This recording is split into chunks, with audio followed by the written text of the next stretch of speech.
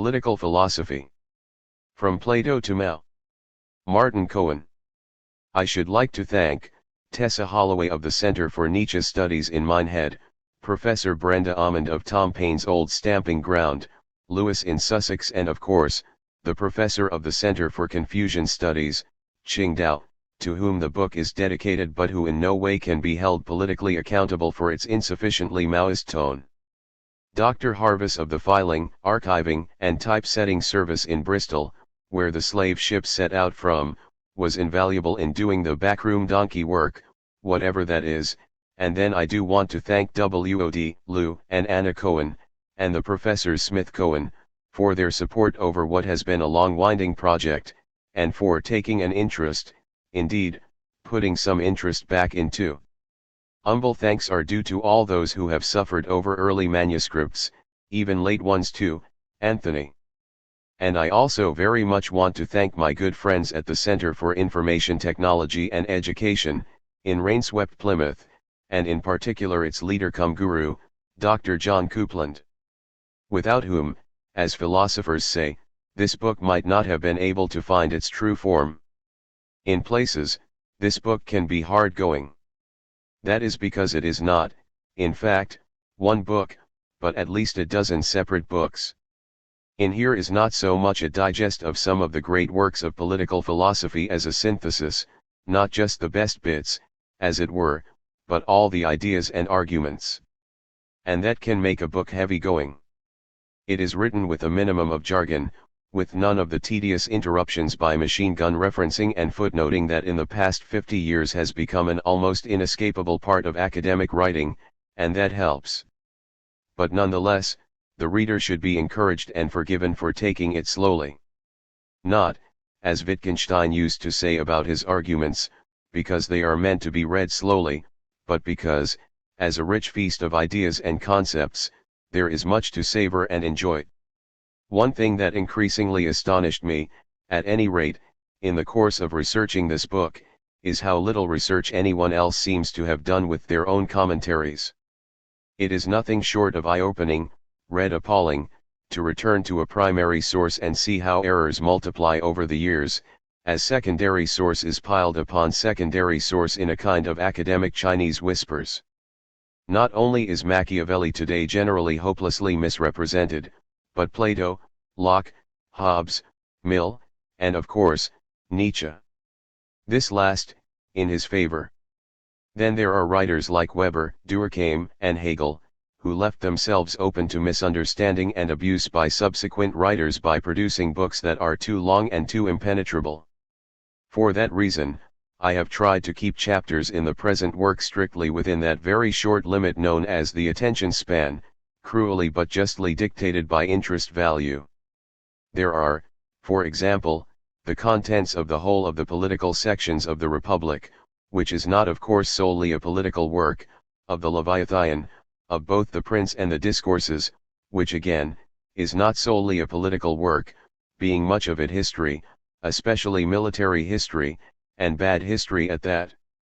In the later portion of the book, the style changes of necessity, and rather than pick over the entrails of the ultimately rather unimportant works of Comte, Weber, and Durkheim, nor yet Gentile and Mussolini, I have opted instead to provide a rather more conventional account of their ideas, albeit one with as much direct quotation and close paraphrase as is compatible with revealing their arguments.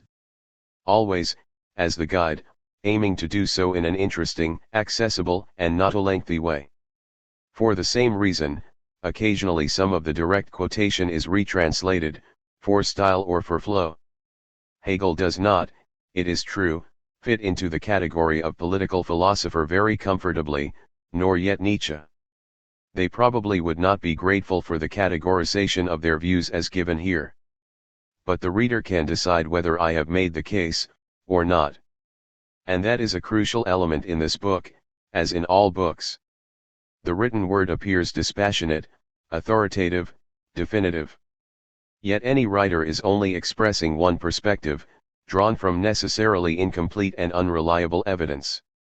The reader can not only disagree with much in this book, but should do so. Otherwise they are not doing their civic duty. Introduction. This is the story of political society. It's not an evolutionary story, although some would have us think so. It's not the story of technological advance, far less of economic progress. It's the story of a few, powerful ideas, which have been around for millennia, but reappear in different guises. It's a story told in the language of political philosophy, in the words of just a handful of writers. This branch of philosophy is concerned with practical questions, about the organization of social life, about the makeup of the government, the role and rights of the citizens, the duties and limitations of the state. But it is not to be unduly concerned with details, the nuts and bolts of particular ways of governing, although many of the great philosophers often did like to dabble in these.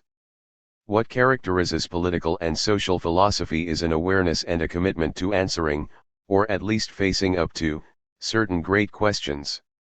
What is happiness? Human flourishing? What is justice? What is freedom? Only secondly can we ask.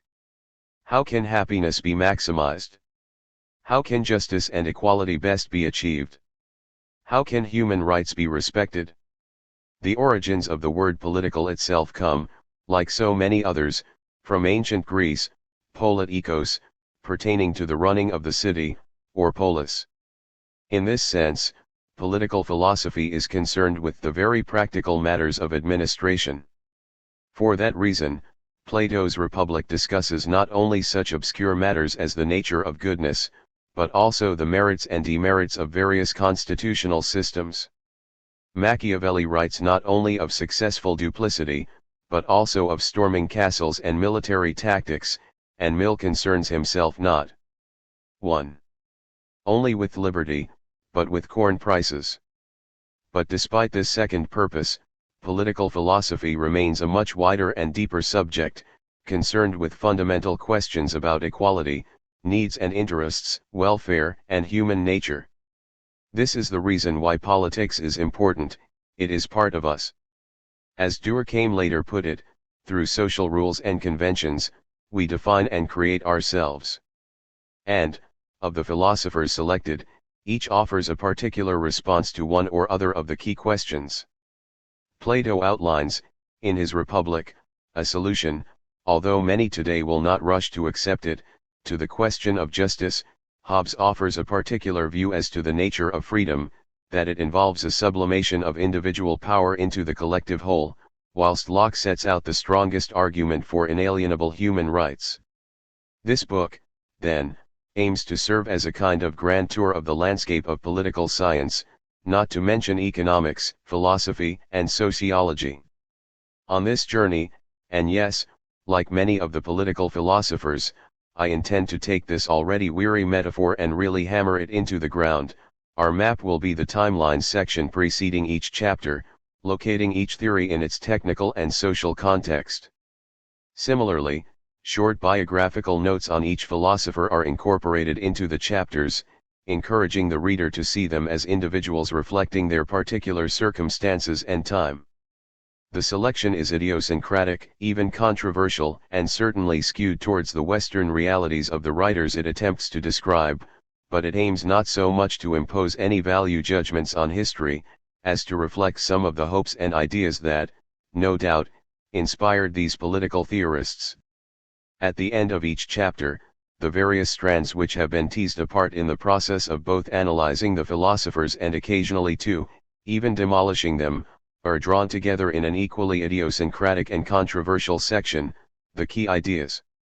At the same time, throughout, I have tried also to reflect the breadth of each philosopher's vision of human society, rather than impose on them a straitjacket of critical analysis.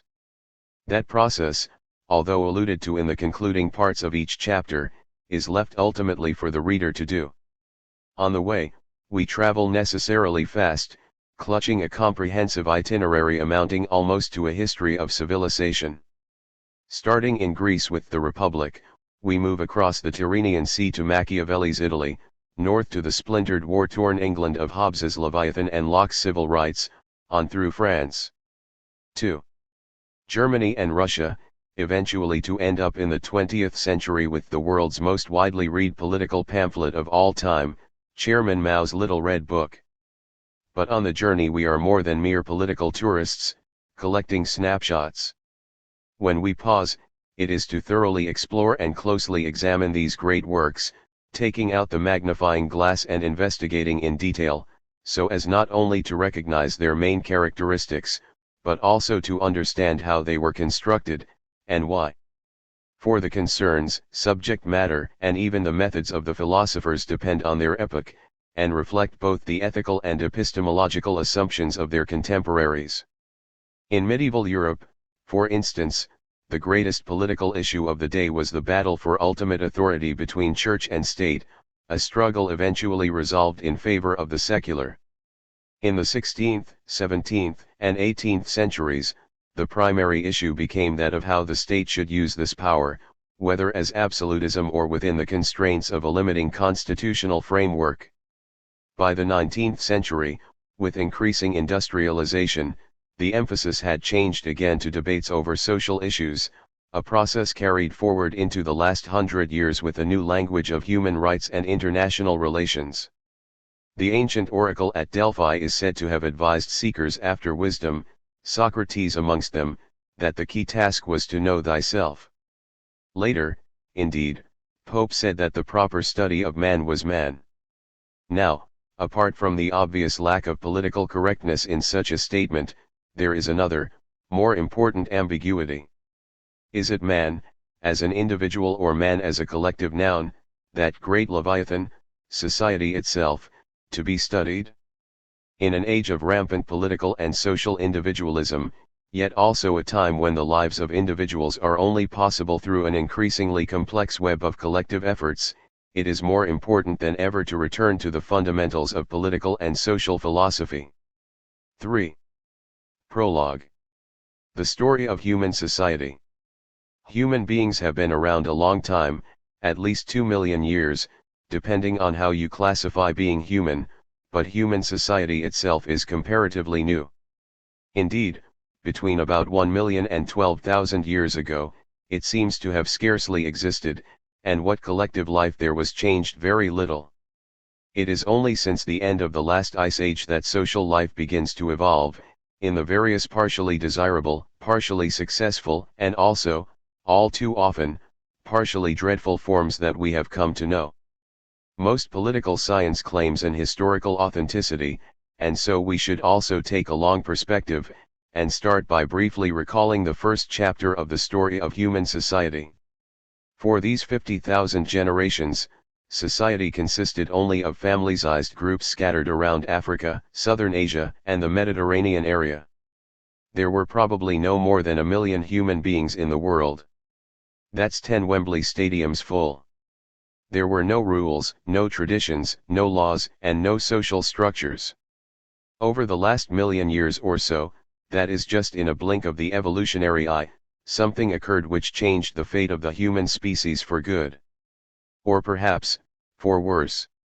Homo sapiens, to a greater extent than any of the other, more agile, animals, began to use tools. The significance of this subtle but profound process is not immediately obvious, but using tools, the physiologists say, is associated with developing a sense of left and right-handedness. As the left and right hemispheres begin to develop differently in the human brain, so do speech centers.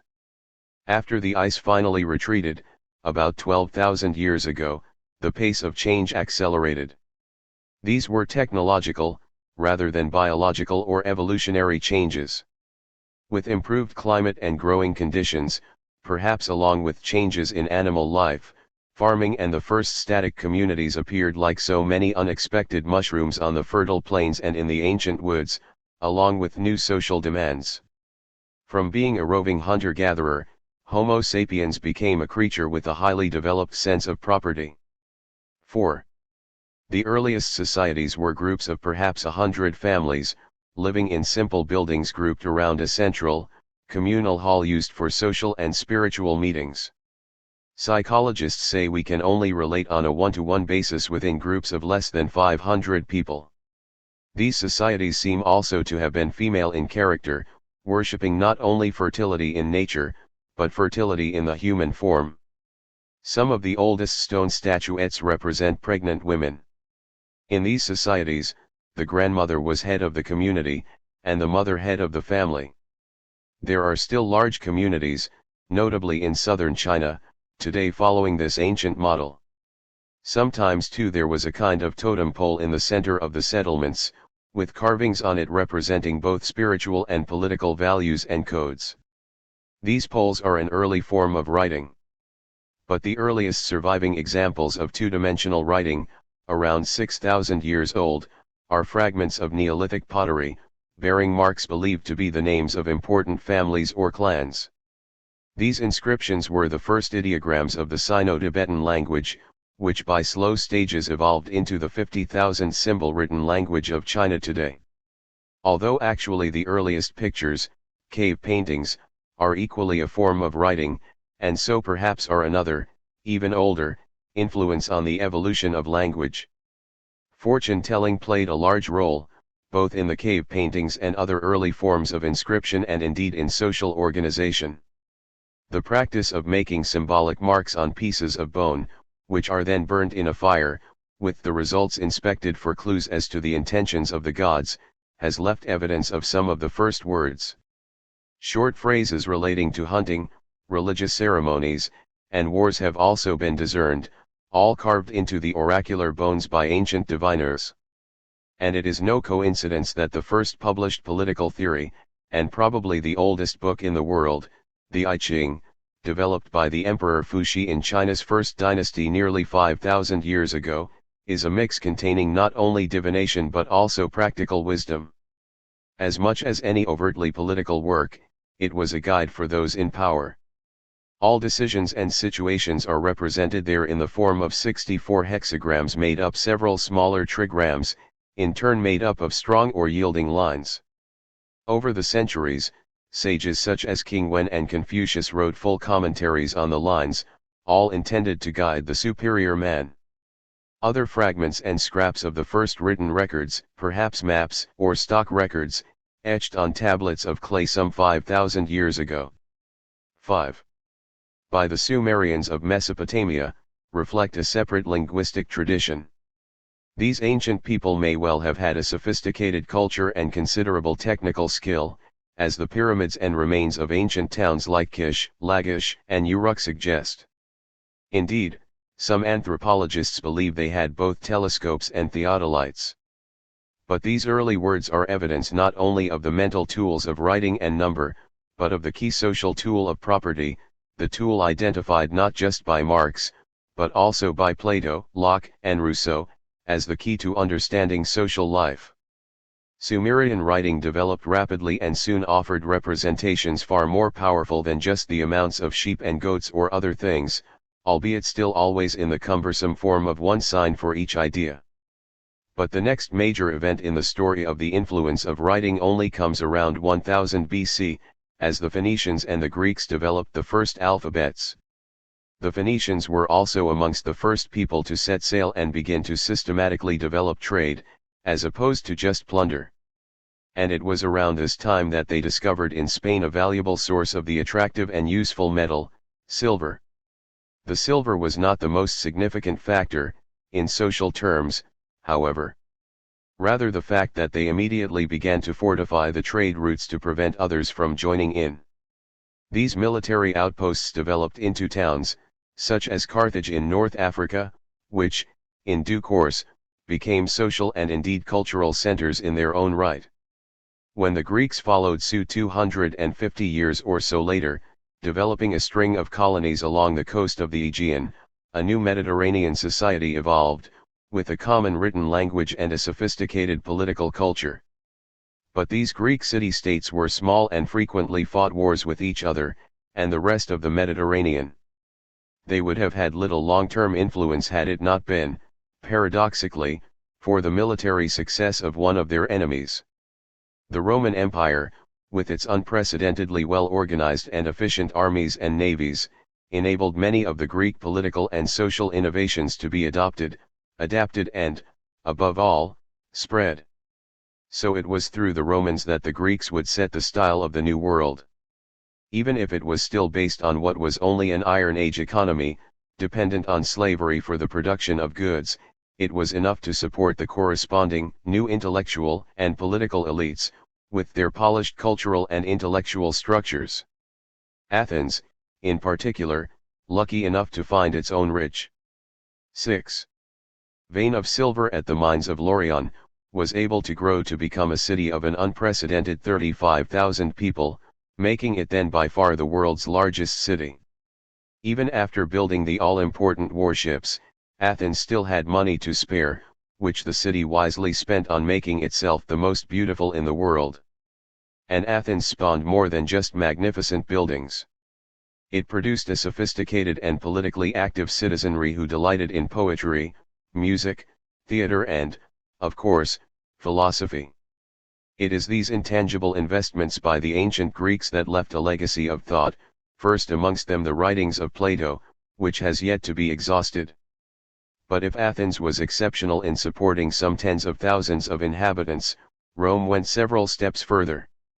By the reign of the Emperor Augustus, it was home to hundreds of thousands of citizens, all supported, in a system to make conservatives today quail, for free by the imperial government. One of the main responsibilities of the paternalistic Roman state, along with the provision of public entertainments, was the safe delivery of bread to the people. Grain was brought from the fertile Nile Delta in Egypt in specially built freighters, and was stored in huge warehouses in the capital, ready to be baked and distributed. And in later years, the government added in free cooking oil and meat as well. But, it is for the provision of free mass entertainment that ancient Rome is most notorious. This was on an equally massive scale to the supply of food. The Colosseum alone catered for 50,000 spectators under a cunningly designed canvas roof there to keep the hot Roman sun off them. Ultimately, though, even such remarkable engineering feats were insufficient to keep disaster at bay. With such an enormous population located in such cramped conditions, their city was too far ahead of its time, too big for its physical well-being, and too underemployed for its mental well-being. It slowly succumbed to both corruption and disease. Yet, for all that, Rome was the first truly cosmopolitan society, of a type which is easily recognizable today, even across the ages. After its destruction by the northern barbarian hordes, Europe declined and produced little of consequence for the next 1,000 years. It became locked instead into a petty and credulous mindset where the human spirit was ruled by a mixture of fear and force, the force of armies and the fear of damnation. This is why our chronology of political thought jumps so abruptly from the Greeks to the Renaissance. Not until after the year 1500, did the rise of science, perhaps together again with a period of benign climatic warming, begin to provide the conditions for the great thinkers of the Enlightenment to renew social progress. This is the backdrop for the writings of Niccolò Machiavelli and Thomas Hobbes. Towards the end of the 17th century, economic, social and political life begins to change dramatically. Indeed, our selection includes 3 British philosophers, but this is not just parochialism, it reflects the peculiar historical facts of the time. In particular, London became the biggest city in the world. By the mid-1700s, its population had grown to nearly 700,000, outstripping its rival, Paris, by nearly 250,000 people. This growth, like Athens 2,000 years earlier, reflected England's success as a centre for trade with its associated, and much fought over, inflows of wealth, particularly from the new growth industry of banking. This is the time and context of Adam Smith's Wealth of Nations. Not that the wealth did the Londoners much good. At this time, 3/4 of children born in the capital did not live to see the age of 5. The inventions of the Industrial Revolution, the spinning jenny in the 1760s, the first water-wheel-powered cotton mills and the steam engine itself, brought in their wake both poverty and prosperity to the new industrial cities. The last years of the 18th century, with Thomas Paine discussing the implications of the writings of John Locke in quiet, half-timbered Lewis, saw the old political systems beginning to break up across the globe. In both America and France, new republics would displace monarchies.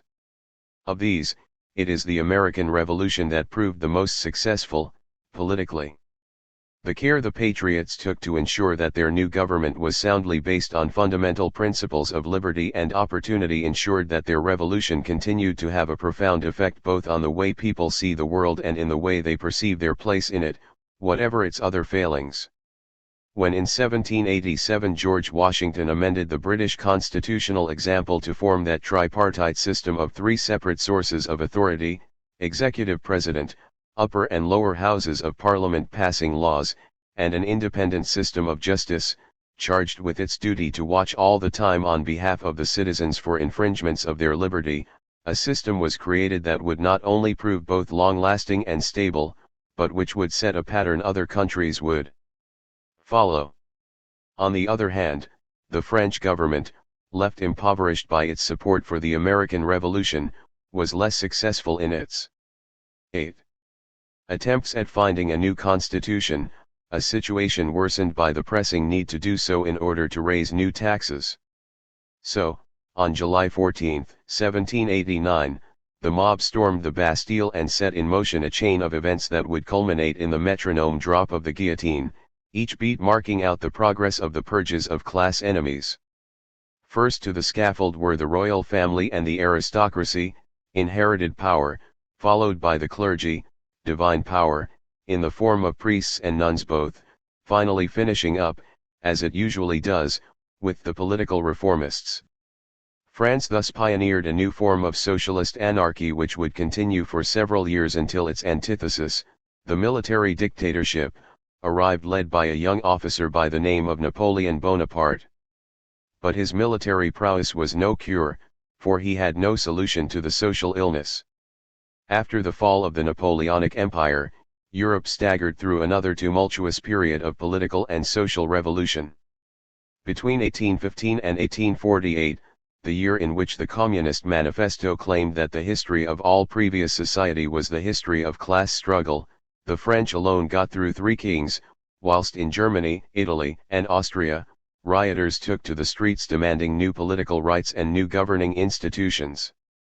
All over Europe the call was for social justice, demands aggravated both by the sight of the wealth of the new capitalists and by a new nationalist awareness, often envious of the economic strength of a booming Britain, with its liberal constitutional model. Not that even then everyone liked the model. One observer wrote, of the new English industrial towns, the cottages are old, dirty, and of the smallest sort, the streets uneven, fallen into ruts and in part without drains or pavement, masses of refuse, awful and sickening filth lie among standing pools in all directions, the atmosphere is poisoned by the effluvia from these, and laden and darkened by the smoke of a dozen tall factory chimneys. The writer was the son of a rich German mill owner, sent to Manchester, who had become concerned at the condition of the mill workers in his charge. He was to become better known later to the world as the co-author of the Communist Manifesto, Friedrich Engels. The Communist Manifesto marked a particular moment in time, a time when it seemed that society was rapidly moving towards the resolution of its final crisis, a time when it seemed that the new 9 industries, which perpetually lurched between overproduction and glut, underproduction and recession, must yield to a new socialist order. Yet the moment passed. Capitalism proved more adept at resolving its contradictions than Marx and Engels had expected, and the workers they urged to unite proved less conscious of their collective interests than the two revolutionaries thought they ought to have been. Instead of political change bringing about a radical redistribution of wealth and power, reform in the modern state simply created ever more complex mechanisms designed to protect and placate individuals and enable the new industrial cities of more than 1 million inhabitants to continue to function and develop. And develop they did. The first working internal combustion engine, using gas, came in 1859. At the end of the century the engine was successfully adapted to run on petrol and oil, and Benz and Daimler then applied the technology to the task of making a horseless carriage. And the invention of the motor car, symbol though it would become of modern society, was only the tangible aspect of a more fundamental technological breakthrough, the new production methods and white-collar skills of Fordism itself. Henry Ford's dream of a mass-produced car for the new class of consumers had introduced two new tools to the art of making things: time and motion studies and the production line. The first Model Ts were towed around the Detroit works by two men with a rope, each car taking 12 hours to assemble, for an output of 100 vehicles a day. By the end of the first year, with the assembly line completed, production time was down to just an hour and a half, and the factory was turning out 5,000 cars a week. For the United States especially, with Europe still distracted by the legacy of the feudal nationalism of the First World War, the 1920s was the decade of consumer durables, not just cars, but radios, electrical appliances for the home, and new leisure products, jazz music, dances, the movies and, for the first time, organized consumer credit. In 1929 President Hoover even announced that the end of poverty was in sight, and promised a new era of prosperity for all. The announcement was made only just in time, for a year later came the poverty and mass unemployment of the slump and the Great Depression. Expansion, it turned out, had been fed on a diet rich in loans and expected future profits, a spiral of credit both within countries and between them. When things began to go wrong, as they inevitably 10 did, the end was swift. By 1932, production had halved in America. The motor car market plummeted to a paltry 1/10 of its 1929 level. 1 in 4 workers lost their job. As no one could afford to buy anything, prices fell, and in doing so, made yet more businesses collapse. When F.D. Roosevelt was elected, he inherited an economy that had effectively imploded. Even his dramatic interventionist emergency economics could barely stem the decline. Nevertheless, the New Deal seemed to offer hope, indeed, the only hope, and his combination of public works and organized poor relief enabled the political structures of the world's largest democracy to struggle on in search of better times. In Europe, similar economic problems spawned instead a new creed, fascism, which began taking hold in Italy, in Spain, and in Germany. Fascism is a political throwback, a powerful but ultimately self-defeating creed, simply because, like communism, it fails to respect human beings as ends in themselves, treating them instead only as a means to an end. Perhaps more importantly, from the point of view of the impersonal forces of history, it also fails to respect economic realities, and the reality of human nature. Only in China would one totalitarian model, a new form of communism, arise which for a while would manage to combine both of these things. Maoism, although often regarded as just another Marxist demon to be exorcised, particularly by the Western transnational companies that dallied so disastrously with Japanese nationalism, should more accurately be understood as a doctrine in its own right.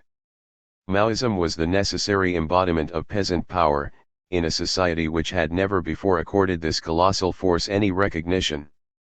In South America and Africa, the land is, likewise, still the social key. Under Chairman Mao, as in conventional notions of legal justice, the welfare of the people was to be the measure of the success of the system. For 20 years, at least until the Cultural Revolution, on this criterion, it succeeded. But today it seems likely that although Maoism, and to some extent Russian communism, can raise people above subsistence, neither form can for long hold back from the economic reforms stipulated by the likes of Adam Smith, reforms which have resulted in such prodigious gains in efficiency and productivity, and ultimately wealth, for the nations that have embraced them. For that reason, the end of the 20th century has seen a convergence of all societies around a capitalist model that was foreseen much earlier. 11. Timeline, from prehistory to Plato. About 6,000 to 7,000 years ago. Neolithic pottery fragments provide first clues as to early writing and social life. About 3,400 BC. Construction of Stonehenge begun in ancient Britain, actually originally made of wood. About 3000 BC. Menes, king of Upper Egyptian region, conquers the Nile Delta and becomes pharaoh in a world previously grouped only by tribes or cities, of the first nation-state. Egypt, at this time, was made up essentially of villages. The first written records on papyrus date from this period. 2500 BC, the first pyramid constructed. Not smooth but stepped like a ziggurat, to conduct the pharaoh's Osir into the next world. 1700 BC in China, an early use for writing is for fortune-telling by burning bones with names and symbols scratched on them. In the Middle East, another early use is for issuing laws to the general public, greatly increasing the efficiency and effectiveness of the lawmaking process. The Eye for an Eye code is published by Hammurabi, setting out precise penalties for all types of wrongdoing. About 1500 BC. The first writing systems using alphabets, that is with symbols for combinations of consonants and vowels, are developed in the Middle East. About 750 BC. The first true alphabet, with separate signs for consonants and vowels, developed by the Greeks, who, together with the Lydians, become the first people to use coins. The first banknotes have to wait until the middle of the 17th century, AD 1658, when they are issued in Stockholm. 13. About 500 BC. In China, Confucius teaches the 5 virtues of humanity: courtesy, honesty, moral wisdom, and steadfastness. About 420 BC. Another early use for writing is for the cataloging of doctrine, which yields powerful religious works. The Ramayana becomes main work of Hinduism. The first 5 books of the Christian Bible, the Hebrew Torah, traditionally ascribed to Moses, are written at this time. 399 BC. Socrates, Plato's teacher and inspiration, is executed by the first Athenian democracy, for heretical views. 14. 1. Plato's Utopia. It has been said that all subsequent philosophy is merely a footnote to Plato, and this is certainly true of political philosophy. Plato's Republic sketches out the fundamentals of political theory. The origins of society, it suggests, are in practical self-interest. But although the pursuit of wealth motivates all, it must not motivate the rulers, the guardians. Plato sees 2 main threats to society, either external, requiring a military response, or internal, requiring a political response. Internal threats are minimized by ensuring the ruling class are there solely on merit, and receive no rewards other than satisfaction from performing their duty and achieving a well-ordered society. The origins of human society may be, as they say, obscured in the mists of antiquity, but they certainly lie outside Europe, probably with the ancient African cultures. The first theorizing that left written records only seems to have been about 5,000 years ago. But these early cultures and records are by no means primitive. In China, the great sages, Confucius and Lao Tzu, were teaching the virtues of the well-ordered, harmonious society, whilst in the southwest coastal strip of what is now modern Turkey, the trading ports that would later grow up into the city-states of Asia Minor were founded, and with them an unparalleled period of innovation in art, literature, architecture, politics, and philosophy. It was here, in the 5th century BC, that Democritus described the shadows cast by the mountains on the moon, and realized that the pool of celestial light in the night sky, the Milky Way, was in fact made up of thousands upon thousands of stars. And it was here too that Democritus observed that one should think it of greater moment than anything else that the affairs of state are conducted well, neither being contentious beyond what is proper nor allotting strength to oneself beyond the common good.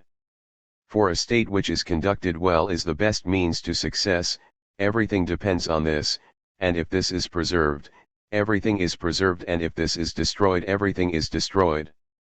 15. It was whilst Democritus was devising a theory of atoms in Mesopotamia that Socrates, in Athens, was holding the philosophical discussions that, through the Republic, and many other writings of Plato, have come not merely to influence but to determine much of Western culture, education, and society. Socrates' position in European thought, it has been said, is like that of a religious leader, who, although he himself wrote nothing, has had the kind of influence normally reserved only for messiahs, spread through the accounts of his followers, of whom Plato is only the most immediate and direct. And the style of Plato's political philosophy is also religious in tone, set out in the form of dialogues in the Republic. Socrates is portrayed there as the wise one, extolling the need to come to know the good, or to be precise the form of the good. This some see as indistinguishable from God, and it certainly has many similarities. Plato was born about 40 years after Socrates, and knew him only in his last years. He grew up during the Peloponnesian Wars, which ended in 401 BC with the defeat of Athens, followed by a putsch by a small group of aristocrats which, after only 8 months, degenerated into a tyranny, counting in due course among its victims Socrates himself, on charges of impiety and corrupting the young. Plato writes as a member of a highly distinguished family, who had both the means and the inclination to be a member of the governing elite. That he never did govern, in fact, having to content himself with setting out his blueprint for society in the Republic, was due, he felt, to his inability to find others with whom to share the burden of government.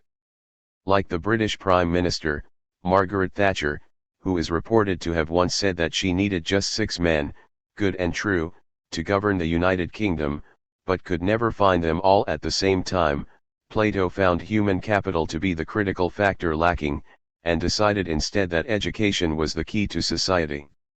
Rulers, in particular, would need special training, if there were ever to be enough of them. On the other hand, as well as Socrates himself, there were many others around to influence Plato in the design of his republic. As well as Democritus, there was Parmenides advising that truth must be eternal and unchanging, and Heraclitus, who conversely concluded, it is said after standing in the river, that all is flux. The two views being reconciled and reflected in a tradition in which the earthly, visible world was seen as being illusory and impermanent, whilst the world of the intellect and truth was eternal and timeless. 16. For Plato, it followed, the ideal state would be designed not to continually adapt and evolve, but rather to have a fixed and unalterable structure controlling and directing changes. The Republic then is a serious bid to sketch out the ideal society, an effort which partly reflects Plato's frustration at being unable to play a significant political role in his own society. Its main recommendation, coming from a philosopher, is that philosophers should be in charge of governments. The rule of philosophers had already been tried in other city-states, and it was common practice to employ a sage to draw up laws. Plato would certainly have agreed with Marx, in believing that the point is not only to understand the world, but to change it. His writings are in the form of conversations, or dialogues, between historical characters, the most important of whom is Socrates. The title is misleading. The Republic is really about any form of political organization that a community the size of a Greek city could take. Similarly, Plato's preoccupation with justice, dikaiosine in the Greek, is not so much with the administration of the law, with seeing that criminals get their just deserts, but with the right way to behave. It is justice in a moral not a legal sense, and is closely linked to the idea of wisdom. Justice is to Plato the correct ordering of the organism. So Plato starts by making the equation, strange to modern eyes, of justice in the workings of the state with justice observed in the behavior of the human individual. Indeed, Plato believes that because it is easier to see justice at work in the larger organism, we should look at the ordering of society in order to find the answer to the question of how to live ourselves. We think of justice as a quality that may exist in a whole community as well as in an individual, and the community is the bigger of the two.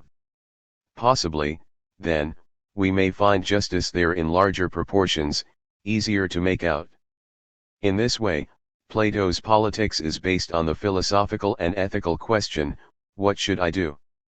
His concern at the deterioration of morals in Greek society is the wellspring of the Republic, and strengthens his conviction that there can be no escape from injustice and the many ills of society until it is guided by those who have come to a knowledge of the good. 17. Plato, like Marx, is actually a materialist in this, saying that a state comes into existence because no individual is self-sufficient. We all have many needs, for food and shelter, for heat and tools, for roads and paths, and for protection from attack. We call on one another's help to satisfy our various requests, and when we have collected a number of others together to live in one place, helping and supporting each other, we call that settlement a state, he says. It is here that we find the origin of society, in the free exchange of goods and services between people. But this coming together of people is not a social contract, nor even an enlightened act. For one man gives a share of his produce to another, if he does, or accepts a share of the other's produce, thinking it is better for himself to do so. Economic need and self-interest comes first. This is the defining feature of Plato's society. Let us build our imaginary state from the beginning.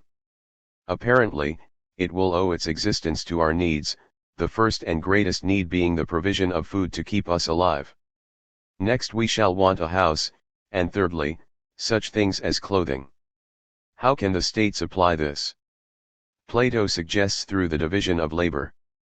We shall need at least one man to be a farmer, another a builder, and a third a weaver. In fact, as Socrates and his audience then apparently realize, at least two more will be useful, namely a shoemaker and someone to provide for personal wants, the like of which are not specified. This minimum state works best when each member of it is making only the things for which he or she is best suited. Plato is very egalitarian, giving women the same employment opportunities as men, because, after all, the only important part of human beings, the soul, is neither male nor female. And that means specialization. The work goes easier and is better done when everyone is set free from all other occupations to do, at the right time, the one thing for which they are naturally fitted. As Socrates goes on to say, at least according to Plato's dialogues, in fact, a bigger organization encompassing carpenters and blacksmiths, shepherds and weavers, builders and masons, is more efficient and successful still. Indeed, Socrates even suggests a middle class of sorts, composed of shopkeepers and bankers, managing and selling goods.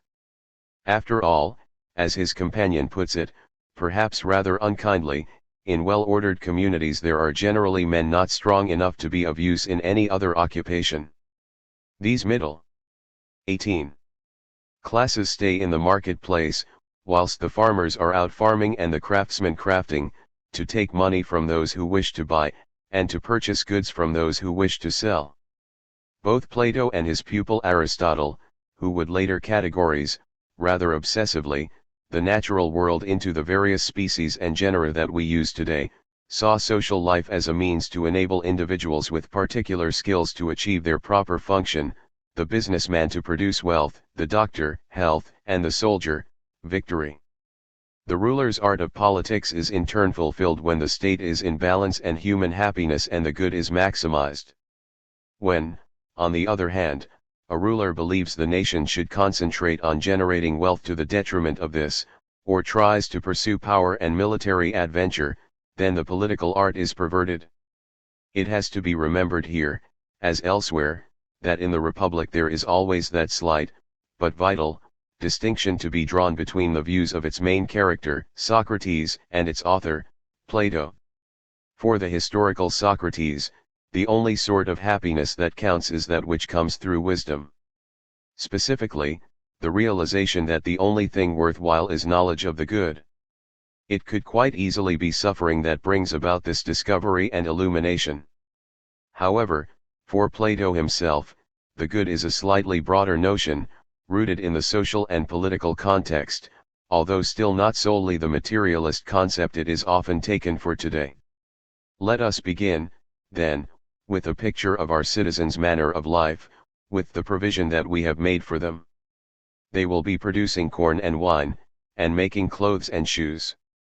When they have built their houses, they will mostly work without their coats or shoes in summer, and in winter be well shod and clothed. For their food, they will prepare flour and barley meal for kneading and baking, and set out a grand spread of loaves and cakes on rushes or fresh leaves.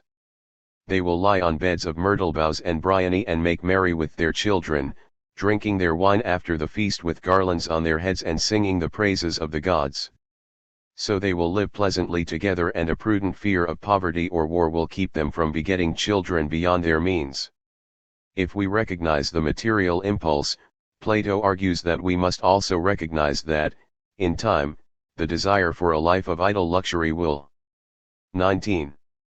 Inevitably lead to conflict, and the land which was once large enough to support the original inhabitants will now be too small. If we are to have enough pasture and plough land, we shall have to cut off a slice of our neighbor's territory, and if they too are not content with necessities, but give themselves up to getting unlimited wealth, they will want a slice of ours. This will mean a considerable addition to the community, a whole army, to go out to battle with any invader, in defense of all this property and of the citizens we have been describing. For as Plato records in another dialogue, the Phaedo, all wars are made for the sake of getting money. By now the state has become unable to manage itself. Who will run the new society? Who will be in charge? A small group of philosophers known as the guardians are Plato's self-serving choice. The guardians are indeed appointed primarily to protect the state, and are specialists in the arts of war, but are also skilled in the arts of ruling, and in management. They must be gentle to their own people yet dangerous to others, like a well-trained guard dog. Dogs, says Plato, extending the metaphor, presumably humorously, are philosophic creatures. They distinguish friend from enemy by the simple test of deciding whether they know the person or not. The dog, like the philosopher, likes only that which he knows. In Plato's Republic, the bringing up of the guard dogs is the key to sound government. The young are selected for aptitude, and brought up in a tightly controlled environment by older guardians. It is a community of Spartan simplicity, free of the distractions of family ties and bonds. Goods are held in common, unlike the situation for lowly industrious classes of the Republic, who are allowed to accumulate private property. But the guardians will step in to prevent extremes of either great wealth or great poverty from occurring, as such extremes set rich against poor, disturbing the equilibrium of society. For unity is all important, and the guardians must further protect it by ensuring that the state does not grow too large, and by preserving the principle of promotion only on merit. There must be no hereditary governing class. Generally the balance of the state is akin to the need for balance in the individual. When a man surrenders himself to music, allowing his soul to be flooded through the channels of his ears with those sweet and soft and mournful airs we spoke of, and gives up all his time to the delights of song and melody, then at first he tempers the high 20. Spirited part of his nature, like iron whose brittleness is softened to make it serviceable, but if he persists in subduing to such an incantation, he will end by melting away altogether. He will have cut the sinews of his soul. Likewise, if there is no attempt to cultivate the mind, but an overemphasis on training the body, it leads to a soul that is blind and deaf because the darkness that clouds perception is never cleared away, and the man becomes a dull beast in a stupor of ignorance without harmony or grace. Balance, says Socrates, mirroring the conclusions of the Eastern philosophers and mystics, is the key for the individual, and equally, for the state. In many ways, Plato is more progressive than he gets credit for. Plato believes that, at least in relation to education and philosophy, men and women are equal. He says that they must share the same education and practice the same occupations both in peace and war, and that they should be governed by those of their number who are best. As in Athens, at the time, women lived in seclusion and took no part in politics or most of social life, Plato's suggestion that they should have equal opportunities to become guardians was quite revolutionary. However, it made sense for Plato, as he believed the physical person was not important, as mentioned above, that it was the soul in which morality resided, and souls have no gender. Of course, this might cause some practical problems, as the Republic notes in one of its regular whimsical asides. Possibly, if these proposals were carried out, they might be ridiculed as involving a good many breaches of custom. Indeed, Socrates, they might. The most ridiculous being the notion of women exercising naked along with the men in the wrestling schools, Some of them elderly women too, like the old men who still have a passion for exercise when they are wrinkled and not very agreeable to look at. Only relevant differences, such as the slighter build of women, should be allowed to influence their treatment.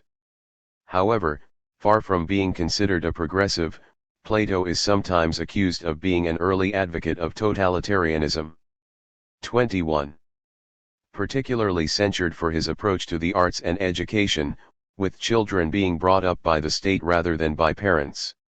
Actually, the abolition of private property for the guardians includes the breaking of parental bonds with children, as part of the general scheme. Offspring were instead to be reared collectively by everyone, using the guiding principles of eugenics to sort the good from the not so promising. By destroying family ties, Plato believed it would be possible to create a more united governing class, and avoid the dangers of rivalry and oligarchy. Inferior children would be demoted to the appropriate class. In the perfect state, women too would be held in common, producing the children for the state, and there would be no permanent marriage or pair bonding. As for the upbringing of the children, his aim is primarily to get people to think for themselves, rather than to put thoughts into their heads. Education is too important to be left to parents in any case, and so all children would essentially be brought up by the state. But the child is not to be passive, but active in the learning process. It is not indoctrination, Plato imagines, as the teacher can only try to show the source of the light. As Plato says at one point, a free man ought not to learn anything under duress. Compulsory physical exercise does no harm to the body, but compulsory learning never sticks in the mind. And he advises, don't use compulsion, but let your children's lessons take the appearance of play. However, Plato is insistent on the need to control the influences on developing minds, and does advocate strict censorship of poetry and literature. Our first business is to supervise the production of stories and choose only those we think suitable and reject the rest. Nor shall any young audience be told that anyone who commits horrible crimes, or punishes his father unmercifully is doing nothing out of the ordinary but merely what the first and greatest of the gods have done before. Because, as Socrates explains, children cannot distinguish between what is allegory and what isn't, and opinions formed at that age are usually difficult to eradicate or change. It is therefore of the utmost importance that the first stories they hear aim at producing the right moral effect. In general. 22. Ugliness of form and disharmony are akin to bad art and bad character, and their opposites are akin to and represent good character and discipline. Our artists and craftsmen must be capable of perceiving the real nature of what is beautiful, and then our young men, living as it were in a good climate, will benefit because all the works of art they see and hear influence them for the good, like the breezes from some healthy country, insensibly molding them into sympathy and conformity with what is rational and right. This is a striking passage, both for a message which is becoming more, not less, relevant with the creation of high-tech, densely populated societies, with weakened family structures and bonds, and stronger media and peer group ones, and for its more sinister, totalitarian undertones. It is not just bad theater and poetry that corrupt. Indeed, Plato holds that wealth and poverty have a bad effect on the quality of work and on the workman himself. Wealth produces luxury and idleness and a passion for novelty, whilst poverty produces meanness and bad workmanship and revolution into the bargain. That is why the upbringing of the ruling class, the guardians, has to be so closely prescribed and detailed. All guardians follow the same basic education, and undertake years of military training. At this point, some will become just auxiliaries, charged with defending the state, whilst a minority progress to studying philosophy and take on the burden of actually ruling. The rest of the citizenry are also sorted into their correct, humbler but perhaps more lucrative, roles. Physicians look after physically sound citizens, physically unsound ones are left to die, although not actually killed. That is reserved for those who are incurably corrupt in mind. This, all agree, is the best thing for them, as well as the community. In due course, Plato suggests at about the age of 50, the guardians are ready for public office and taking up their burden of guiding the community. The lives of the guardians must be as simple as possible, with their only pleasures being the pursuit of philosophy, although, perhaps, they can be allowed some pleasure from serving the community. Property, certainly, is forbidden. They shall eat together in messes and live together like soldiers in camp. They must be told. 23. That they have no need of moral and material gold and silver as they have in their hearts the heavenly gold and silver. If this can be done, then Plato's Republic, the justly ordered state, will exemplify the following virtues. Wisdom, in the manner of its ruling; courage, in the manner of its defending; temperance, in the acceptance of all of the system of government. Wisdom, we have seen, stems from the guardians themselves. Courage is passed over quickly by Plato, but assumed to be part of a professional army. But temperance is more subtle, and comes about only by ensuring that there is a balance between the various parts of the state, the governing part or rulers, the administering part or executive, and the productive part or the working classes. Critics of Plato have seen a parallel in modern times between Plato's political approach and that which, for over half a century, was being applied in the Soviet Union. Karl Popper, for example, has done so, of which more in the concluding chapters. This was Neoplatonism in the key respects that there was a governing elite, the Communist Party, rigorous attention to education and moral influences, equality of the sexes and weakening of family ties, and, last but not least, a general disapproval of private property and wealth. However, the system failed to produce the wise and beneficent society that Plato imagined. But Plato not only described the ideal state, where justice flourishes, he also tried to show how such a state could decline, examining the various forms of the degenerate state, unjust societies where evil permeates throughout. In these societies, the basest elements of human nature are allowed to predominate and warp the whole. There is the timocratic state, Greek time, honor, where ambition has become the motivating force of the rulers. In Plato's Republic, the danger is that of a divided ruling class of guardians beginning to compete amongst each other. Timocracy was often an element in the competition amongst the aristocracy in the Middle Ages in Europe, for example. Once civil strife is born, the two parties will begin to pull different ways, the breed of iron and brass towards money-making and the 24. Possession of house and land, silver and gold, while the other two, wanting no other wealth than the gold and silver in the composition of their souls, try to draw them towards virtue and the ancient ways. But the violence of their contention ends in a compromise. They agree to distribute land and houses for private ownership, they enslave their own people who formerly lived as free men under their guardianship and gave them maintenance, and holding them as serfs and menials, devote themselves to war and to keeping these subjects under watch and ward. Plato specifically suggests that the usurpers will fear merit and tend towards authoritarianism. They will become greedy, avaricious, and secretive, cultivating the body in preference to the mind and saving nothing for the spirit. In time, an elite emerges, defined by wealth. This is oligarchy, or rule of a clique. As the rich rise in esteem, the virtuous sink, the competitive spirit of ambition in these people turns into mere passion for gain, they despise the poor and promote the rich, who win all the prizes and receive all the adulation. Oligarchy, by making wealth the sole purpose of life and at the same time arranging that only a few have that wealth, sows the seeds of its own destruction in the masses' eventual demand for more. The resolution of this, says Plato, is democracy. Not that he thinks very much of it, considering it a close relation of anarchy. What is the character of this new regime? Obviously the way they govern themselves will throw light on the democratic type of man. No doubt, Socrates. First of all, they are free.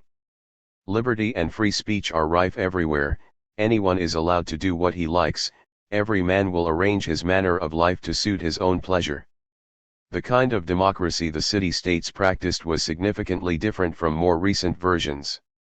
Decisions were not delegated to representatives, who would, we might like to suppose, have special expertise and training, but were decided upon at mass. 25. Meetings of all citizens, that is citizens with no particular knowledge or claim to qualification. So democracy was, in this sense, an agreeable form of anarchy with plenty of variety, liberty its noblest possession. But, worse still, the democratic state was vulnerable to sinking into tyranny. This at least was Plato's objection to democracy, and it has a certain plausibility, even piquancy, being presented in the dialogues as coming from Socrates, who was one of that system's first victims. Because it is almost anarchic in form, it must gradually settle into three classes: the capitalists, not that Plato uses the term, gradually accumulating wealth; the common people, disinterested in politics but just working steadily away; and the sharks and demagogues, perpetually looking for a way to usurp the system for quick personal gain. Inevitably, one such will succeed and seize control, which he then can only maintain by despotism. Although, in the early days he has a smile and a greeting for everyone he meets, disclaims any absolute power, makes large promises to his friends and to the public, sets about the relief of debtors and the distribution of land to the people and to his supporters, and assumes a mild and gracious air. It does not last for long. Soon he will be provoking wars and conflict as a means of ensuring power at home, and purging his followers as well as his enemies. Plato's aversion to tyranny was shared by Aristotle, for 20 years one of his pupils in the Greek forums, and one of 3 candidates for Plato's post as head of the academy. However, like many job candidates since he was to be disappointed, the job went to Plato's nephew, Speusippus. Aristotle left Athens after this, but writing later, in his description of the rule of the tyrant he seems to speak of a very modern age, the forbidding of common meals, clubs, education, and anything of a like character, the adoption of every means for making every subject as much of a stranger as possible to every other. All citizens, Aristotle warned, would be constantly on view, and a secret police like the female spies employed at Syracuse, or the eavesdroppers sent by the tyrant Hiero to all social gatherings would be employed to sow fear and distrust. For these are the essential and characteristic hallmarks of tyrants. Aristotle was more of a scientist than Socrates and Plato, and had a resolutely practical, rational, approach to most matters, which 26.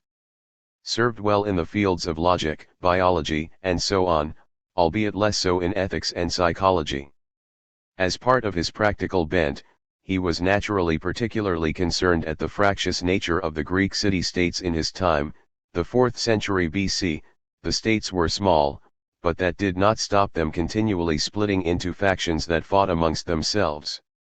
A whole book of Aristotle's political theory is devoted to this problem. But let us step back a moment to put Aristotle into perspective. Aristotle was born 15 years after the execution of Socrates, in 384 BC, and, as we have seen, studied at the academy in Athens under Plato until Plato died peacefully in 347 BC.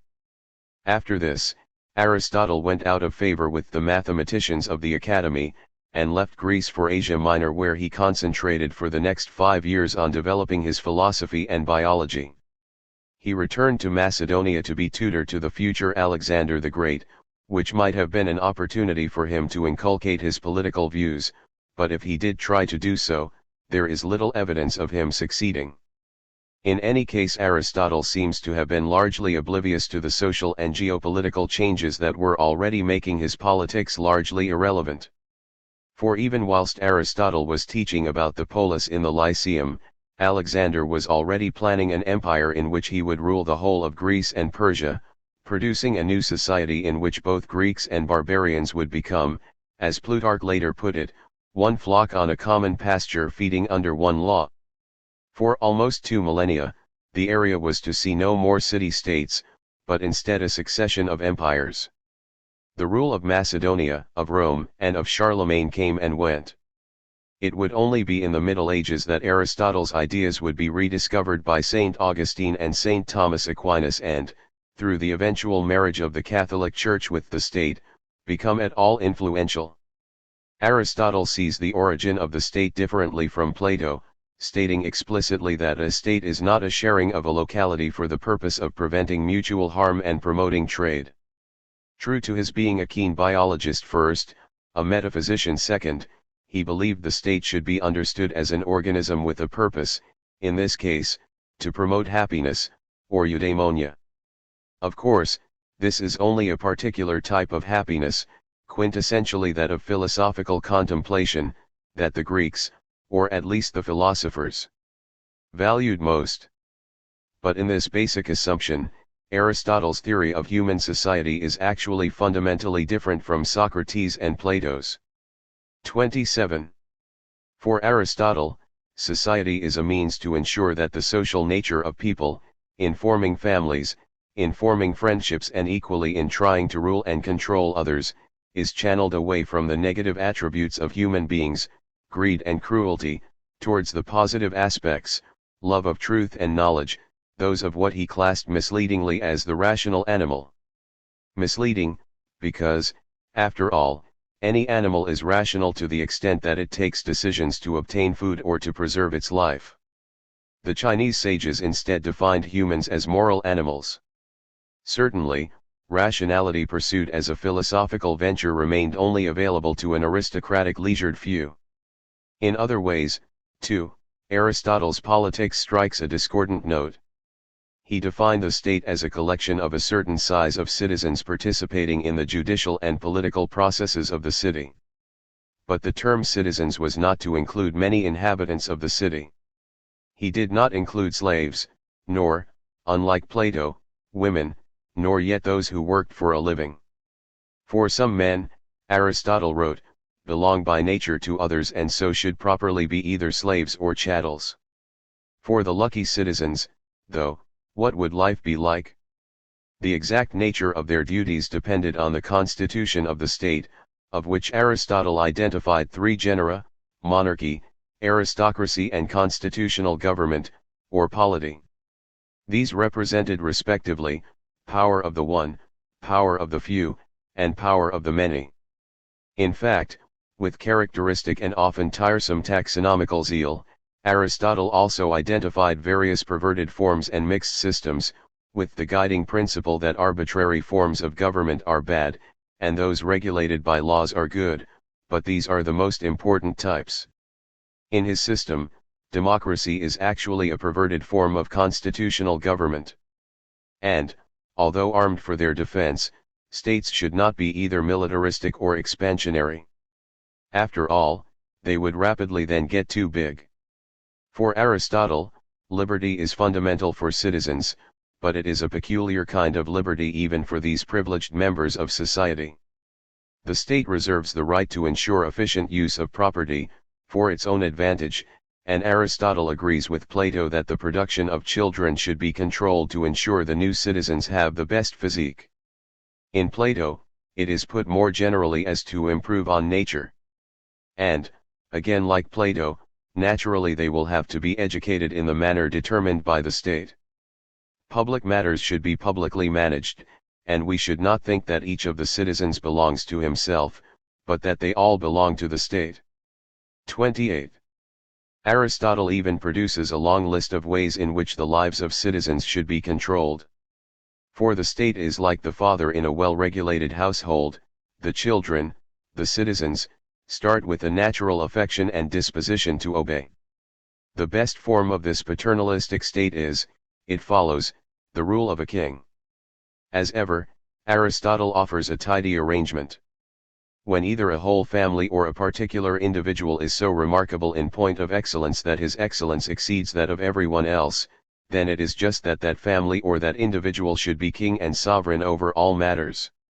If there were really no suitable candidates available, democracies might suffice, for sometimes it is better that the view of the multitude should be sovereign. Even though the views of any one individual might not be so wise, it was still possible that when they all come together, the opinions might be better. Just as, Aristotle adds, presumably from bitter personal experience, communal dinners are better than those supplied at one person's expense. Can the ideal state ever be brought into existence? Plato certainly thought so. The first stage would be to put a philosopher into power. This has happened, and not been particularly successful.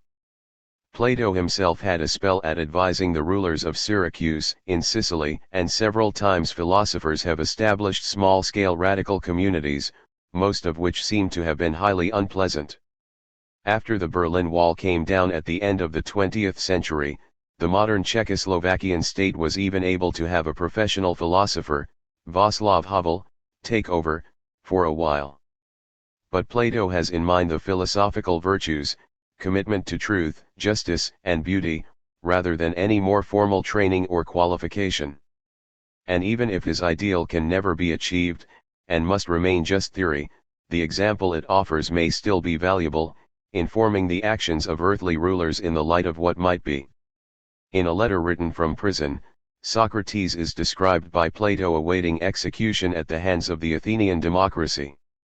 Plato recalls Socrates saying, "I came to the conclusion that all existing states were badly governed, and that their constitutions were incapable of reform without drastic treatment and a great deal of good luck.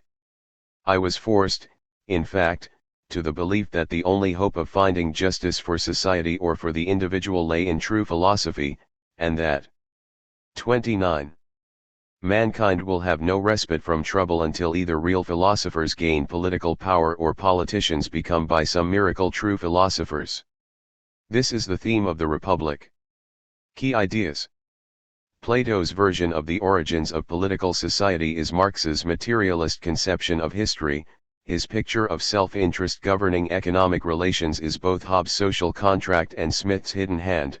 There is liberalism in the strategy of mitigating the effects of either extreme wealth or extreme poverty, and there is even a type of utilitarianism at work in ascribing to the ruler the task of maximizing happiness, and the good. But Plato's most important influence comes from the suggestion that the natural and most efficient form of social organization is one in which individuals and classes have different roles and specializations. Plato justifies using this to create both an educational and a social hierarchy. That hierarchy is the factor that, above all others, determines the practical reality of society. People come together naturally and start to specialize. The state is like an individual, with a head, a heart, and a body. It is most successful when the parts can fulfill their different functions. Key text. Plato's Republic. 30. Timeline, from the first exams to the Renaissance artists. About 300 BC. The ancient Indian philosopher Kautilya produces the Arthashastra, a ruthless political work sometimes compared to the Prince. Kautilya describes a system in which the king is just one amongst 7 powers, all charged with the sacred duty of safeguarding the welfare of the people. About 150 BC. The Chinese use written examinations to select civil servants, but the process becomes tainted by the practice of training the applicants in the correct responses, a problem no examination system has yet overcome.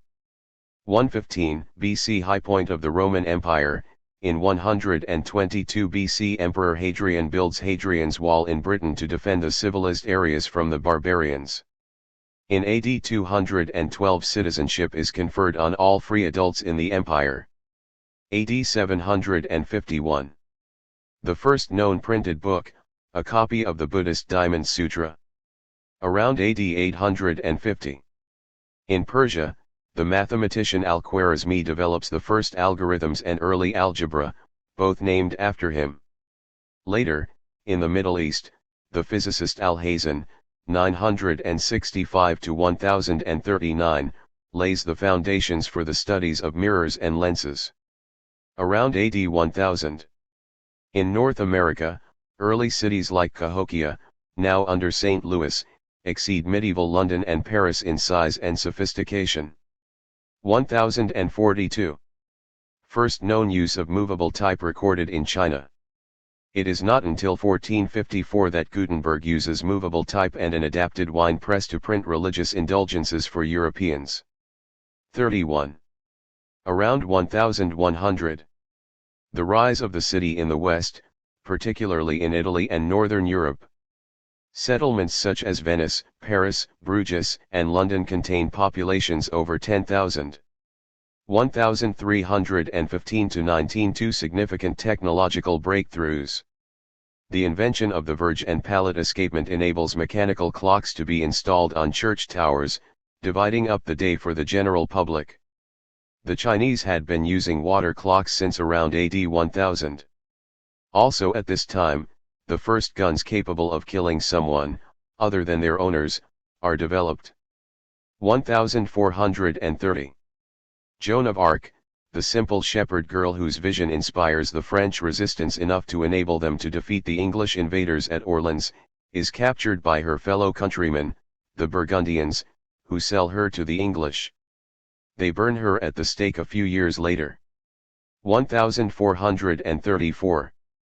Cosimo de' Medici becomes de facto ruler of Florence, and founds a dynasty that lasts until 1737, with the exception of a brief period when an anti-corruption friar, Savonarola, seizes power.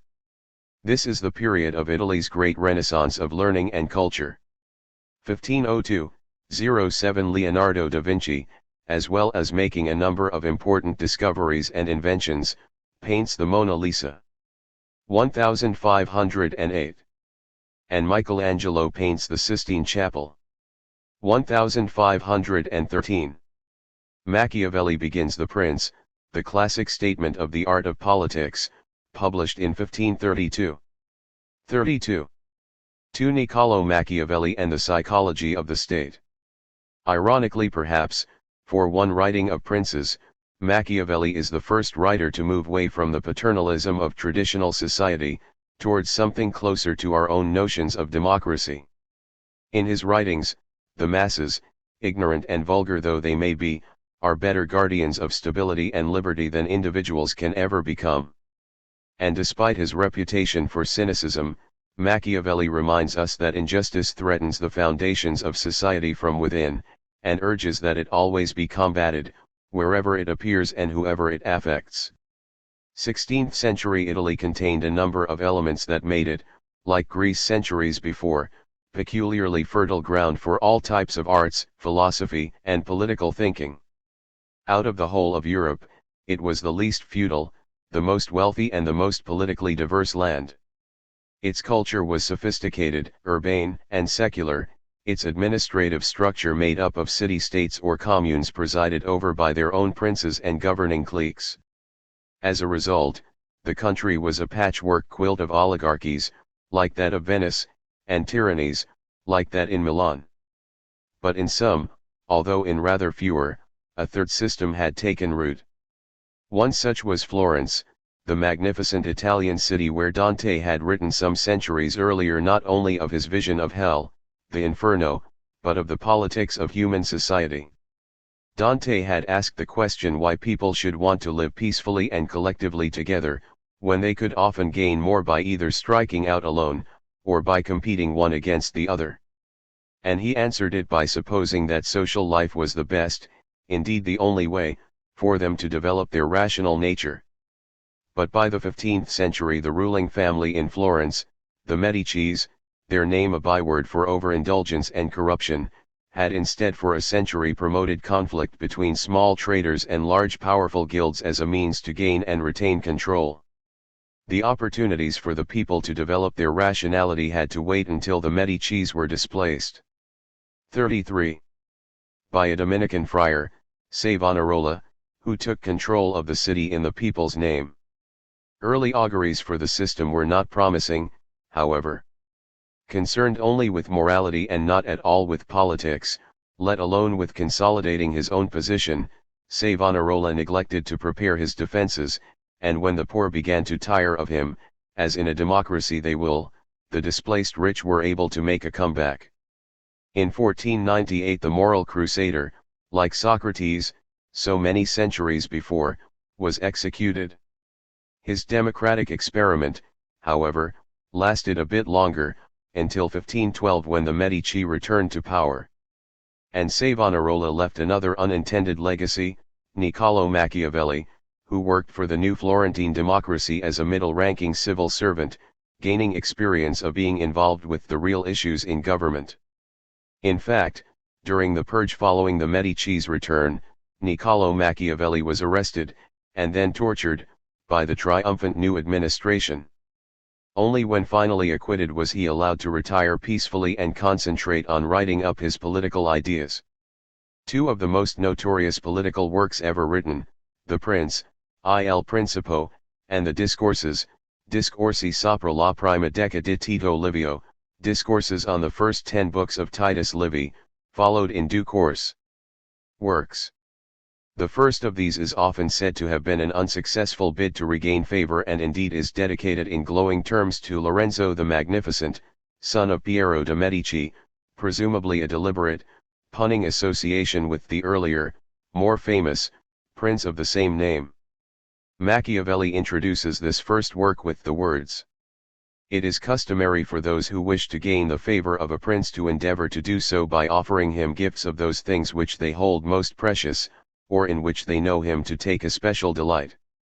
In this way princes are often presented with horses, arms, cloth of gold, gems, and such like ornaments worthy of their grandeur."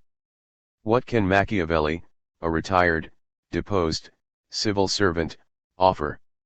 "I have been unable to find among my possessions anything which I hold so dear or esteem so highly as that knowledge of the deeds of great men which I have acquired through a long experience of modern events and a constant study of the past," he confides, thus. 34. Managing the difficult task of combining obsequiousness with pomposity. Having set out his stall in this respectful manner, and set the style for his investigations, Machiavelli announces his intention to leave discussion of republican government to another place. This is, in fact, the Discourses, which, although less celebrated, is his longer and more substantial work. It even contains some additional, liberal, ideas at odds with pleasing the Medici, but there is no essential contradiction between the works. Indeed, there is a great deal of duplication. Machiavelli's most important and original points are usually considered these days to relate to the dry matter of the analysis of the conditions for republican government, but he also allows himself to spend much time and word space discussing military tactics. When an enemy is seen to be making a big mistake, it should be assumed that it is but an artifice, he warns, before describing the rival merits of fortresses and cavalry, not to forget all the while utilizing his main literary device of much self-serving name-dropping. Despite these other personal aims and interests, his analysis of government is still far more detailed than that of either Plato or Aristotle, and there is after all, no one, in the European context, to compare with him in the centuries in between. And indeed his writings have stood the test of time too. If Machiavelli writes of, and for, a pre-industrial society, his notions are still, sometimes strikingly, relevant. In 16th century Italy, society and power were split between three groups: the land and peasantry, industry, such as it was, and the bureaucracy, of which Machiavelli had been a member. All of which is a surprisingly timeless arrangement. Even Machiavelli's discussion of military adventures can be taken as a metaphor for the strategies and effects of economic competition today. Taken literally, Machiavelli may be off message, but taken more thoughtfully, reading between the lines, as all medieval texts need to be, his discussions are not so far from today's needs. Unfortunately, Machiavelli has rarely been read thoughtfully, or even read at all, before being condemned. His reputation is far worse than he merits. Rather than being a doctor of the damned recommending immoral behavior whenever necessary or convenient, his name a synonym for what dictionaries today record as cunning, amoral, and opportunist behavior, there is much in his writings to suggest a fundamentally good man trying to 35. Understand human society in its political form. But Machiavelli would probably, in any case, have taken his bad press philosophically. As he sardonically observes at one point, genuine virtue counts in difficult times, but when things are going well, it is rather to those whose popularity is due to wealth or parentage that men look. And he had neither. Elsewhere, Machiavelli dismisses the apparently successful but unscrupulous activities of Agathocles the Sicilian, who rose by means of wickedness from the lowest and most abject position to become king of Syracuse, as worthless. Agathocles was in the habit of playing tricks, such as calling the people and senate to discuss something, and then giving a signal to his soldiers to have them murdered. The real Machiavelli's conclusion is that the Sicilian may have succeeded in achieving power, but not in gaining glory. The apocryphal Machiavelli is imagined to praise him. Perhaps Machiavelli's most controversial and unscrupulous claim is that if a prince must choose to be either feared or loved, it is better that he be feared, for love is held by a chain of obligation which for men, being selfish, is broken whenever it serves their purpose, but fear is maintained by a dread of punishment which never fails. In this sense, he is Hobbes a century later, or even Mao Zedong in the 20th century, Mao equally notorious for his aphorism, often quoted, that power comes out of the barrel of a gun. But, rather unlike Mao, Machiavelli's advice for princes includes the guidance that when a prince is obliged to take the life of anyone, let him do so when there is a proper justification and manifest reason for it, but above all he must abstain from taking the property of others, for men forget more easily the death of their father than the loss of their patrimony. As Machiavelli notes, the pretexts for seizing property are never wanting, and one who begins to live by rapine will always find some reason for taking the goods of others, whereas causes for taking life are more fleeting. Actually, much of Machiavelli's notoriety probably relates to his attacks on the Roman Church, the body that he blames for the political ruin of Italy, even though, on his deathbed, he asked for, and received, absolution, although this could of course have been just a ploy. At one point Machiavelli writes, predating Nietzsche, for example, by some 400 years our religion has glorified humble 36 and contemplative men, rather than men of action. It has assigned as man's highest good humility, abnegation, and contempt for mundane things.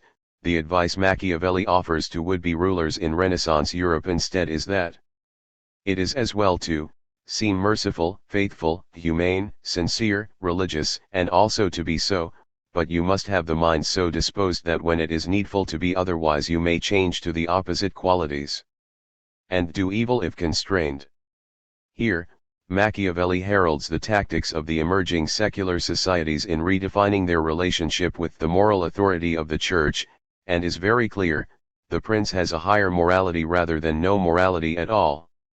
This is not just a Machiavellian view. Many societies depend on just such a contradiction, resorting to the claim that the end justifies the means, even if the means fall below the publicly held standards of morality. Even Plato allowed it in his Noble Lie used to explain the different upbringing and roles of the citizens.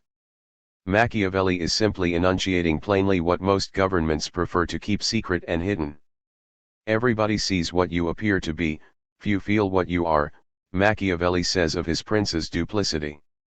Some centuries later, in the turmoil of the Second World War, the philosopher Bertrand Russell would comment, such intellectual honesty about political dishonesty would hardly have been possible at any other time. Doctor of the damned or not, one of Machiavelli's strongest and most consistent themes is warning against the perils of ignoring injustice, instead urging princes to consider how important it is for every republic and every prince to take account of such offenses, not only when an injury is done to a whole people but also when it affects an individual. Typical of this concern is his retelling of the story of the Greek noble, Pausanias, brutally raped by one of the king's other favorites, who is later promoted. The victim vents his anger against the king by killing him on the way to the temple, even though this involves all manner of dangers and entails Pausanias' own downfall. The story purports to demonstrate too that it is not in the prince's interests to allow the injustice. As we have remarked several times, Machiavelli continues, warming to his theme, in every large city there inevitably occur unfortunate incidents which call for the physician, and the more important the incidents the wiser should be the physician one looks. 37. 4. In Rome, for instance, some incidents occurred which were both curious and unexpected. On one occasion all the ladies of the city had conspired to kill their husbands. Quite a number of the unpopular husbands were found actually to have been poisoned, and many more to have poison waiting for them. Indeed, when ancient Rome was threatened by other conspiracies, such as that in the Bacchanals during the Macedonian War, it was only, Machiavelli thinks, the resolution of the city's rulers in pronouncing sentence of death on a whole legion at a time that saved the day. Equally praiseworthy is the effectiveness of the practice of decimating an army, selecting by lottery 1 in 10 of a mutinous force and executing them. For when a great number of people have done wrong, and it is not clear who is responsible, it is impossible to punish them all, since there are so many of them, and to punish some, and leave others unpunished would be unfair. The unpunished would take heart and do wrong at some other time, but by killing the 10th part, chosen by lot, when all are guilty, he who is punished bewails his lot, and he who is not punished is afraid to do wrong lest on some other occasion the lot should not spare him. Advice like this leads even sympathetic commentators like Bernard Crick to say that Machiavelli would not have recognized the merits of the famous words inscribed on the Old Bailey in London, "Let justice be done though the heavens fall." But in another sense, Machiavelli is insisting precisely that justice must be done. Machiavelli may be immoral, but surely history is wrong to condemn him as simply amoral. But Machiavelli's writings are primarily an historical and contemporary political analysis of how power is won, maintained, and lost. Italy in the 15th century had many examples to offer, mainly to do with misrule. Authority, even for the papacy, rested on corruption in elections, and the use of violence and deceit to manipulate opinion. Machiavelli looks through history for examples of certain incidents, and notes the consequences, good or bad, for the ruler. He then forms a hypothesis which is tested and either confirmed or disproved. It is in this context that Machiavelli sets out the means to achieve certain ends, irrespective of any virtue or merit in those ambitions. His own ends were, in fact, quite worthy. 38. Together, these historical experiments make up the test bed for Machiavelli's theory of society. And the first finding is that the origins of societies in general, and cities in particular, are defensive. In the beginning of the world, when its inhabitants were few, they lived for a time scattered like the beasts. Then, with the multiplication of their offspring, they drew together and, in order the better to be able to defend themselves, began to look about for a man stronger and more courageous than the rest, made him their head and obeyed him. The Venetians are an example of this. The city resulted from numerous people seeking refuge from the daily wars of Italy after the decline. Eventually, without any particular person or prince to give them a constitution, they began to live as a community under laws which seemed appropriate for their maintenance. What sort of communities? What kinds of laws?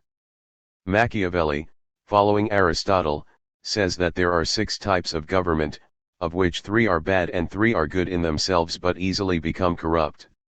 The good forms are principato, automatii populari, principality, aristocracy, and democracy, and the corresponding bad ones are tyranny, oligarchy and anarchy. States are perpetually degenerating and regenerating through the various forms, although fortunately, Machiavelli thinks, a state in one of the inferior forms will normally fall under the political control of one better organized. The rewards for a prince in getting the system of government right are considerable.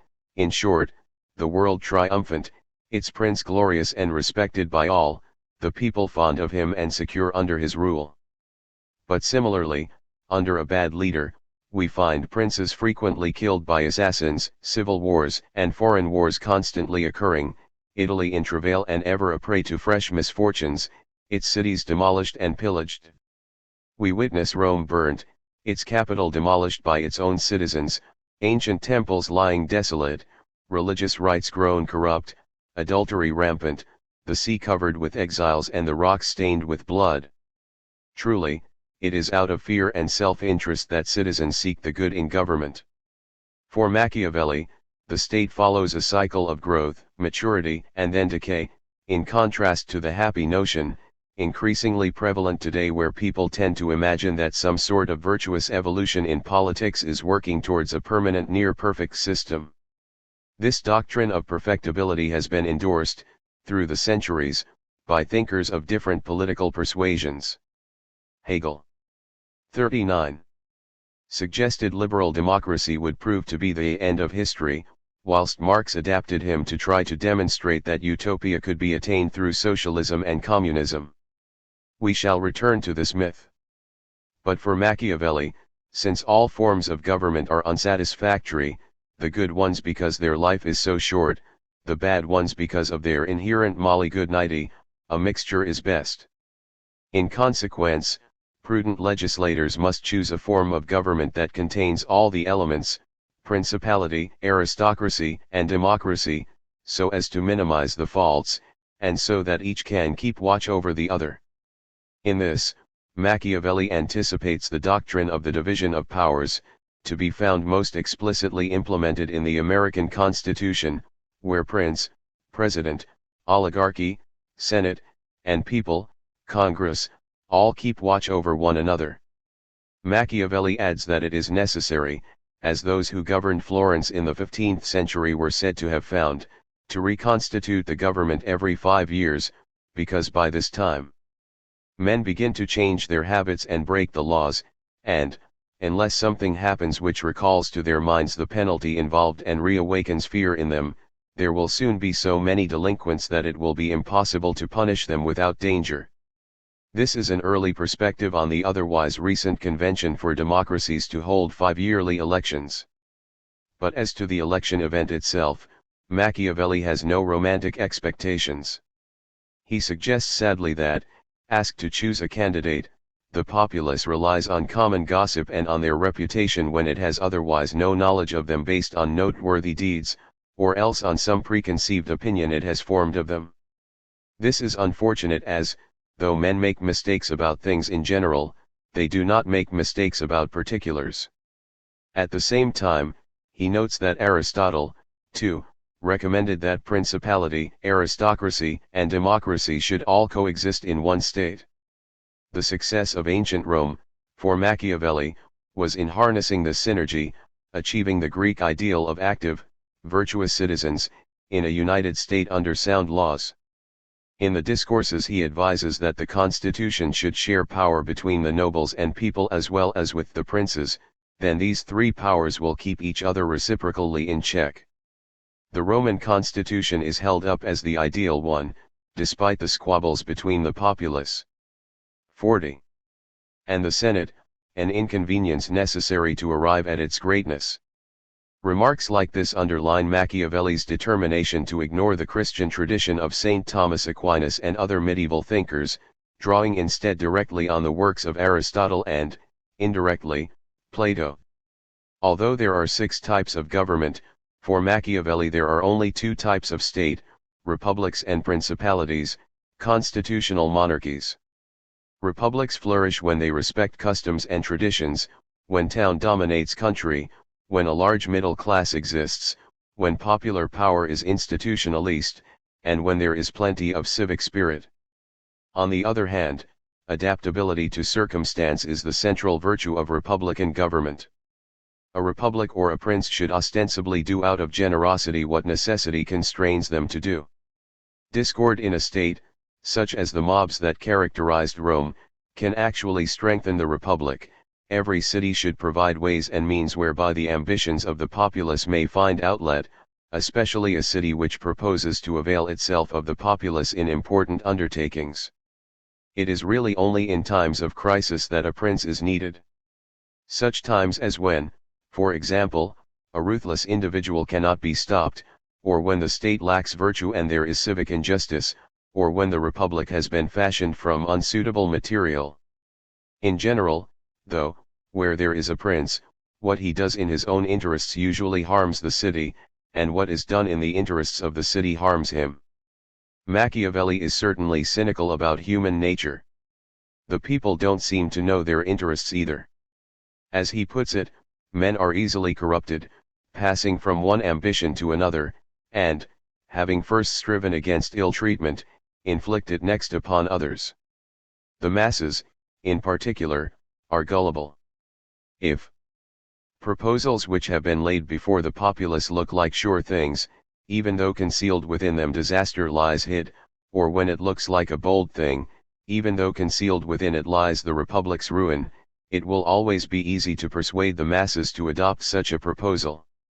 One section in the discourses is headed with the warning, "How frequently erroneous are the views men adopt in regard to matters of moment." 41. Likewise, human appetites are insatiable, for by nature we are so constituted that there is nothing we cannot long for, but by fortune we are such that of these things we can attain but few. The result is that the human mind is perpetually discontented, and of its possessions is apt to grow weary. Machiavelli goes on. This bears out what has been said above, namely, that men never do good unless necessity drives them to it, but when they are too free to choose and can do just as they please, confusion and disorder become everywhere rampant. Hence it is said that hunger and poverty make men industrious, and that laws make them good. Machiavelli adds that he could discourse at length on the advantages of poverty over riches, and how poverty brings honor to cities, provinces, and religious institutions, whereas the other thing has ruined them, if it had not already been done so often by others. But Machiavelli is too pragmatic. In all human affairs one notices, if one examines them closely, that it is impossible to remove one inconvenience without another emerging. If then, you want to have a large population and to provide it with arms so as to establish a great empire, you have made your population such that you cannot now handle it as you please. In all discussions one should consider which alternative involves fewer inconveniences and should adopt this as the better course, for one never finds any issue that it clear-cut and not open to question. Influence. A century later, in the chaos of revolutionary England, Thomas Hobbes would consider people's nature to be so bad that the only way anyone could be assured of safety and security would be to create a strong government capable of suppressing individuals. But Machiavelli is following the tradition of Plato and Aristotle, who had believed in the fundamental goodness of the soul, if not of actual people, and still sees everyone as having the ability to draw upon this source of natural wisdom. So for Machiavelli, as for Plato and 42. Aristotle, the role of the state is to help people to fulfill this potential. At the same time, all accept that the psychology of the rulers and the ruled varies depending on the prevailing political system and the structure of the state. Prior to Machiavelli, medieval writers had based legitimacy on God, who expressed his will through the hierarchy of pope, bishops, and priests, or alternatively through the emperor and the royal families of Europe. Machiavelli, in contrast, has no doubt that power is available to all and any who are skillful enough to seize it. Popular government is better than tyranny, not for any overriding moral reason, but by reason of its success in bringing about certain political goals, national independence, security, and a well-rounded constitution. This means sharing power between princes, nobles, and people in proportion to their real power. For maximum stability, Machiavelli thinks, the people's share should be substantial. Machiavelli's interest in social life assumes that people are basically the same everywhere, whatever their society, but that their behavior differs, as states encourage certain traits and not others. Man is primarily concerned to impose his will on others, or to impress them, and gain recognition. Aristotle, too, had described man as a political animal but, unlike Machiavelli's version, as one concerned to work within a community for the common weal. Machiavelli's citizen is only political in being a lover of power and reputation. Thomas Hobbes and the 19th century philosopher Nietzsche would later agree with that, and Nietzsche would go further, saying that the only function of most people is to give the heroes or supermen something to use to glorify themselves. Machiavelli is more generous, he values the mob, considers it vital for democracy. As we have seen, every city should provide ways and means whereby the ambitions of the populace may find an outlet, especially a city which proposes to avail itself of the populace in important undertakings. However, because the populace, misled by the false appearance of advantage, often seeks its own ruin, and is easily moved by splendid hopes and rash promises, we must remember that a crowd is useless without a head. Nor is it enough to first use threats and then appeal for the requisite authority. Machiavelli concludes that, contrary to the common opinion, when the populace is in power and the state is well ordered, it will be stable, prudent, and grateful, even more so than a wise prince. For even if princes are superior to populaces in drawing up laws, codes. 43. Of civic life, statutes, and new institutions, the populace is superior in sustaining what has been instituted, he concludes. Government consists in nothing else but so controlling subjects that they shall neither be able to, nor have cause to, do you harm, which may be done either by making quite sure of them by depriving them of all means of doing you harm, or by treating them so well that it would be unreasonable for them to desire a change of fortune. Even so, although the masses may be more knowing and more constant than is a prince, Machiavelli's democracy only extends, like that of the Greeks, to a minority of the richest countrymen, whose job it is to stop others seizing power, perhaps by exploiting the power of the mob. But, because the nobility desire to dominate and control, whereas the common people merely wish to avoid being dominated, the latter will be more keen on liberty. And, although the many are incompetent to draw up a constitution, since diversity of opinion will prevent them from discovering how best to do it, once they realize it has been done, they will not agree to abandon it. Machiavelli is the first major European figure to praise freedom as a primary virtue, writing variously that those who set up a tyranny are no less blameworthy than are the founders of a republic or a kingdom praiseworthy, and that all towns and all countries that are in all respects free, profit by this enormously. The year of Machiavelli's death, 1527, marks the time that the Emperor Charles V's armies reach and sack Rome, and marks the passing of the Renaissance period itself. Key ideas. Machiavelli is often narrowly portrayed as simply promoting the use of force and duplicity, even though his intention was highly moral, to protect the state against internal and external threats and ultimately to promote the welfare of the citizens, not simply the interests of the prince.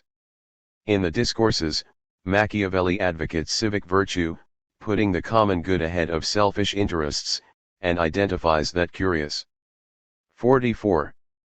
Feature of collective decision-making, that the judgment of the masses may be sounder than that of even enlightened individuals. People are all a mixture, none much superior to any other, and no system is perfect either. As even a good prince can become corrupt, so it is best to design the state with series of checks and balances. The state is only as good as its citizens, the rulers must be aware of the dangers of allowing civic spirit to wane. Although there are many routes to power, only a few of them are worth following. Key text. Machiavelli's Discourses, 1531. 45. Timeline, from the Age of Discovery to the English Revolution. 1516. Thomas More publishes his account of a utopia in which poor people are not hanged for stealing bread, but merely made into slaves, and in which landlords are prevented from enclosing pastures. 1530. Copernicus circulates copies of his heretical theory that the earth in fact revolves around the sun. He delays publishing for another 14 years until after his death. 1570. The first atlas of the world is published by Ortelius in Antwerp. This is the period of discovery, epitomized by the travels of Columbus. 1572. Appearance of a nova in Cassiopeia shows that even the heavenly firmament is not entirely fixed.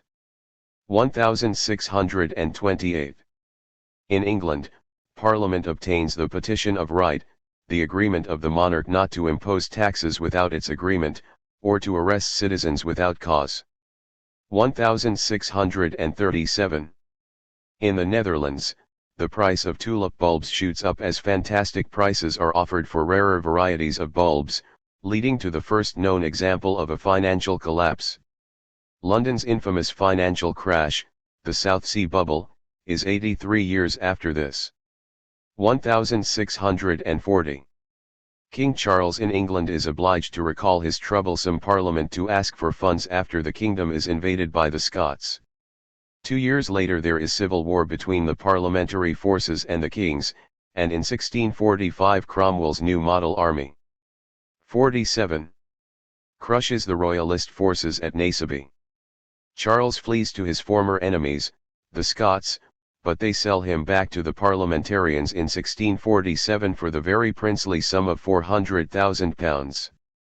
2 years later, Charles is executed. England becomes a commonwealth instead. 1651. Thomas Hobbes publishes the Leviathan. 48.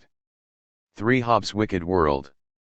Aristotle thought that people, being rational, would be naturally inclined to organize themselves voluntarily in societies. Thomas Hobbes, writing nearly 2,000 years later, thought that people, being rational, wouldn't.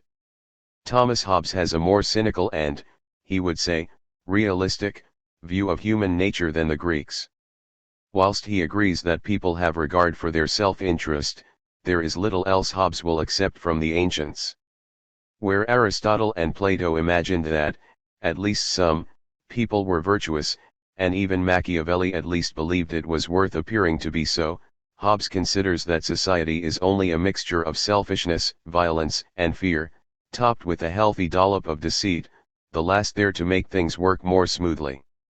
Hobbes even has the temerity to describe this as the state of nature, a shocking phrase calculated to arouse the wrath of the Church, directly conflicting with the rosy biblical image of Adam and Eve in the Garden of Eden before the fall.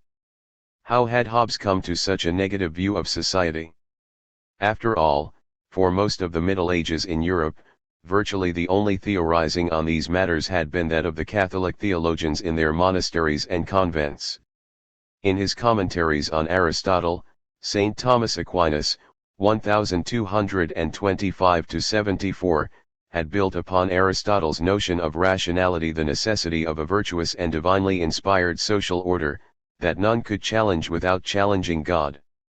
For precisely doing this, amongst other reasons, Hobbes was considered by many of his contemporaries to be, if not actually an atheist, certainly a heretic.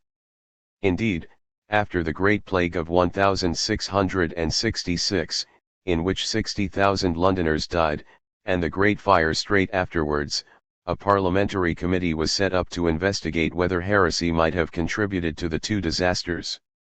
The list of possible causes included Hobbes' writings.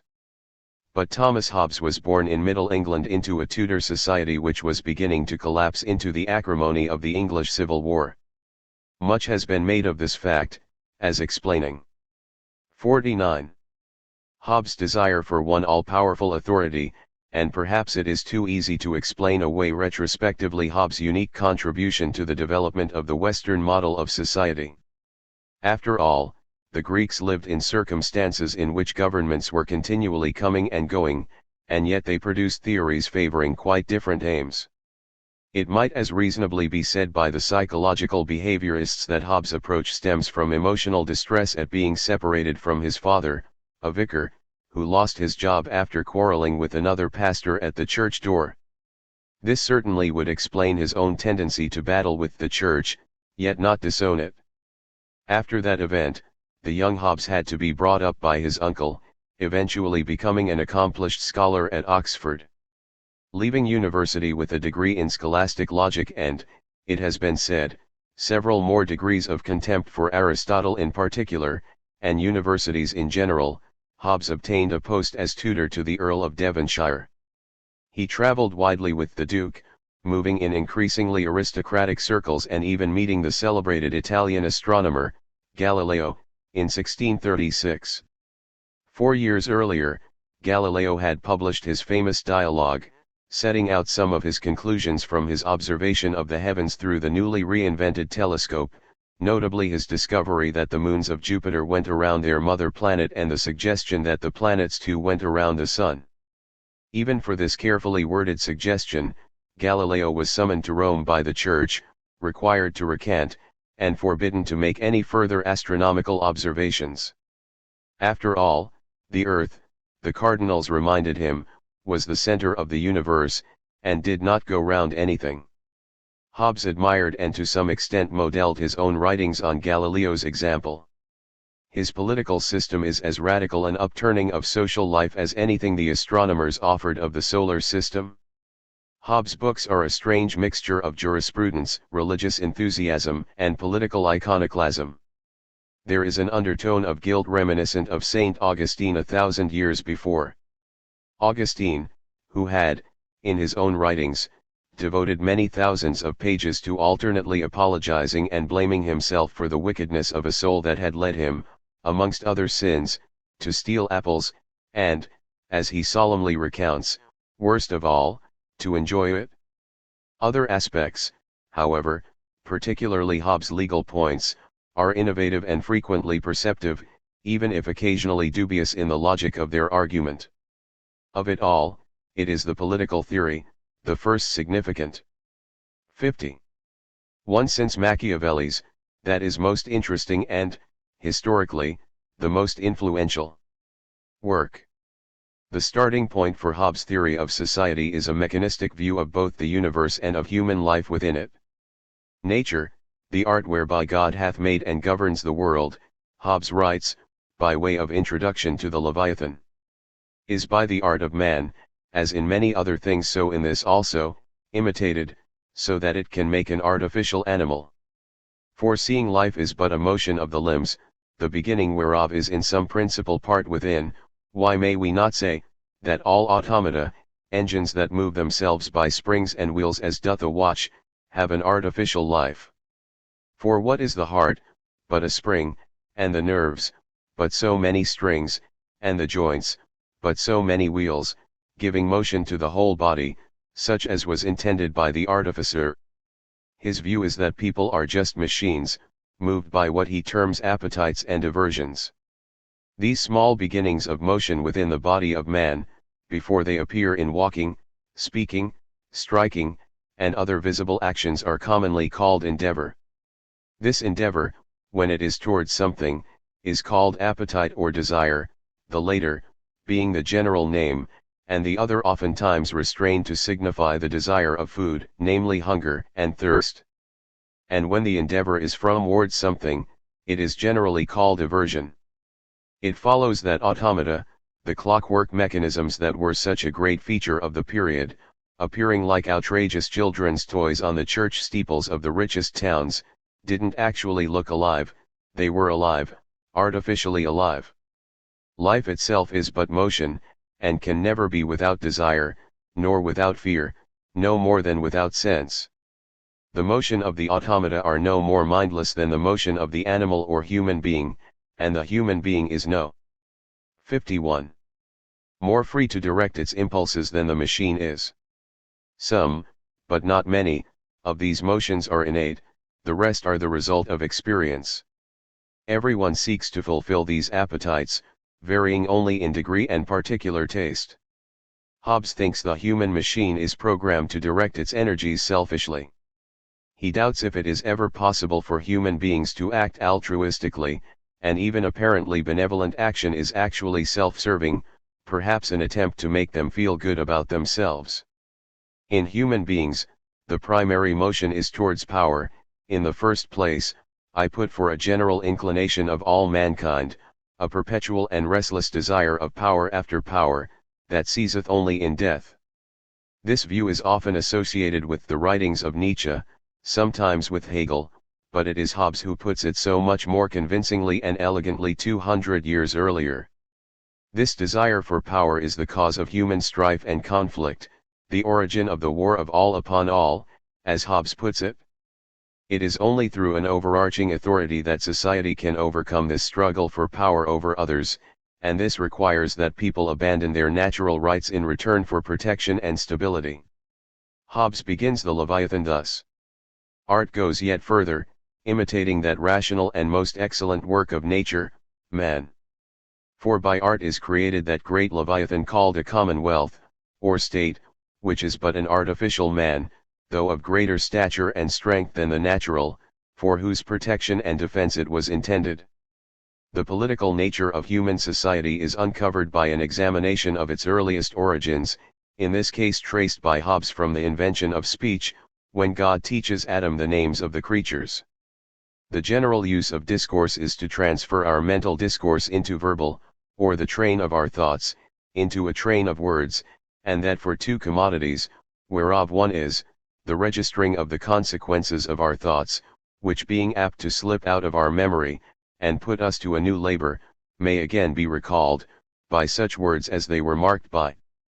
The other use is for communication, to teach, to make known to others our wills and purposes, that we may have the mutual help of one another. But, immediately, alongside the opportunities for 52. Communication, speech makes possible new abuses.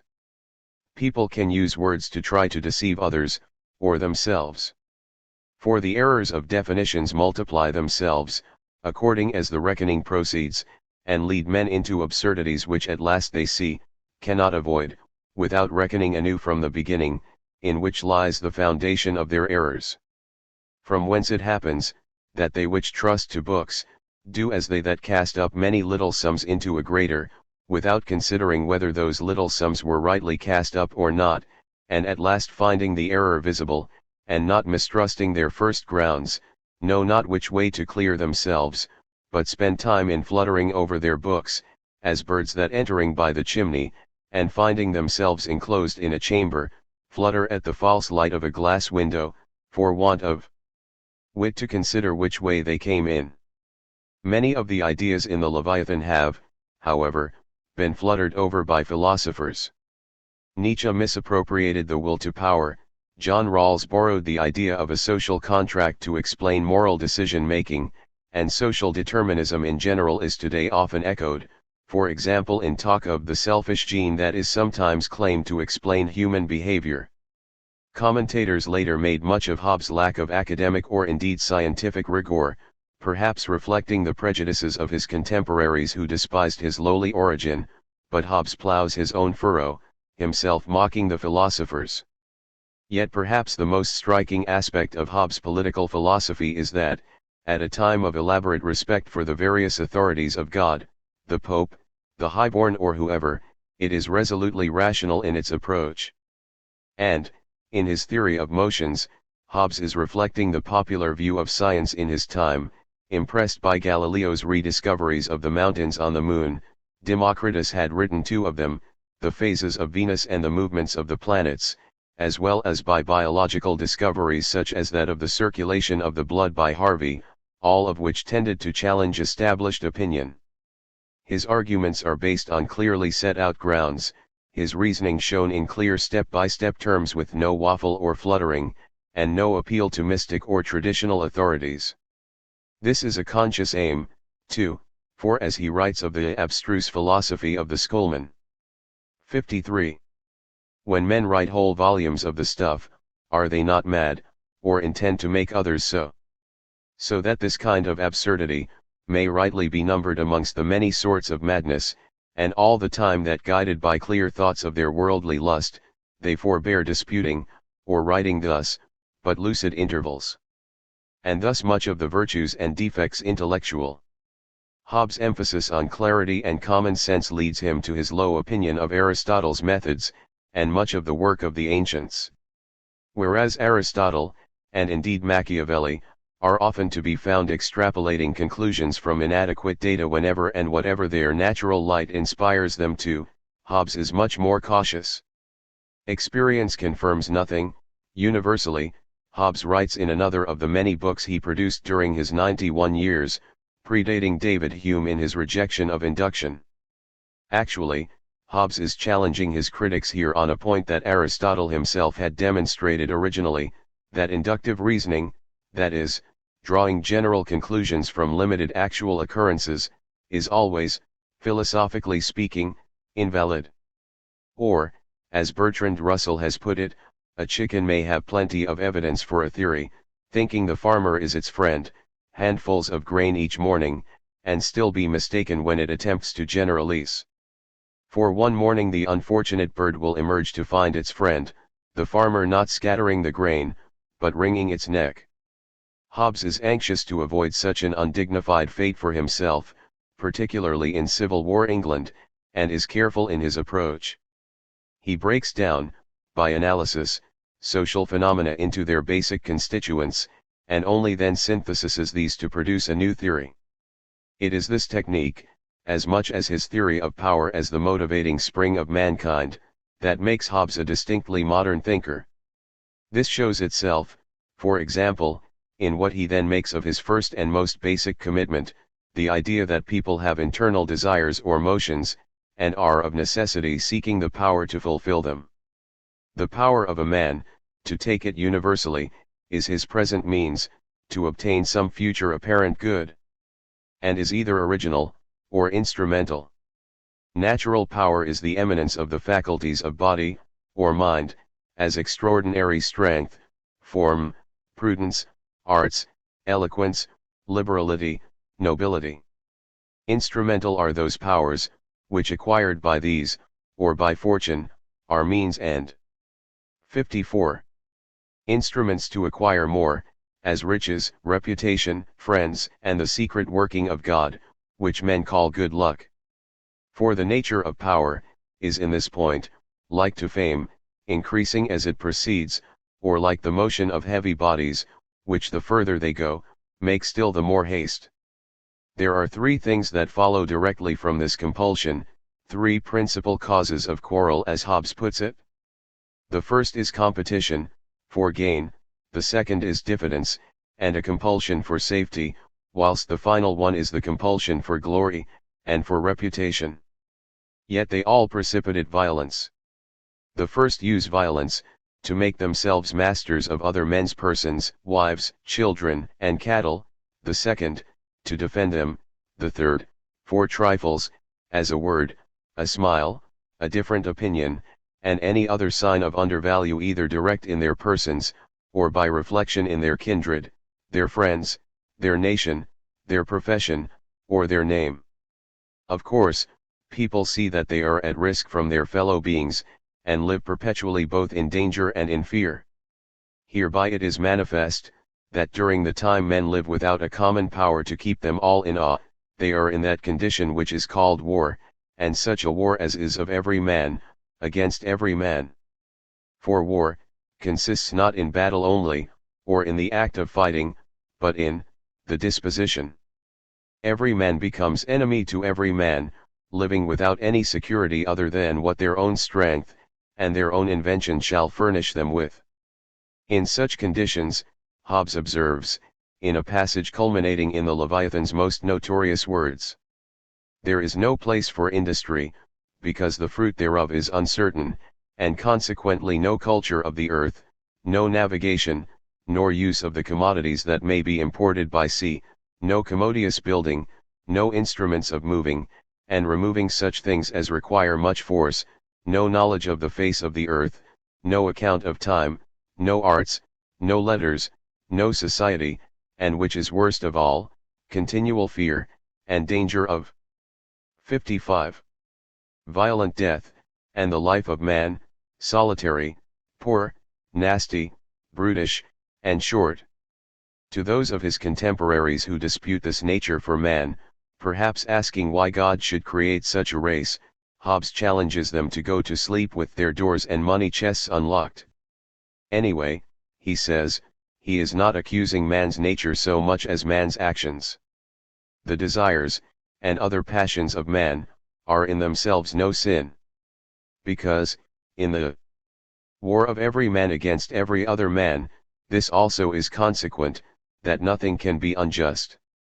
The notions of right and wrong, justice and injustice have there no place. Where there is no common power, there is no law, where no law, no injustice. Notions of justice or fairness and rights are qualities that relate to men in society, not in solitude. Morality requires society. The solitary man is not moral. Only through society can the solitary man achieve any relief from fear. Any peace and security, fear of oppression, disposes a man to anticipate, or to seek aid by society, for there is no other way by which a man can secure his life and liberty. Even an exceptionally strong or ruthless leader needs society, unable to escape from their essential equality with their fellows. Nature hath made men so equal, in the faculties of the body, and mind, as that though there be found one man sometimes manifestly stronger in body, or quicker in mind than another, yet when all is reckoned together, the difference between man and man is not so considerable. Although many may believe the differences in intellect to be great, this is but a vain conceit. For they see their own wit at hand, and other men's at a distance. For individuals are all mortal and all fallible. This fundamental equality makes it impossible for anyone to feel secure from others, except by creating the overriding power of the state. Partly because of this, the founders of commonwealths will have to implant in the masses the beliefs that the laws are divine, from the dictates of some god, or other spirit, or else that they themselves are of a higher nature than mere mortals. Hobbes' covenant, by which the ruled exchange their freedom for security, is just such a virtuous fiction. 56. He does not suppose it to have any actual historical parallel, merely offers it as a convenient rationalization. Philosophers sometimes raise the objection that the entire social contract raises the question of how it itself can ever be started or got going, as no one is supposed, on Hobbes' view, to act out of anything but immediate self-interest, a kind of bootstrap problem. But such objections are inappropriate. Hobbes himself is making no historical claims, only offering fictions. However, the laws of nature are real enough. The most fundamental of these laws is the right to protect your own life. Since the best way of doing this is for there to be peace, and not war, the requirement is to seek peace. The passions that incline men to peace, are fear of death, desire of such things as are necessary to commodious living, and a hope by their industry to obtain them. And reason suggests convenient articles of peace, upon which men may be drawn to agreement. These articles, are they, which otherwise are called the laws of nature. Transferring the right to use force to the sovereign authority, by the people, the mutual transferring of right is that which men call contract. The general expression of the laws of nature is that of the biblical commandment, to do unto others only what you would have done unto yourself. And Hobbes draws another contrast with the views of Aristotle on political creatures. It is true, that certain living creatures, as bees and ants, live sociably one with another, and yet have no other direction, than their particular judgments and appetites, nor speech, whereby one of them can signify to another, what he thinks expedient for the common benefit, and therefore some man may perhaps desire to know why mankind cannot do the same. The reason is that men like to compare themselves with each other, unlike the creatures, whose individual interest is more simply identical with the collective interest. Ants and bees do not differ over methods, merely accepting the system, far less do they try to trick each other. The only way, Hobbes continues, to reproduce such a virtuous system with people, is to 57. Confer all the power and strength upon one man, or upon one assembly of men, that may reduce all their wills, by plurality of voices, unto one will. This is more than consent, or concord, it is a real unity of them all, in one and the same person, made by covenant of every man with every man. And this is that great Leviathan, the commonwealth, and it comes about when either one man by war subdueth his enemies to his will, or when men agree amongst themselves, to submit to some man, or assembly of men, voluntarily, on confidence to be protected by him against all others. Hobbes quotes the book of Job on the great power God gives the Leviathan, there is nothing on earth to be compared with him. He is made so as not to be afraid. He seeth everything below him, and is king of all the children of pride. Much of the Leviathan is legalistic in tone, as befits a theory based on constructing order out of anarchy. Crucially, there are even restrictions on the all-powerful sovereign. And, no man, can be obliged by covenant to accuse himself, much less to kill, wound, or maim himself. Covenants entered into out of fear are obligatory, just as, Hobbes says, with Machiavellian pragmatism, if someone has agreed to pay a ransom, then they must pay it. For it is a contract wherein one receives the benefit of life, the other is to receive money, or service for it. If it were not so, then it would invalidate the supposed contract between the individual and the sovereign, for this is precisely that of one motivated by fear.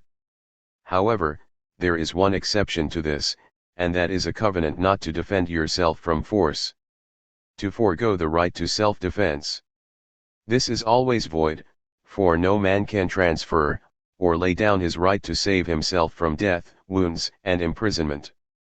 For the same reason, most sound systems of law do not compel an accused person to testify against their own interests.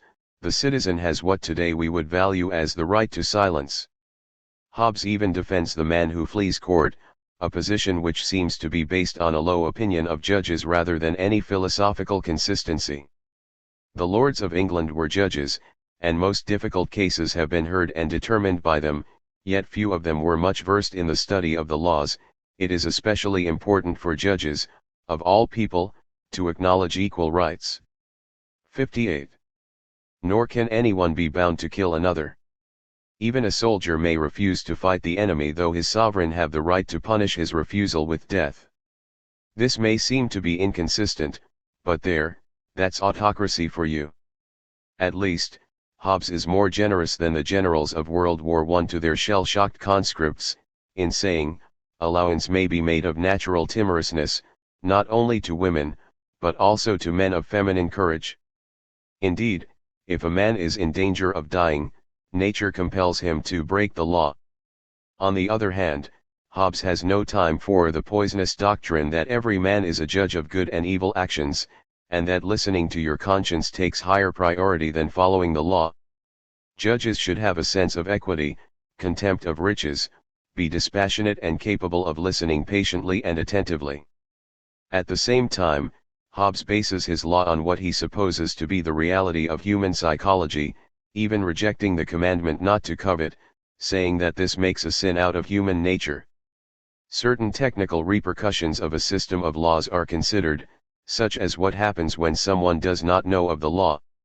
Ignorance of the law of nature is no excuse, for the law of nature is simply that one should not do to others what one would not like done to oneself.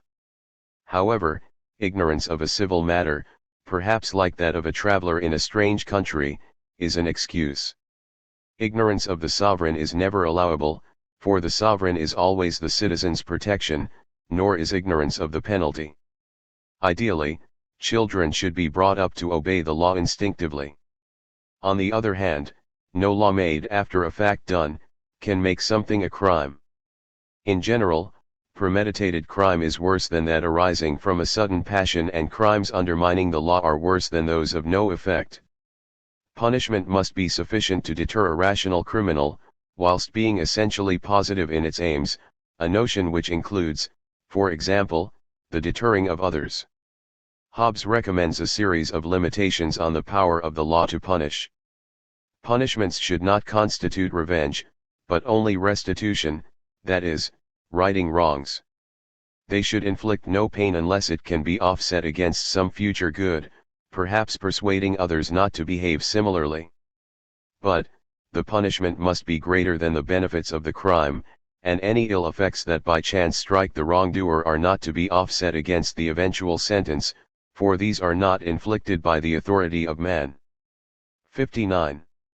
The final cause, end or design of men, who naturally love liberty, and dominion over others, in the introduction of that restraint upon themselves, is the foresight of their own preservation and of a more contented life thereby, that is to say, of getting themselves out from that miserable condition of war, which is necessarily consequent, to the natural passions of men, when there is no visible power to keep them in awe, and tie them by fear of punishment to the performance of their covenants.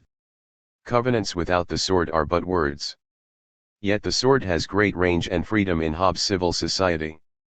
To begin with, any man who fails to consent to the decrees of the Leviathan may without injustice be destroyed by any man whatsoever, with the exception of natural fools, small children and madmen, who do not understand the injunction in the first place.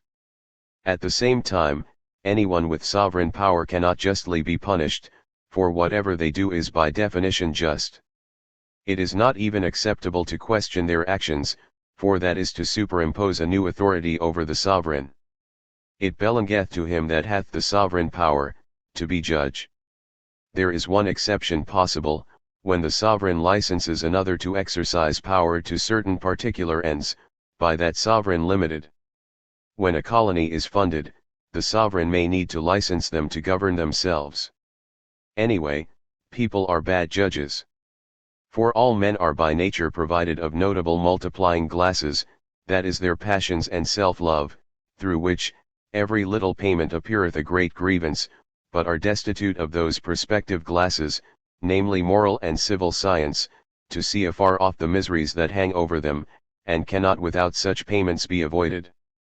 So what are the details of Hobbesian commonwealths? There are three types.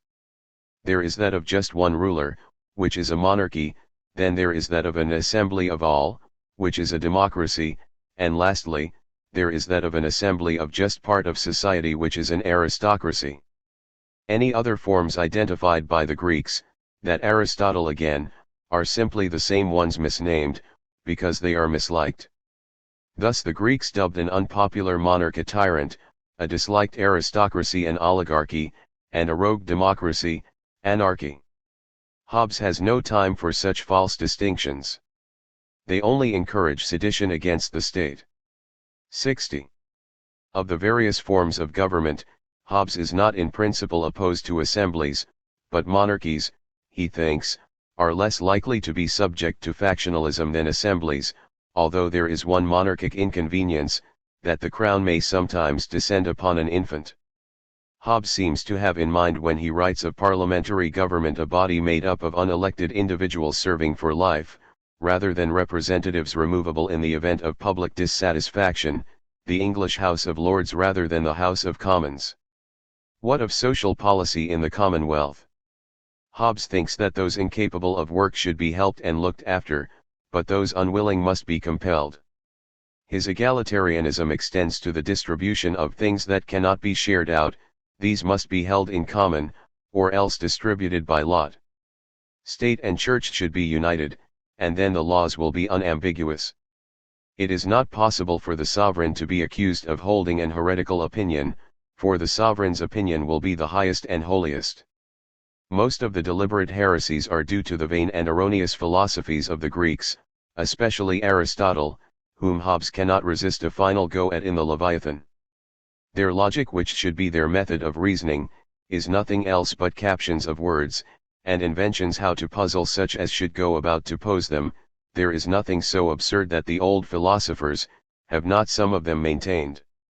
And I believe that scarce anything can be more absurdly said than that which now is called Aristotle's metaphysics, nor more repugnant to government, than much of that he hath said in his Politics, nor more ignorantly, than a great part of his Ethics.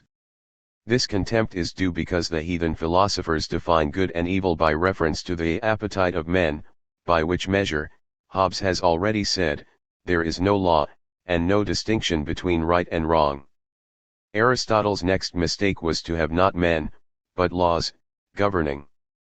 For who thinks that words and paper hurt more than the hands and the swords of men? Finally, by extending the laws to cover thoughts, the Greeks allow government to exceed the proper role of the institution.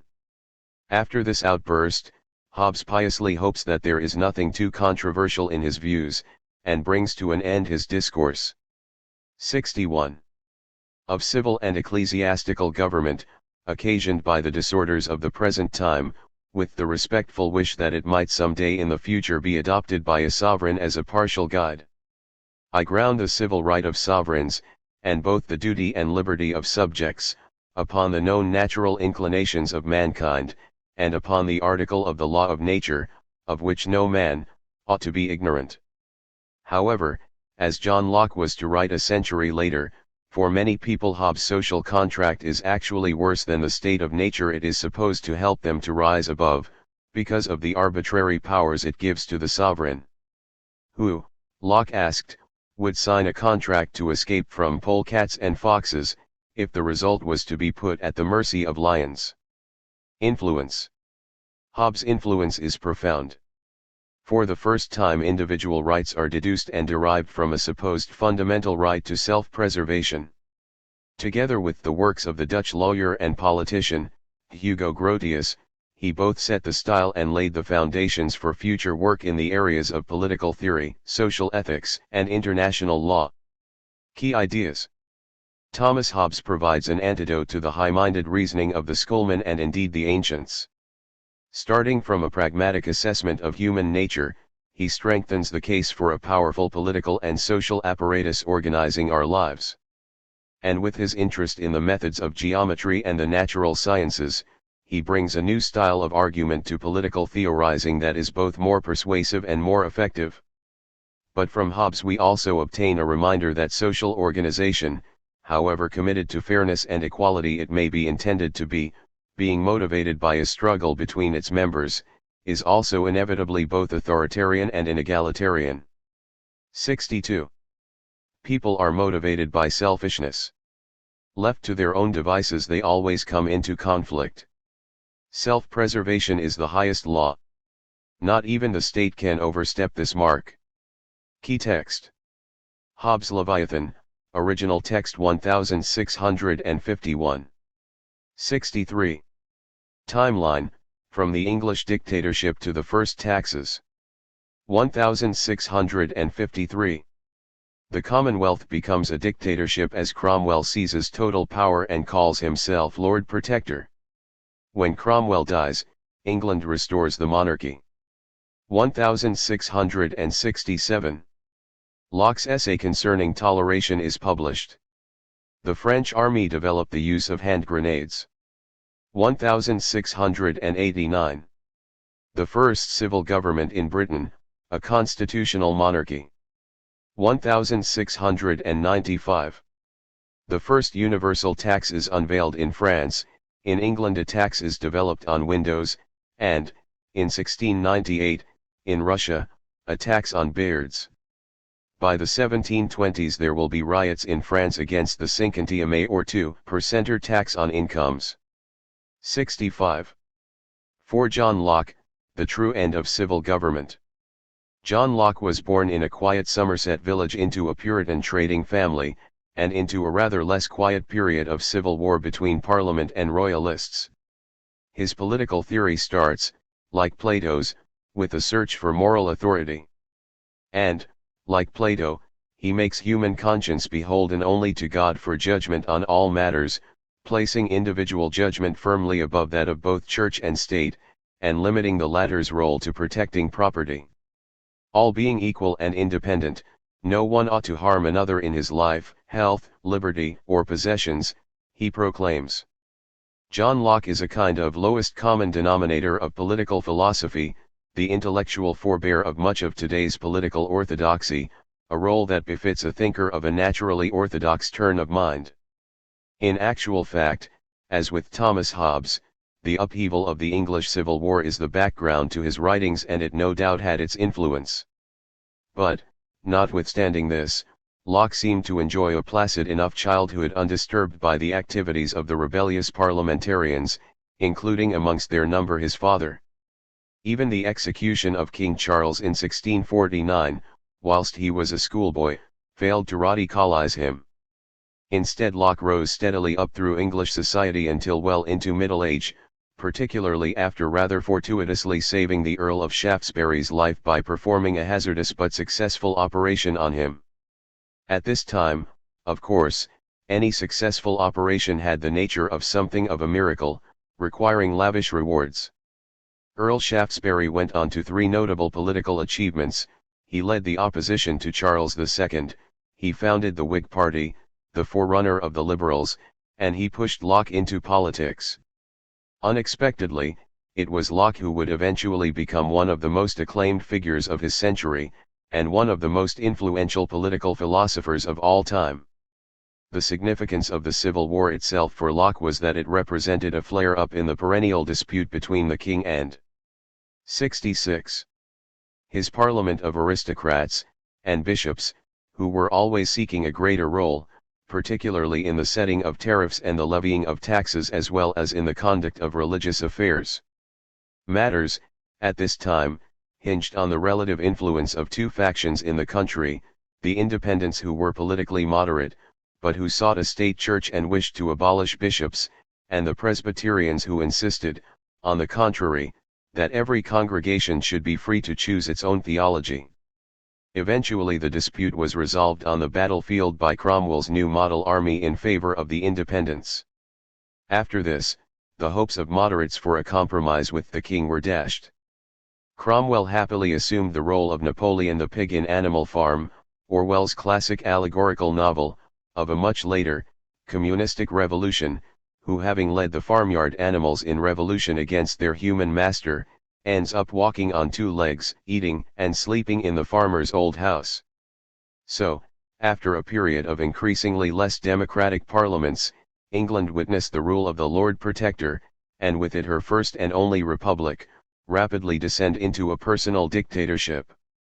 By the time of Cromwell's death, most English were relieved to have Charles's son return as, effectively, their first constitutional monarch, bound to Parliament by the principles of habeas corpus and the need to seek its approval for new taxes. And perhaps there was another, more subtle, legacy of the Civil War, a fear and dislike of overpowerful individuals, such as Oliver Cromwell. John Locke fitted the times very well.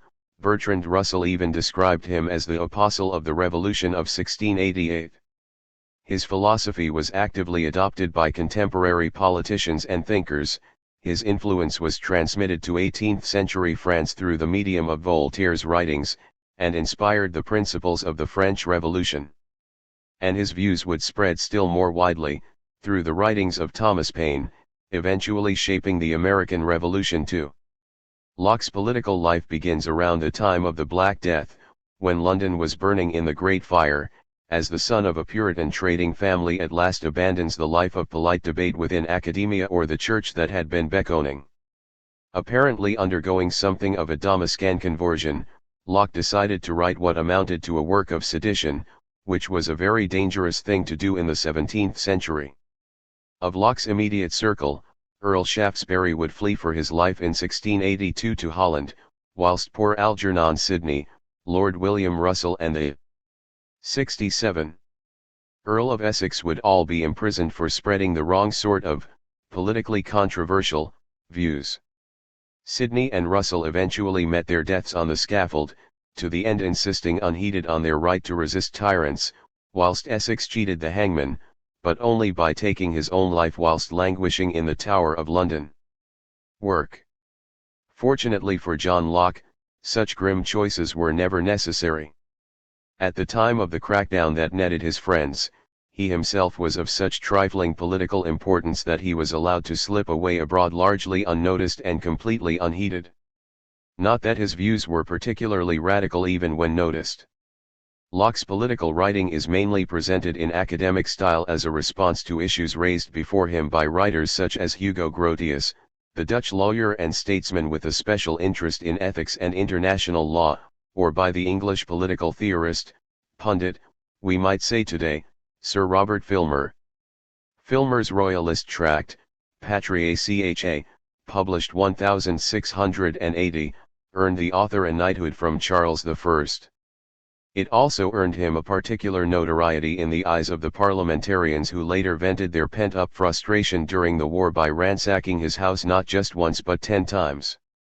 It is with an eye to Sir Robert's comfortable, traditionalist thesis that people are naturally born unfree and unequal, and rulers are equally naturally over them, directly descended from the first man, Adam, who had been given dominion over all creation by God himself, that John Locke begins his political writings.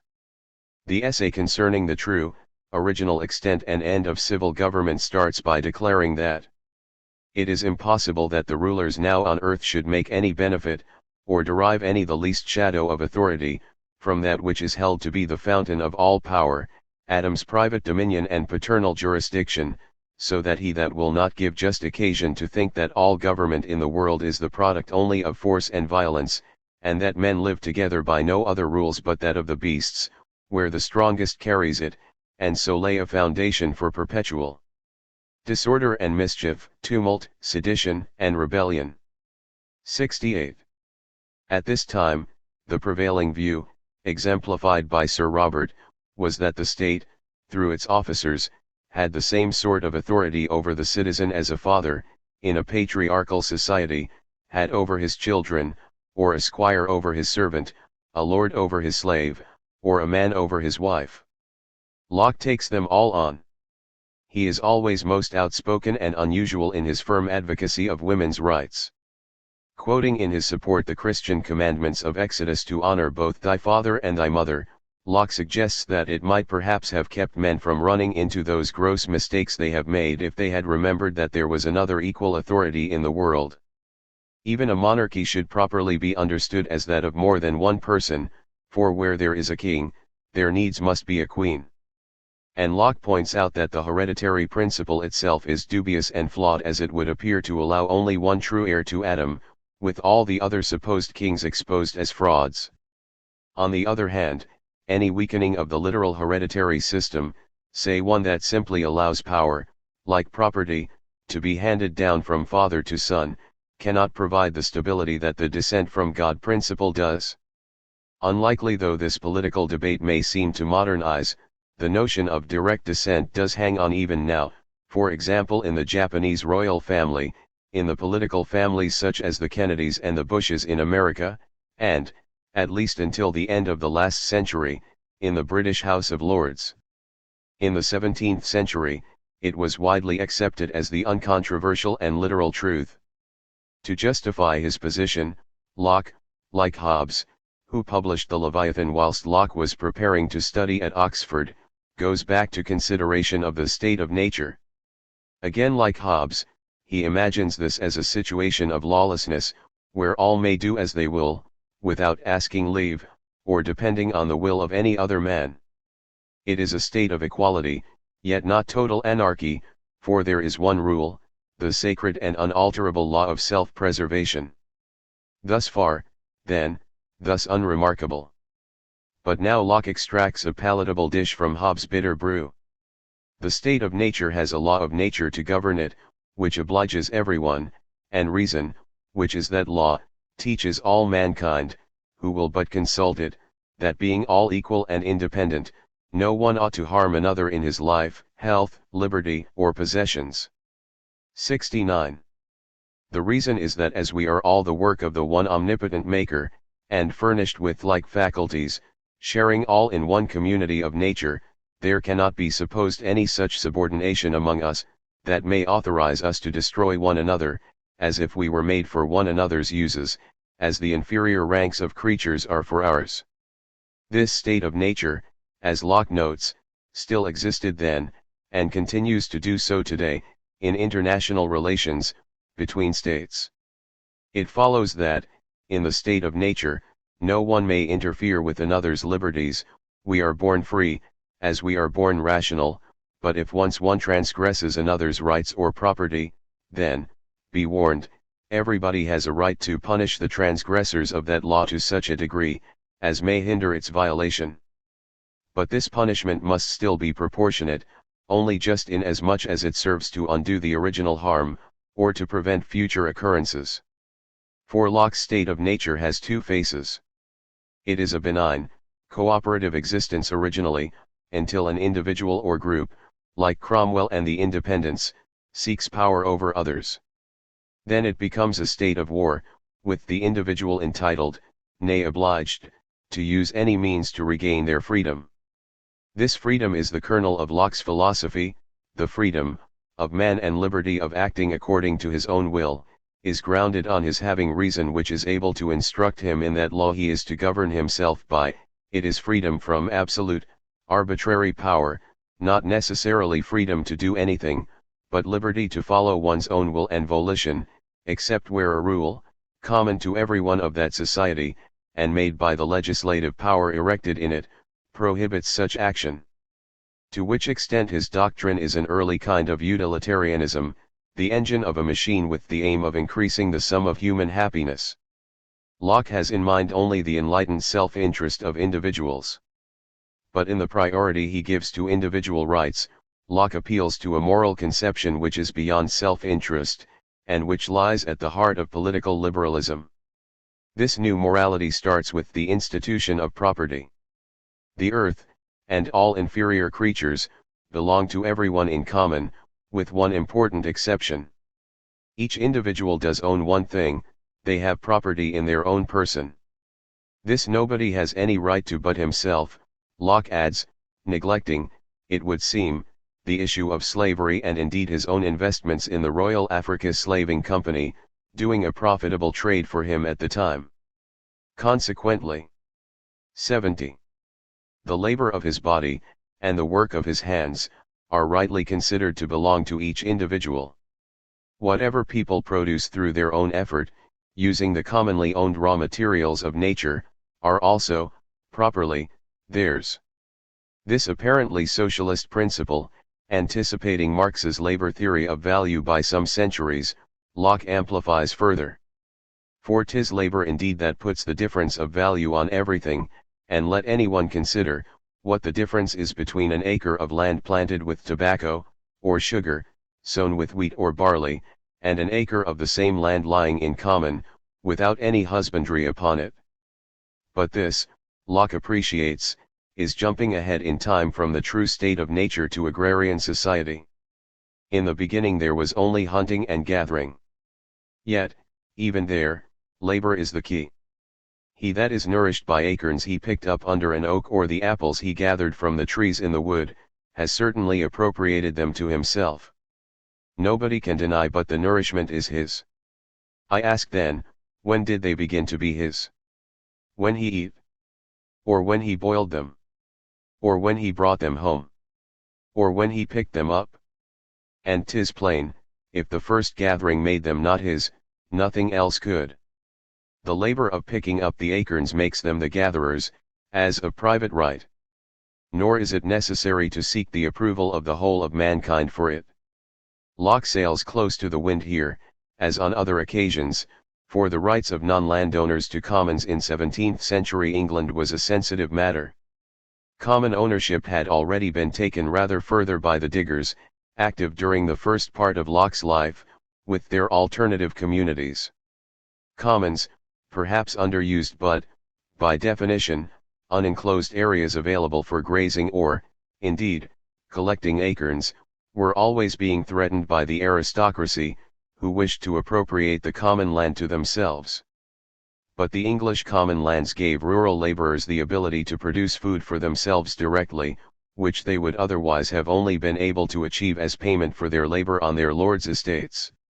In the rest of Europe, where there was no equivalent tradition of common land, the suggestion that people 71 had a right to the products of their labor would have been even more scurrilous and revolutionary.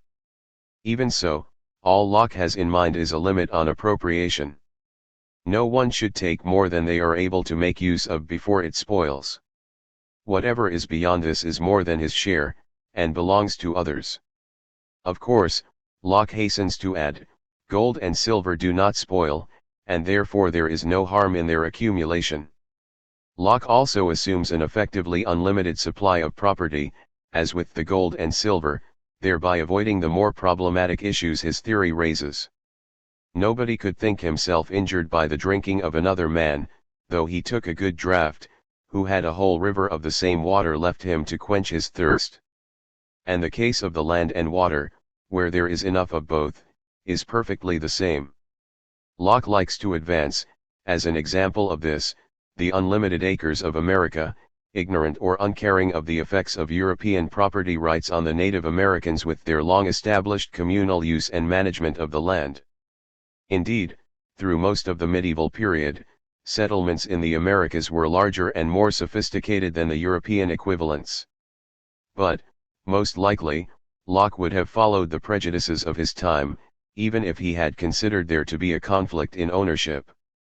Locke says that God gave the world to the industrious and rational, and the Native Americans might well have been found wanting in his eyes, seen as lazy and neglectful of their natural inheritance, and consequently living in poverty.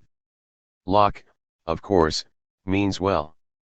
He writes, I ask whether in the wild woods and uncultivated waste of America left to nature, without any improvement, tillage, or husbandry, 1,000 acres will yield the needy and wretched inhabitants as many conveniences of life as 10 acres of equally fertile land do in Devonshire. In the beginning the whole world was America, explains Locke, meaning that the world was an unexploited wilderness, before, through the efforts of people, there came farms and manufactures and buildings and cities. With these come trade, and money. But although property is the foundation of political society, Locke traces 72. Its origin back not to commerce, but to the conjugal union. The first society was between man and wife, and later their children. Conjugal society is made by a voluntary compact between man and woman, and though it consists of right in one another's bodies, as is necessary to its chief end, procreation, yet it draws with it mutual support and assistance and a community of interest too, as necessary not only to unite their care and affection, but also necessary to their common offspring, who have a right to be nourished and maintained by them, till they are able to shift and provide for themselves. This rule which, Locke notes, the infinitely wise Maker has set, is obeyed by all the inferior creatures too, even though many of their offspring can fend for themselves almost as soon they are born. In the two treatises, Locke argues that where a person is unable to provide the basic means of sustenance for themselves, they have a right to the surplus goods of others, and, indeed, people have an obligation by charity to offer them this.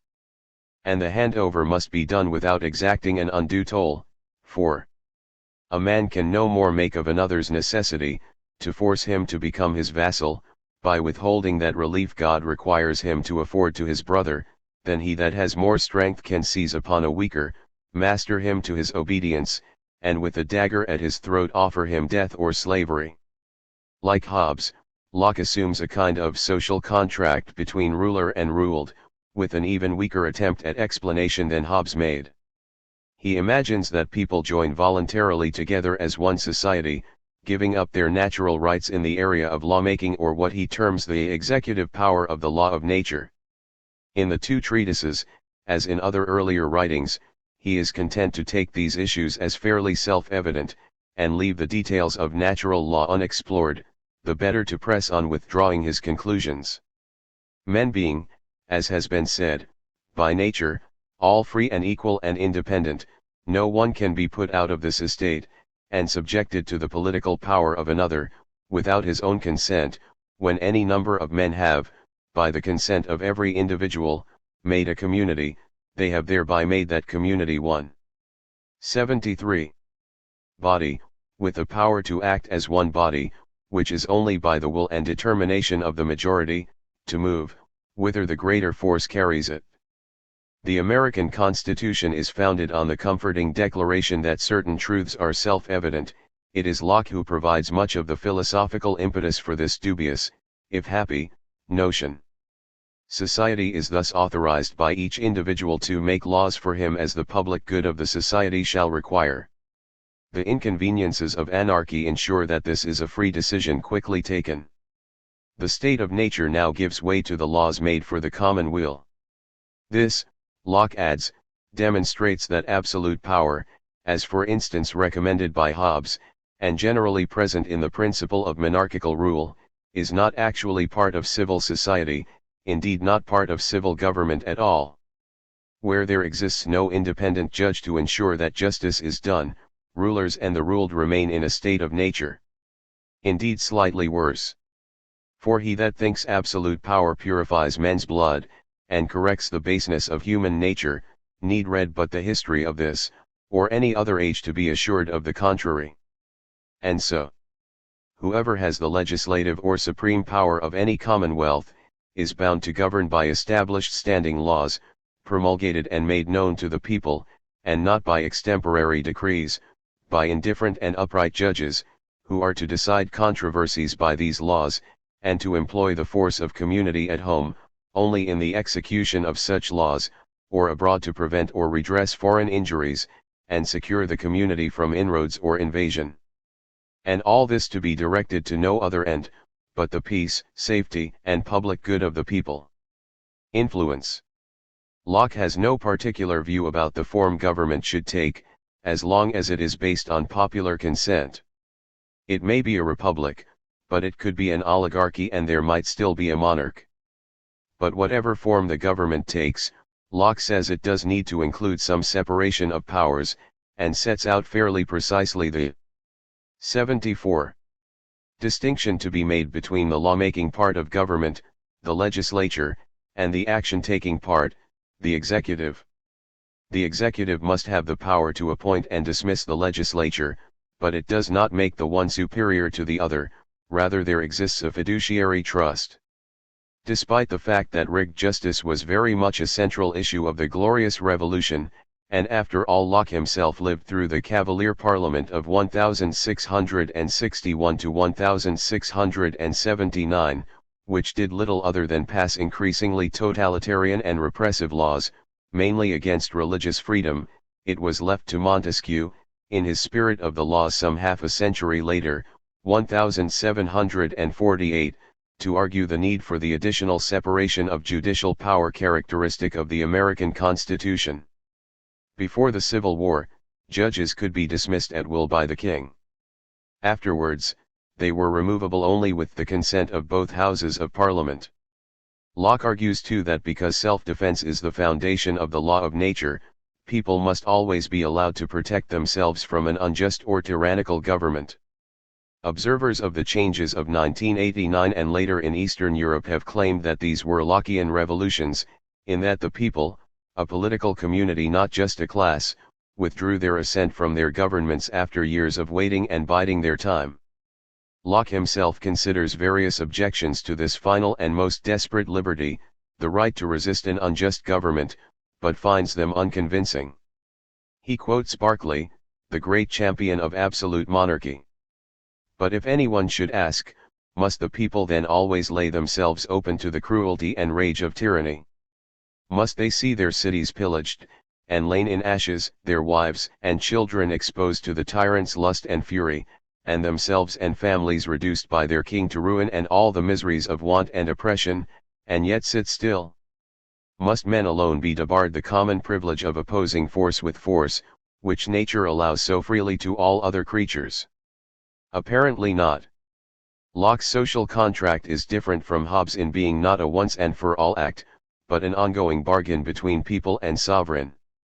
If a king sets himself against the body of the commonwealth, whereof he is head, and shall, with intolerable usage, cruelly tyrannize over the whole, or a considerable part of the people, in this case the people have a right to resist and defend 75. Themselves, but not to go any further. For example, not to revenge themselves, or to lose their sense of respect for the royal authority. And as to the great question of who shall be judge of whether the government or the prince or legislature is acting contrary to the trust bestowed in them by the people, to this I reply, the people shall be judge, the only further appeal lies in heaven. In Locke's times, taxation had proved just such a cause.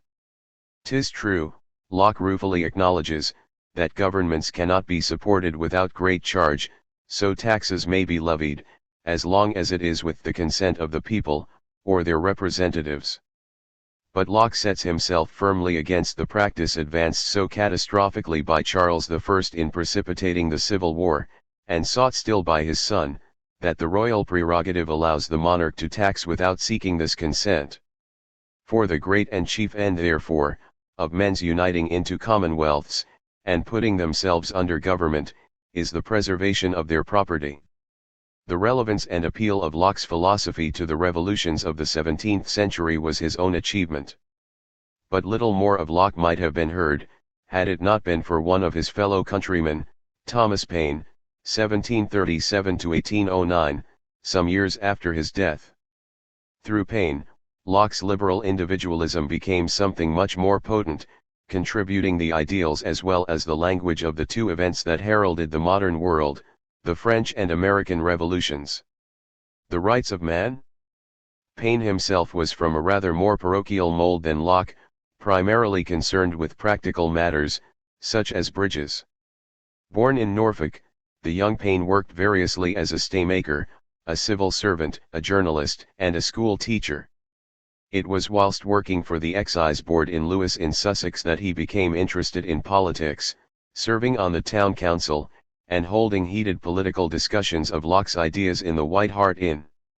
Actually, Paine once remarked rather dismissively of his debt to his political forebear, that he had never read any Locke, nor ever had the work in my hand, but it was certainly Locke's ideas that made the running in those political debates in the White Hart. Paine soon left quiet, half-timbered Lewis for the New World, on the recommendation of Benjamin Franklin himself, whom he had 76. Met in London, and at the same time moved from talk to action. On settling in Philadelphia, Paine immediately began to set out his ideas on paper, Lockean ideas of equal rights for men and women, for African and European, and even on the fair treatment for animals. Paine was thus one of the first in America to press for the abolition of slavery. His book The Rights of Man is rightly considered a political classic, even overshadowing Locke's ponderous prose, whose ideas in it he so largely borrowed.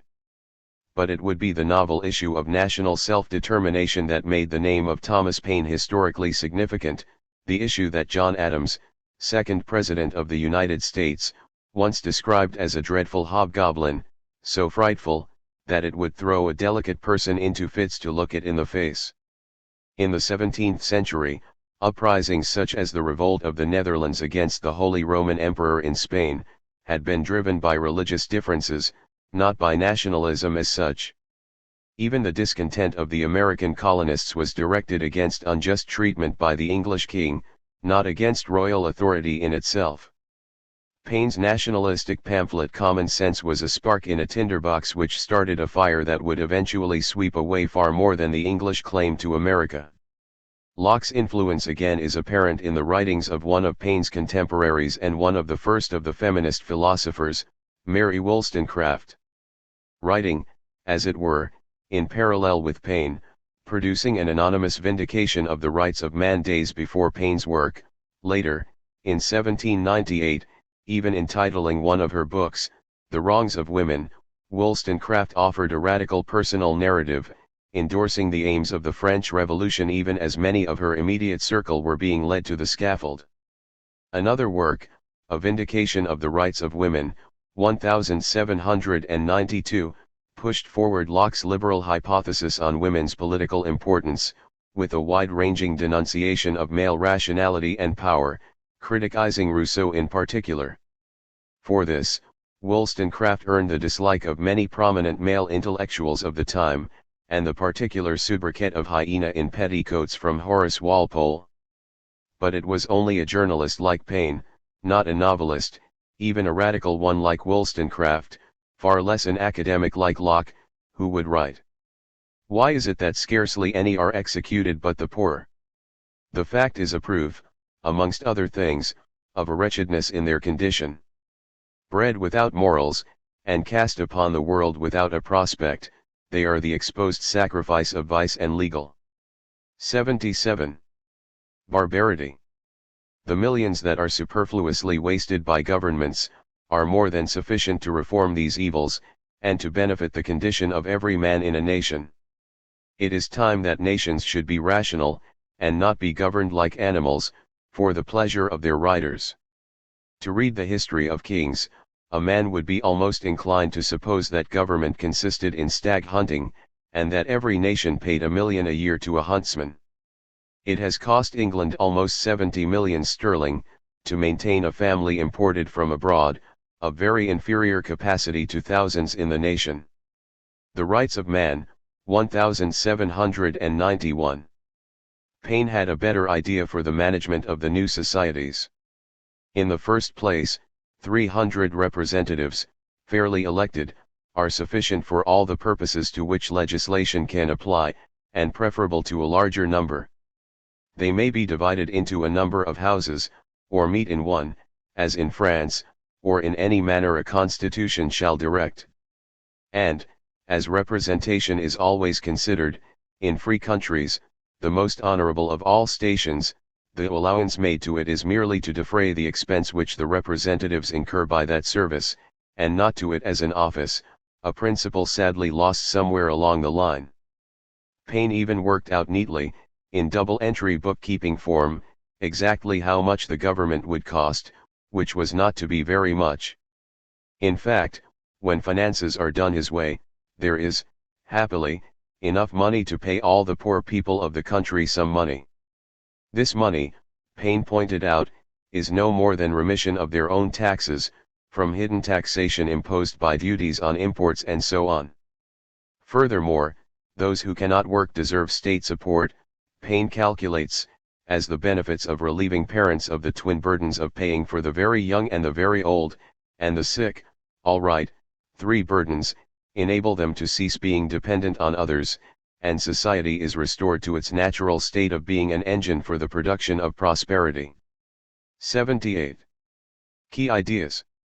Locke creates a picture of the world in which rationality is the ultimate authority, not God, and certainly not, as Hobbes had insisted, brute force.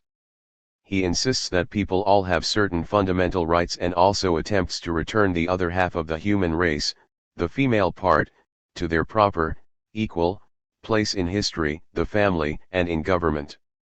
Locke's legacy is the first, essentially practical, even legalistic, framework and analysis of the workings of society. That is his own particular contribution to its evolution. Property is the key to civil society, and the key to property is labor. The more you work, the more you own. The powers of government must be strictly limited, in particular by separating the ability to make laws from the ability to make policy. Key text. Locke's essay concerning the true, original extent and end of civil government, 1690. 79.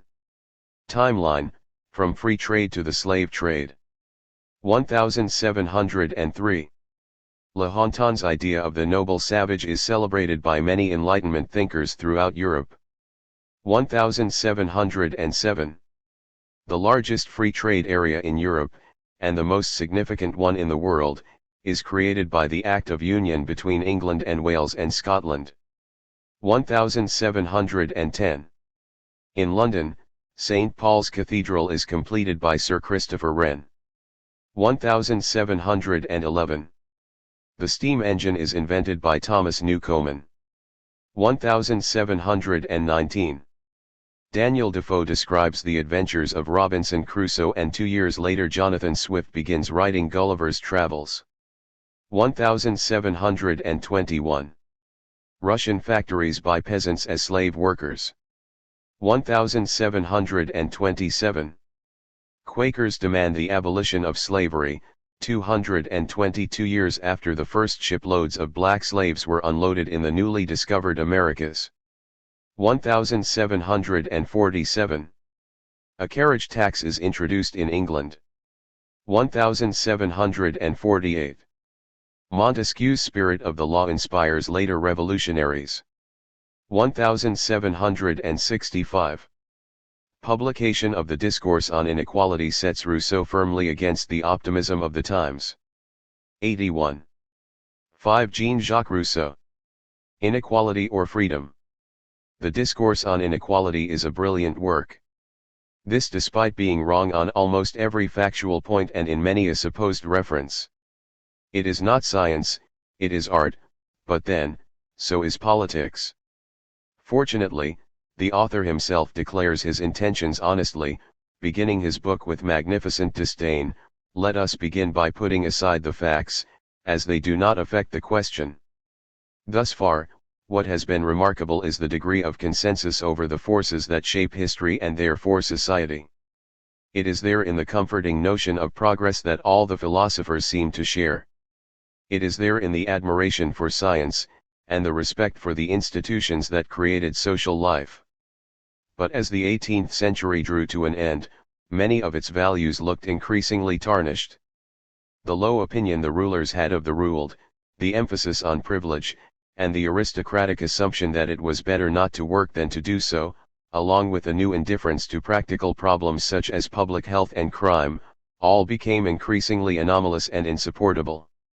New ways of looking at the world were needed, and a young Franco-Swiss philosopher, Jean-Jacques Rousseau, offered a complete reversal of the values of the time. Rousseau did not think anything of civilization, nor was he impressed by the achievements of science. He instead thought primitive man had been happier and better off. And he measured people's value not by their possessions, but by the divine spark that he saw in them all, the immortal soul of natural man. His philosophy offers a more spiritual, romantic view of the world. And it was anathema to many. Voltaire refused to abandon civilization, to accept what he called an invitation to go down on all fours, saying that after 60 years or so, he had lost the habit. Dr. Johnson said of Rousseau and his supporters, "Truth is a cow that will yield them no more milk, so they have gone to milk the bull." But many others were entranced and inspired. 82. Works. Rousseau was a thinker who had many hats. He was an expert on music, and on education, one of the key figures in the Romantic movement in the arts, and the standard-bearer of the Romantic tradition.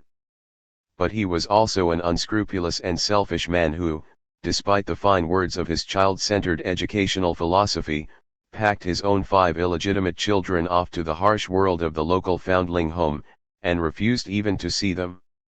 Rousseau was insecure too, convinced that everyone was out to get him, and considered offers of help always to be trickery. He constantly complained of being misrepresented, and by the end of his life was almost certainly suffering from the madness of full-blown paranoia.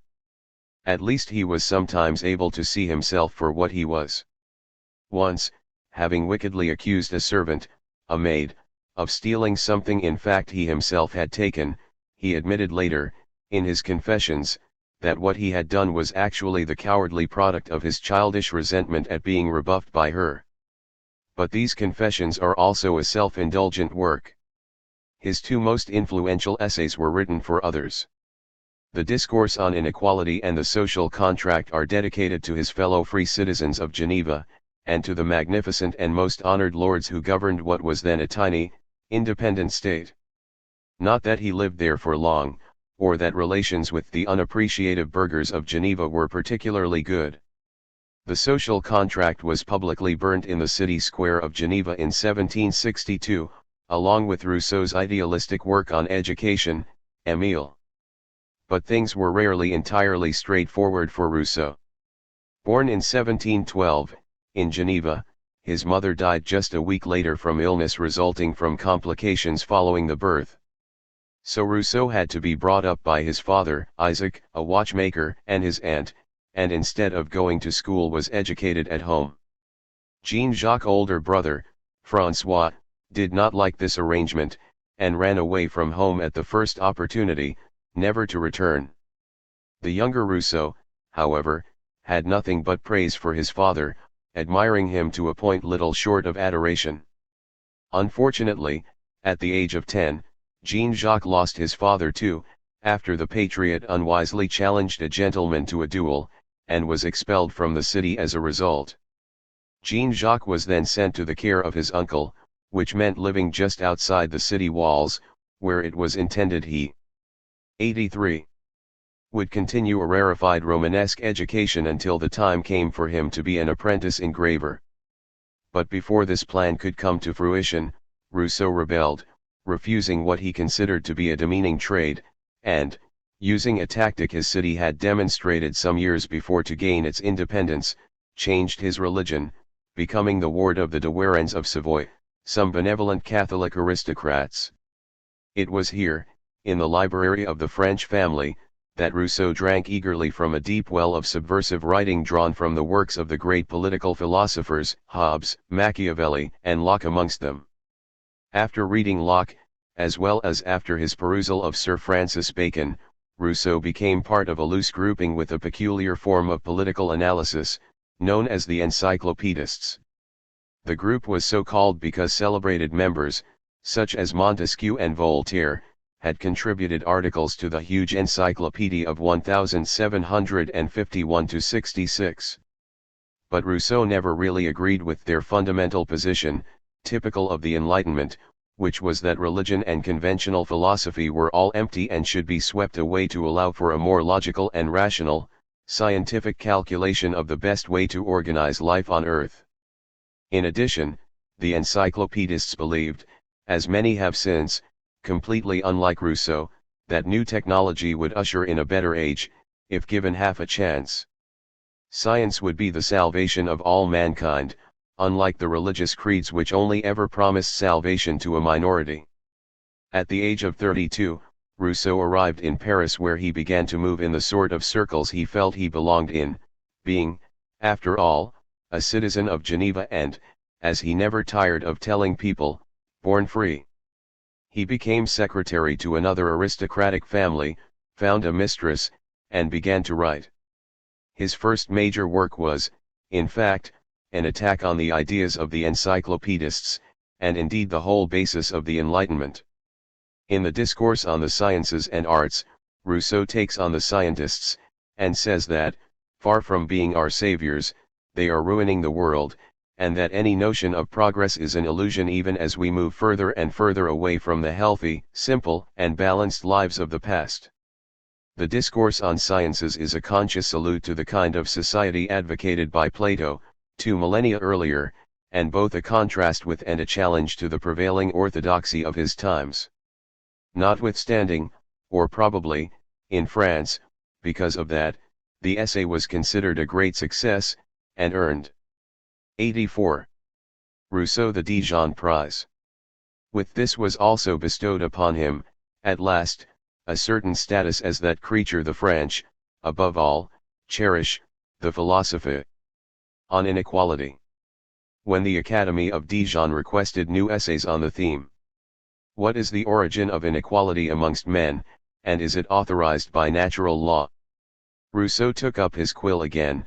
Attentive readers will have noted the invention of the fountain pen was only in 1782, some years after Rousseau's death, developing the idea he had sketched in the Discourse on Sciences, that man in his natural state, far from being greedy, or fearful, as described by Hobbes, is in fact in living in a peaceful, contented state, truly free. This is a freedom with three elements.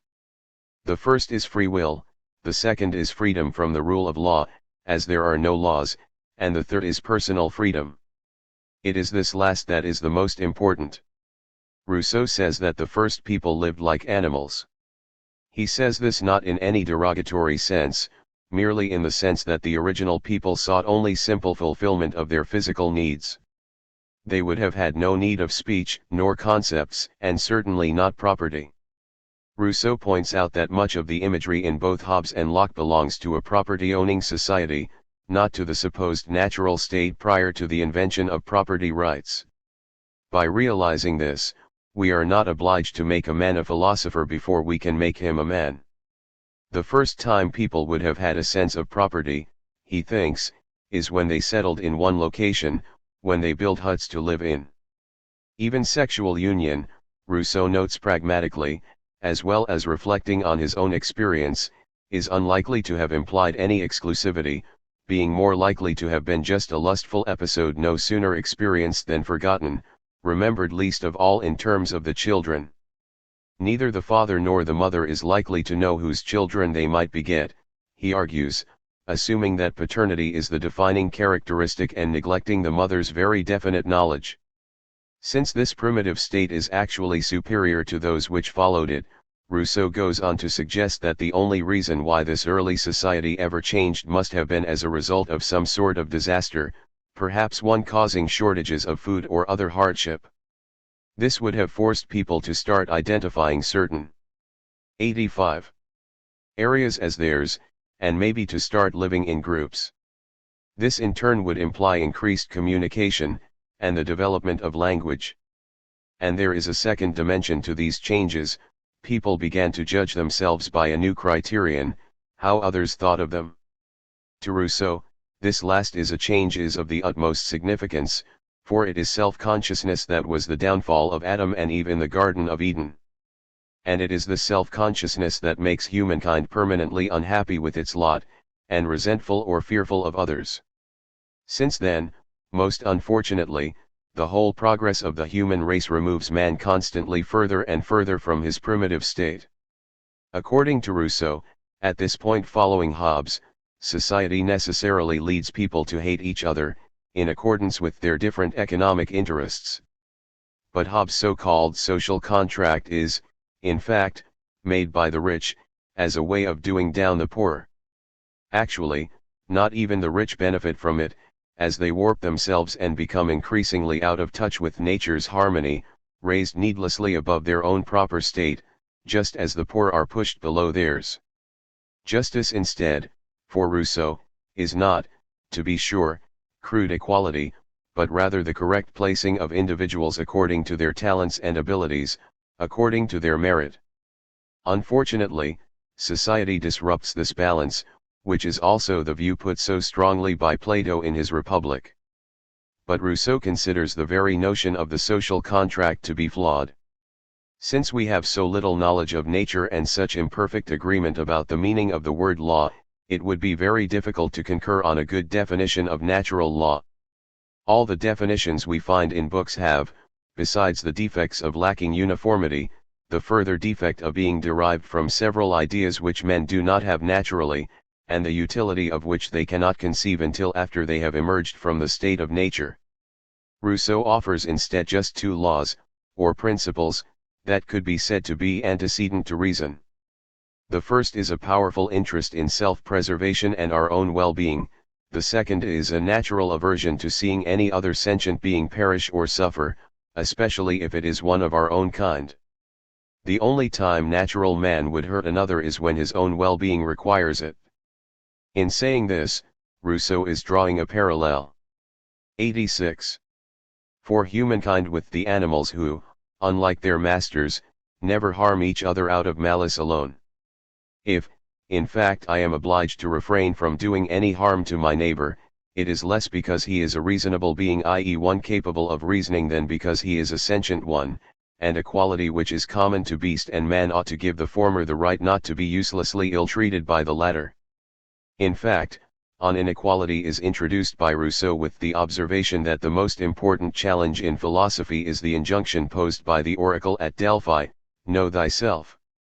The most useful and least developed of all sciences seems to be that of man, he writes.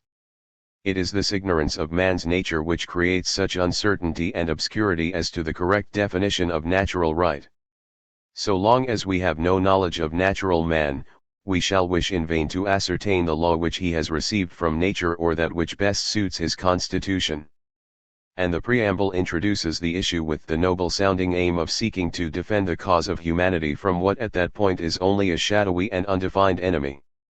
The crime is never made entirely clear either, but by the end of the essay, the rich, the lawmakers and various fellow travelers appear to have been accused, found guilty and indicted, even if not actually sentenced.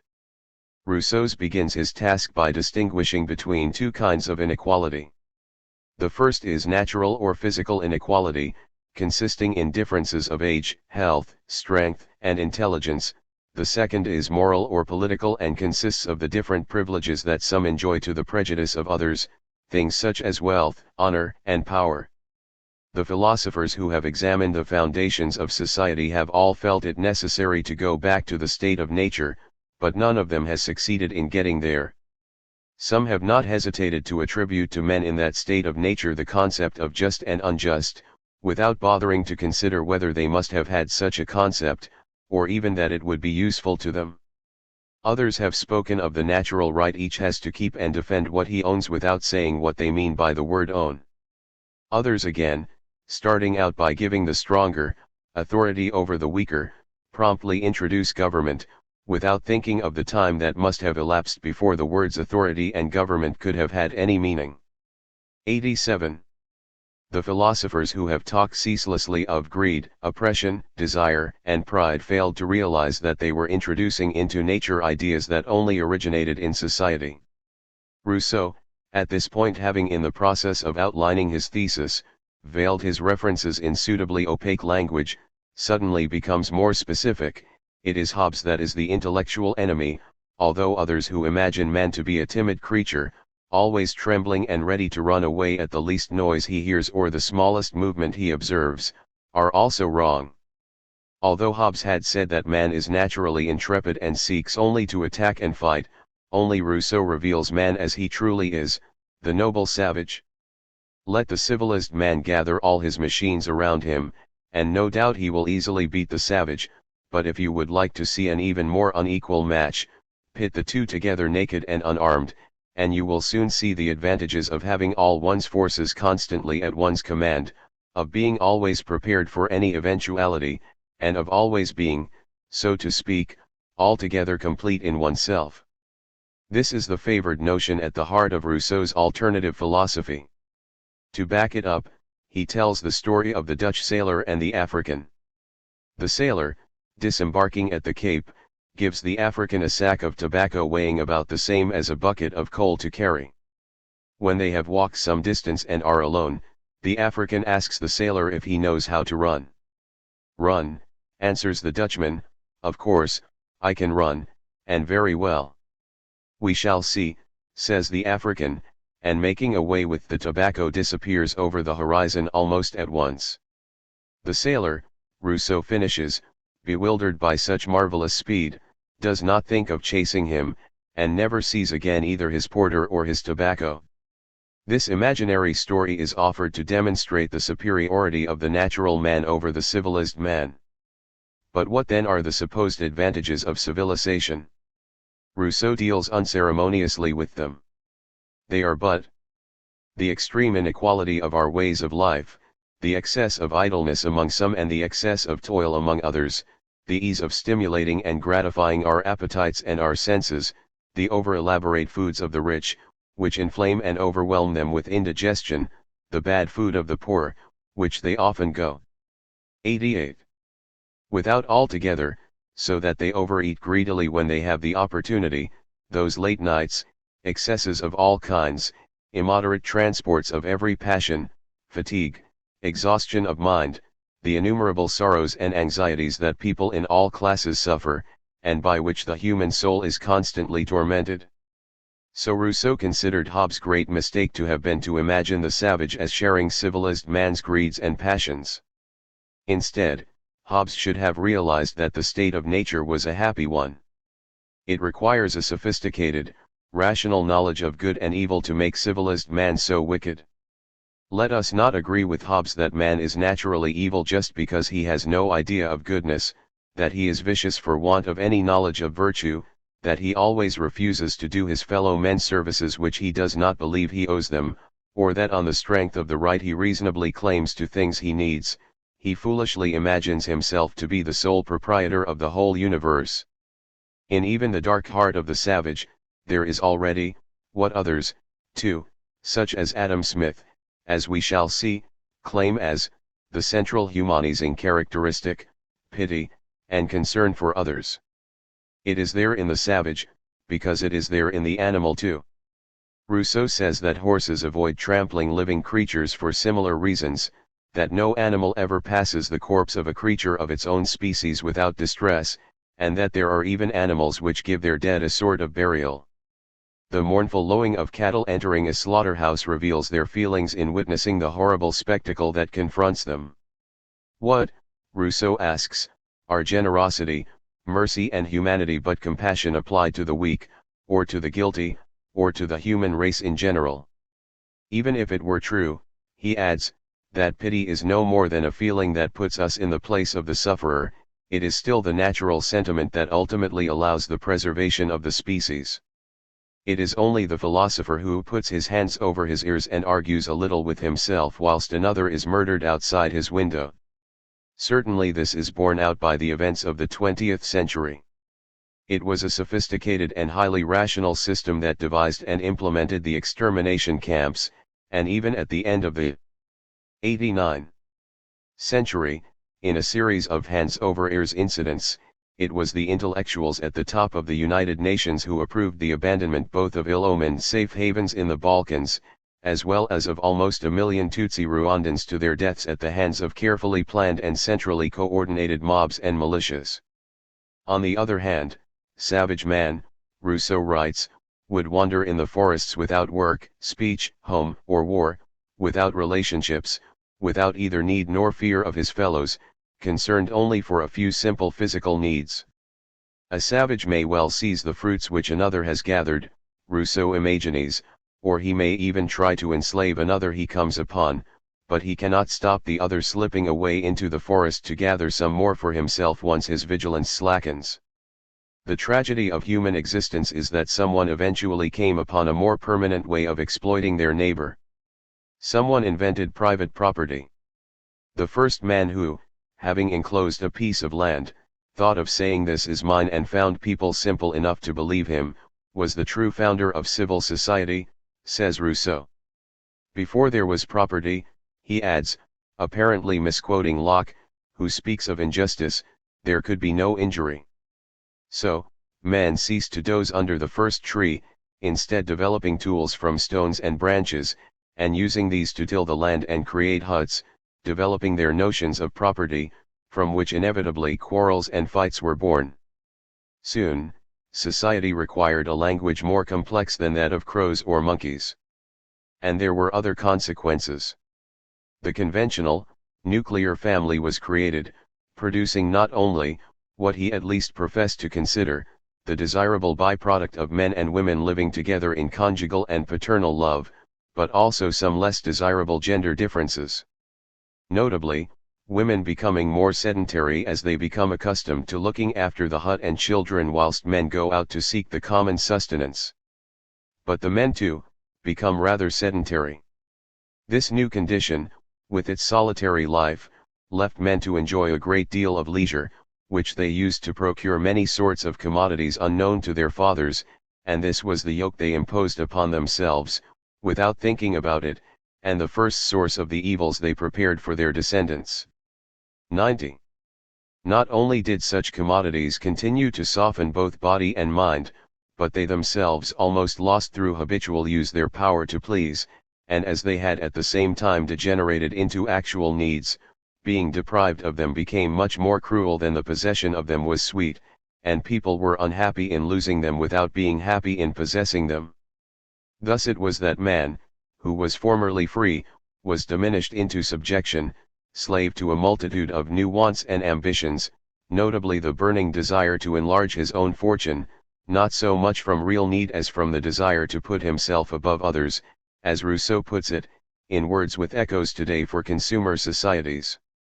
In due course, this urge to dominate becomes like bloodlust. The consumers are like ravenous wolves which, having tasted human flesh, refuse all other nourishment. The rich use their old slaves to subdue new ones, and dream only of subjugation and exploitation of their fellows. Rousseau paints a mocking portrait of the rich man, seeking to protect his gains by pretending concern for his victims. Let us unite, says his rich man, to protect the weak from oppression, to ensure for each that which he owns, and create a system of justice and peace that all shall be bound to, without exception. Rousseau thinks his explanation of civil law is more convincing than those offered by philosophers who suppose some sort of universal social contract for, as he puts it, the poor have only one good, their freedom, and to voluntarily strip themselves of that without gaining anything in exchange would appear to be absolute folly. The rich, on the other hand, have much to gain, and consequently, he thinks, it seems reasonable to suppose the thing to have been invented by them, by those to whom it was useful rather than by those to whom it was injurious. Actually, in later writings, notably The Social Contract, Rousseau suggests that a way around the selfishness could be through a system of majority voting in which each individual's wishes become instead part of a general will, rather than reflecting directly anyone's particular desires. Rousseau's version of the origins of the division of labor is similarly perverse and even bizarre. Instead of the use of iron improving agriculture, he sees it as a burden on the producers of food. The more the number of industrial workers multiplied, the fewer hands were engaged in providing the common subsistence, without there being any fewer mouths to feed. 91. Then we must consider all the unhealthy trades of modern society, laboring in mines, preparation of certain metals, such as lead, and ironically, the migration to the cities, before we can claim society has improved people's lives. Not that Rousseau is saying we should return to living with the bears, a conclusion he hastens, as he says, to forestall. By contrast, natural man, outside society, will not tolerate subjugation, as an unbroken horse paws the ground with its hoofs and rears at the approach of the bit, or animals break their heads against the bars of their prisons. yet civil society reduces all to slaves. And the explanation offered by such as Mr. Locke that the government is but like a father to us, Rousseau dismisses too, for, by the law of nature, the father is master of the child only for such time as his help is necessary, and that beyond this stage, the two are equals, the son becoming perfectly independent of the father. In fact, by giving up liberty, a man degrades his being. Moving from the small picture to the larger, contemporary one, Rousseau offers a hands-off state.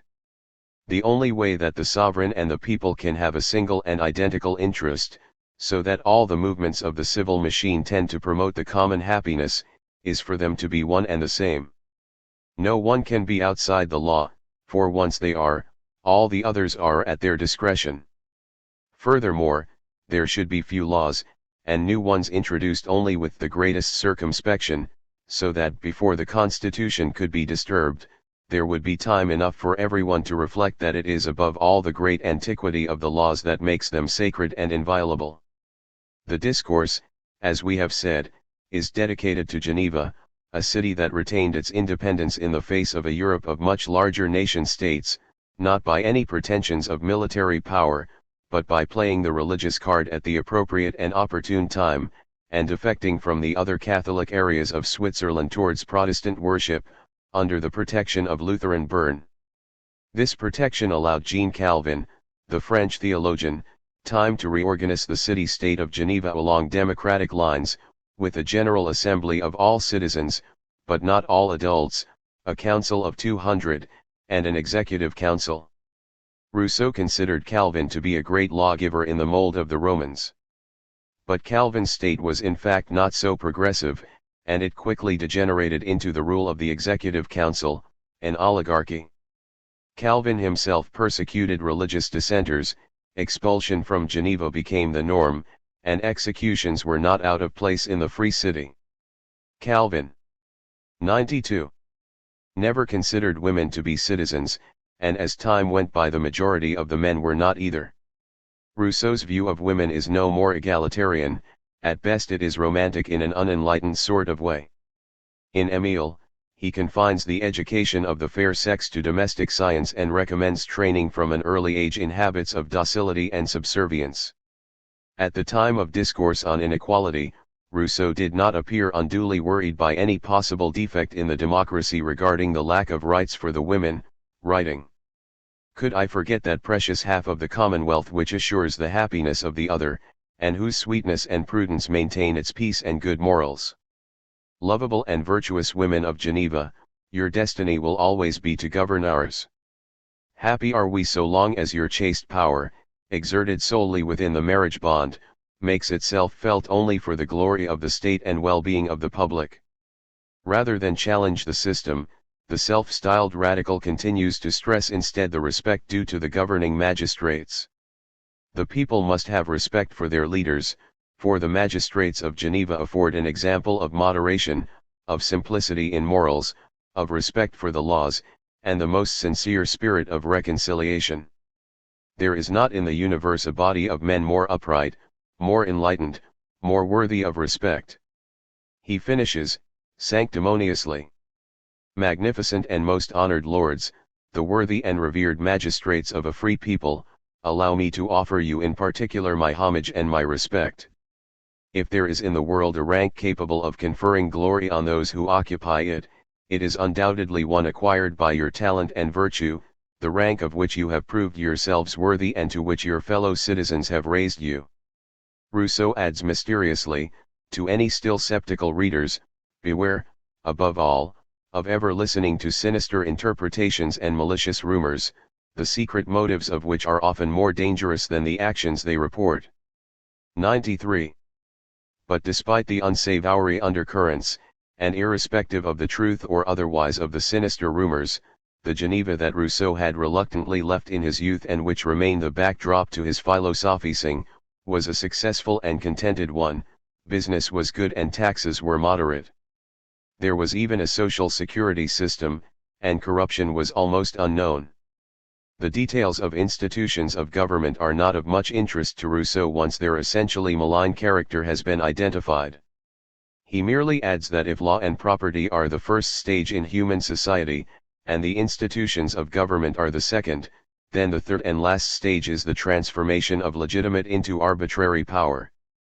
Human society leads people to hate each other in proportion to the extent that their interests conflict. People pretend to do each other services whilst actually trying to exploit them and do them down. We must attribute to the institution of property, and hence to society, murders, poisonings, highway robbery and indeed, the punishments of those crimes. That is at the individual level. On the national scale, inequality, being almost non-existent in the state of nature, becomes fixed and legitimate through the institution of property and laws. When society has, as it inevitably will, degenerated into tyranny and all are slaves again, the circle is complete, for all individuals become equal again when they are nothing. And all the time civil man torments himself constantly in search of ever more laborious occupations, working himself to death, renouncing life in order to achieve immortality. Civil society is, in fact, a society of people who nearly all complain and several of whom indeed deprive themselves of their existence. This is the logic of property ownership and capitalism. Influence. What, then, is the legacy of Jean-Jacques Rousseau? His influence is greater than is perhaps often realized. He is one of the fathers of the peculiarly French school of philosophy which is concerned with la condition humaine and, in particular, with our attempts at finding our true selves. Freedom, the French challenge us, is actually within, obtained from finding our true identity, not from having satisfied.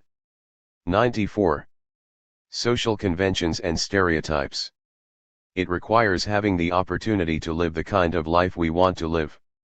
Rousseau offers a view of social evolution in which the human animal is being molded by its environment, deriving its attitudes and values from its surroundings. With regard to human nature, Rousseau is the optimist to Hobbes' pessimist. All people are born with the qualities that will lead them to success and happiness, given the right conditions. In Emile, as part of his account of bringing up a child, he makes this even more explicit, describing how the child acquires needs and feelings different from those it is born with, as an effect and result of its environment. If the child is unhappy, it is because of a fault with its surroundings, and the same is true, he thinks, for adults. The discourse itself is an essay that somehow manages to be already at least 1,000 years out of date even when it was written, in the early years of the Industrial Revolution, and surprisingly contemporary. Rousseau has not only put aside the facts but seems to have put aside such niceties as overall theory and logical structure. Yet on inequality is still, undoubtedly, magnificent, and more than that, it contains truths about human nature which other philosophers somehow failed to see. The common people to whom it is addressed did, however, recognize them, and for that reason Rousseau's tract became one of the most influential works not only of its time, but of all time. That, surely, is the true measure of a political work. Rousseau died in 1778, the same year as his critic Voltaire, possibly by his own hand, and certainly in sad and lonely circumstances. But as Goethe commented, with Voltaire an age ended, with Rousseau, a new one began. Key ideas. Rousseau's recipe for human society can be expressed in just one word: freedom. Rousseau offers us a fairly implausible idea of what this might be, and supposes it to be in conflict and opposition to the structures of modern societies. But Rousseau's legacy is still important as a reminder of non-material values, and a more optimistic if romanticist notion of humanity. What he offers us may be largely false and often is hopelessly impractical, but it is also always an important, alternative understanding of ourselves. 95. People are happy and satisfied in the state of nature, but the invention of property brings about competition, inequality, and conflict. Most of the desires and wants of modern society are artificial, pointless, and ultimately self-destructive. Key text. Rousseau's Discourse on Inequality, 1753. 96. Timeline, From standardizing English to numbering houses. 1752. Benjamin Franklin demonstrates that lightning is, in fact, electricity. 1755. Samuel Johnson's Book of Words, the dictionary, standardizes English. 1759. Voltaire publishes Candide, a cynical portrait of a Dr. Pangloss who believes that everything is always for the best in the best of all possible worlds. 1760. Rural Britain changes forever under the Enclosure Acts which take away the traditional rights of commoners. This is the year conventionally taken as the beginning of the Industrial Revolution. 1764. Houses in London are numbered. 1775. The War of American Independence begins. It will end in total success for the colonists after heavy defeats of the English a few years later. The distinctive federal Constitution of the United States is signed into existence at Philadelphia in 1787. 1776. Wealth of Nations published. 97. 6. Adam Smith's Inquiry into the Wealth of Nations. From Smith, we gain a new perspective on human society.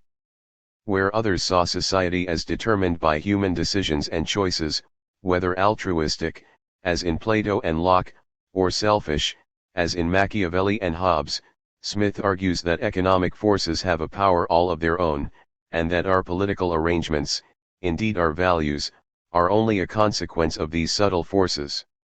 The English, American and French revolutions, momentous though they seemed, were only so many puffs of smoke, the superficial, political aspects of far greater, but hidden, subterranean economic volcano that had been slowly building up pressure in the preceding centuries.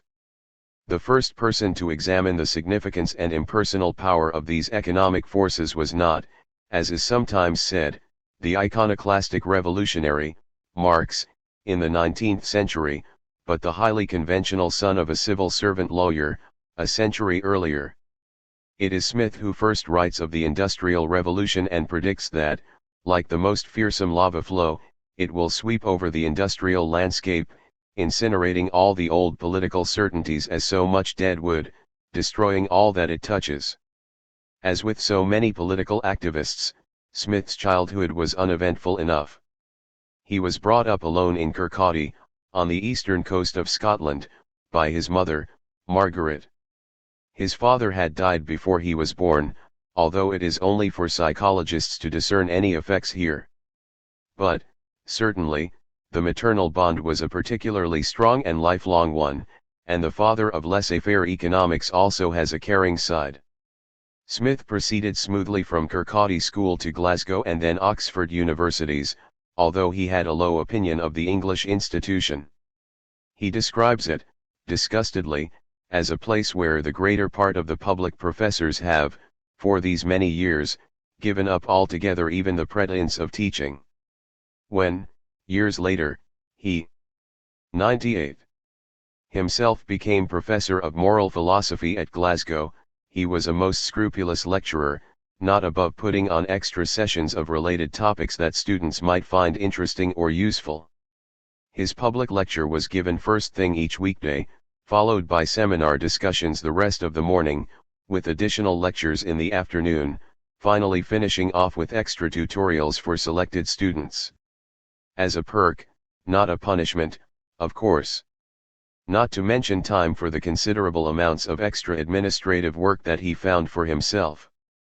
At this time, students paid the bulk of a professor's salary in the form of fees directly to the lecturer, and the story goes that when Professor Smith had to leave the university just halfway through the session of 1764, the students refused to accept reimbursement of their monies, saying that the instruction and pleasure received was already more than they could ever repay.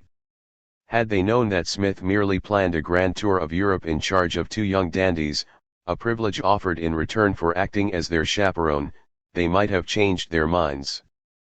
But in any case, for Smith, the leisured life deprived of his teaching and administrative duties was so dull that, early on in the tour, At Toulouse, he wrote home that he had decided to write a book to pass away the time. So it was that the best-selling work of its time, and one of the most important economic analyses of all time, an inquiry into the nature and causes of the wealth of nations, came to be written. Work. Smith is a philosopher in the mold of Plato and Aristotle. He is prepared to deal with all types of question, all types of evidence, untrammeled by notions of sticking to a narrow discipline. He is a philosopher, but he is also a social scientist, an historian, and a natural scientist too. His history of astronomy is counted very highly by historians of science. Smith's method is to examine the research and findings of others and to make new connections, new discoveries from them. He is aware that any theory he puts forward, just as with any straightforwardly physical theory, such as Newton's, remains just theory, always capable of refutation. His writing is philosophy as a way of thinking, applied to real issues and questions, not philosophy as an esoteric body of obscure knowledge, as it so often is for lesser academicians. 99. The inquiry is also the result of another grand journey, one that had started for Smith with the question of justice, tackled in the process of cataloging the history of law. On this journey, he had explored the nature of ethics in the moral sentiments, before arriving in due course at economics, which is, for Smith, the hidden set of rules that govern society. Additionally, again anticipating Marxism, he believed economic realities could be observed in the changing nature of the overt laws of the judicial system. The geographical tour itself hinged on Paris, which Smith and his two companions found much the most agreeable part. And here Smith discovered a group of French intellectuals to discuss economics with. The French held that agriculture and mining were fundamentally the source of national wealth because they alone permitted a genuine conversion of labor into production. Other processes, such as manufacturing, merely turned one sort of product into another. Smith was highly impressed by this, later describing it as perhaps the nearest approximation to the truth that has yet been discovered on the subject of political economy.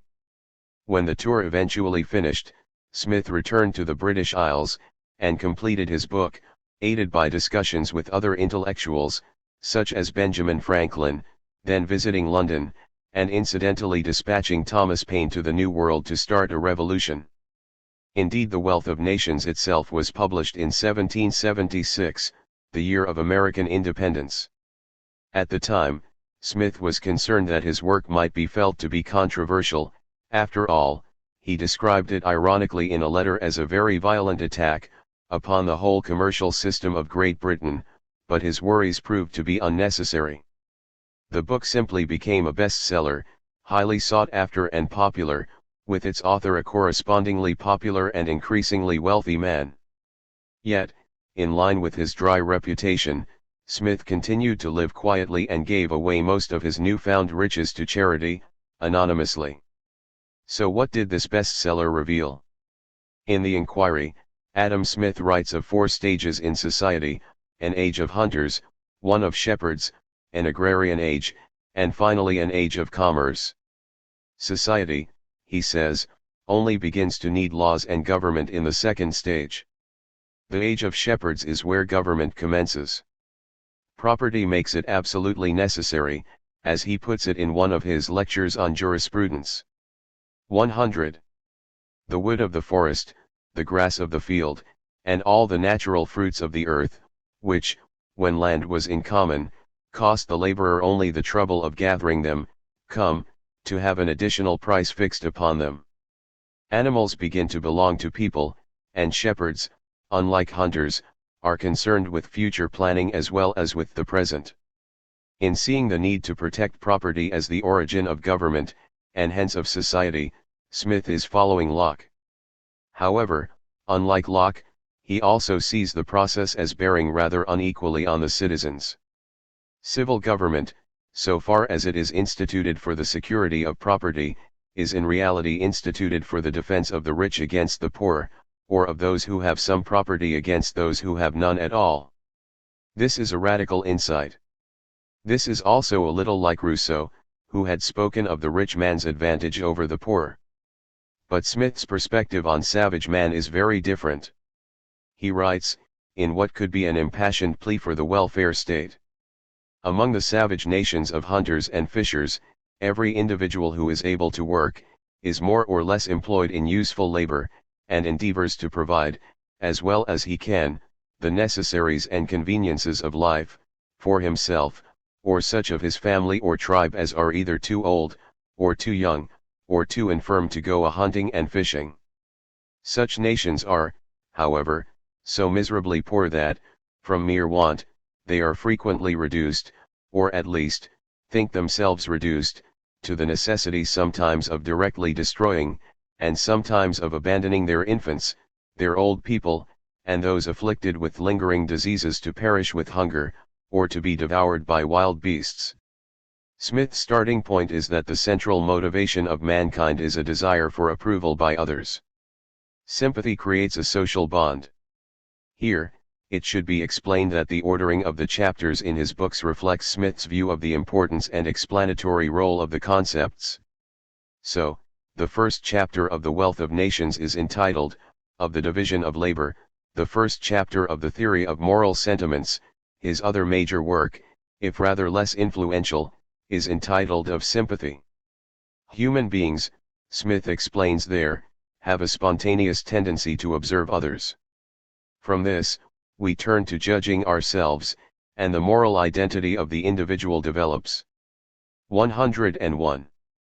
In this way, emerging from social interaction, sympathy, or awareness of others' feelings, we might say empathy, explains morality, the division of labor explains economics.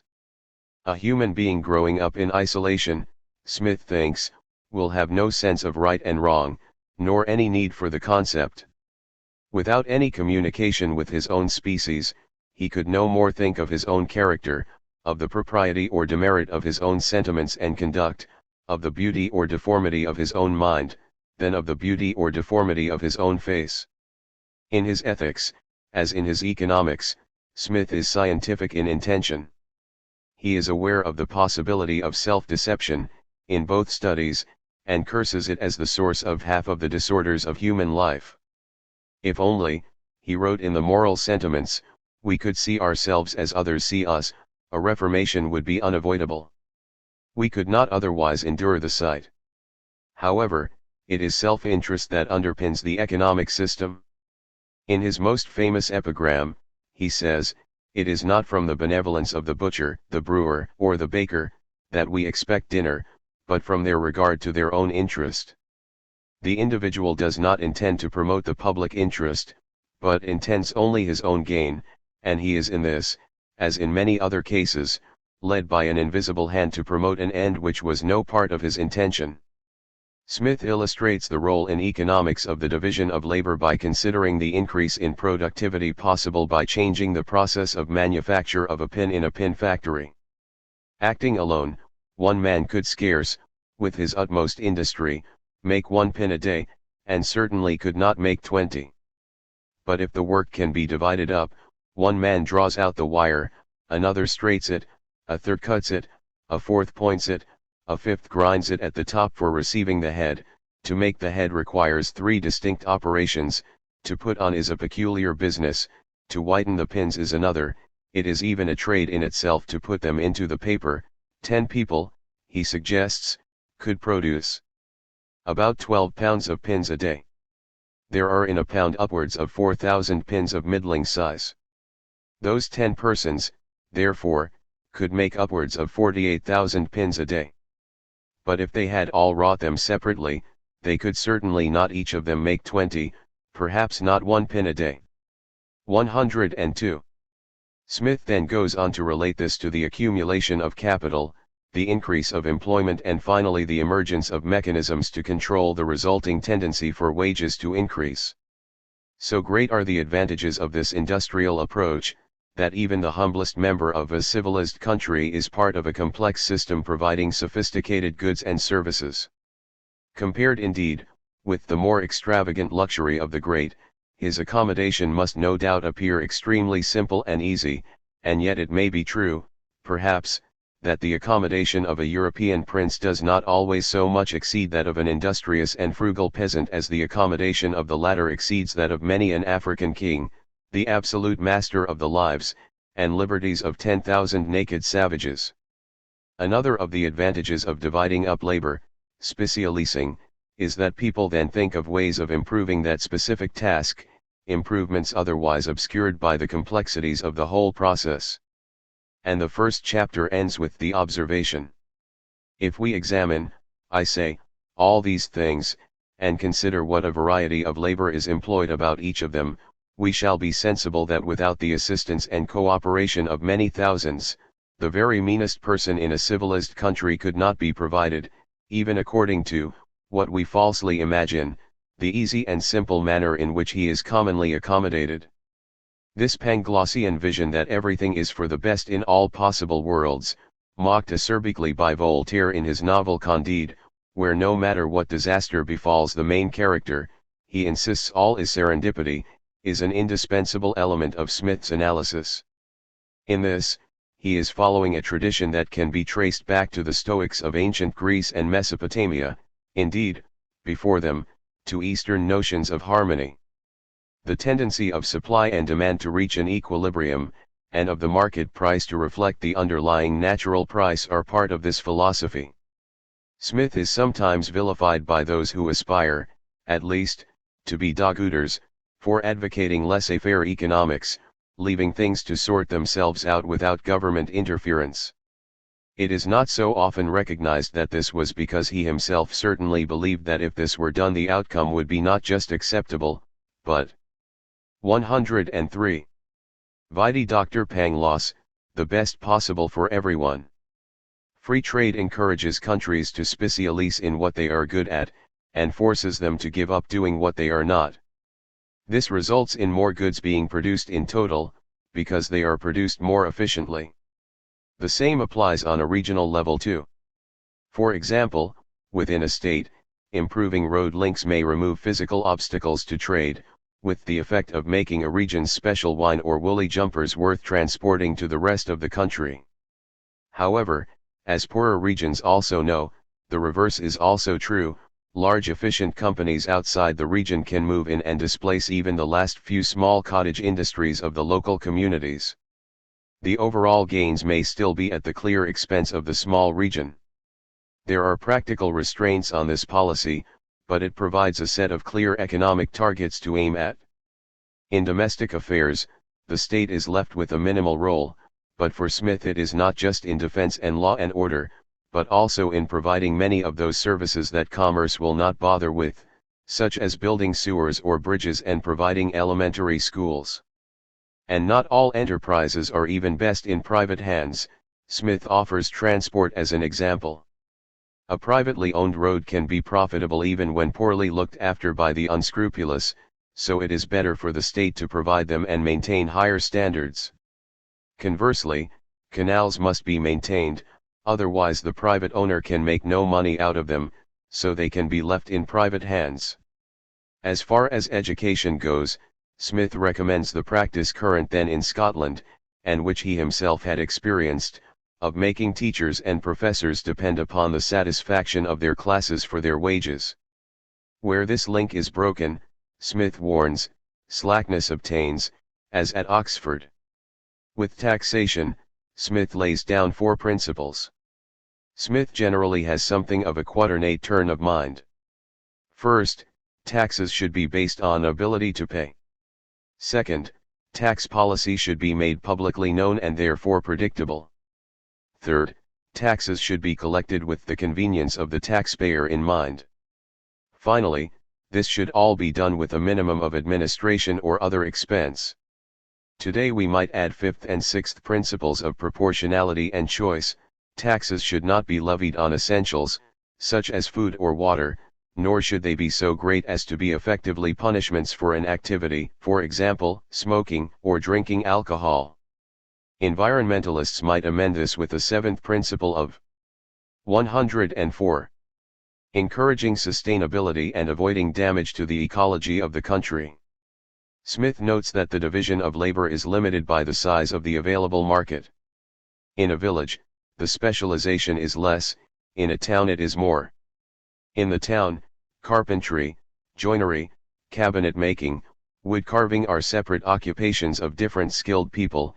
In the village, one person will do all of them. Smith is not wholly enamored with the division process, however, perhaps still recalling the specialists at Oxford, noting that a worker reduced to performing one task can become as stupid and ignorant as it is possible for a human creature to become. Indeed, the process even threatens to reduce people to riot and debauchery. To combat this unfortunate tendency, amongst other reasons, Smith says the state should provide basic education for all the citizens. For a very small expense the public can facilitate, can encourage, and can even impose upon almost the whole body of the people, the necessity of acquiring those most essential parts of education. The size of the market does not depend simply on the number of people who live in a particular area. It depends also on the roads or other transport links in the area and on the ability of producers to get their produce to the people. Smith notes the effect cheaper transport by water was having on trade at the time, recalling that ancient civilizations developed along sea coasts and river banks, and in particular around the Mediterranean Sea. This, Smith wonders irrelevantly, in one aside, being enclosed and calm, was extremely favorable to the infant navigation of the world. To pass beyond the Pillars of Hercules, that is, to sail out of the Straits of Gibraltar, was, in the ancient world, considered a most wonderful and dangerous exploit of navigation. Smith deduces that if economic growth is to be sustained, the market has to widen continually. This is one of the main reasons, he believes, to support free trade. What are the mechanisms by which this trade can be carried out? Smith has an indefatigable interest in the detail of the beginnings of money. The exchange of goods can be carried out by barter. The butcher stockpiles some beef, the baker some loaves, and so on, but as there may be a baker who does not eat beef, or other practical shortcomings of the system, this soon gives way to exchange of goods by reference to one particular commodity, such as gold or silver, or salt, which gives us the word salary, and hence to money itself. He describes at some length, one of the most popular parts of 105. The book, The Transition to Coinage, a process driven by the two related problems of how to stop people from adulterating the metals, or from filing small bits off to make a little extra margin for themselves. Kings and royal mints themselves were past masters at this, of course, with Roman silver coins, in the dying days of the Republic, worth just 1/24 of what they started out as. Smith, ever frugal himself, indignantly condemns the avarice and injustice of princes and sovereign states, who, by abusing the confidence of their subjects, have by degrees reduced the quantity of metal which had been originally contained in their coins. But if the value of the coin used to depend on the amount of silver in it, what gave the silver its value anyway? Smith says, the real price of everything, what everything really costs, is the toil and trouble of acquiring it. Prices are essentially measures of the amount of labor needed to make the commodity. Labor, therefore, is the real measure of the exchangeable value of commodities. Rents paid in corn, Smith notes, have held their value far better than rents paid in anything else. From century to century, corn is the better measure because, from century to century, equal quantities of corn will command the same quantity of labor more nearly than equal quantities of silver. Now, on one level, this is obviously not true. Ask an artist, or even an author. But let Smith have his say. He admits it is more complicated than that. It is the nominal value of goods that determines whether trade is profitable, so for example, tea in China is cheap, and worth the while of the European importer to purchase it. It is therefore nominal values that regulate almost the whole business of common life in which price is concerned. We cannot wonder that it should have been so much more attended to than the real price. Smith considers there to be a real value for everything, and a nominal value, which is its market valuation, its price. It is the nominal value that drives the marketplace. The price someone is prepared to pay is determined by several factors. There is the psychological factor of how much they want it. There is the practical consideration of the manufacturer of how much they have had to spend already to produce the goods. This will include the wages of the workers, the share due to the people who have provided the investment in the machinery and premises for the manufacture, the rent of any equipment or land, and the cost of the raw materials. Smith distinguishes the types of cost because they have different 106 effects. The workers require recompense simply for their time and effort. This he considers to be fairly straightforward. The difference of natural talents in different men is, in reality, much less than we are aware of. That between a philosopher and a common street porter, for example, seems to arise not so much from nature as from habit, custom, and education. When they came into the world, and for the first 6 or 8 years of their existence they were perhaps very much alike, and neither their parents nor playfellows could perceive any remarkable differences. If everyone had to do everything for themselves, as would be the case without the division of labor and the mechanisms for the trading or bartering of goods, people would all appear much the same too. Yet, people do in fact get paid very different amounts for jobs, and it is certainly not due to the different amount of time and effort invested. Although largely spurious claims may be made to this effect, or about the rarity of the skills involved in certain kinds of work. Media stars, university professors, managers, and chief executives are amongst today's examples of this self-serving delusion. We might add to what Smith said, the general rule that the more people are paid, the more important and unique they believe themselves to be. Smith himself acknowledges that each factor, such as wages or rent, of the natural price is in itself subject to the influence of demand in relation to supply. However, labor alone, never varying in its own value, is alone the ultimate and real standard by which the value of all commodities can at all times and places be estimated and compared. It is their real price, money is their nominal price only. He puts it like this. The labor of the manufacturer fixes and realizes itself in some particular subject or vendible sellable commodity, which lasts for some time at least after that labor is past. It is, as it were, a certain quantity of labor stocked and sorted up to be employed, if necessary, upon some other occasion. Various examples are offered. There is the simple case of fish. Those caught from the sea involve only the labor and capital costs. Those caught from rivers will also include a rent charge, to the owner of the fishing rights. There is the more sophisticated case of 107. The factory. The owner of the factory requires a return on the investment, which varies with the amount of capital invested. This is because this capital could have been simply put in a bank, where the manager could then lend it to others for a small fee, and left to grow by compound interest. Profit and interest are basically the same sort of thing, return on capital. Rent, Smith sees as different, because rent may simply be a charge imposed without any original investment, although any asset that can be rented can probably be sold too, in which case we might say to Smith that the distinction disappears. But Smith describes the landlord as one who loves to reap where others have sowed. They are the only one of the three orders whose revenue costs them neither labor nor care, but comes to them, as it were, of its own accord, and independent of any plan or project of their own. So Smith's economic analysis depends on a threefold division which seems to collapse into a twofold one. But there is another more serious problem, too. The price of, say, nails, will depend on their usual price, the demand for things made using nails, the demand for other things made with nails, which are competing for the supply, the availability of iron to make nails and blacksmiths to smelt them, or however they are made, and indeed all of these things may in turn be affected by the price of nails. When the price of a variable depends on itself, we have what physicists term feedback. The amount of feedback with the nails may not be very noticeable or significant, but consider the price of houses or postage stamps or shares. Feedback makes these phenomena behave strangely. In fact, this phenomenon of nonlinearity is what makes the stock market so attractive to investors. Because no one can predict anything reliably, it is always possible for someone to make a large profit by, say, speculating on the price of nails.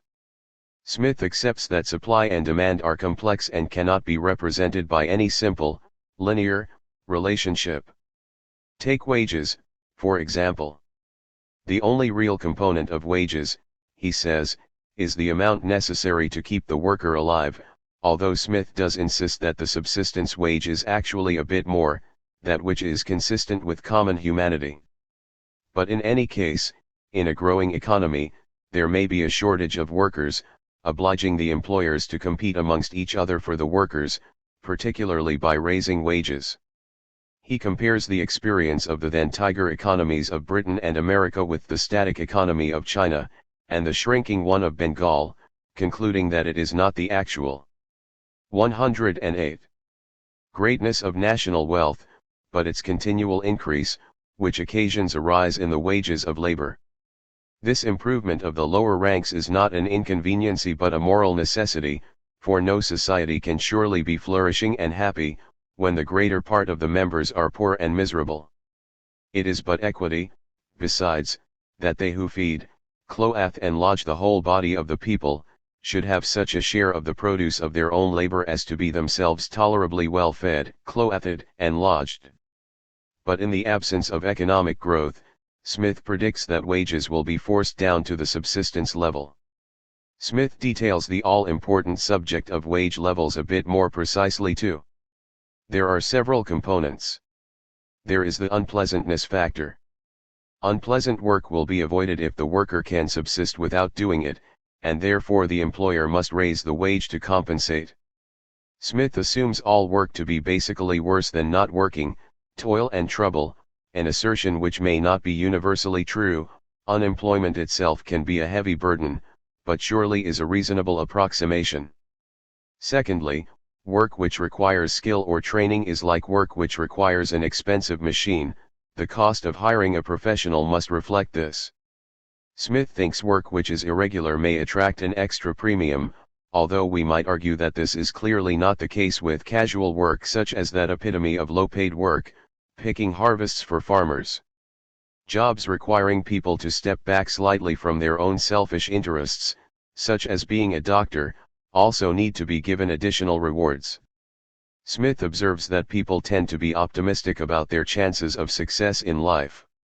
In a lottery, for instance, the chances of winning may be slightly less than the chance of being run over getting the lottery ticket, to embellish his example.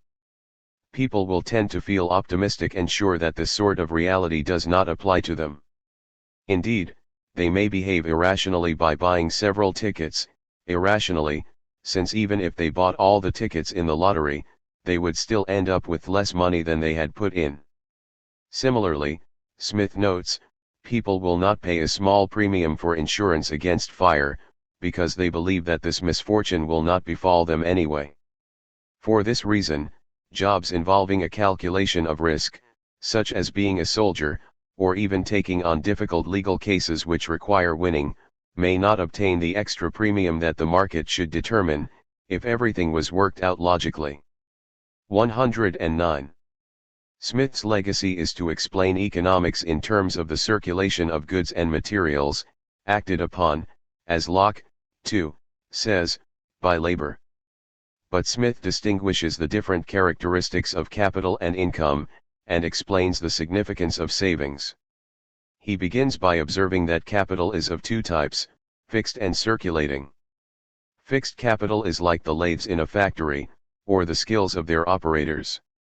Circulating capital is the profit from the selling of the products, as this profit can then be used to buy a new carriage for the factory's owner, which involves more profits for the carriage maker, and all their suppliers too.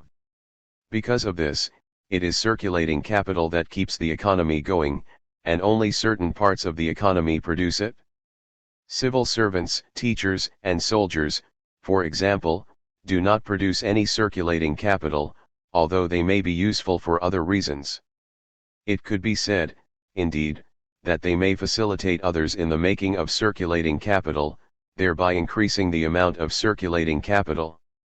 However, Smith does have his eye on certain activities which he considers to be essentially worthless. The labor of the menial servant, such as that of a footman who puts his master's coat on him each morning, he says, does not fix or realize itself in any particular or vendible commodity. His services generally perish in the very instant of their performance, and seldom leave any trace or value behind them. The same goes, Smith adds dismally, for some of the gravest and most important, and some of the most frivolous professions. Like the declamation of the actor, the harangue of the orator, or the tune of the musician, the work of all of them perishes in the very instant of its production. We must leave aside speculation as to whether Smith would have considered the advent of sound and video recording technology as making these professions any the less transitory and frivolous, but indubitably the entertainments industry today is now a major source of circulating capital. Smith is actually rather against spending in general, let alone on frivolities. He sees it as usually unnecessary and inferior to saving. Money saved is available for business to borrow, creating new jobs which in turn create new goods and new profits. These new profits more than cover the initial borrowings, creating a perpetual fund for the maintenance of an equal number in times to come. The urge to save, Smith thinks, is the desire of bettering our condition, a desire which, though generally calm and dispassionate, comes with 110 us from the womb, and never leaves us till we go into the grave. Yet what is saved? Just intrinsically worthless lumps of metal or promises to pay. The wealth of nations is not just a discourse on the dismal science. It contains many profound insights into sociology, psychology, and ethical behavior. The historian H.T. Buckle said of the work, looking at its ultimate results, it is probably the most important book that has ever been written, and is certainly the most valuable contribution ever made by a single man towards establishing the principles on which government should be based. The book is a great work. But its greatness lies not in its originality, for little in it had not been suggested elsewhere before, and Smith, as a scrupulous scholar, would have been aware of the discussions. It is rather in the clarity and comprehensiveness of his vision. Influence. In the intervening centuries between Plato and Aristotle, economics appeared in philosophical and political debate only as a side issue with moral or immediately practical implications. So the scholastic philosophers commented on the ethics of charging interest, and in the 17th century there was a vigorous debate about the merits of foreign trade. Smith effectively carved out the whole subject as a new and separate discipline with its own questions, debates and occasionally solutions. Marx and Engels adopted Smith's problematic theory that the value of something depended on the amount of labor put into it, the labor theory of value, and then drew revolutionary conclusions about surplus value and exploitation. Marx also follows Smith in distinguishing productive labor from unproductive, before going on to derive a parasitical middle class. Smith's political influence is huge. But it might have been even greater.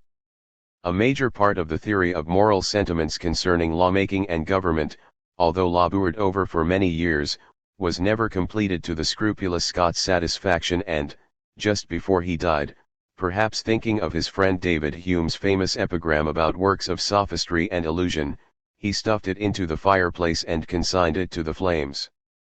111. Key ideas.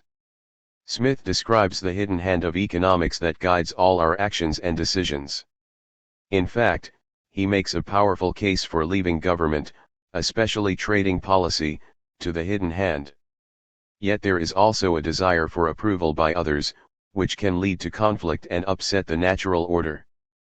People come together naturally, because of the practical advantages, notably the efficiencies of specialization and the division of labor, as well as out of an awareness of others' needs and feelings.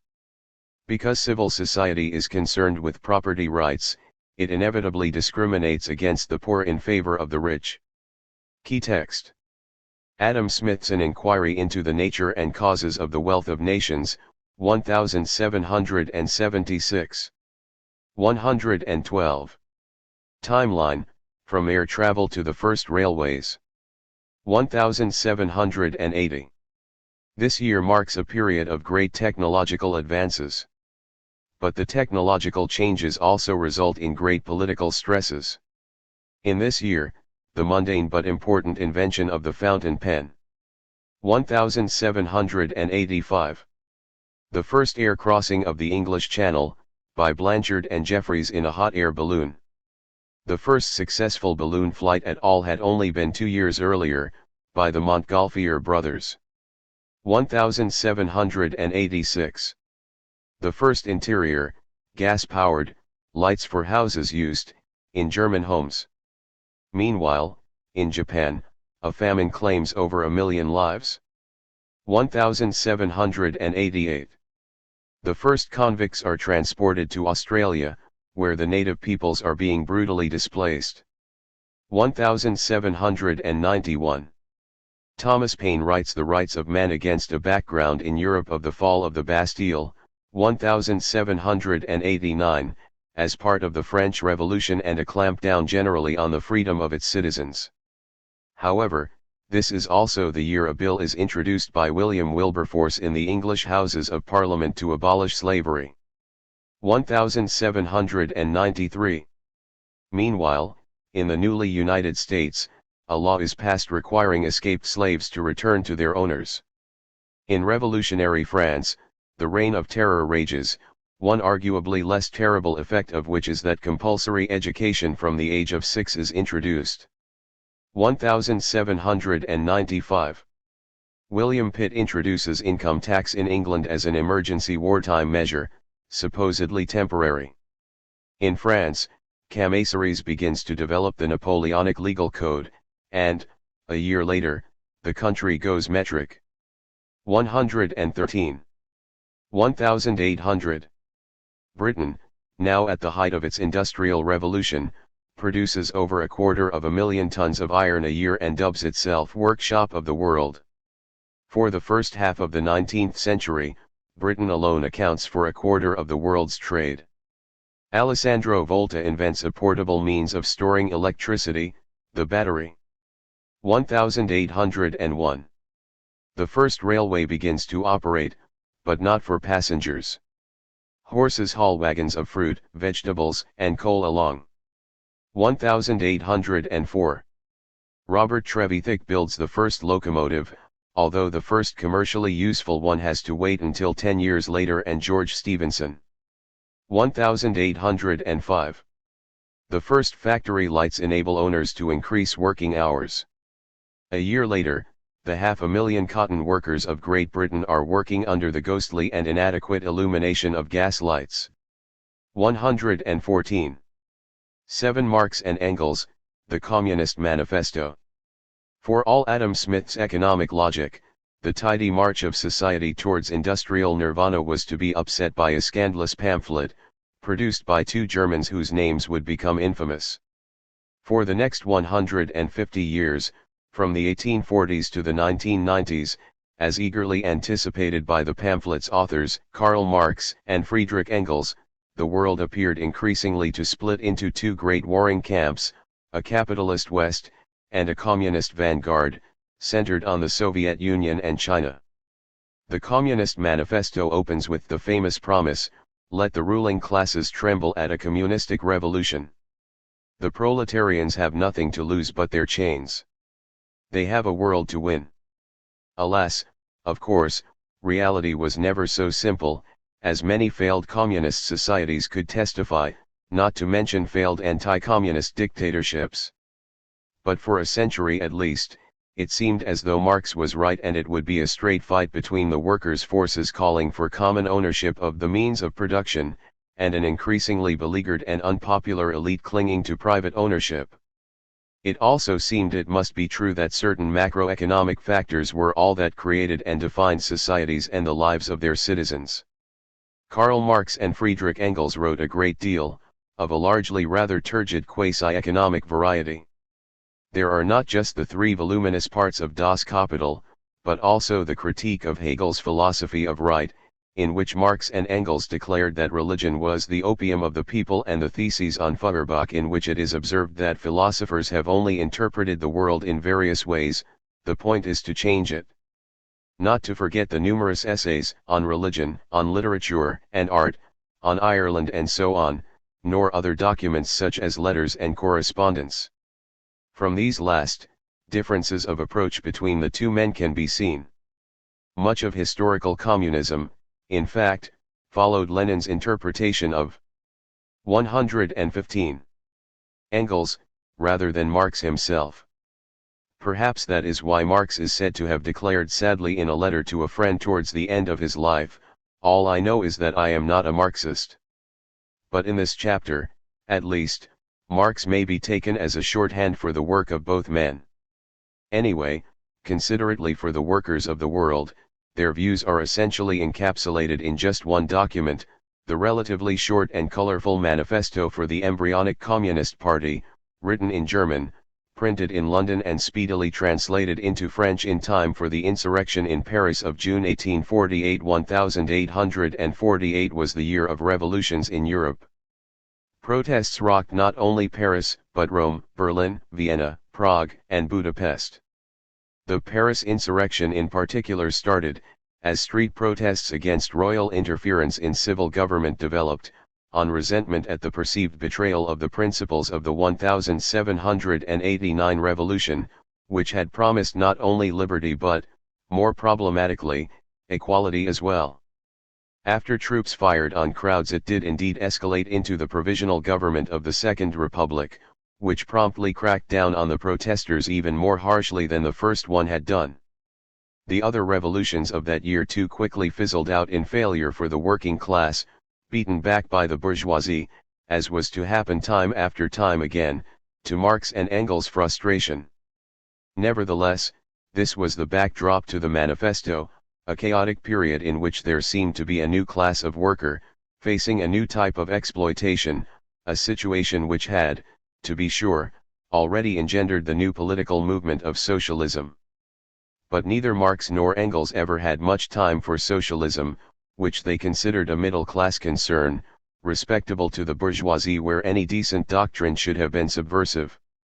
Communism, on the other hand, was much better, the unacceptable face of working-class power, presenting a totally alien face to the capitalist class. Marx and Engels' strategy is summarized in the Manifesto for the benefit of the new movement. The fundamental proposition is that in every historical epoch the prevailing mode of economic production and exchange and the social organization necessarily following from it determine the political structures of society, along with the intellectual beliefs and ideas. That is, economics determines social life, and that decides political positions.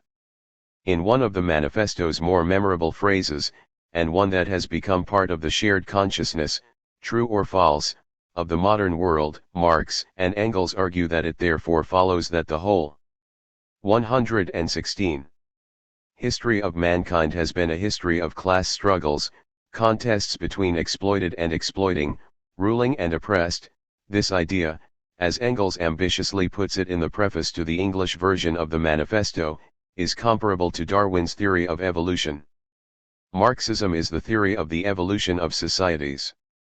It is as impersonal and its conclusions as inevitable as Darwin's biological model of the development of species. Context. What was the background to the Manifesto itself? What sort of social and economic forces shaped its authors? Marx and Engels' lifelong collaboration had begun in the early 1840s after a crackdown by the repressive Prussian government began to make life impossible for Marx, then attempting to make a career as a journalist on the Rheinische-Zeitung. Abandoning Germany for Paris, he met Engels in 1842 and the two formed the partnership which would prove so productive, at least in literary terms. Marx, who had studied law in Bonn and philosophy and history in Berlin, receiving a doctorate in due course from the University of Jena, for his thesis on the ancient Greek philosophers Epicurus and Democritus, is generally credited with providing the scholarship, imagination, and passion. Engels, with the philosophical rigor and practicality, as well as being the better writer. Not to mention the money. It is Engels who attempted to make Marxism into scientific socialism, using the best of philosophy, political science, and traditional socialism. The Communist Manifesto is much more than an interpretation of history as a preparation for the coming of true socialism. As they said, the point was not to understand the world, but to change it. So the manifesto's emphasis is on the class struggle, and its consequent call for revolutionary action indeed led to Marx being arrested in Cologne in 1849, after the crushing of the 1848 revolutions, and tried for sedition. Although acquitted, Marx spent the rest of his life as an exile in London, supported financially by Engels' Manchester textile business. There he pored over books in the reading room of the British Museum, leaving the front-line action to others. Indeed, Marxism began to stress the inexorable changes in economic production over the role of the proletarians.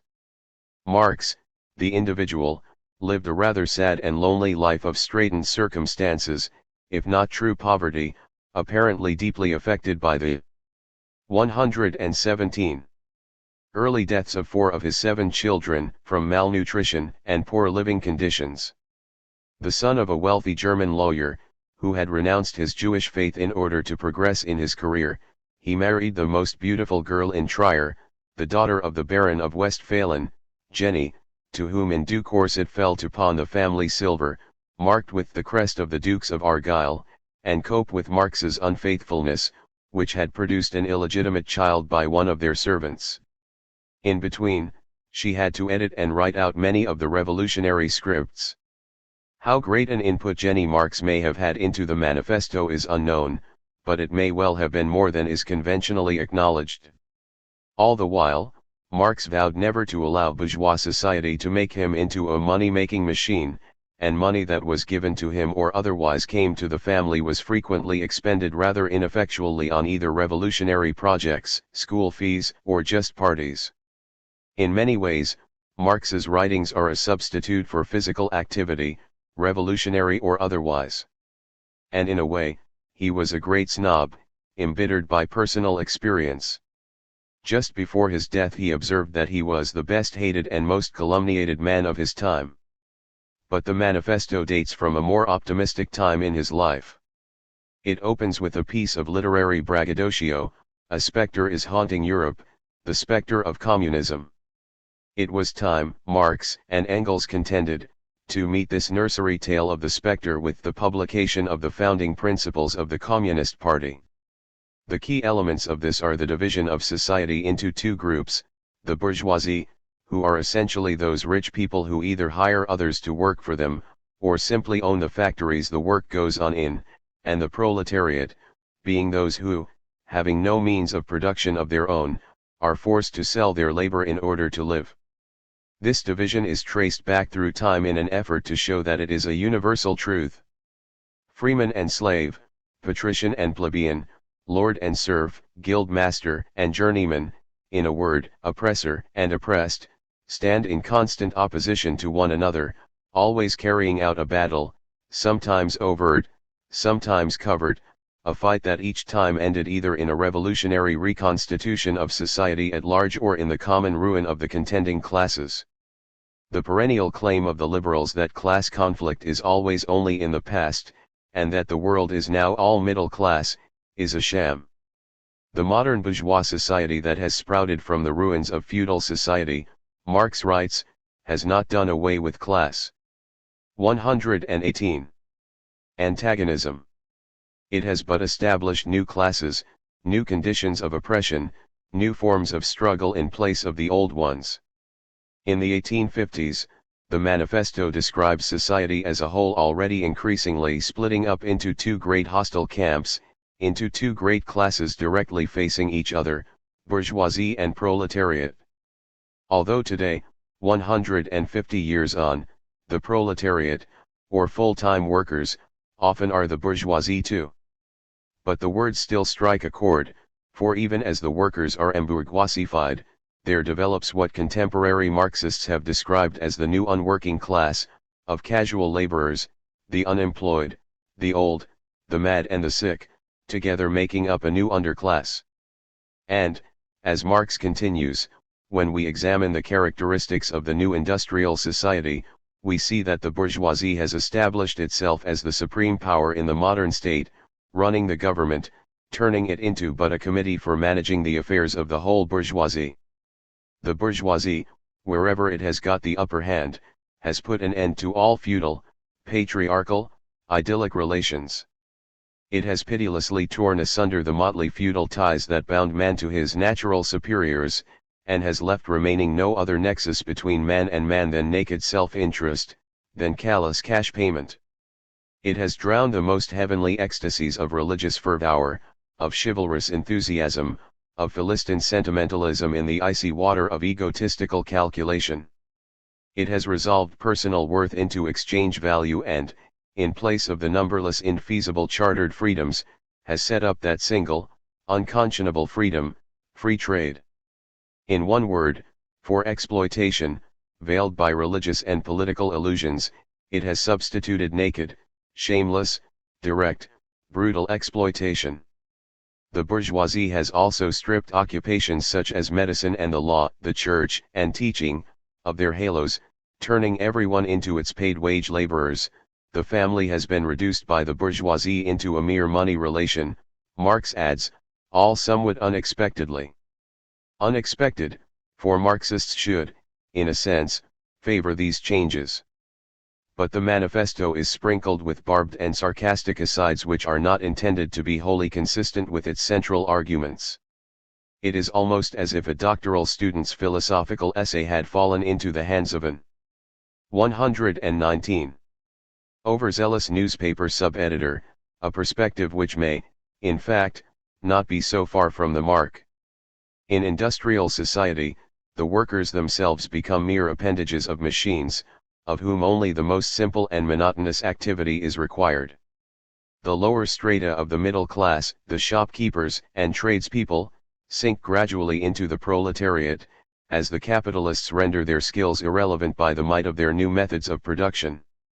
The manifesto says that industrial society requires constant change, as opposed to the tranquility of the feudal and other epochs.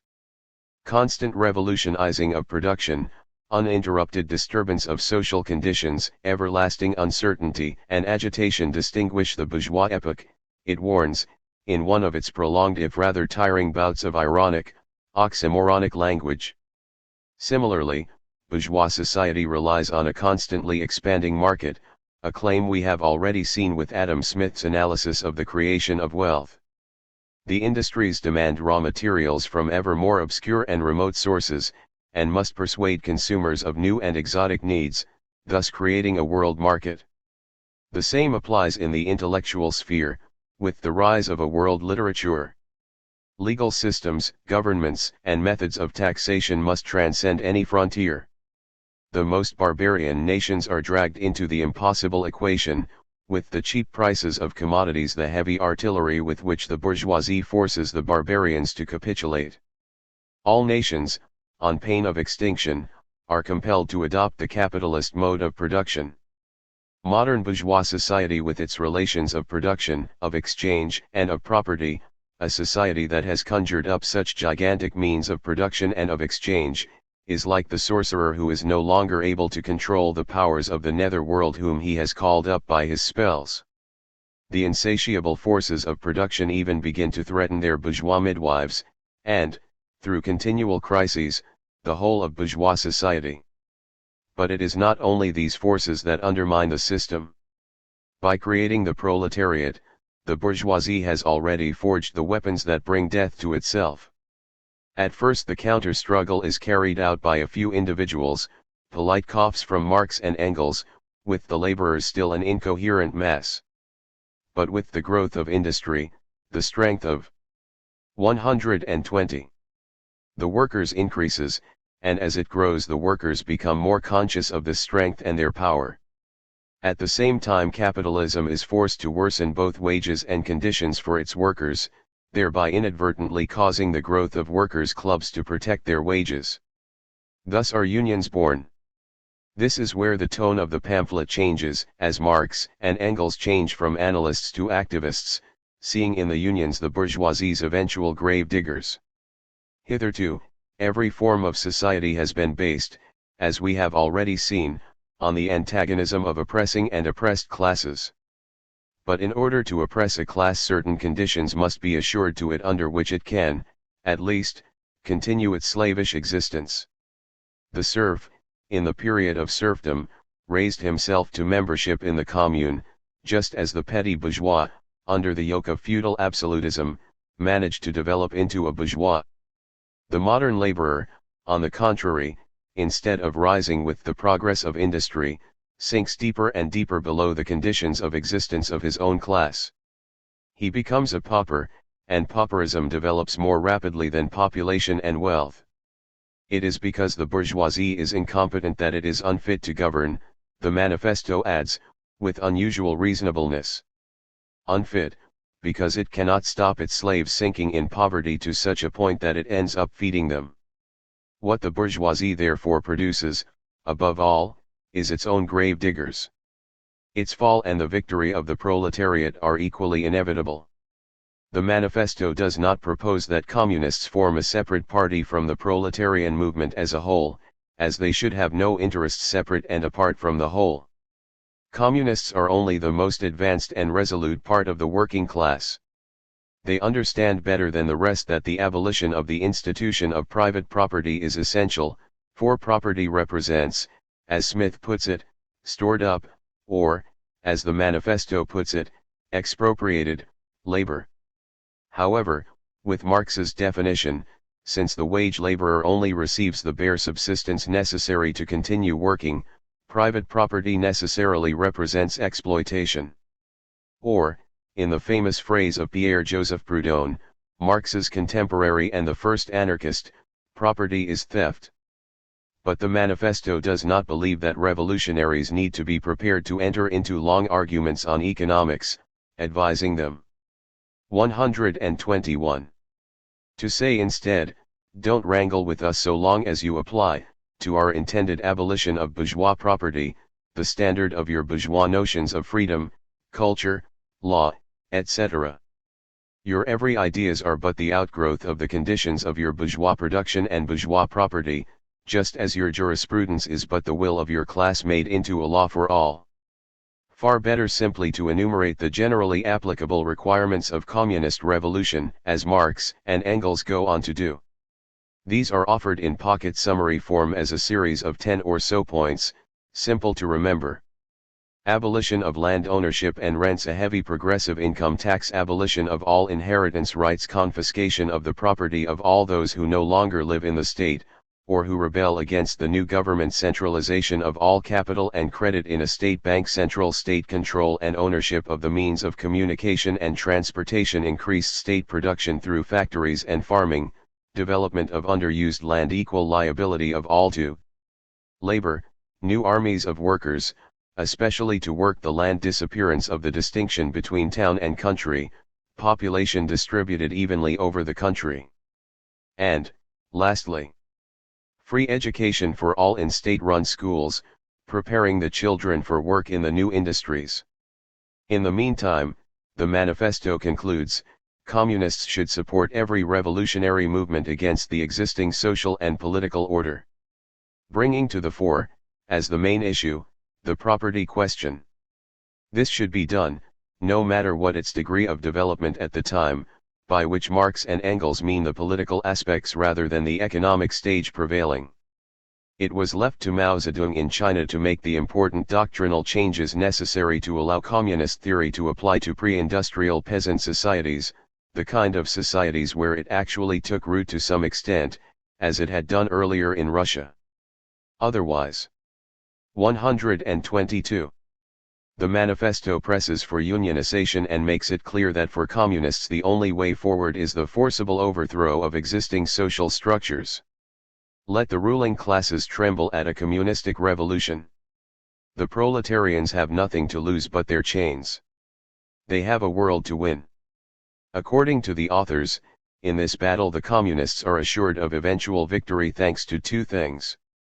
The capitalist mode of production necessarily results in recurrent economic crises, perhaps creating wealth for a few, but increasing poverty for an ever-growing working majority. At the same time, Marxism predicts, equally optimistically, that there will be ever-growing realization amongst the proletarians of their exploitation, that law, morality, and religion are, just so many bourgeois prejudices. Certainly, even bourgeois economists do accept that capitalism has its cycles, with recurrent troughs and adjustments, in bad cases, economic depressions. But, as is discussed later, in Chapter 10, on this crucial, factual claim of increasing absolute poverty, Marxism seems simply to have been wrong. Marx and Engels did not perceive the almost inexhaustible ingenuity of the capitalist system in increasing production through technical progress, and generating within itself apparently unlimited financial resources, making possible high standards of living not only for the tiny minority of mill owners, and the ever-expanding ranks of the petty bourgeois, but for increasing numbers of the workers too. Then again, some, such as one former Marxist, André Gortz, have suggested in recent years that the truly oppressed class of modern capitalism is not that of the workers anymore, but of the unworkers, the old, the unemployed, and the very young, such as the street children of South America, who cannot work and must rely on state handouts or charity, or crime, for their sustenance. Even at the time that Marx and Engels were writing, this view was being expressed in Russia by Bakunin, who foresaw an uprising of the uncivilized, driven by their instinctive desire for equality. Bakunin predicted, in contrast to Marx, that the revolutionary instinct would be enfeebled by civilization, and that violence was part of a primitive urge. The other important claim of the pocket analysis offered by the manifesto, is the so-called materialist conception of history, the idea that, in Engels' words, men must first of all eat, drink, have shelter and clothing, therefore must work, before they can fight for domination, pursue politics, religion, philosophy, etc. Because of 123.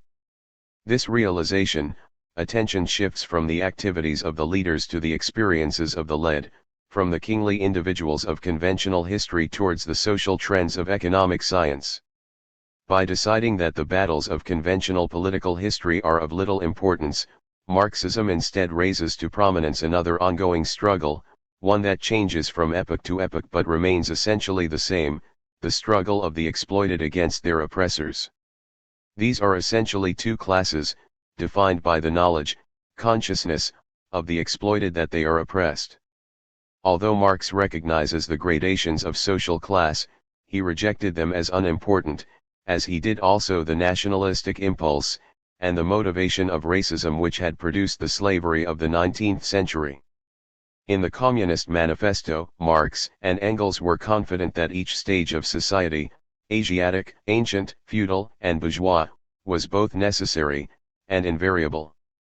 Other, earlier, practical social experiments, such as the diggers of 16th century England, were therefore not of much interest to them. Later, this was a view which they needed to amend, to explain the possibility of revolution in peasant societies, such as Russia. But what of the other radical, but pre-industrial, social experiments? Revolutionary politics did not start with Marx. In 19th century England alone, there were many currents of radicalism to be swept along on, Jacobinism from the French Revolution, Luddism from the battle of factory workers against increasing mechanization and the unemployment associated with it, legislative battles for trade union rights and the freedom of the press, and popular campaigns for welfare and working hours protection. But for Marx and Engels, these were also many false starts, deviant forms of socialism, and for that reason the manifesto takes time to explain exactly what is wrong with each, in sequence. Feudal socialism, merely aristocrats using sympathy for the workers to denounce the bourgeoisie. Clerical socialism, mere conscience-salving petty bourgeois socialism, nostalgic, unrealistic, and ultimately reactionary humanist socialism, erroneously puts humanity above class struggle. Bourgeois socialism, reform by do-gooders. 124. Utopian socialism, which consists only of fantastical visions of the future, such as those advanced by Robert Owen and Henry Comte de Saint-Simon. Influence. What is offered by the Communist Manifesto is also a theory of psychological and social relationships. It involves a kind of anomie or alienation as a central feature of life in industrial society, to use the terms coined by the 19th century's new breed of social scientists. The key to reforming social life, whether its problems are material or spiritual, is therefore, as Marx and Engels see it, and as Rousseau also concluded, to abolish property. With no property, there can no longer be two classes. No bourgeoisie, as they can no longer exist once they no longer have control of the means of production. No proletariat, as they become effectively part owners instead with their former adversaries. With no classes, there is no longer any conflict, and there is no need either for laws or the repressive role of the state. Instead of calculations of profit, production can simply be organized for need. Marx and Engels imagine this as being not only more efficient than under capitalism, but also more rewarding for the workers involved. In place of alienation comes involvement and satisfaction. Actually, as history has shown, these calculations of need are anything but simple, indeed they are extremely complex and difficult to make, and as the command economies of the former Soviet Union demonstrated, anything but efficient. It is possible to set up a bureaucracy to calculate how many 2-inch nails to make, and then to provide them at a set price, but there is no guarantee that the calculation will be right. Marxist freedom is freedom from blind economic forces, replaced by the shared plans and controls of the collectively planned economy. But the shackles of the market are not so easily broken, and Marxism in practice is controlled by not one but two masters, the detached and unaccountable control of the bureaucracy, and still the irrepressible effects of countless individual market decisions. But the manifesto is based on several tenets, each of which are independent of the others. So, unlike religious creeds, such as Catholicism or Islam, or indeed Western science, it is possible to believe parts of the manifesto to be true, whilst having doubts about 125 other elements. The first of these tenets is that all history is the history of class struggle, in a society shaped by the prevailing mode of production. The second is that these struggles inevitably result in social disorder, and that, in a capitalist society, this disorder leads to the workers seizing power. The third credo is that the final stage will represent the ultimate goal of the human spirit, and further developments will be neither necessary or possible. Accordingly, communism is the end of history. The first and second tenets look historically verifiable, but in fact aren't really, as the ambiguity of human events requires interpretation as well as investigation. And crucially, for the second, there is no fixed time scale. The third is clearly unverifiable. So the Communist Manifesto, like anarchism, the rival ideology of the times, requires of its adherents a great deal of blind faith. In this, it is more of a religious doctrine than a scientific theory. In fact, where the words of the manifesto actually took root was amongst the pre-industrial societies of Africa, China, and South America, and Russia itself, amongst the rural idiots, as Marx and Engels used to refer to people who worked on the land. And as the last years of the 20th century showed, as the industrialization of Russia and China proceeded under communism, it brought about the collapse of the command economy and the return of capitalism. Of course, Marxism also took hold amongst that most bourgeois of all bourgeois groups, the university intellectuals, albeit often in a selective form, perhaps adopting the language and images of Marxist alienation or false consciousness to make broadly humanist points. Although Marx and Engels were passionate, at least on paper, about the conditions of the workers, they did not make any appeal in their theory to human rights. They merely maintained that by the laws of economics, capitalism would collapse, producing the worker state. But Marx and Engels themselves were not humanists, they genuinely lacked feeling for their fellow human beings, not just wishing to dispense with it in their philosophical system building. Marx even insisted on changing the motto of the Communist League when he joined it in 1847 from "All men are brothers" to "Proletarians of the world unite," not out of creditable egalitarianism to sisters, but because he objected to the implication in the notion of universal brotherhood that it included the enemy. Instead, in the years before the tragedy of the First World War, the two revolutionaries looked forward to the last great war dance of the capitalists, expecting, and hoping, that this would usher in revolution. 126. Key ideas. The Communist Manifesto outlines Marx and Engels' theory of society. It is an important document, a rich smorgasbord of social science, philosophy, and history. Many of its asides, about globalization, deskyling, even embourgeoisification, seem prescient and far-sighted in the light of subsequent developments, and still speak across the centuries. But it contains far less that is new, far less that is original, than it promises. The materialist conception of history is, as we have seen, very old, and much of Marx and Engels' writing on this and other matters is merely a reworking of other people's theories.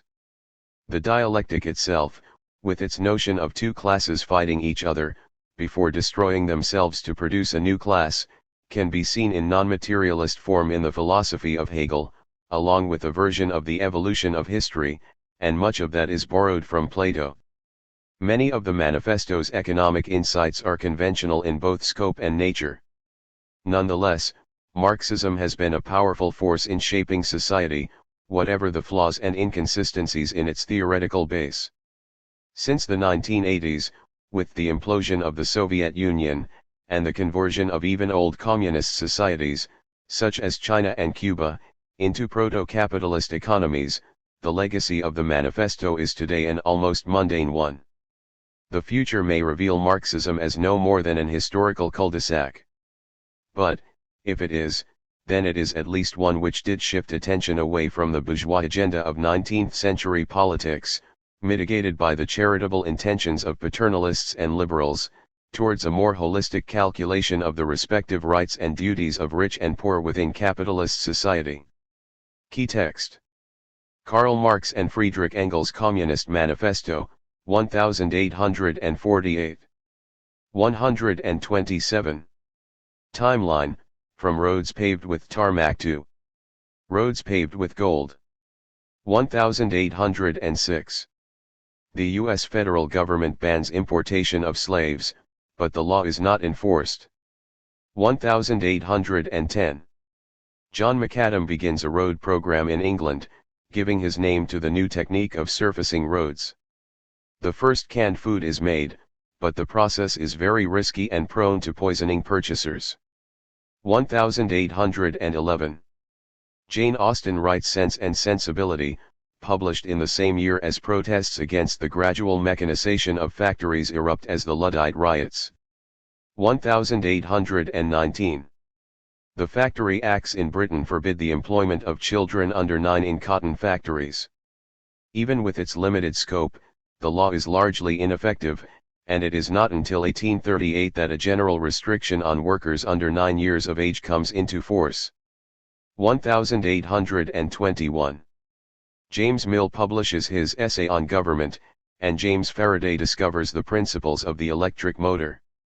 10 years later, Faraday develops the electric dynamo, which enables electricity to be produced more easily. 1825.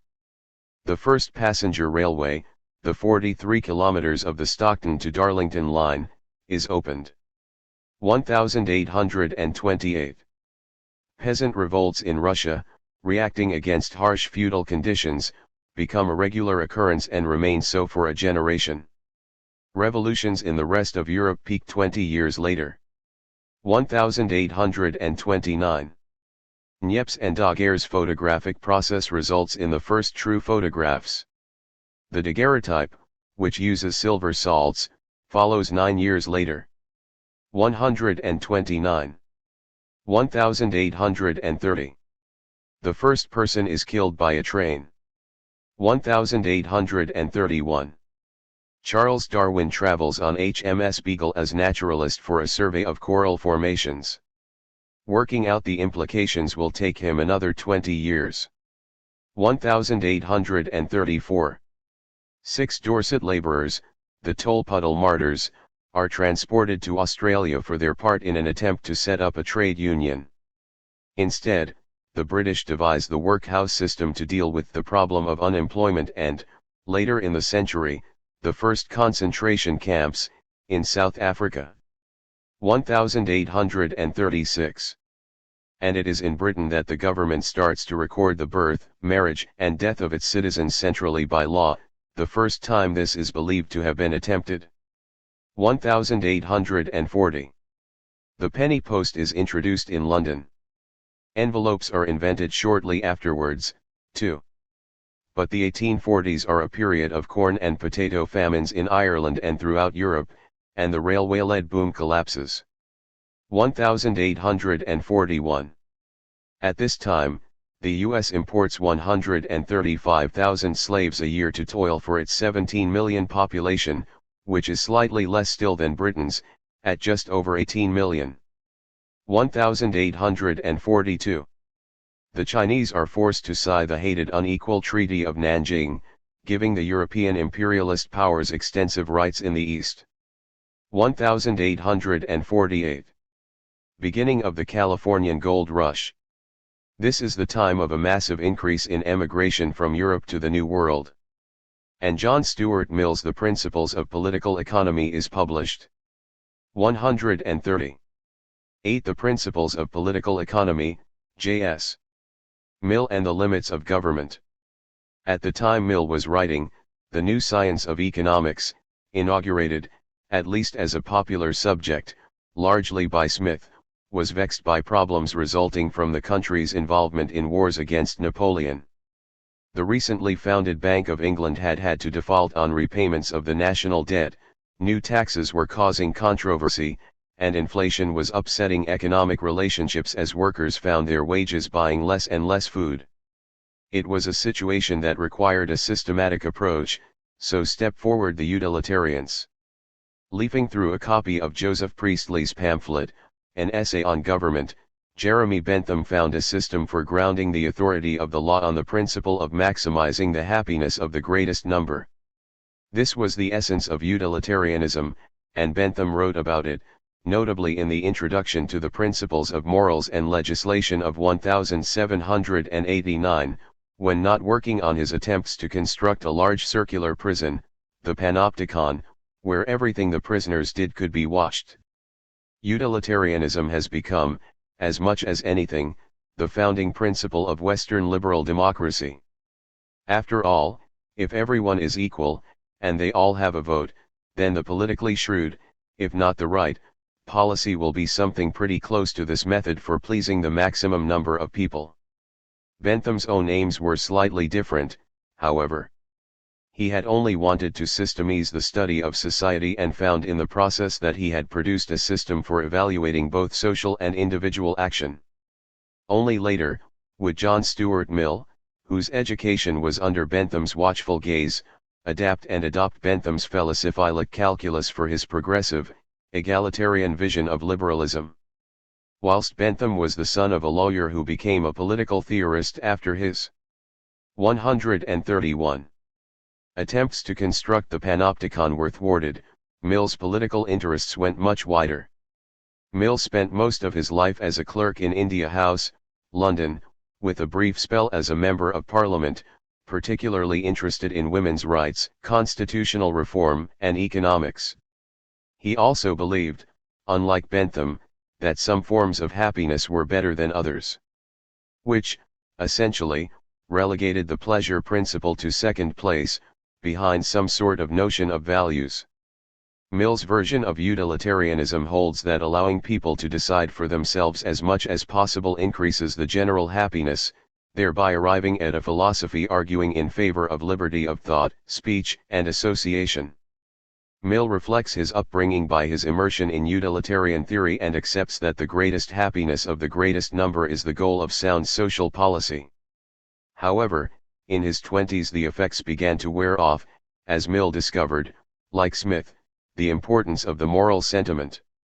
And for Mill, there is the new perspective and influence of his lifelong collaborator on his great political works, Harriet Taylor.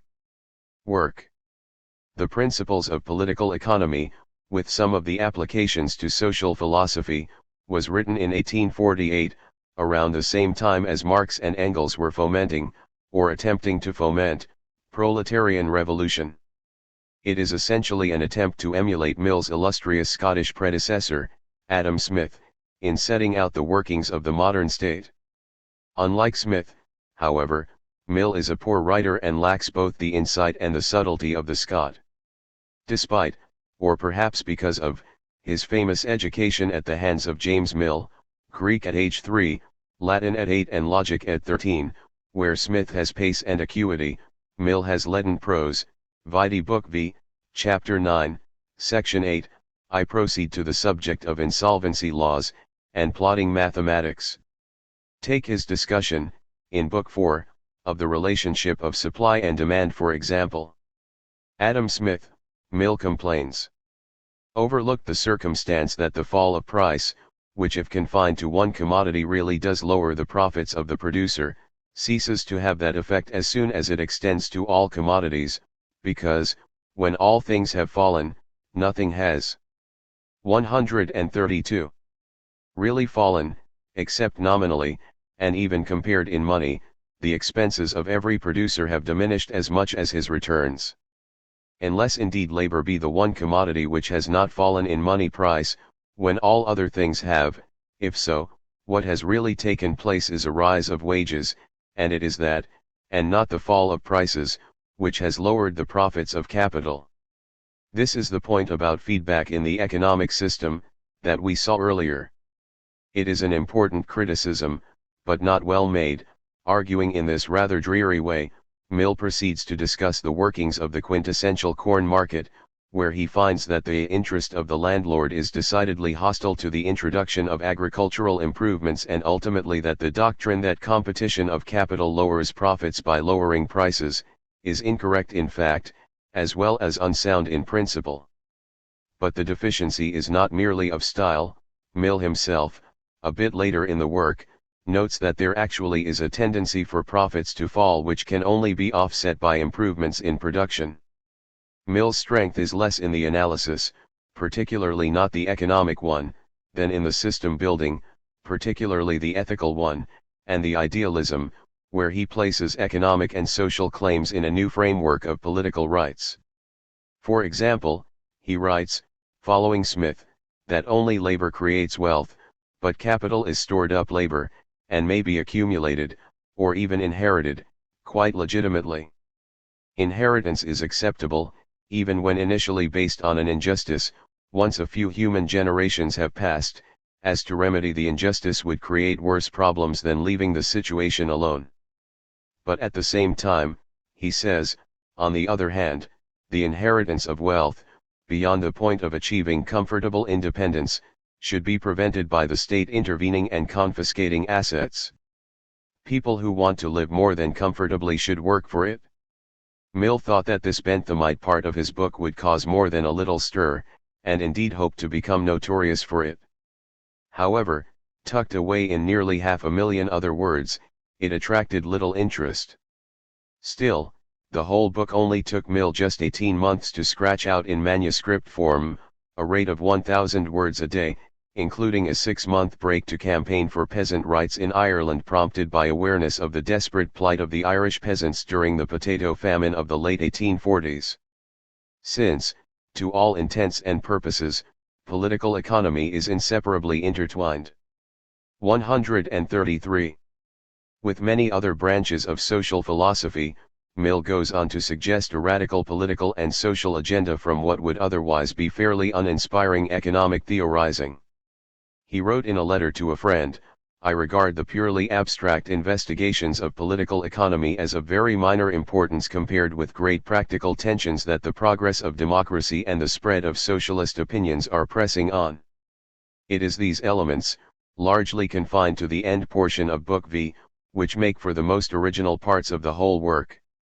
Mill is one of the first writers to consider themselves social scientists, and was firm in his conviction that the social sciences were justly related to the natural sciences, and could be pursued using similar methods.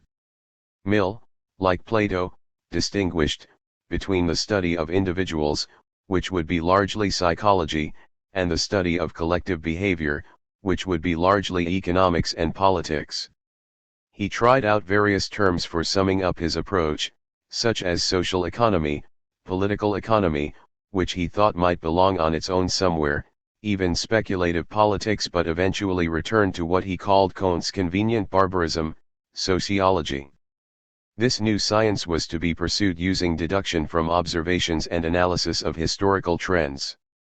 Like the Enlightenment encyclopedists and many since, Mill considered himself to be living in a new age of invention and discovery, but perhaps unlike us, he was sure that the discoveries were yet in their infancy, and that production is the perpetual, and so far as human foresight can extend, the unlimited growth of man's power over nature. The marvel of telegraphic communication, for example. The most marvelous of modern inventions, one which realizes the imaginary feats of the magician, not metaphorically but literally, the electromagnetic telegraph, sprang into existence but a few years after the establishment of the scientific theory which it realizes and exemplifies. Mill goes on to say that it is impossible not to look forward to a succession of contrivances for economizing labor and increasing its produce, as well as, more speculatively, a continual increase of the security of person and property. The people of every country in Europe, the most backward as well as the most advanced, are in each generation, better protected against the violence and rapacity of one another, both by a more 134. Efficient judicature and police for the suppression of private crime, and by the decay and destruction of those mischievous privileges which enabled certain classes of the community to prey with impunity upon the rest. As if this wasn't optimism enough already, Mill predicts that generation after generation the people will also become better protected against arbitrary exercise of the power of government. Taxation will in all European countries grow less arbitrary and oppressive, although a little taxation is a good thing, and wars and the destruction they cause will be confined to those distant and outlying possessions in which Europeans come into contact with savages.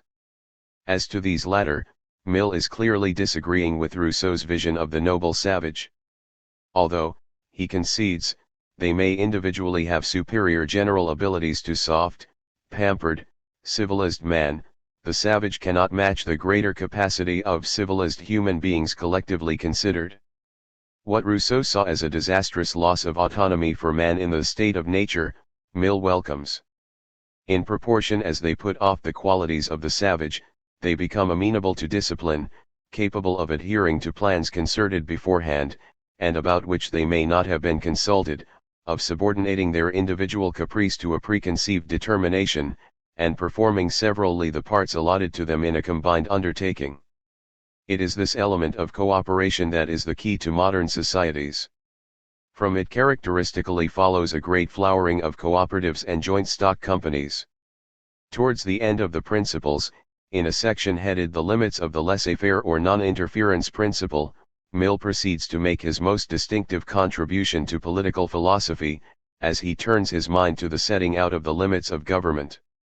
Whatever theory we may adopt, he writes, respecting the foundation of the social union, and under whatever political institutions we live, there is a circle around every individual human being which no government, be it that of one, of a few, or of the many, ought to be permitted to overstep.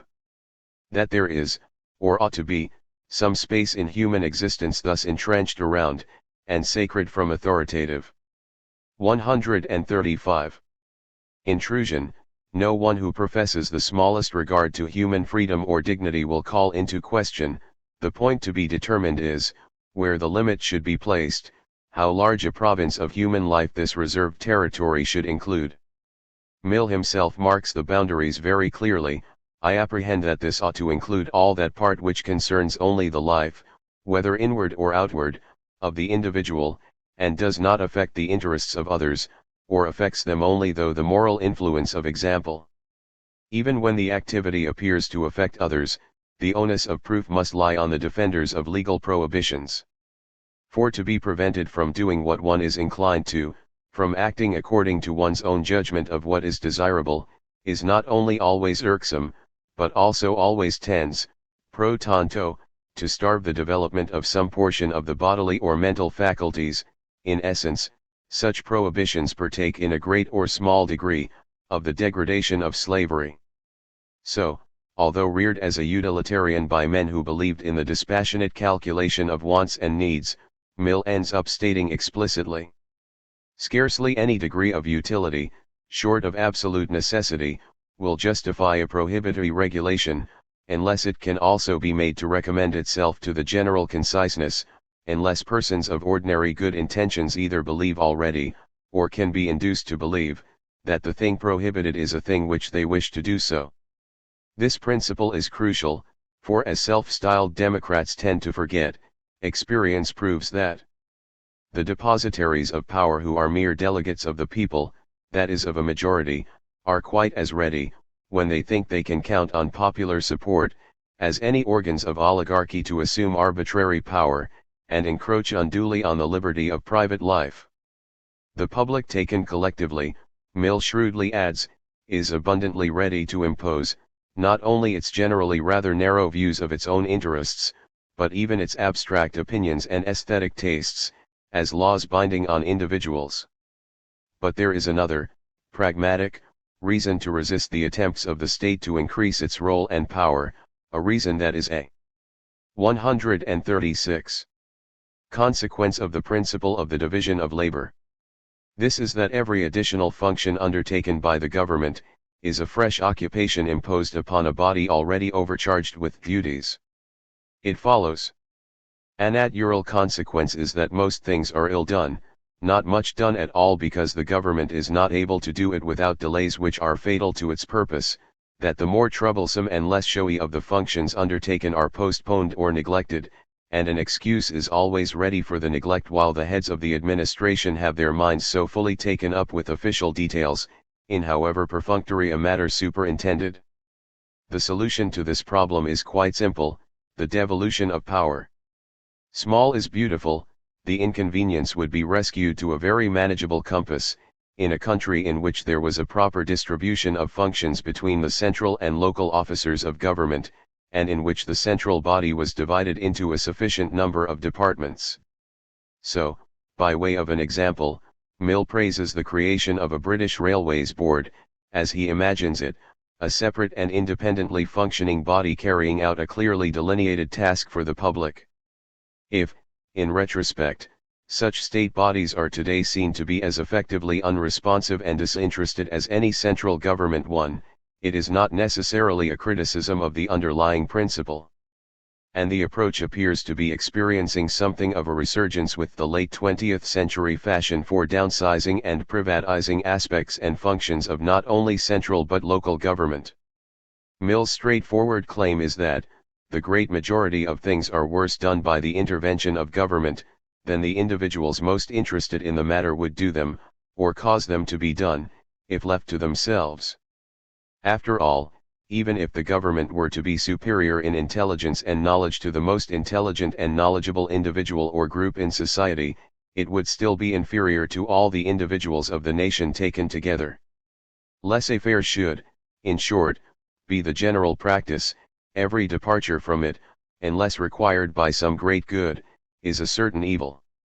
Mill warms to his theme, observing, as many of us will recognize can be the case with social relations within the workplace or even the family, that, as a general rule, the business of life is better performed when those who 137 have an immediate interest in it are left to take their own course, uncontrolled and unhindered by either the law or the meddling of any public functionary. But there are exceptions. Mill thinks the most important is in the ability of the uncultivated to judge matters of cultivation, that is to say, things which are chiefly useful as tending to raise the character of human beings. Those individuals, Mill sadly notes, who most need to be made wiser and better, usually desire it least. Even if they could be brought to desire it, they would be incapable of finding the way to it by their own light. Education, therefore, is one of those things which it is admissible in principle that a government should provide for the people. However, it is not endurable that a government should, either de jure or de facto, have complete control over the education of the people. To possess such a control, and actually exert it, is to be despotic. And he continues, without apparent irony, as noted above, but certainly with some piquancy, a government which can mold the opinions and sentiments of the people from their youth upwards, can do with them whatever it pleases. The safety valve is to allow free choice from rival educational institutions, and the right of parents to educate their own children, subject to some unspecified state supervision. Mill then considers the case of those who may suffer when a laissez-faire attitude is followed. He identifies 4 particular groups for concern: children, very poor people, such as those incapable of any work, women, and animals. Children, like animals, require special protection from the most brutal part of mankind. It is by the grossest misunderstanding of the principles of liberty, that the infliction of exemplary punishments on ruffianism practiced towards these defenseless creatures, has been treated as a meddling by government with things beyond its province, an interference in domestic life. The domestic life of domestic tyrants is one of the things which it is the most imperative on the law to interfere with. The linking of women and children's protection in the Factory Acts Mill sees through as mere mischief. Whilst children are not sound judges of their own interests, women are as capable as men of appreciating and managing their own concerns, and the only hindrance to their doing so arises from the injustice of their present. 138. Social position. Specifically that the law makes everything which the wife acquires the property of her husband, while by compelling her to live with him it forces her to submit to almost any amount of moral and even physical tyranny. The women in the factories, Mill argues, are the only women who are not slaves or drudges. Women's rights can only be advanced by opening access to jobs, not by adding limitations. As for the poor and destitute, he sees a compelling prima facie case for helping. Yet, he goes on. In all cases of helping, there are 2 sets of consequences to be considered: the consequences of the assistance, and the consequences of relying on the assistance. The former are generally beneficial, but the latter, for the most part, injurious, so much so, in many cases, as greatly to outweigh the value of the benefits. Worse still, this is most likely to be the case when the need is most extreme. There are few things for which it is more mischievous that people should rely on the habitual aid of others, than for the means of subsistence, and unhappily there is no lesson which they more easily learn. This is the problem that the U.S. wrestles with most doggedly. In the land of plenty, there are still, in the words of the song, so many in the ghetto, and the explanation is increasingly seen, by the well-off, to be that the gutters are full of those who have learnt the will-sapping habits of dependence. In the liberal democracies, welfare, workfare, is designed for them instead of charity, either private or state-provided. But there is another way around the problem, one which governments have been less eager to try. Mill puts it this way.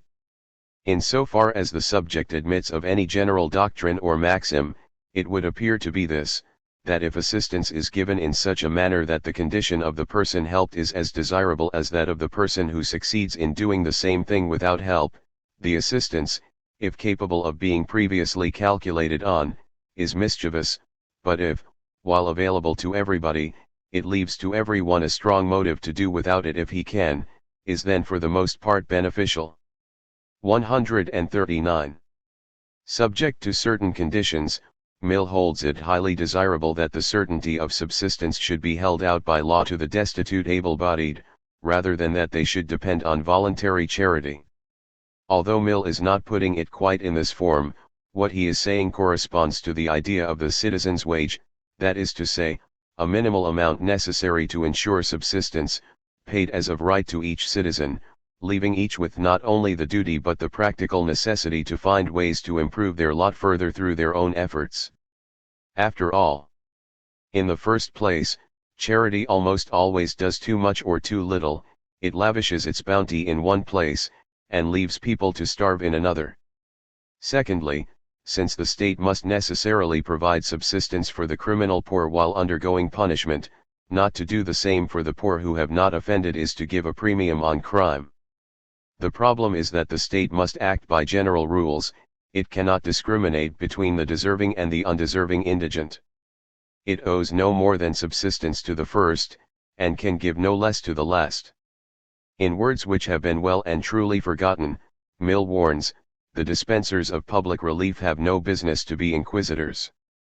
So Mill concludes Book V of the Principles of Political Economy.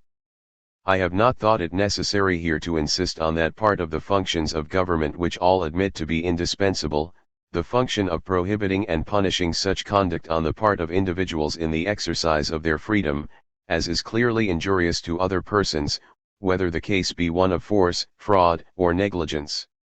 Even in the best state which society has yet reached, it is lamentable to think how great a proportion of all the efforts and talents in the world are employed in merely neutralizing one another. It is the proper end of government to reduce this wretched waste to the smallest possible amount, by taking such measures as shall cause the energies now spent by mankind in injuring one another, or in protecting themselves against injury, to be turned to the legitimate employment of the human faculties, that of compelling the powers of nature to be more and more subservient to physical and moral good. 140. Influence. Mill is one of the founding figures of liberalism, now unquestionably one of the great survivors of political theory. His brand is grounded in the utilitarian ethic adopted from Jeremy Bentham, rather than on the appeal to fundamental rights of that other great liberal Englishman, John Locke. Despite different starting points, each arrives at the characteristic set of individual rights and freedoms.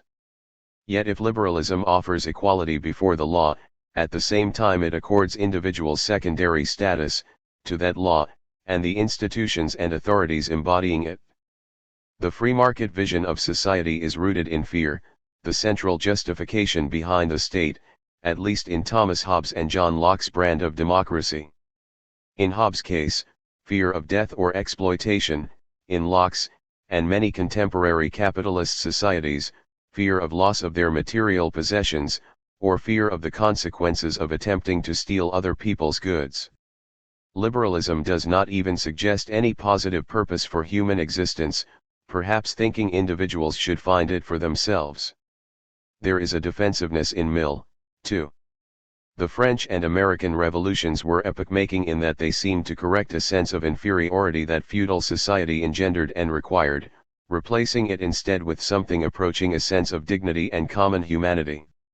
Afterwards, for the first time, the state formally recognized the importance of all its citizens, bestowing upon them important powers and rights.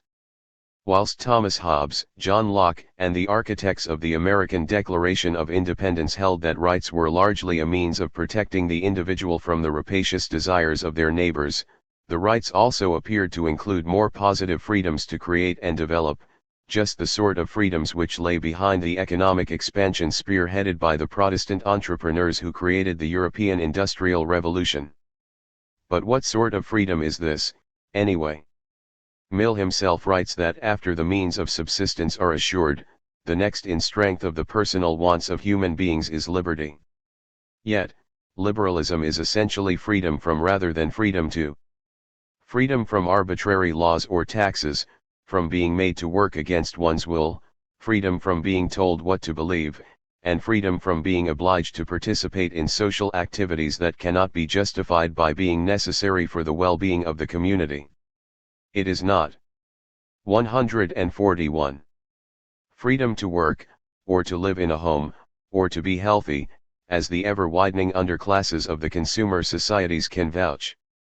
Indeed, increasingly it is not even freedom from the first two, as it is increasingly the underclasses who pay the highest proportion of their meager incomes in taxes, for example, on purchases of alcohol or cigarettes, or are drummed into workfare employment schemes, whilst the rich operate through tax-exempt corporations. F. A. Hayek, in The Road to Serfdom, his influential book written in the aftermath of the Second World War, specifically warns that nothing has done so much harm to the liberal cause as the wooden insistence of some liberals on certain rough rules of thumb, above all the principles of laissez-faire. Instead, he says, the correct attitude of the liberal towards society should be more like that of a good gardener towards their plants, tend them carefully and try to create the conditions in which they can flourish. Yet, any intervention by government in the operations of liberal society is to mix ideologies, to veer either towards the right or the left, towards socialism or fascism. Key ideas. Mill takes the principle of maximizing the general happiness and sets in a framework of individual rights and freedoms. At the same time, he claims to create the social conditions in which talent, creativity, and culture can thrive. Conversely, when the state interferes, it is invariably a worse judge of both policy and of practicality than the individual normally makes matters worse. The tragedy is, as Mill acknowledged, that without any limitations at all on their freedoms, people will still tend to use them simply to injure and harm one another. Key text. J.S. Mill's The Principles of Political Economy, 1848. 142. Timeline, from outbreaks of cholera to outbreaks of panic in cinemas. 1851. 1 million people have died in the Irish potato famine. 1854.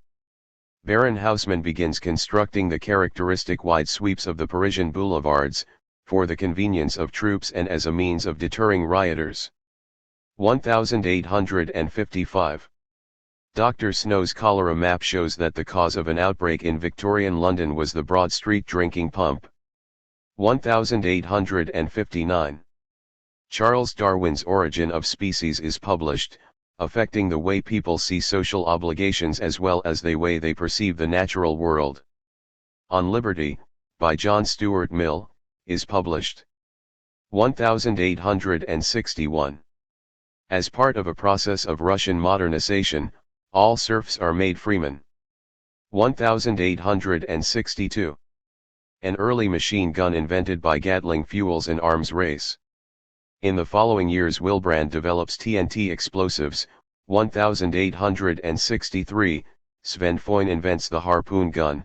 1864, Winchester makes the repeating rifle, and Whitehead the torpedo. 1866.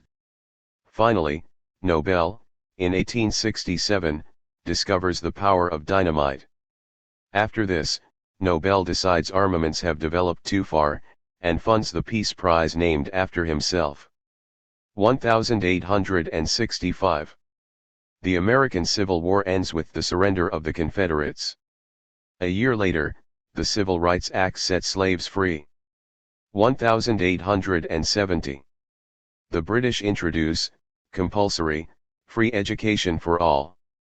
143. 1871. Otto von Bismarck, Prime Minister of Prussia, marches through a seething Paris as the culmination of his campaign of German unification and expansion. 1874. The first typewriters arrive. 1877. The railway strike heralds a confrontational, new era in industrial relations for the U.S. 1879. Thomas Edison discovers that tungsten in a vacuum glows brightly for a long time, and the first electric light is created. 1882. Standard Oil now has 95% of all refinery capacity in the U.S. It will not be until 1911 that the government acts to break up the monopoly. 1884. The Berlin Conference sets out the ground rules for the European scramble for Africa that will trigger the process of turning spheres of influence into full-blown colonies.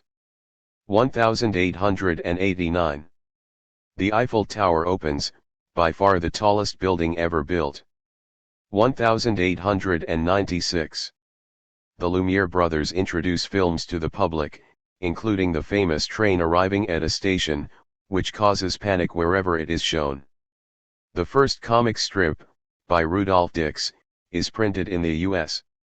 1899. For the first time, people are able to communicate instantaneously. The wireless is used to send messages between London and Paris. The 20th century has truly arrived. 144. 9. Positivism and the Science of Society, Émile Durkheim and Max Weber. Then, in the 19th century, knowledge became an industry. A social and public enterprise with a workforce of researchers and scholars, grouped by subject into divisions, communicating with one another by thesis and article, judging work by common standards. Knowledge was churned out in a kind of progression. It accumulated in books and libraries. It became an institution. A small part of the new knowledge institution was given over to sociology, as the academic study of society. And the door formally opened in the year 1842 with the publication of the Cours de philosophie positive, by Auguste Comte, 1798–1857. Comte was a middle-class French intellectual whom John Stuart Mill would later accuse of devising a despotism of society over the individual, although others would trace both the origins of sociology, and the despotism, to Jeremy Bentham's efforts to ground the authority of the law on the principle of maximizing the happiness of the greatest number. Whatever the truth of that, it is with Comte, who had been inspired by his study of medieval Catholic scholars into attempting to produce a new religion of humanity and a blueprint for a new social order, that the science of society really starts. In the course, Auguste Comte, like René Descartes and many philosophers since, starts from a position of deep admiration for both the precision and authority of the natural sciences, epitomized, at least in the public mind, by the advances in physics and chemistry. His positivist idea was that the methods of natural science were the only way to understand human nature, both in individuals and collectively, and hence the only way to find out how to organize society. And Comte wanted to apply these scientific, quantitative methods to society itself, dissecting it to discover the laws and the principles governing it. Of these, he considered his 145 most important discovery to be a law of human progress. Well, it sounded important, according to which, all societies pass through three stages: the theological, the metaphysical, and the scientific or positive. The defining feature of each stage is the mental attitude of the people. During the theological stage, people seek to discover the essential nature of things and the ultimate cause of existence, interpreted as God. Philosophers, Comte thought, were stuck at this stage, perpetually but fruitlessly pursuing these sorts of questions.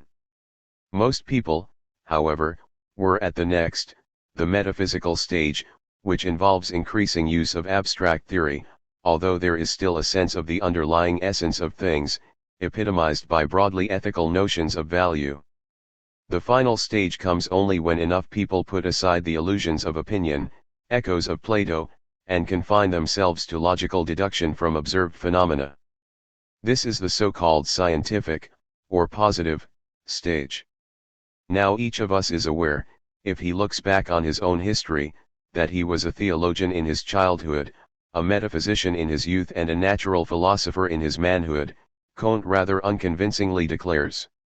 The stages are also supposed to correspond to periods of human history.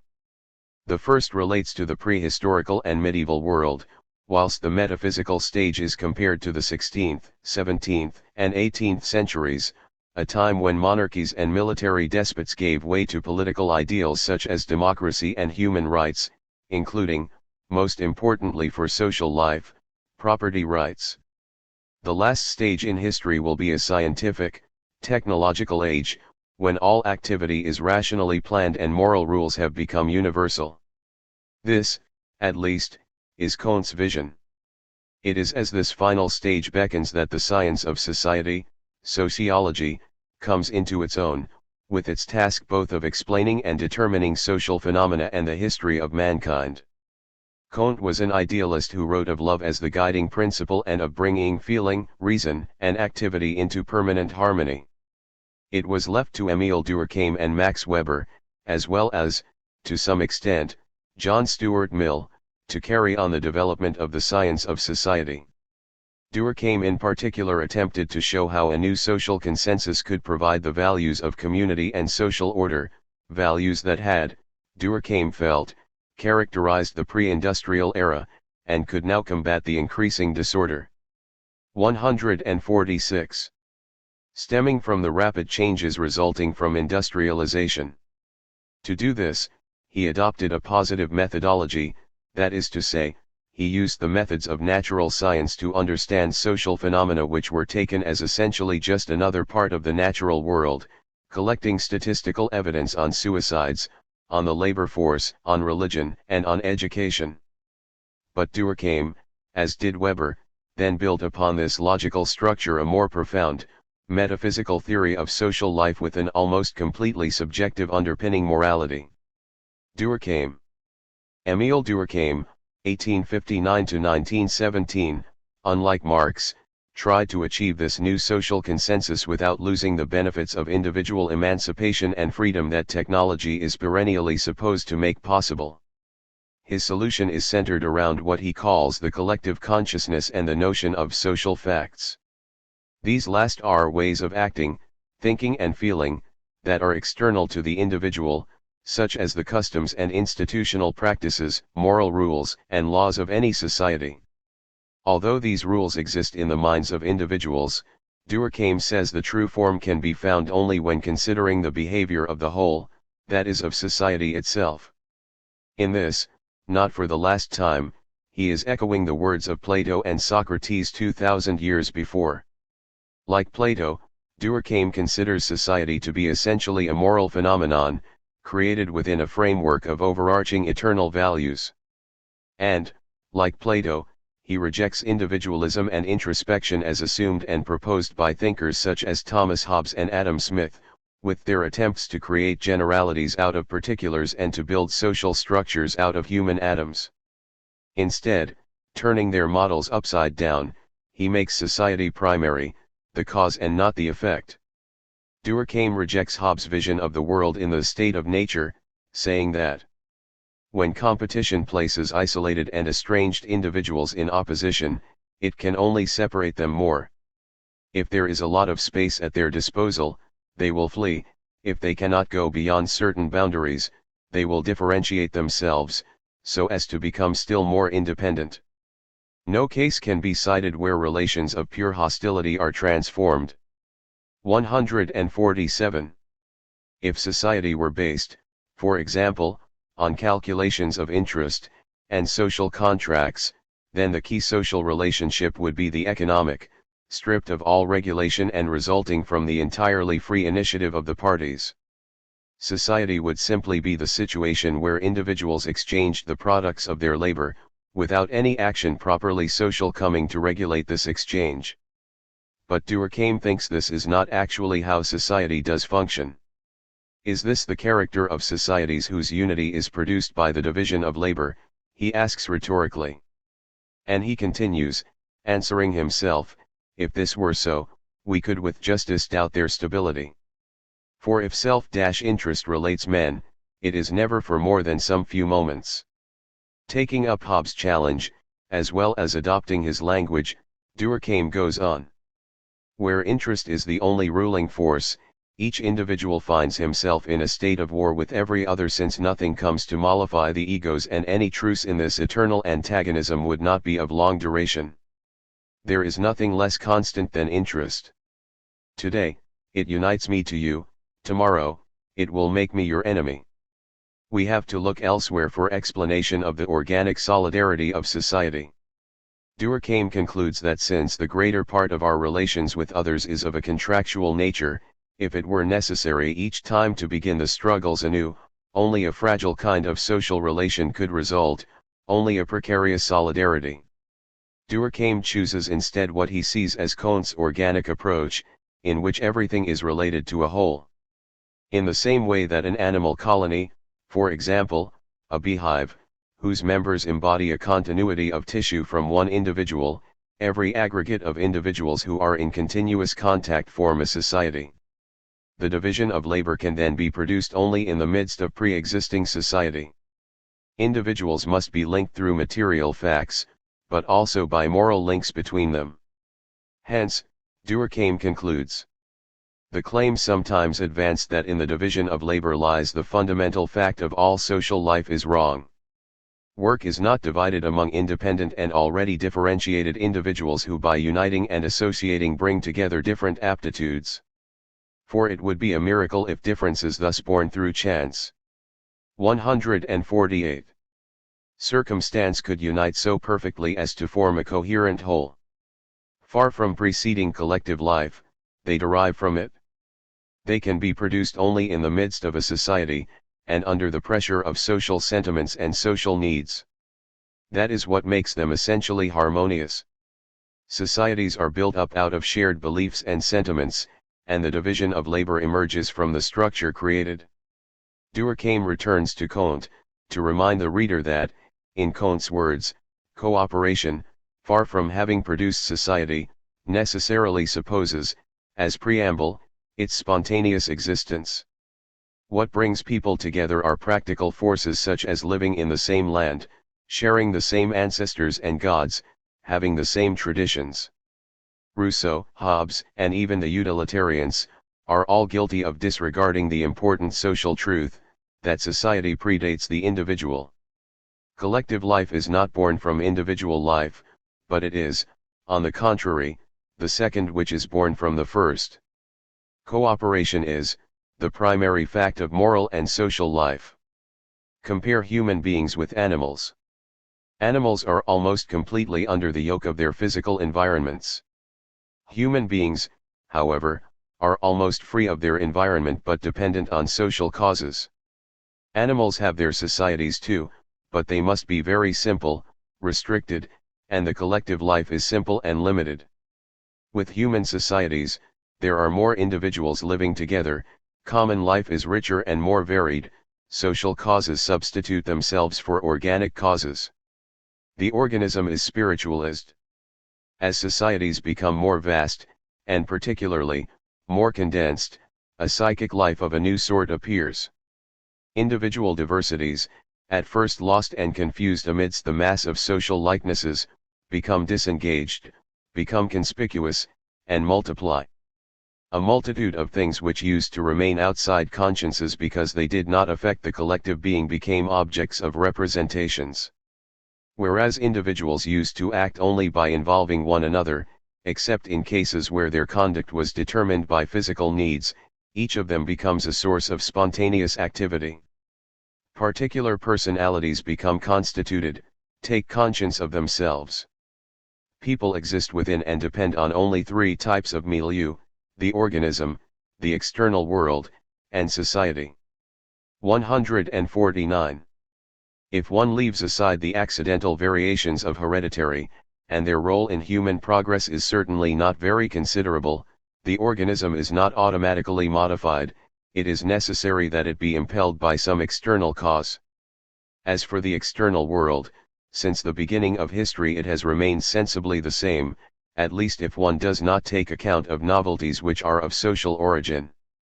Consequently, there is only society which has changed enough to be able to explain the parallel changes in individual nature.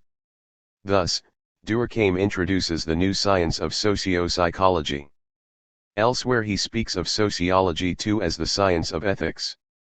As Rousseau and Smith had pointed out in the 18th century, and modern economists like G.K. Galbraith have done subsequently, the role of necessity actually plays a very small part in economics, much more is explained by reference to psychology.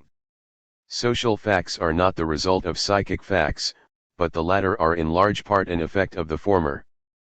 Perhaps sociologists are however unfortunately in the habit of making the serious error of confusing the cause and the effect. For example, Durkheim disputes claims that in the parent-child relationship we see the logical expression of human sentiments inherent in every conscience, insisting that to say this is to reverse the true order of the facts. On the contrary, it is the social organization of the relations of kinship which has determined the respective sentiments of parents and children. The sentiments would have been completely different if the social structure had been different, and the proof of this, Durkheim triumphantly concludes, is that paternal love is unknown in a great many societies. Now Durkheim is happy to concede that it is a self-evident truth that there is nothing in social life which is not in individual consciences. But everything that is found in the conscience, has come from society. Although society may be nothing without individuals, each of them is much more a product of society than a creator of it. Are there any exceptions to this? Great leaders, for example? Durkheim recalls that in Melanesia and Polynesia, for example, it is said that an influential man has mana, and that his influence is due to this quality. However, really, Durkheim says, it is evident there that his authority is solely due to the importance attributed to him by public opinion. Like modern-day media personalities, they are just famous for being famous. The special status and powers of 150 great leaders, as imagined by Max Weber and Friedrich Nietzsche, for example, is an illusion. And Durkheim considers our very awareness, our consciousness, to be not an individual but a social phenomenon. He argues that there are two types of symbol which create societies and cement the individual human beings into the social whole. These are collective representations, such as national flags and other shared symbols, and moral codes, such as notions of basic rights, and even unwritten, generally accepted, beliefs such as the idea that young children should be given toys to play with or that swimming in rivers should be free. Together, these written and unwritten rules create a collective consciousness. This consciousness is part of the psychological makeup of each individual in society, and is also the origin of more formal moral codes. Many things follow from this interpretation. For example, stealing from your neighbor is wrong not because of the affront to the neighbor, but because of the affront to the collective consciousness itself. And Durkheim draws from this, more generally, the conclusion that self-interest, or even consideration of the interests of the majority, the goal assumed by utilitarianism, is incapable of producing moral behavior. Instead, the collective consciousness functions as a kind of watchdog for its own well-being, as well as expressing a position based on certain principles. Durkheim goes on. It has often been remarked that civilization has a tendency to become more rational and more logical. The cause is now evident. That alone is rational which is universal. What baffles understanding is the particular and the concrete. The nearer the common conscience is to particular things, the more it bears their imprint, the more unintelligible it is. That is why we look on primitive civilizations as we do. In fact, they are very like our own, and operate in a similar way. But the more general the common conscience becomes, the greater the place it leaves to individual variations. When God is far from things and men, his action is no longer omnipresent nor ubiquitous. There is nothing fixed save abstract rules which can be freely applied in very different ways. The collective conscience becomes more rational, and for this very reason, it wields less restraint over the free development of individual varieties. 151. In essence, the key to social life is symbolism. It is the way that individuals communicate most effectively, and their social values are preserved and embodied in the sacred symbols. Social life, in all its aspects and in every period of its history, is made possible only by a vast symbolism. The national emblems and figurative representations with which we are more especially concerned in our present study are one form of this, but there are many others. Collective sentiments can just as well become incarnate in persons or formulae. Some formulae are false, while others are persons, either real or mythical, who are symbols. Although Durkheim does not make this point, we might observe here that language itself consists essentially of symbols. But Durkheim does make a novel distinction between types of possible society. This is between simple ones, where the population is small and dispersed within its limited territory, and complex ones, with more members, closely packed, interacting and interdependent.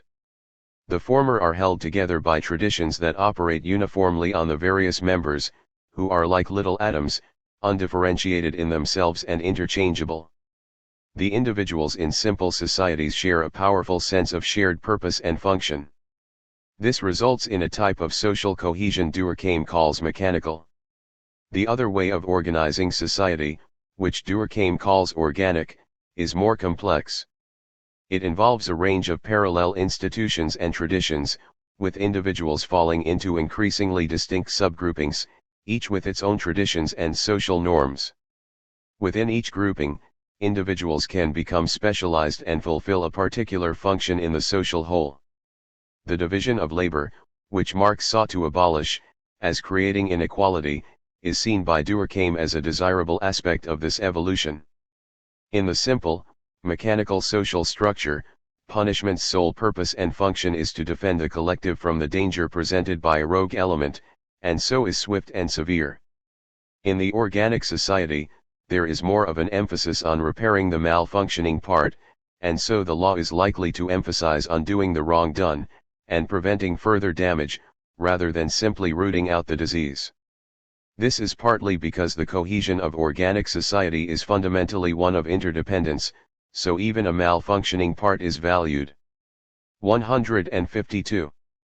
And there is a particular disease of complex societies, that Durkheim identifies and gives a name to, anomie.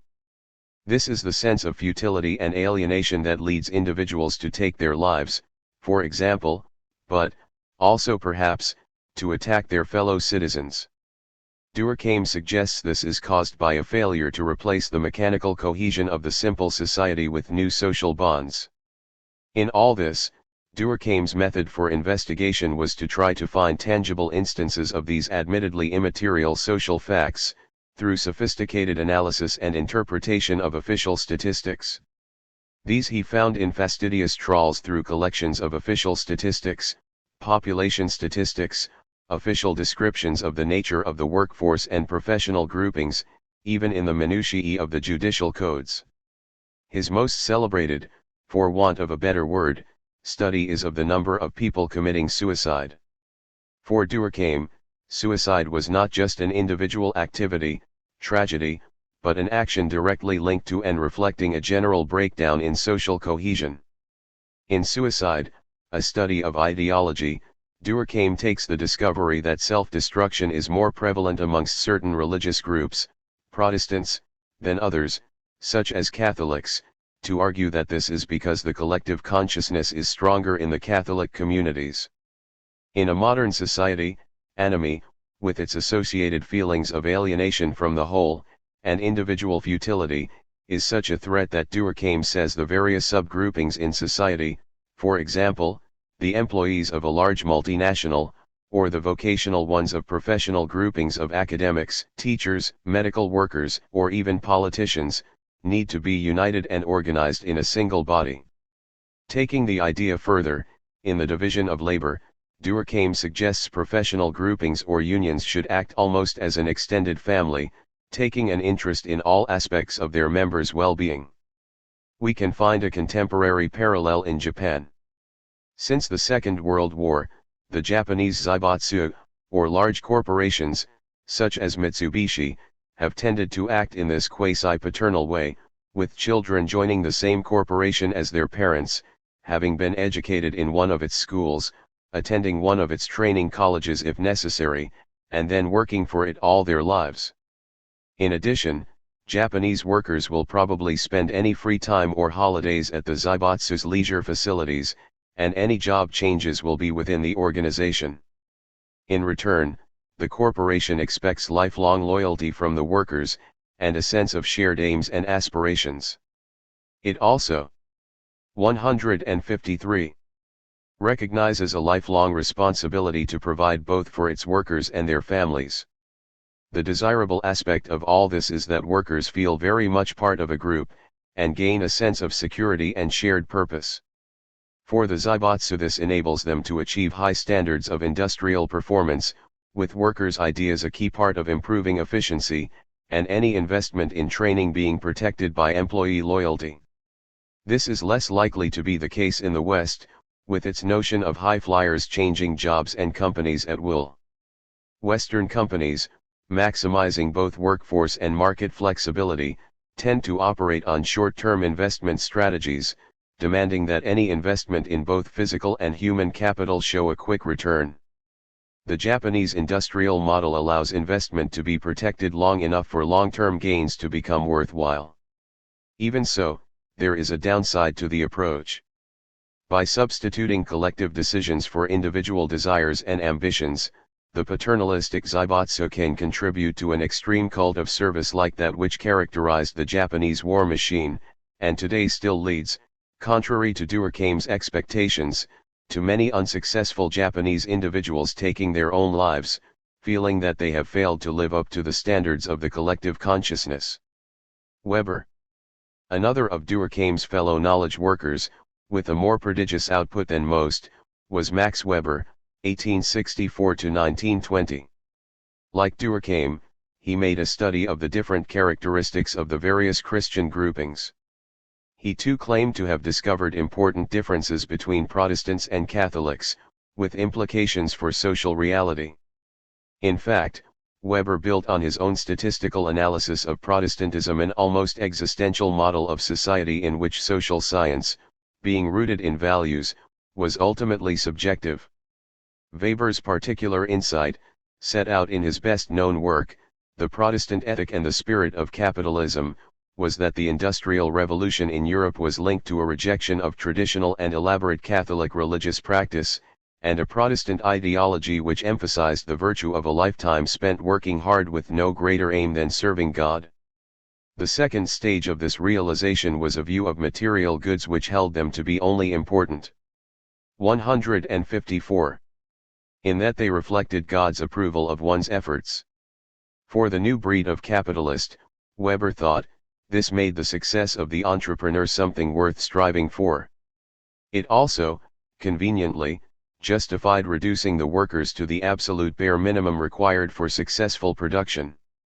In particular, Weber argued that the development of capitalism occurred in Holland and England because they were Protestant powers, and that the economic discoveries associated with the time flowed from this pre-existing fact, rather than vice versa, a view that harmonizes with Durkheim's approach, by putting the social before the economic.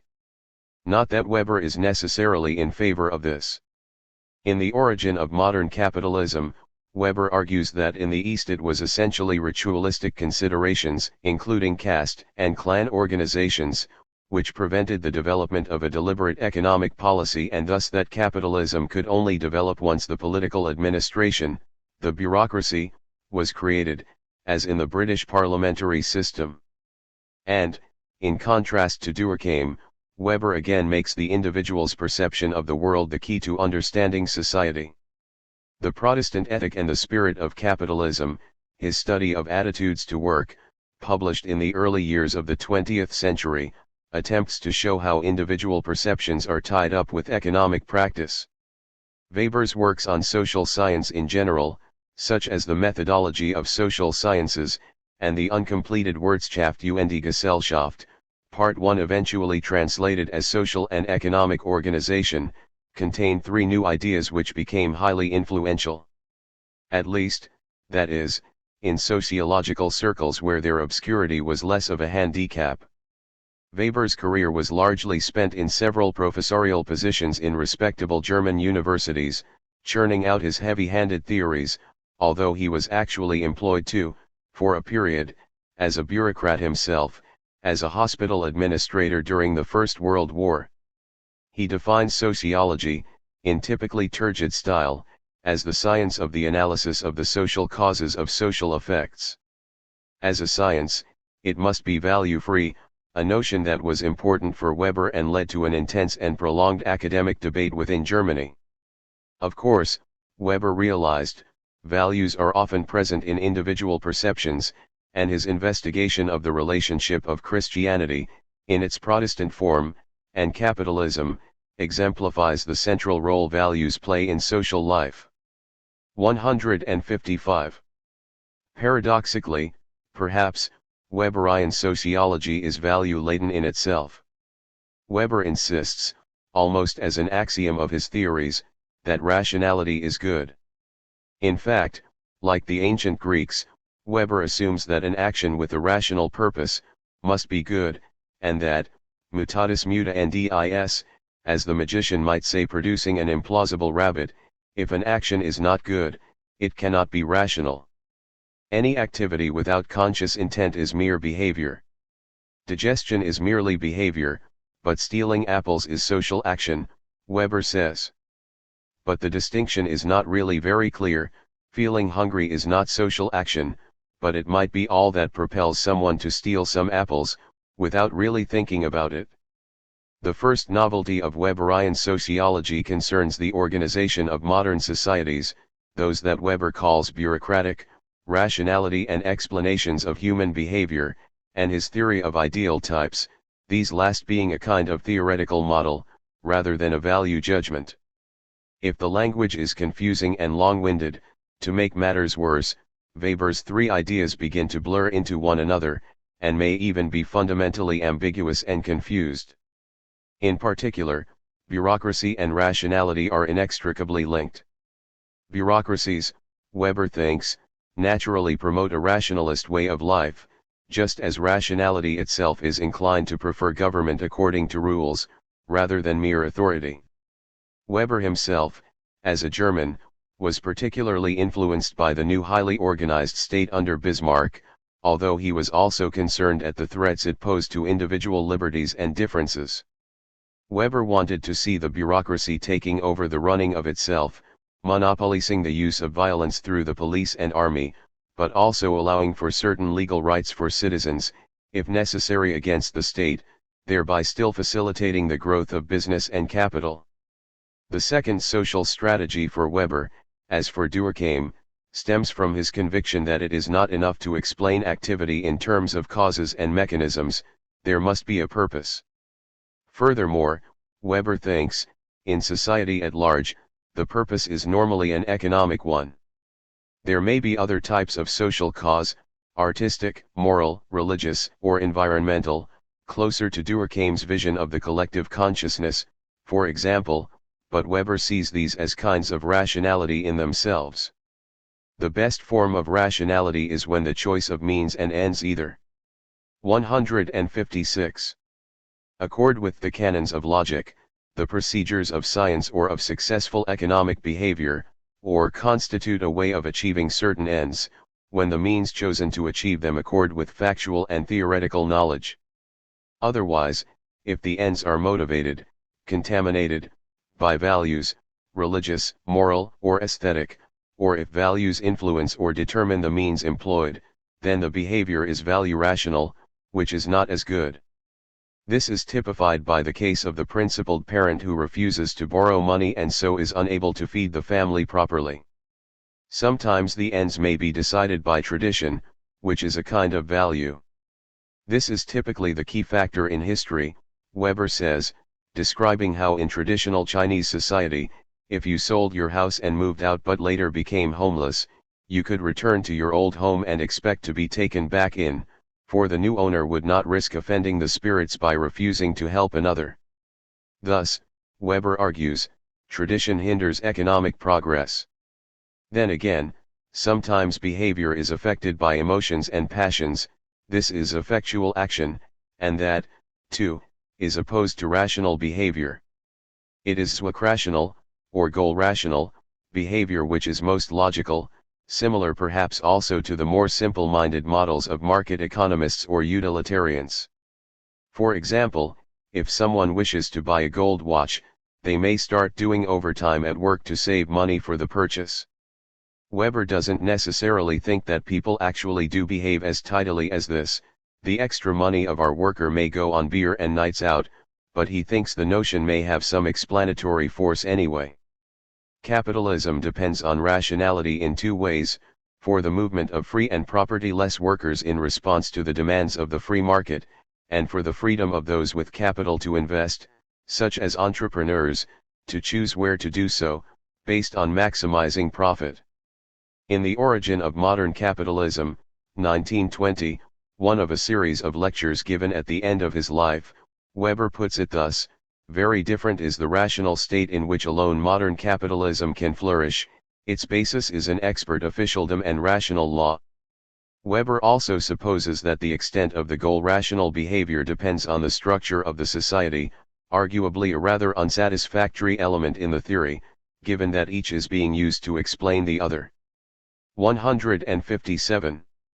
Actions which result from the way people feel are non-rational, as are certain sorts of actions, like that of the generous Chinese homeowner, motivated solely by a sense of needing to conform to existing practice and authority, the behavior of the extreme traditionalist.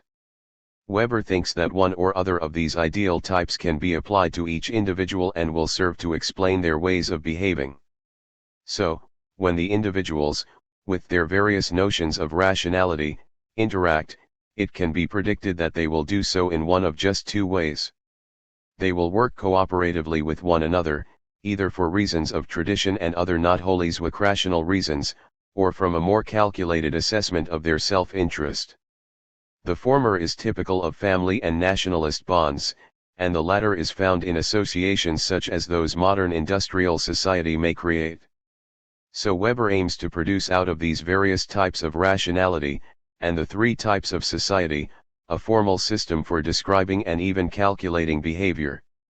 But his theory also has a normative outcome, it acts as a standard measure and carries over to become a political recipe. Weber argues that unless society is ordered by a strong authority, rational judgments will be limited to pragmatism. He proposes instead that this authority needs to be respected, almost worshipped. Weber, like his fellow German, Friedrich Nietzsche, has now moved on to dangerous ground. Nietzsche, as we shall see later, will end up with his Superman exploiting and tyrannizing the masses, but Weber still expects the structure of his society to be essentially democratic, through the system of appointments to posts and roles. He is led to suppose both a need for the cultivated man, the cultivated individual who is opposed to the specialist, to staff the bureaucracy, and a role for something, perhaps akin to both religion and the cult of the individual, that he calls charisma.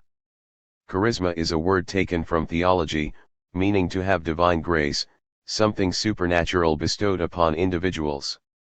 According to Weber, society requires a charismatic figure or entity. God is the original charismatic figure, but the people, the folk, the march of history are other examples. Later, indeed, the fascists would create Weber's ideal of the bureaucracy under the charismatic leader. And, as he had said, the masses submit because of their belief in the extraordinary quality of the specific person, the magical sorcerer, the prophet, the leader of hunting and booty expeditions, the warrior chieftain, a leader not bound to general norms, either traditional or rational. 158. Actually, Weber, unlike Durkheim, even allows these leaders to change the direction of history, making it impossible to predict, and thereby somewhat undermining the rationality of his whole intellectual edifice. Complex, and full of paradoxes, competing elements of social reality are allowed to subvert the monolithic bureaucratic forces of Weberian modern society. Key ideas. The positivist approach can give a different, general picture of life and society. Statistical methods are the tools for those today seeking to organize, design and control societies, and their power can be seen in the increasingly sophisticated manipulation of markets by governments, media, and business, perhaps in turn all manipulated by the huge transnational corporations of the modern global economy. Rather than the idealized individuals imagined by Rousseau and some liberal theorists, social science reveals that behavior can also be explained by seeing people as just atomic parts of the machine that is society. But, at the same time, Durkheim and Weber build on the statistical analysis of the workings of the machine to produce a more metaphysical, idealized model of reality. Individual morality and indeed consciousness are created from social life and the collective consciousness. Social life is created out of a vast symbolism. Key texts. Émile Durkheim, Social Rituals and Sacred Objects, 1912, and Precontractual Solidarity, 1893, Max Weber, The Protestant Ethic and the Spirit of Capitalism, 1930. 159. Timeline, The Modern Era, From Fordism to Fascism. 1903. Henry Ford sets up an automobile company, and the first Model T cars follow 5 years later. The first coast-to-coast crossing of the U.S. by car takes just 65 days. Meanwhile, in Britain, Emmeline Pankhurst sets up a women's social and political union to demand the vote. 1906. The Trades Disputes Act in Britain allows unions to organize strike action without being liable for damages in the civil courts, thus evening up the balance between employers and employed. 1907. Free meals and medical care for school children, and pensions for the retired, are introduced in Britain. The state has assumed responsibility for looking after its citizens. 1909. Sweden introduces votes for all adults, male and female, but campaigns by the suffragettes in Britain for the same rights are unsuccessful, and the leaders of the movement are imprisoned in 1913. 1915. Poison gas is used for the first time, during the First World War. 1916. The Battle of the Somme produces over 1 million casualties. 1917. In October, the Bolsheviks overthrow Russia's provisional government and Lenin becomes chief commissar. 1918. The revolutionary Bolshevik government in Russia nationalizes all large-scale industries. 1919. Benito Mussolini establishes the Italian fascists. Out of the ruins of the First World War have emerged two great ideological forces, fascism and communism. 161. 10. Behold the man. The deceptive appeal of power, Hegel, Nietzsche, and the fascists. Fascism is essentially the doctrine that elevates that part of the human psyche concerned with control over others, power, to a creed. As such, it is different from other political philosophies only in degree. Communism and fascism blur into each other, and in a way National Socialism is, like liberalism, only claiming the center ground. Conservatism, socialism, and even liberalism are none of them immune from the siren call of the fascist ideology, with its deceptive egotistical promise of fulfillment. It seems unfair to associate any one philosophical tradition, let alone any one country, with fascism, yet that is what has happened with Germany, a country which has brought so many cultural and scientific gifts to the world, yet whose name has become historically synonymous with World War and the politics of fascism. In fact, it is unfair, not least because fascism is actually an Italian ideology, echoed in Spain, paralleled in Japan, and Hitler himself was an Austrian. Indeed others, such as Karl Popper in the 20th century, often concentrating more on the superficial aspects than on the philosophical underpinnings, have seen Plato as the original fascist, with the Republic providing a paradigm of totalitarianism. But this would be a misreading, both of Plato, and of the fascist ideology. Rarely has a creed been so swiftly and totally severed from its intellectual base. Fascism, as an ideology, is not particularly repugnant. It is idealistic and, if its practical incarnations are appalling, it is always open to its adherents to say, as the supporters of communism do of the experiment of the Soviet Union, that true fascism has not yet been seen. Nazism bears the same sort of relationship to fascism, as Stalinism does to communism, that is to say, an historical rather. 162. Then a logical one. Nor does fascism have much to do with the present-day holders of the name, who are motivated by a mixture of hatreds and resentments, racism, homophobia, xenophobia, which really do not add up to any kind of political philosophy, other than a shared emphasis on conflict and recognition. For the political theorist, then, conflict and the desire for recognition are the hallmarks of both fascism, the concept of the state, and Nazism, the practical incarnation, and both are to be found paradigmatically in German thought, starting with the writings of Hegel.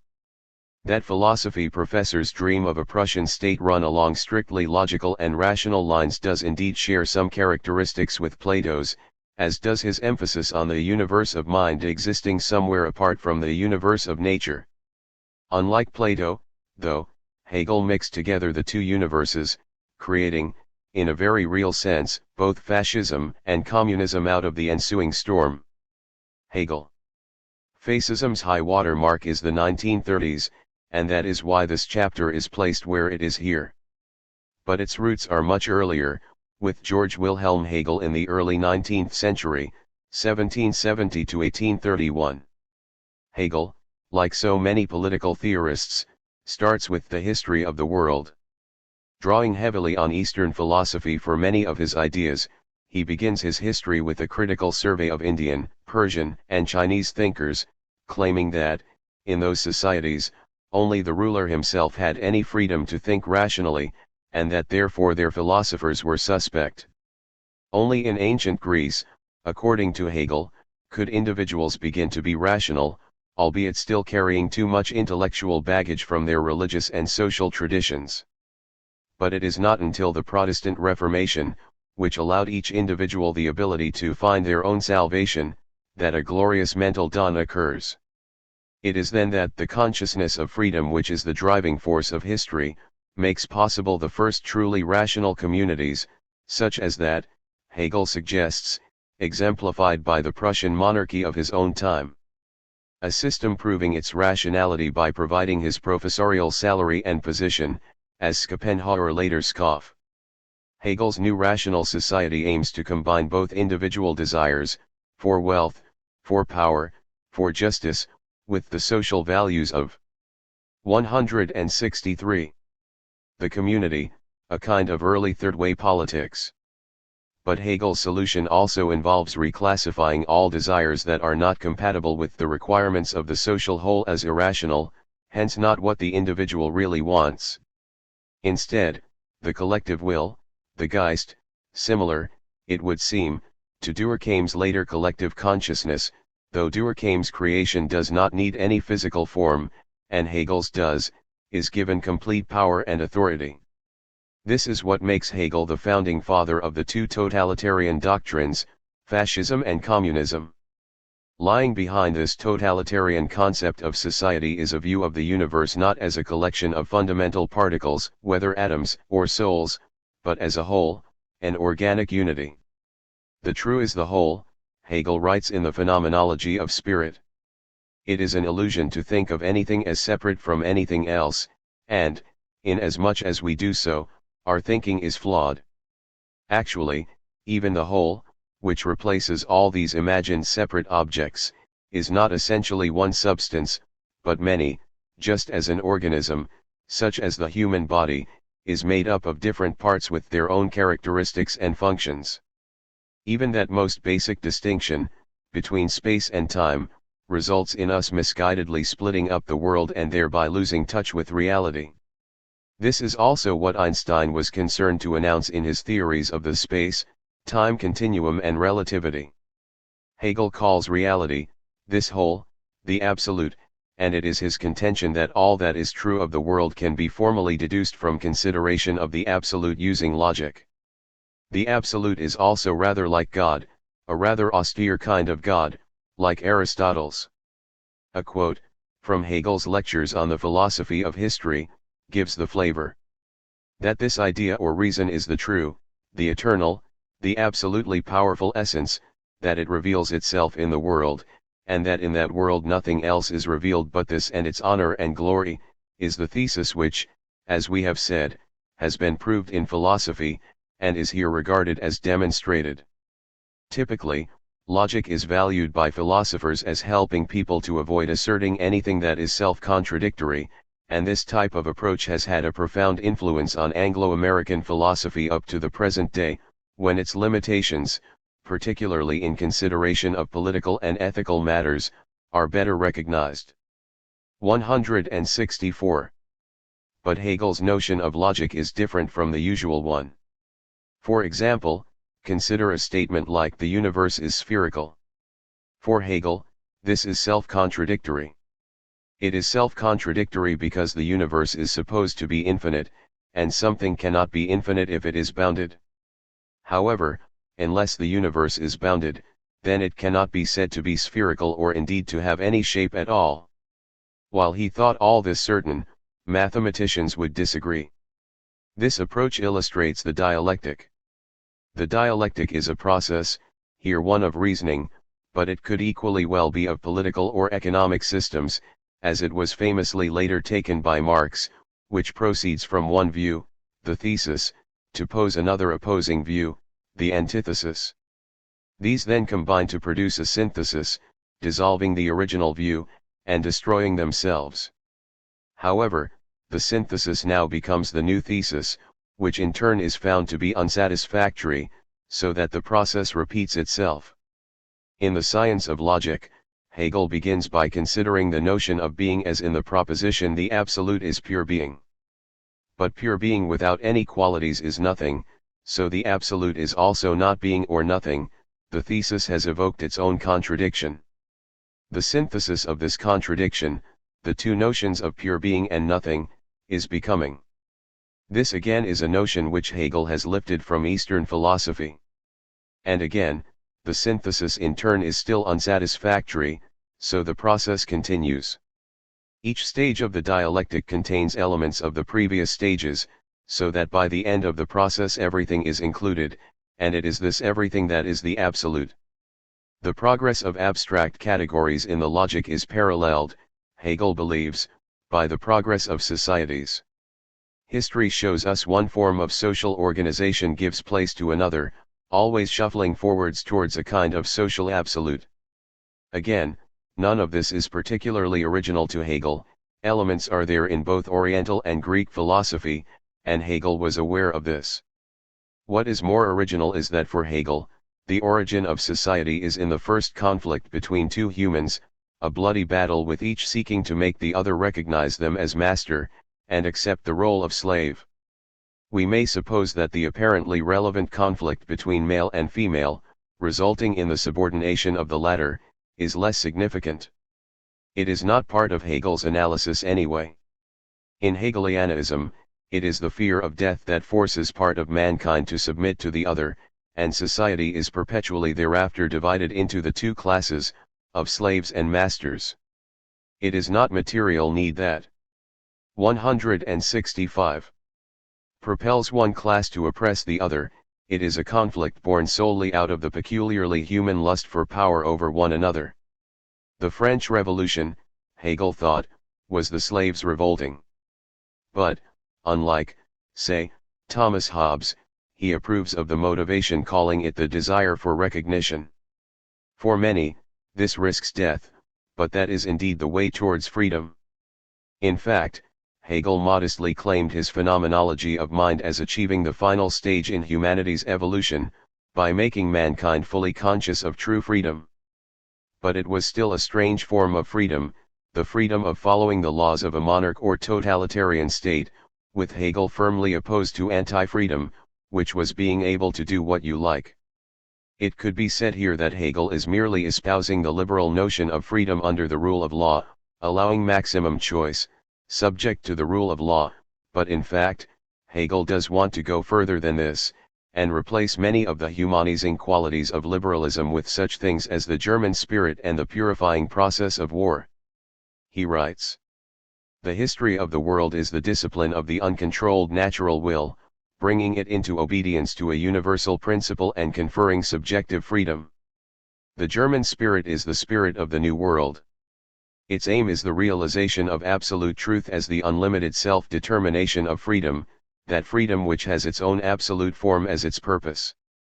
Individuals, for Hegel, have little intrinsic worth, because value resides only in the whole." He identifies Christianity as both the most socially significant religion, and the worst one, because it embodies the political structures of liberal democracy. Christianity suggests that all people are equal, in that they each have a soul of equal worth, and that they are free, in that they are able to choose to live according to the law of God. But Hegel thinks that, because it says that God created man, rather than man creating God, and because it only offers equality in heaven, Christianity is a slave ideology. Hegel goes on to imply that liberal democracy is also a slave ideology as it offers universal recognition of people's importance, by elevating the Christian edict to treat your neighbor as yourself to a practical legal and political stance. Hegel evokes strong reactions even at the time. One of his most bitter opponents, Schopenhauer, a contemporary, was devoutly opposed to him, ever since he himself had rashly chosen to deliver 166. An inaugural lecture at a time when the celebrated Professor Hegel, then at the peak of his career, was also pontificating in the building. Schopenhauer so bitterly resented the small audience that attended his own talk, that he vowed never to lecture again. The emblem at the head of Hegelian university philosophy, he wrote pithily later, should be a cuttlefish creating a cloud of obscurity around itself so that no one sees what it is, with the legend, mea culpine tutus, fortified by my own obscurity. Hegel's influence.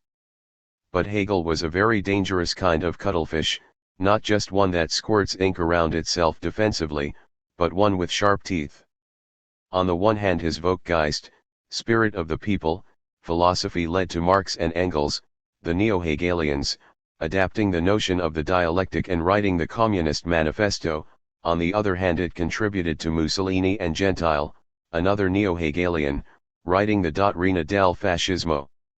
Both doctrines adopt the Hegelian notion of individual self-consciousness being embodied in the state.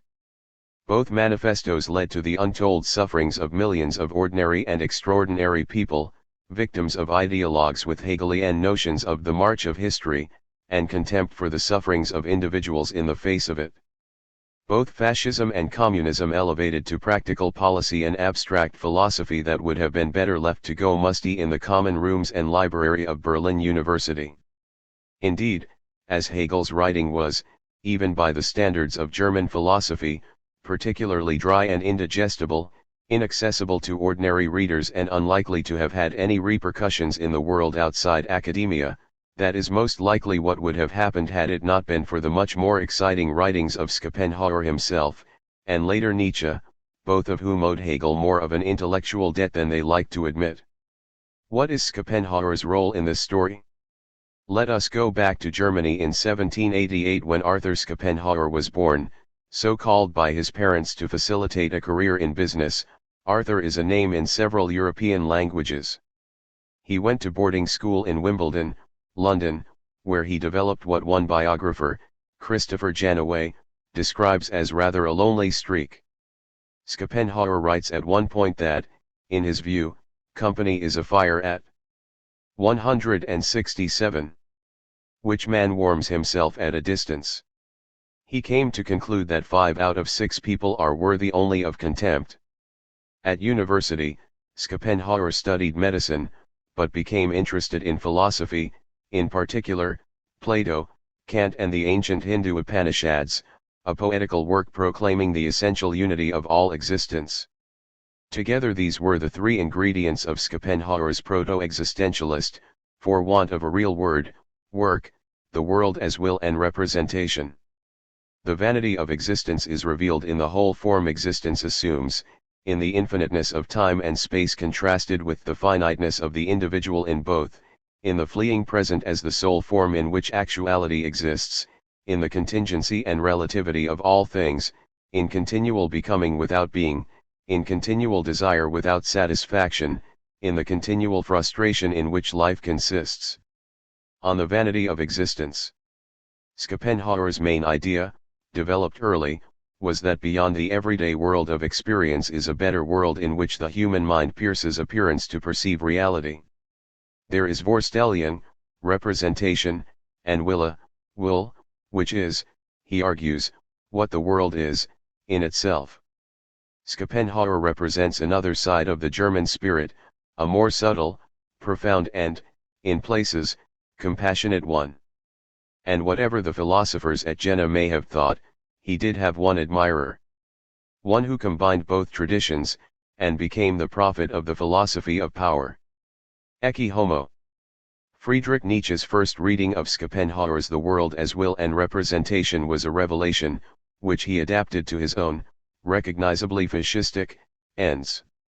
Born in the decade of revolutions, in 1844, in the Prussian town of Rocken, Nietzsche sees human beings, and indeed all of life, as engaged in a struggle to increase their power.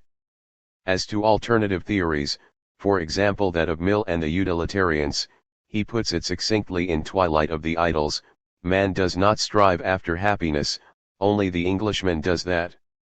Nietzsche was a philosopher-poet who wrote of supermen and battles, of the will to power, and of magnificent destinies. Yet Nietzsche, the historical man, was a rather less dashing figure. 168. Physically unattractive and prone to ill health, headaches, and chronic short-sight, along with intestinal problems, all together ensuring that he knew little of those two great human pleasures, good food and sleep. It seems likely that he knew little of the third pleasure, either, as there was little romance in his life, despite a claimed voracious sexual appetite and his eventually contracting syphilis. At least, that was what Freud alleged, saying he had contacted it in a Genos male brothel, explaining Nietzsche's obsession with his own ego as homosexual and narcissistic. Nietzsche himself did describe a visit to a brothel which took place in 1865, but claimed to have come away without touching anything but a piano, from which he would have been most unlucky to have contacted syphilis. His own self-diagnosis blames, rather feebly, the weather for making him a narrow, withdrawn, grumpy specialist instead of a significant, brave spirit. Then again, he says that his sickness liberated me slowly, by forcing him to give up his teaching and books, and instead to break his habits, and above all, to put an end to all bookwormishness. At the age of 40, at which point many accept their middle-aged lot, Nietzsche declared himself to be the first immoralist, proud to possess this word which sets me off against the whole of humanity, and announced his intention to revalue all values, starting with the unmasking of Christianity, a task already, as we have seen, undertaken by Hegel, before finishing up by, literally, making good bad. Nietzsche prescribes his own version of morality, the anti-morality. Where conventional teaching, epitomized by Christianity, but also so strongly advanced by Socrates, would have it that people should be good, and through being good will come happiness, Nietzsche argues that this slave morality is born out of guilt, weakness, and resentment. Good is only a shadow form of the absence of this resentment, whereas in master morality, good is primary, being equivalent to nobility and strength, and bad is the derived form, low and common, the failure to achieve this. But his task was attempted too late and was never completed. Instead, ecce homo, behold the man, a semi-blasphemous title in itself, has to stand as his definitive work, for in the spring of 1889 he descended into a twilight world of his own, never emerging from madness. Dying, certainly unloved, and, no doubt more importantly in his own terms, unnoticed, at the relatively early age of 56, Nietzsche cuts in many ways a tragic furrow in history, the opposite of what he 169 would have wanted. The end of Ecce Homo is supposed to be an ode to his own excellence, but it is more nearly an anthem to the later German fascist creed. The concept God invented as the antithetical concept in life, everything harmful, noxious, slanderous, the whole mortal enmity against life brought into one terrible unity. The concept the beyond, real world invented so as to deprive of value the only world which exists, so as to leave over no goal, no reason, no task for our earthly reality. The concept soul, spirit, finally even immortal soul, invented so as to despise the body, so as to make it sick, holy, so as to bring all to all the things in life which deserve serious attention, the question of nutriment, residence, cleanliness, weather, a horrifying frivolity. Finally, it is the most fateful, in the concept of the good man common cause made with everything weak, sick, ill-constituted, suffering from itself, all that which ought to perish, the law of selection crossed, an ideal made of opposition to the proud and well-constituted, to the affirmative man, to the man certain of the future and guaranteeing the future. It is here that the Nazi policies of eugenics and race found their voice, sitting comfortably alongside Hegel's earlier attempts to recommend the breeding of Prussian characteristics.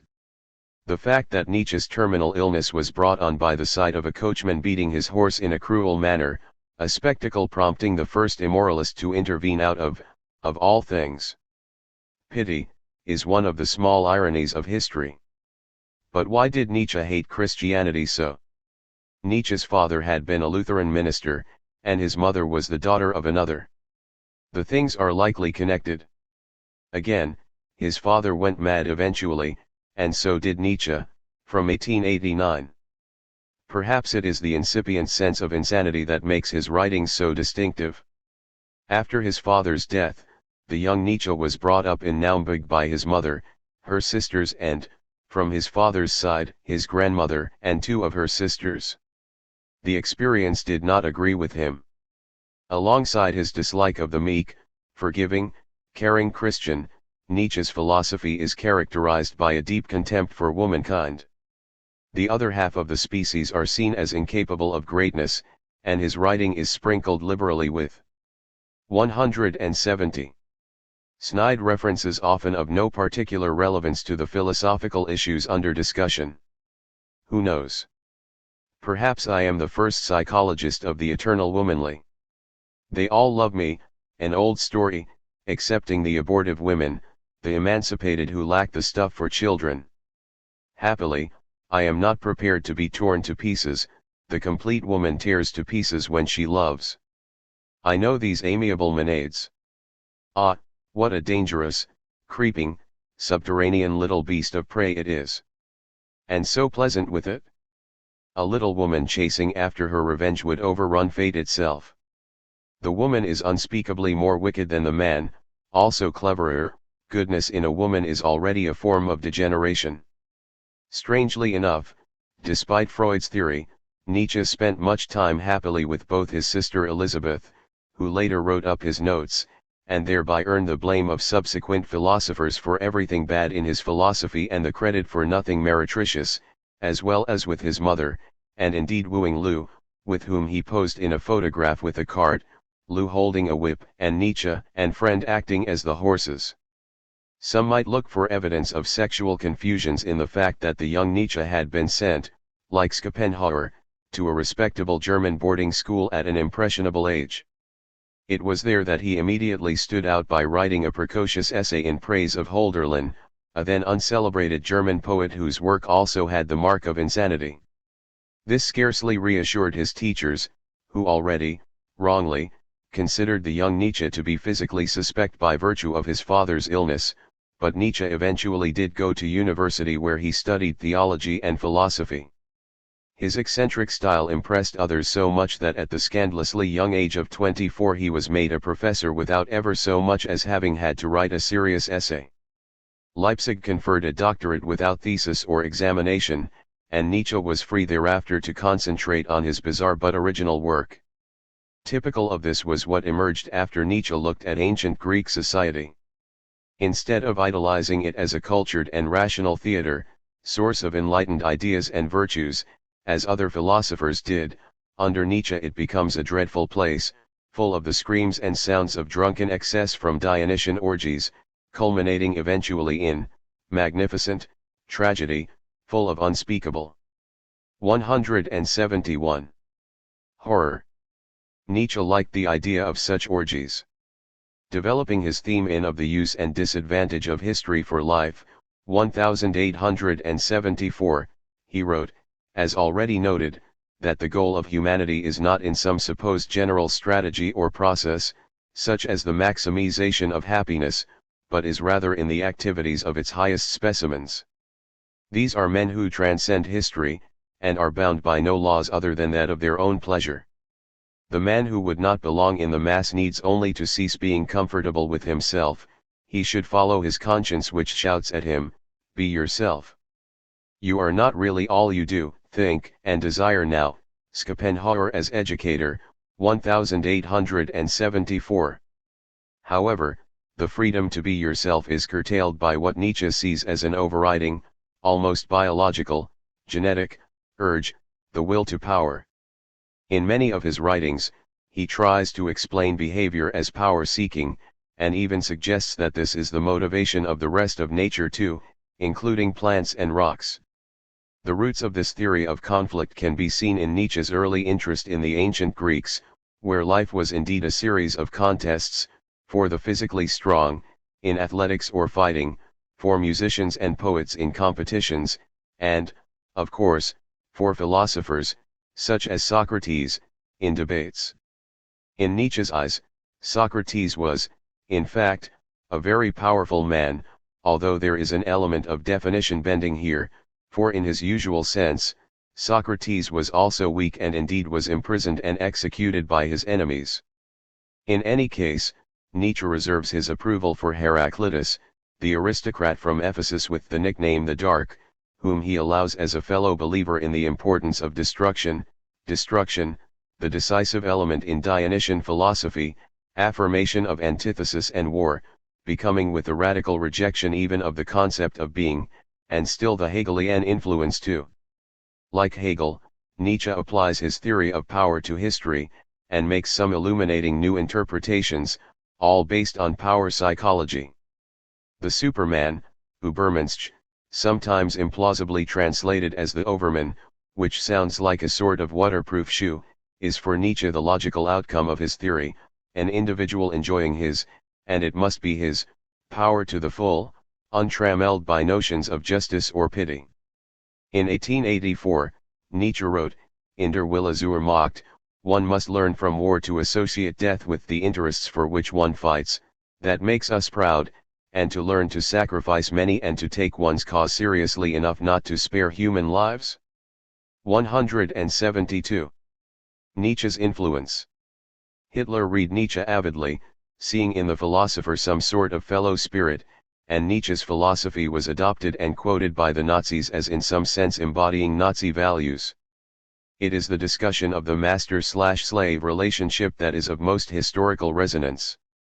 But many of Nietzsche's rhetorical flourishes, such as the despising of the weak, the sick, and the handicapped, also fed easily and conveniently into the policies of the Nazi state, even if, as was indubitably also the case, Nietzsche himself had no time for theories of racial supremacy and actually admired the Jews for having crucified the Christian prophet. In fact, Nietzsche even rails regularly against his fellow countrymen. As far as Germany extends, it ruins culture, the Germans are incapable of any conception of greatness, the Germans have no idea whatever how common they are, but that is the superlative of commonness, they are not even ashamed of being German. The Nazi propagandists got around this apparent contradiction by explaining that his writing was merely a criticism of Germany before the Third Reich. And Nietzsche's anti-morality certainly elevated war to the status of being an end in itself. Among the decisive preconditions for a Dionysian task is the hardness of the hammer, joy even in destruction. In the concluding chapter of Ecce Homo, Why I Am Destiny, Nietzsche says in a passage which appears to both gleefully and uncannily anticipate the Holocaust, "I know my fate. One day, there will be associated with my name the recollection of something frightful, of a crisis like no other before on earth, of the profoundest collision of conscience, of a decision evoked against everything that until then had been believed in, demanded, sanctified. I am not a man, I am dynamite." Perhaps Nietzsche's writings were twisted and distorted through the lens of his sister, the only source for his actual writings, and certainly herself later active with the Nazis. Whether or not this is true, the writings have their own life. Hitler certainly saw himself as a kind of philosophical despot and artist tyrant as imagined by the philosopher. In one of his works, Nietzsche explains how such despots will mold men as an artist would, to achieve that universal energy of greatness, to mold the future man by breeding and, at the same time, by destroying millions of bungled humans, we will not. 173. Be deterred by the suffering we create, the equal of which has never been seen. Nietzsche's writings are not really terribly good literature, but the philosophers think they are. And they are not really terribly good philosophy, but the literary critics think they are. Both are impressed by his rejection of rationality, Socrates' great mistake, and by his deliberate contradictions. In this way, he has been able to retain a largely undeserved reputation for profundity and originality. Philosophically, Nietzsche's point is that there is no meaning to life except that which individuals can create for themselves. As fascism is largely about the state, not the individual, seeking to subsume the individual need for recognition into the pomp, power, and ceremony of the state, the two theories are in some ways at opposite logical poles. Yet, in both theories, the only way out of this futility and meaninglessness for the individual is through action and creation, and the purest form of these is through the exercise of power. In practice, the Nazi state offered individuals a chance to have power over others, and to enjoy it, untrammeled, as Nietzsche said, by notions of justice or pity. Nietzsche's legacy is not so much a philosophical justification for anti-morality, as a philosophical precedent for it. He offers legitimacy to those seeking to explain why fundamental offenses against common morality are not important. The chain of ideas that led from Hegel through Schopenhauer to Nietzsche was now ready to be taken to its fateful conclusion by the new political ideologues. Italian fascism. Fascism, although widely bandied about as a term for any regime that people disapprove of, is correctly identified as the ideology of the Italian fascists in the first half of the 20th century under Benito Mussolini. And Mussolini actually started his career as a socialist, gradually developing extreme syndicalist notions centered around an all-powerful state. The manifesto of his party can be said to be La Dottrina del Fascismo, written by Mussolini and the former liberal, Giovanni Gentile, a respected neo-Hegelian philosopher. These days, the term fascism is most closely associated with Adolf Hitler, who admired Mussolini and adopted the doctrine as the ideology of the German National Socialists. For that reason alone. 174. Fascism must be treated as a serious historical theory. But in a sense, Hitler's Nazis were barely fascists, in the same way that they were barely socialists, national or otherwise. Mussolini and Gentile's doctrine was rather more subtle and persuasive. Gentile gave fascism an idealistic and spiritual aspect.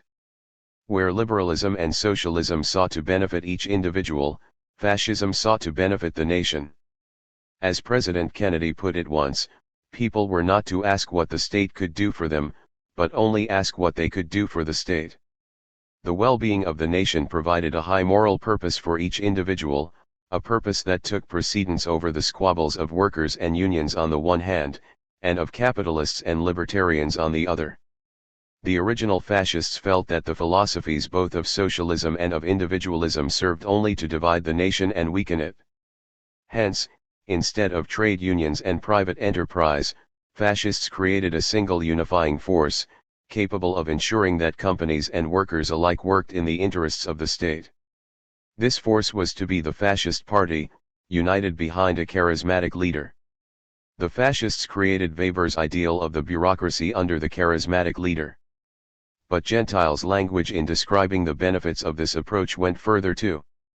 Fascism, he wrote, echoing Hegel, would restore the patriotic morality of service, sacrifice and indeed death. Fascism was not just an economic theory, or a quasi-legal structure of rights, but much more, a way to live and a way to attain fulfillment. It was not enough to do what the fascist government said, the fascist citizen also had to want to do it, and to believe in doing it. That is why one of the most potent images of the fascist state is of massive parades lined with enthusiastically waving crowds. Mussolini added to this his own notion of fascism as an action theory, and the highest form of action was violence. Echoing Nietzsche, it was only through violence that individual fascists could truly fulfill themselves, and it was only through wars that the fascist state could maintain its ideological purity. When Mussolini used violence to seize power in Italy in 1922, the process was part of the new way of governing, not just a necessary prerequisite. In many people's eyes, the courage of the fascists in fighting for power conferred nobility on the movement and cleansed it of the impurities of the shambling democratic state. Like Hitler, but certainly not like Nietzsche, Mussolini also stressed nationalism. For Mussolini, Bismarck was a great figure, who had succeeded in binding together the various elements of Germany into 175. A powerful nation, and he also admired Machiavelli for what he saw as Machiavelli's endorsement of power, especially military power, ignoring or missing the earlier Italians' emphasis on justice. However, Mussolini's nationalism should not be confused with the German brand, which identified nationality with race. Crucially, for Mussolini, it was the role of the state to create a people out of what in reality would be a mix of very different races. It was the failure of Hitler to understand this that led German fascism to the most grotesque irony of bureaucratic rules and structures, all aiming to make logical a doctrine of racial purity created out of irrational hatred and prejudice.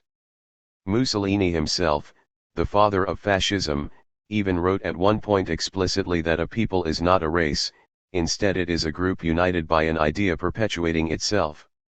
In this way, if Marx was not a Marxist, as he complained, certainly Mussolini was not a fascist. However, he was not a very strong leader either, and steadily over the period of the Second World War, Italian fascism too adopted the anti-Semitic policies of the Nazis, even if these were never implemented with any enthusiasm by the Italians, despite increasing German pressure for action as the Nazi officers gradually took control of the region.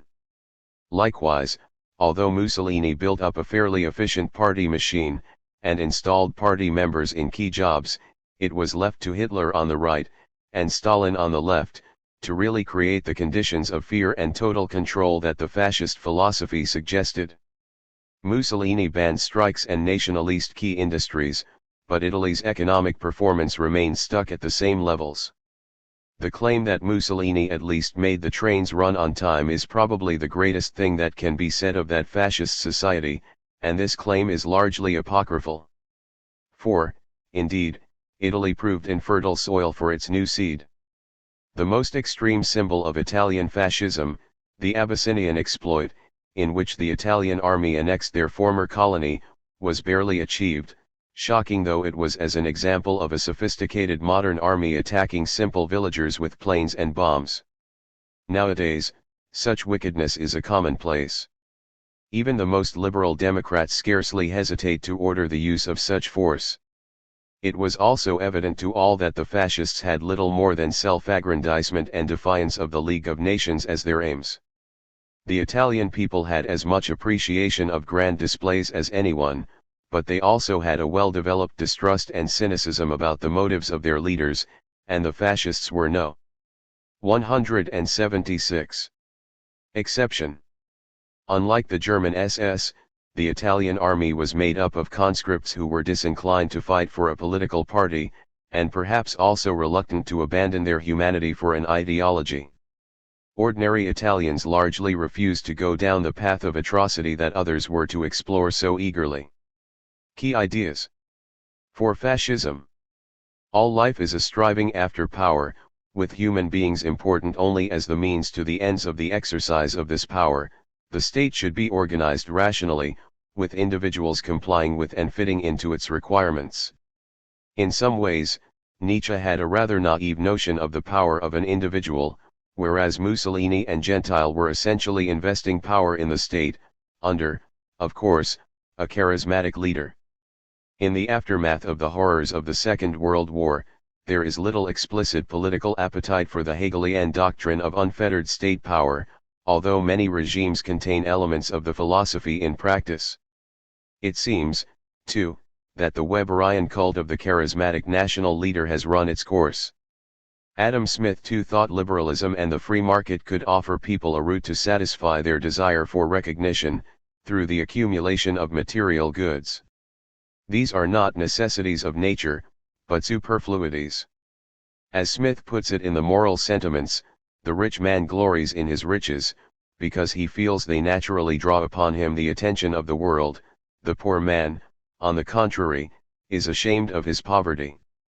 If we recall, with Smith, that wealth, as Mr. Hobbes says, is power, and that money is power in tangible, exchangeable form, then there are parallels between the more radical doctrines of materialism and fascism.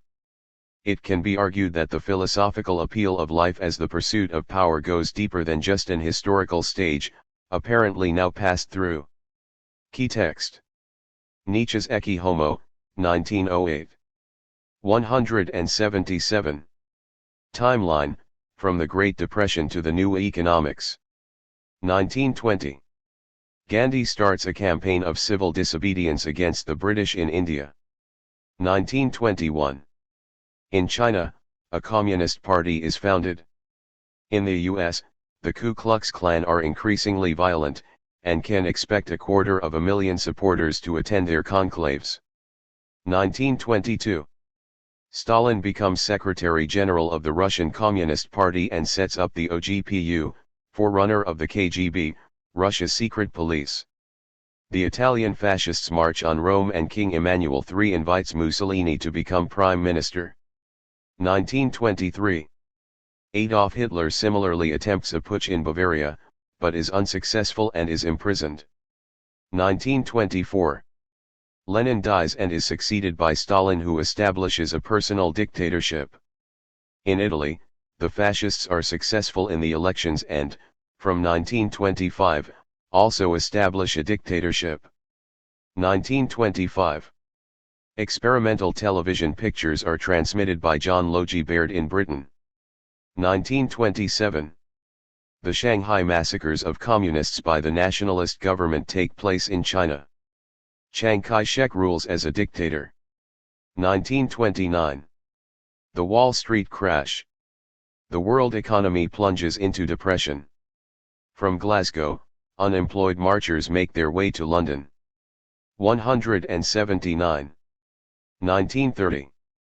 The Nazis are now the second largest party in the German parliament. 1931. Collapse of 3,000 German banks as unemployment rises to nearly 6 million. 1932. Fascist parties are founded in Britain and Spain. The Nazis are now the largest party in the German parliament. Aldous Huxley's Brave New World is published. The slump reaches its nadir in the US, there is a great hunger march in London, and in India the British put Gandhi in prison. 1933. The Nazis use their new powers to set up a one-party state. Concentration camps are opened for enemies of the party. When the German president, Hindenburg, dies the following year, Adolf Hitler becomes sole leader, Führer, of Germany. The Long March begins in China, saving Mao's peasant army, ready one day to defeat Japanese fascism. 1935. Nazis start systematically targeting Jews. The Italians invade an independent country, Abyssinia, demonstrating the impotence of the League of Nations. 1936. Germany, Italy, and Japan reach strategic agreements. 1938. First anti-Semitic laws in Italy. Germany annexes Austria. 1939. Spain joins the fascist community. Germany annexes Czechoslovakia, and then Poland, precipitating the Second World War. 1941. Germany sets up the first extermination camps. 180. 1942. Two technological breakthroughs in the US, the first nuclear reactor and the first modern computer. 1944. The Bretton Woods Conference creates two international institutions, the International Monetary Fund and the World Bank, to determine the shape of the post-war world. 1945. Violent end to Italian, German, and finally Japanese fascist movements. Perhaps 35 million people have died in the fighting, most of them on the Eastern Front, and at least another 10 million have been murdered in the concentration camps. In China, a new People's Republic is being set up under Chairman Mao. Timeline, 1920 to 1945. 181. 11. Mao's Little Red Book. The most popular political pamphlet of them all is Mao's Little Red Book. It has been helped by being more or less compulsory for millions of people.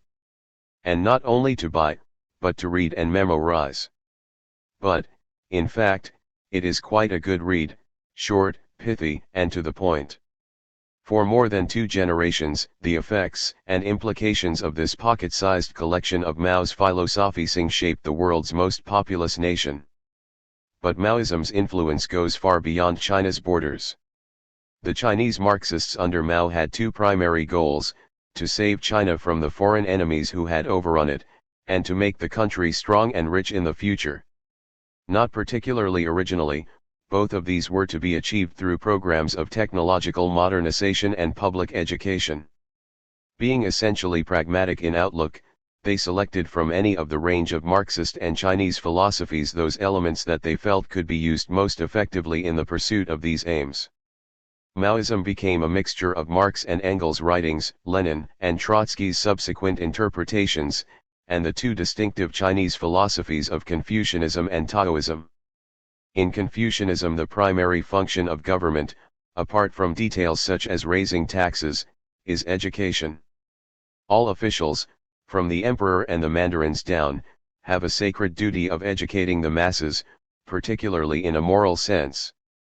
Li Dazhao, one of the early Chinese communists, influenced the development of Marxism in China away from historical determinism, by allowing countries to telescope their progress from an agrarian society to communism, by education, that is through a consciousness of the class struggle. This doctrine was also incorporated into Maoism as the policy of permanent revolution. Another element in Confucianism is the desire to create a one-minded society. So also Maoism. The people should all think the same on any important matter. Mao himself included egalitarianism as such a one-minded goal. The challenge of this orthodoxy by Liu Shaoqi contributed to the destructive conflict of the cultural. 182. Revolution, Mao's flailing attempt to reassert his philosophical dominance and political supremacy. Following Mao's death in 1976, and Deng Xiaoping's succession, egalitarianism was abandoned in place of something closer to the Western conservative notion of trickle-down, some people must get rich first, creating wealth that later benefits the others. In the West, surprisingly few consider Maoism a distinct philosophy and fewer still have looked at what the Little Red Book actually said. But the story of human society in many ways begins in China, so let us finish it there too. The Red Book. Strictly speaking, the book is entitled Quotations from Chairman Mao Zedong, nowadays usually spelled Zedong. However, as even in party circles in China itself no one actually uses this unwieldy title, it is mostly just called the Red Book. I have used either this or the affectionate-sounding sobriquet Little Red Book instead. Though in China itself, it should be noted, the book inspired a great deal more than just affection. For many years it had almost the status of a Bible or holy book, carried around for reference at all times, and even touched for good fortune, or for protection at moments of strife. The Little Red Book starts with Marxism, or, at least, with what is perceived to be the science of dialectical materialism behind the varied and inconsistent writings of Marx and Engels. It speaks in revolutionary phrases, short statements designed to be learned and recited, and for decades in all China's schools and colleges and workplaces they were. And the Red Book starts, as does the Chinese state, as do all good Marxists, with the Communist Party. It proclaims straight away, with no concessions to the browsing reader. If there is to be revolution, there must be a revolutionary party. Without a revolutionary party, without a party built on the Marxist-Leninist revolutionary theory and in the Marxist-Leninist revolutionary style, it is impossible to lead the working class and the broad masses of the people to defeat imperialism and its running dogs. 183. Without the Chinese Communists as its mainstay, China could never achieve independence or liberation or industrialization and the modernization of her agriculture, the Red Book warns. Written originally just as the Second World War came to an end in April 1945, this opening section is intended to link the revolution to economic progress, and appeal to the patriotism of a people who had recently suffered so greatly and so brutally under the Japanese invaders, and before them, the Western ones. Nonetheless, the Red Book recognizes that it will be an arduous task to ensure a better life for the several 100 million people of China and to build up an economically and culturally backward country into a prosperous and powerful one with a high level of culture.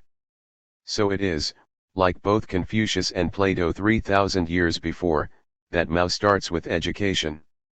And, Mao thinks, there is one good thing about China. Apart from their other characteristics, the outstanding thing about China's 600 million people is that they are poor and blank. This may seem a bad thing, but in reality it is a good thing. Poverty gives rise to the desire for change, the desire for action and the desire for revolution. On a blank sheet of paper free from any mark, the freshest and most beautiful characters can be written, the freshest and most beautiful pictures can be painted. Education here means Marxist education. But what is Marxist education? The key is revolutionary theory, combined with knowledge of history and a profound grasp of the practical movement. Together, these are rectification, a 24-karat Marxist word, which means the whole party studying Marxism. Rectification is putting yourself right, and practicing self-criticism, to ensure that political action and social policy remains correct. In order to shoulder the task of constructing the new communist society competently and work better alongside all non-party people who are actuated by high ideals and determined to institute reforms, communists need to conduct rectification movements, both now and in the future, and constantly rid themselves of wrong thinking. So the Cultural Revolution of the 1950s was not entirely an anomaly. Maoism, again like Platonism and Confucianism, was always obsessed with protecting the republic and maintaining the purity of the revolution in the face of the manifest tendency for 184. Material contamination and dilution. If Plato worried about the influence of bad poetry, and wanted only approved plays performed, in Red China education revolved only around the approved political poetry of party slogans such as, "What is work? Work is struggle, there are difficulties and problems for us to overcome and solve. We go there to work and struggle to overcome these difficulties, and a good comrade is one who is more eager to go where the difficulties are greater." Or around uplifting political stories such as the ancient fable of the foolish old man who removed the mountains. This tells of a graybeard who lived in northern China long, long ago. His house faced south and beyond his doorway stood the two great peaks, Taihang and Wangguo, obstructing the way. He called his sons, and hoe in hand they began to dig up these mountains with great determination. Another graybeard, known as the wise old man, saw them and said derisively, "How silly of you to do this! It is quite impossible for you few to dig up those two huge mountains." At this, the foolish old man replies, "When I die, my sons will carry on, when they die, there will be my grandsons, and then their sons and grandsons, and so on to infinity. High as they are, the mountains cannot grow any higher, and with every bit we dig, they will be that much lower. Why can't we clear them away?" Having refuted the wise old man's wrong view, the story goes on, the foolish one carried on digging every day, unshaken in his conviction. God was moved by this, and sent down two angels, who carried the mountains away on their backs. The moral is, teacher would add, that today, two big mountains lie like a dead weight on the Chinese people. One is imperialism, the other is feudalism. So, revolutionary theory and history are straightforward to teach. But what of the practical movement? Mao's two most famous essays on practice and on contradiction, both from 1937, are concerned with this. Both reflect the guerrilla roots of Maoism. The strategy is a democratic one of building up support in the countryside ready to overthrow the Japanese. But the policy also reflects a theoretical belief about the nature of knowledge. Knowledge starts with sense perception, is distilled into ideas and theory, and then tested through practice. Essentially, the practical movement is learning through experience, through experiment even. As the Red Book goes on, only through the practice of the people, that is, through 185. Experience, can we verify whether a policy is correct or wrong and determine to what extent it is correct or wrong. The Red Book emphasizes the need for party workers to indulge in this sort of investigation and study, rather than end up behaving like a blindfolded man catching sparrows, or a blind man groping for fish, or even to indulge in verbiage and rest content with a smattering of knowledge. Better instead that everyone engaged in practical work investigate conditions at the lower levels. No investigation, no right to speak.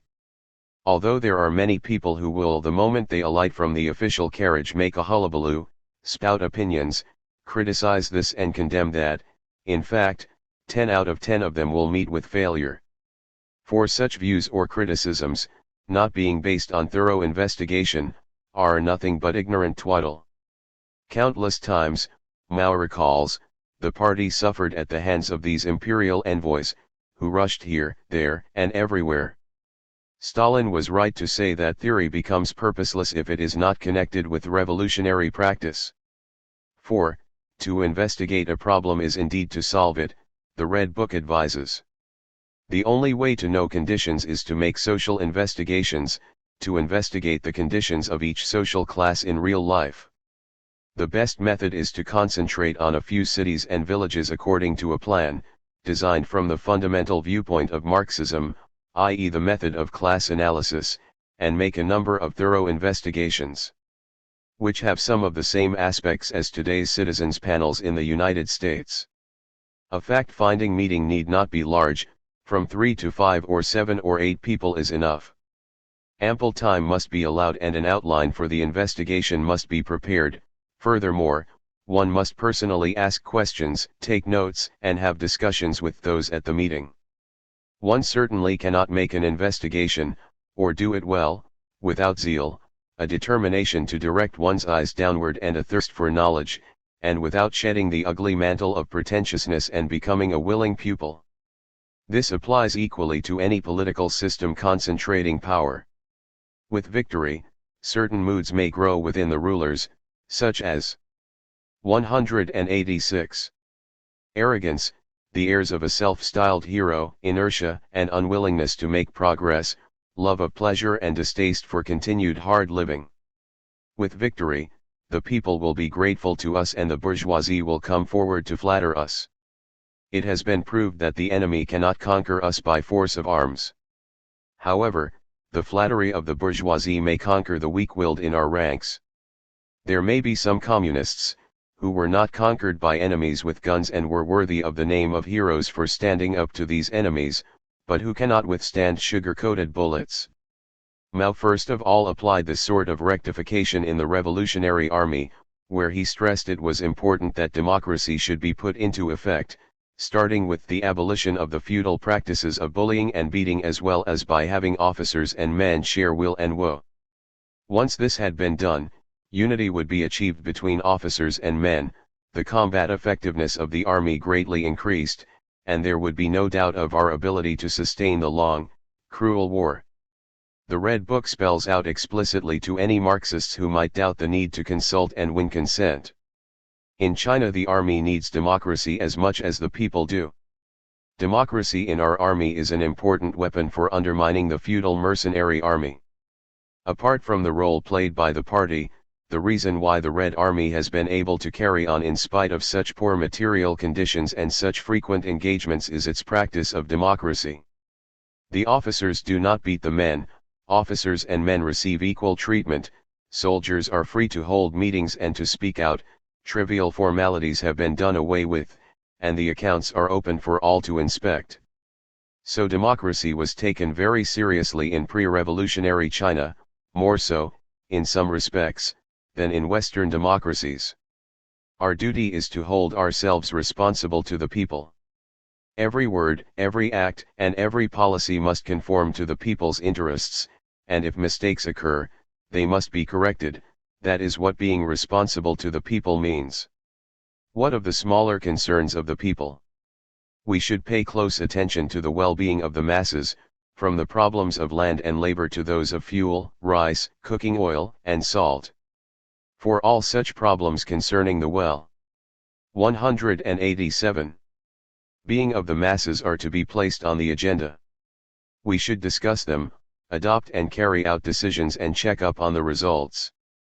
We should help the masses to realize that we represent their interests, that our lives are intimately bound up with theirs.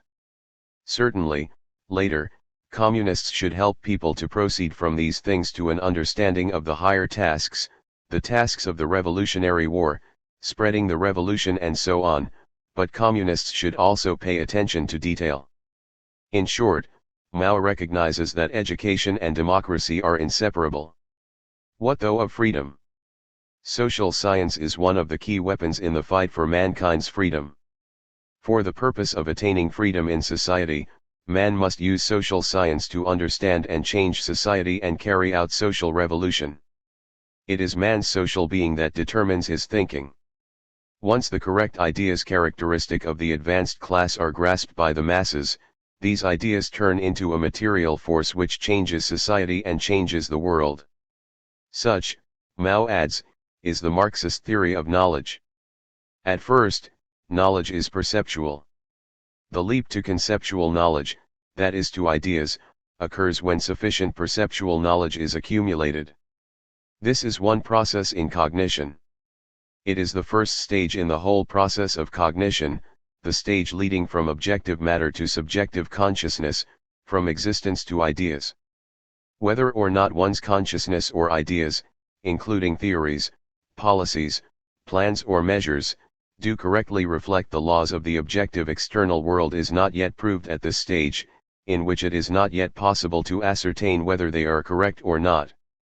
Then comes the second stage in the process of cognition, the stage leading from consciousness back to matter, from ideas back to existence, in which the knowledge gained in the first stage is applied in social practice to ascertain whether the theories, policies, plans or measures meet with the anticipated success. Generally speaking, those that succeed are correct and those that fail are incorrect. The Red Book recommends the same procedure for both ideas and the practical work of the party. In both cases leadership is necessarily from the masses, to the masses. This means, take the ideas of the 188 masses, scattered and unsystematic ideas, and concentrate them, that is, through study turn them into concentrated and systematic ideas, then go back to the masses and propagate and explain these ideas until the masses embrace them as their own, hold fast to them and translate them into action. Finally, remember to test the correctness of the ideas in practice. Then once again concentrate ideas from the masses and once again go to the masses so that the ideas are persevered in and carried through. And so on, over and over again in an endless spiral, with the ideas becoming more correct, more vital, and richer each time. This is truly the science of society. In remarks reflecting the Chinese doctrine of means and equilibrium, a single spark can start a prairie fire, January 5, 1930, Mao expands on the theory of knowledge in philosophical language, more than a little reminiscent of John Locke. The fundamental cause of the development of a thing is not external but internal, it lies in the contradictoriness within the thing. There is internal contradiction in every single thing, hence its motion and development. Contradictoriness within a thing is the fundamental cause of its development, while its interrelations and interactions with other things are secondary causes. The Little Red Book goes on, now in more metaphysical mode. Marxist philosophy holds that the law of the unity of opposites is the fundamental law of the universe. This law operates universally, whether in the natural world, in human society, or in man's thinking. Between the opposites in a contradiction there is at once unity and struggle, and it is this that impels things to move and change. Contradictions exist everywhere, but they differ in accordance with the different nature of different things. In any given phenomenon or thing, the unity of opposites is conditional, temporary, and transitory, and hence relative, whereas the struggle of opposites is absolute. The unity of opposites is important for Marxist politics because it solves the blindfold man collecting sparrows problem. We recall, only those who are subjective, one-sided, and superficial in their approach to problems will smugly issue orders or directives the moment they arrive on the scene, without considering the 189 circumstances, without viewing things in their totality, their history and their present state as a whole, and without getting to the essence of things, their nature and the internal relations between one thing and another. Such people are bound to trip and fall. One-sidedness means thinking in terms of absolutes, that is, a metaphysical approach to problems. For communists, in the appraisal of their work, it is one-sided to regard everything either as all positive or as all negative. Recognizing this fundamental aspect should bring humility, even in a one-party system. To regard everything as positive is to see only the good and not the bad, and to tolerate only praise and no criticism. To talk as though our work is good in every respect is at variance with the facts. It is not true that everything is good, there are still shortcomings and mistakes. But neither is it true that everything is bad, and that, too, is at variance with the facts. Here analysis is necessary. To negate everything is to think, without having made any analysis, that nothing has been done well and that the great work of socialist construction, the great struggle in which hundreds of millions of people are participating, is a complete mess with nothing in it worth commending. Although there is a difference between the many people who hold such views and those who are hostile to the socialist system, these views are very mistaken and harmful and can only dishearten people. We must not be like the frog in the well. In a speech at the Chinese Communist Party's National Conference on Propaganda Work, March 12, 1957, Mao had declared that, in approaching a problem a Marxist should see the whole as well as the parts. A frog in a well says, the sky is no bigger than the mouth of the well. That is untrue, for the sky is not just the size of the mouth of the well. If it said, a part of the sky is the size of the mouth of a well, that would be true, for it tallies with the facts. Such holism even brings Mao to muddy the holy water of Marxist materialism. 190.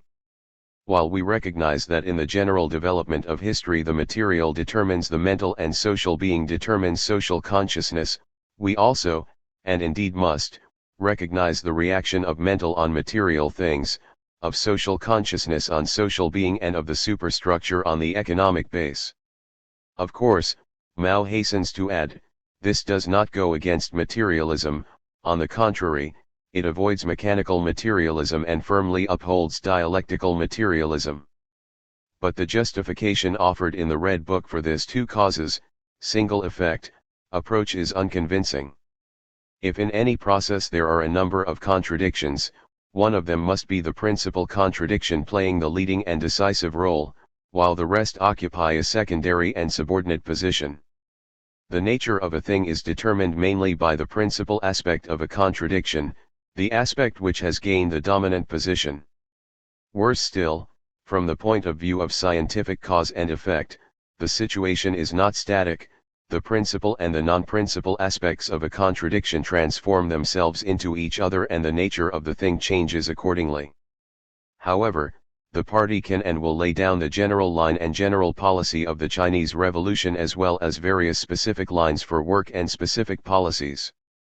Indeed, Mao warns, while many comrades remember the party's specific lines for work and specific policies, they often forget its general line and general policy, which is now, it would seem, assumed to be fairly static after all. By doing so, they risk becoming blind, half-baked, muddle-headed revolutionaries, vacillating now to the left and now to the right, with their work suffering. So the Red Book tells communists that, if they remember nothing else, they should always remember one key truth: it was the class struggles of the peasants, the peasant uprisings and peasant wars that were the engine driving historical development in Chinese feudal society. Classes struggle, some classes triumph, others are eliminated. Such is history, such is the history of civilization for thousands of years. And inspirational messages for revolutionaries from talks given by Mao are given, under headings like, People of the World, Unite and 191. Defeat the U.S. aggressors and all their lackeys, pledging support for oppressed groups abroad, notably the American blacks. It is up to us to organize the people. As for the reactionaries in China, it is up to us to organize the people to overthrow them. Everything reactionary is the same: if you don't hit it, it won't fall. It is like sweeping the floor, where the broom does not reach, the dust never vanishes of itself. In Mao's immortal words, a revolution is not a dinner party, or writing an essay, or painting a picture, or doing embroidery. It cannot be so refined, so leisurely and gentle, so temperate, kind, courteous, restrained and magnanimous. A revolution is an insurrection, an act of violence by which one class overthrows another. In theory, it is easy to identify the enemy. Whoever sides with the revolutionary people is a revolutionary, and whoever sides with imperialism, feudalism, and bureaucrat capitalism is a counter-revolutionary and an enemy. They are all those in league with imperialism, the warlords, the bureaucrats, the comprador class, the big landlord class and the reactionary intellectuals. Arrayed against, there is only the industrial proletariat, although alongside it is the whole of the semi-proletariat and the petty bourgeoisie. But as for the vacillating middle bourgeoisie, they are one day a friend, the next an enemy. Communists must be constantly on their guard lest they be allowed to create confusion within the ranks. But, in practice, often it is hard to tell who is your friend and who is your enemy. Even amongst the whites in the United States it is only the reactionary ruling circles who oppress the black people. The ruling classes there can in no way represent the workers, farmers, revolutionary intellectuals, and other enlightened persons who comprise the overwhelming majority of the white people.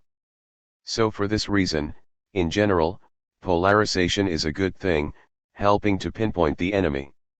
After all, imperialists and domestic reactionaries will certainly not take their defeat lying down and they will struggle to the last ditch, and even after there is peace and order throughout the country, they will still engage in sabotage and create disturbances in various ways and will try every day and every minute to stage a comeback. 192. In a speech in the Red Book dating back to the early years of the revolution, Mao surveys Red China and sees socialist transformation completed in the system of ownership, and the large-scale, turbulent class struggles of the masses in the main come to an end, but he sees two remnants of the overthrown landlord and comprador classes, a bourgeoisie still hanging on, and the remolding of the petty bourgeoisie only just started. In short, the class struggle is by no means over. But then, in its various forms, the struggle, between the proletariat and the bourgeoisie, between the different political forces, and the struggle in the ideological field between the proletariat and the bourgeoisie, is always bound to be long and tortuous. The proletariat seeks to transform the world according to its own world outlook, and so does the bourgeoisie. Realistically, then, Mao predicts bourgeois and petty bourgeois ideology, anti-Marxist ideology, will continue to exist for a long time. There needs to be a strategy to deal with the pernicious effects of what Mao calls liberalism, and others, even in his own party, call humanism. Liberalism is extremely harmful in a revolutionary collective. It is a corrosive which eats away unity, undermines cohesion, causes apathy, and creates dissension. It robs the revolutionary ranks of compact organization and strict discipline, prevents policies from being carried through and alienates the party organizations from the masses which the party leads. It is an extremely bad tendency. People who are liberals in China look upon the principles of Marxism as abstract dogma. They approve of Marxism, but are not prepared to practice it or to practice it in full. They are not prepared to replace their liberalism by Marxism. These people have their Marxism, but they have their liberalism as well. They talk Marxism but practice liberalism, they apply Marxism to others but liberalism to themselves. They keep both kinds of goods in stock and find a use for each. One of the problems with these liberals is their version of freedom and democracy. Isn't Maoism democratic enough? The Red Book acknowledges that it denies some freedoms, but allows others.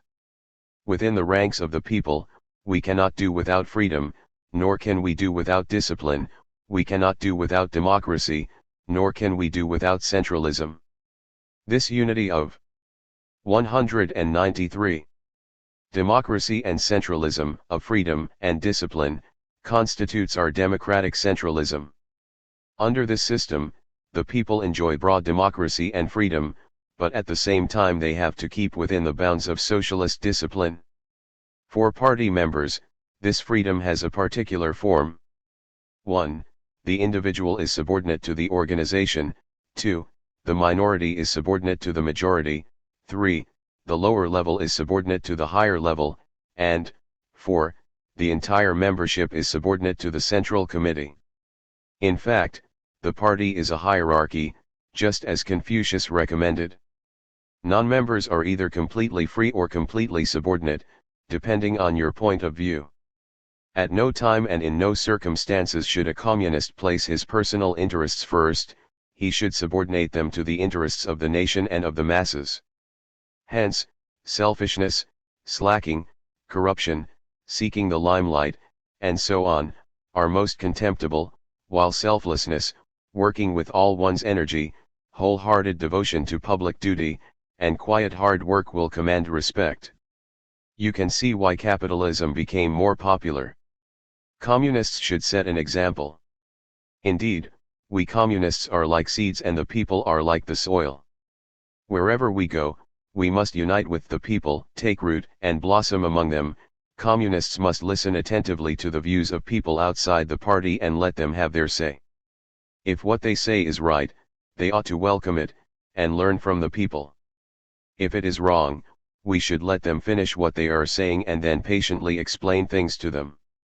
Still on the horticultural theme, Mao goes on, all erroneous ideas, all poisonous weeds, all ghosts and monsters, must be subjected to criticism, in no circumstances should they be allowed to spread unchecked. But the criticism should be fully reasoned, analytical and convincing, and not rough, bureaucratic, metaphysical, or dogmatic. Communists can however rely on the fact that, as Marx had demonstrated, on paper, a century before, their victory is an objective law independent of man's will. Even if the reactionaries 194 try to hold back the will of history, sooner or later revolution will take place and it will triumph. It is a simple matter of the operation of economic forces. After all, the changeover from individual to socialist, collective ownership in agriculture and handicrafts and from capitalist to socialist ownership in private industry and commerce is bound to bring about a tremendous liberation of the productive forces.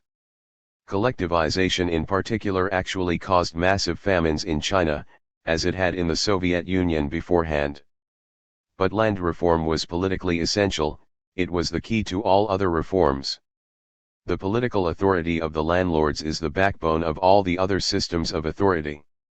With that overturned, the clan authority, the religious authority and the authority of the husband all begin to totter. Mao here is explicitly linking economic progress to women's emancipation. In fact, Maoism was always extremely progressive with regard to women whom Mao described as holding up half the sky. A man in China is usually subjected to the domination of three systems of authority: political authority, clan authority, and religious authority.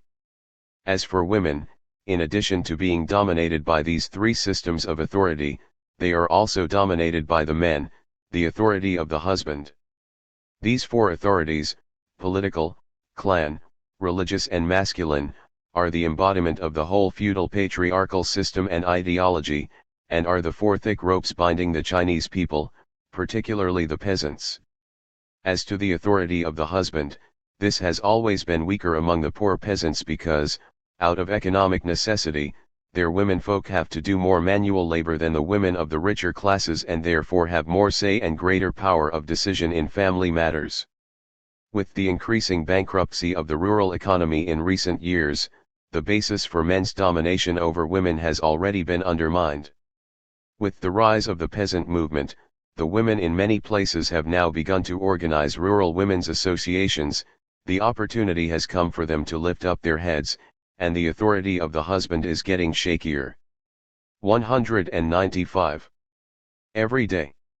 In a word, the whole feudal patriarchal system and ideology is tottering with the growth of the peasant's power. It makes economic sense to embrace equality of the sexes, Mao points out. China's women are a vast reserve of labor power. This reserve should be tapped in the struggle to build a great socialist society. And men and women must receive equal pay for equal work in production.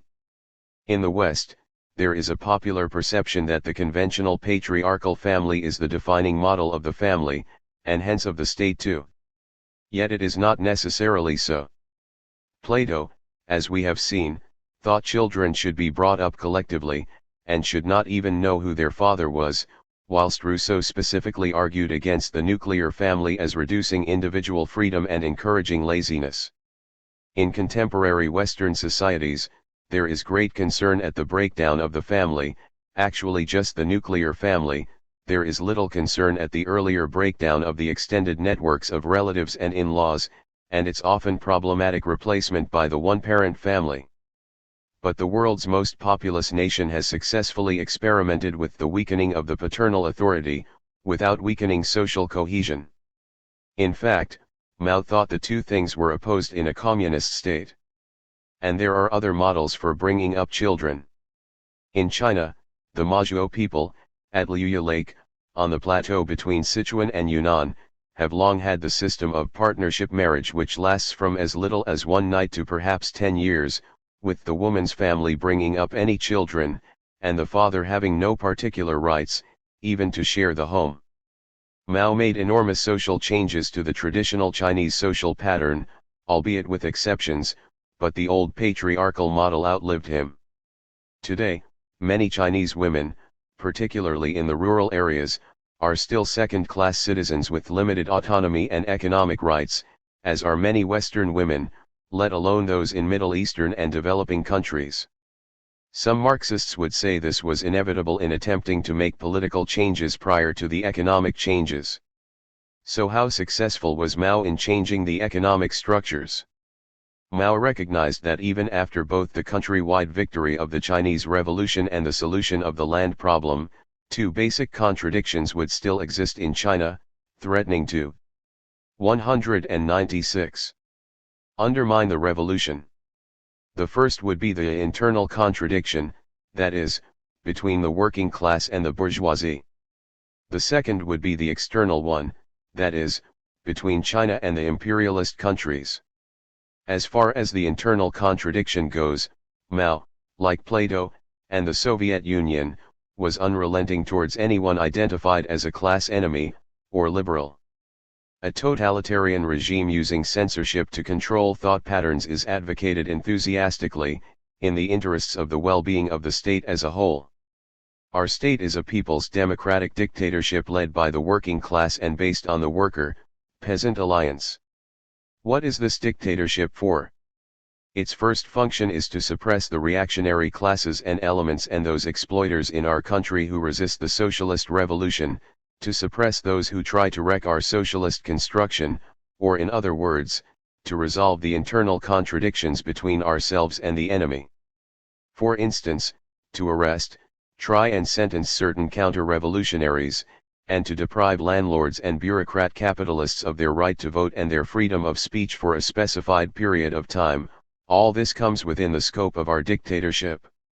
To maintain public order and safeguard the interests of the people, it is likewise necessary to exercise dictatorship over embezzlers, swindlers, arsonists, murderers, criminal gangs and other scoundrels who seriously disrupt public order.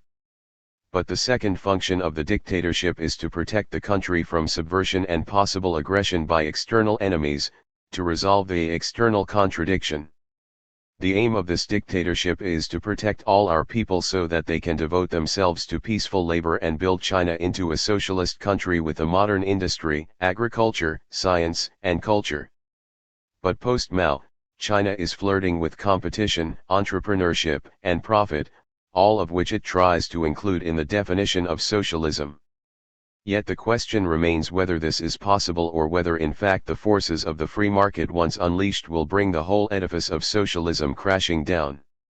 As the third millennium, China's fifth millennium, begins, voices are increasingly predicting the end of the Maoist experiment, and that Chinese communism will merge seamlessly into Western-style capitalism. But such predictions were being made even at the communist state's founding. This is why the Red Book warns that if 197. The landlords, rich peasants, counter-revolutionaries, bad elements, and monsters were all allowed to crawl out, while our cotters were to shut their eyes to all this, were to collaborate with the enemy and were corrupted, divided, and demoralized by him. If our cotters were thus pulled out or the enemy were able to sneak in, then it would not take long, perhaps only several years or a decade, or several decades at most, before a counter-revolutionary restoration on a national scale inevitably occurred, the Marxist-Leninist Party would undoubtedly become a revisionist party or a fascist party, and the whole of China would change its color. To forestall this, the People's Democratic Dictatorship, from its inception, must use two methods. Towards internal enemies, it must use the method of dictatorship, that is, for as long a period of time as is necessary, they cannot take part in political activities and are compelled to obey the law of the people's government and to engage in labor and, through labor, transform themselves into new men.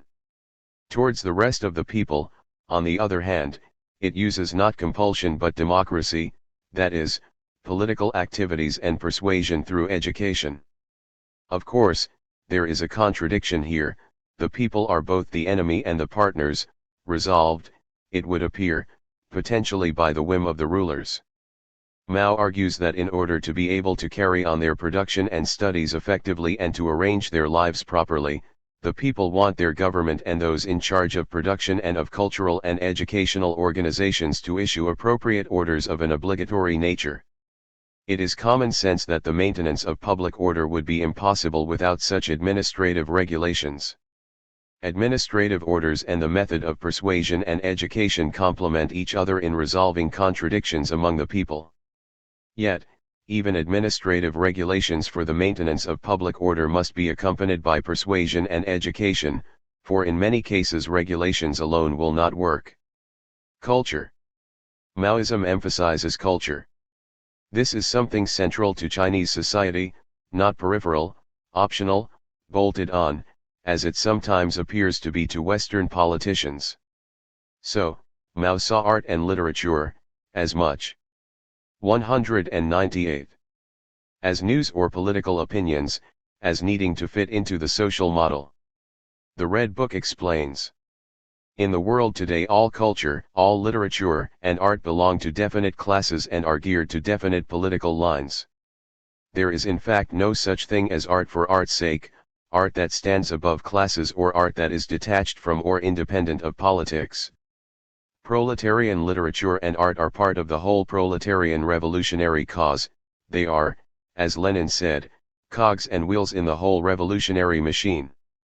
The literary and art workers must gradually move their feet over to the side of the workers, peasants, and soldiers, to the side of the proletariat, through the process of going into their very midst and into the thick of practical struggles and through the process of studying Marxism and society.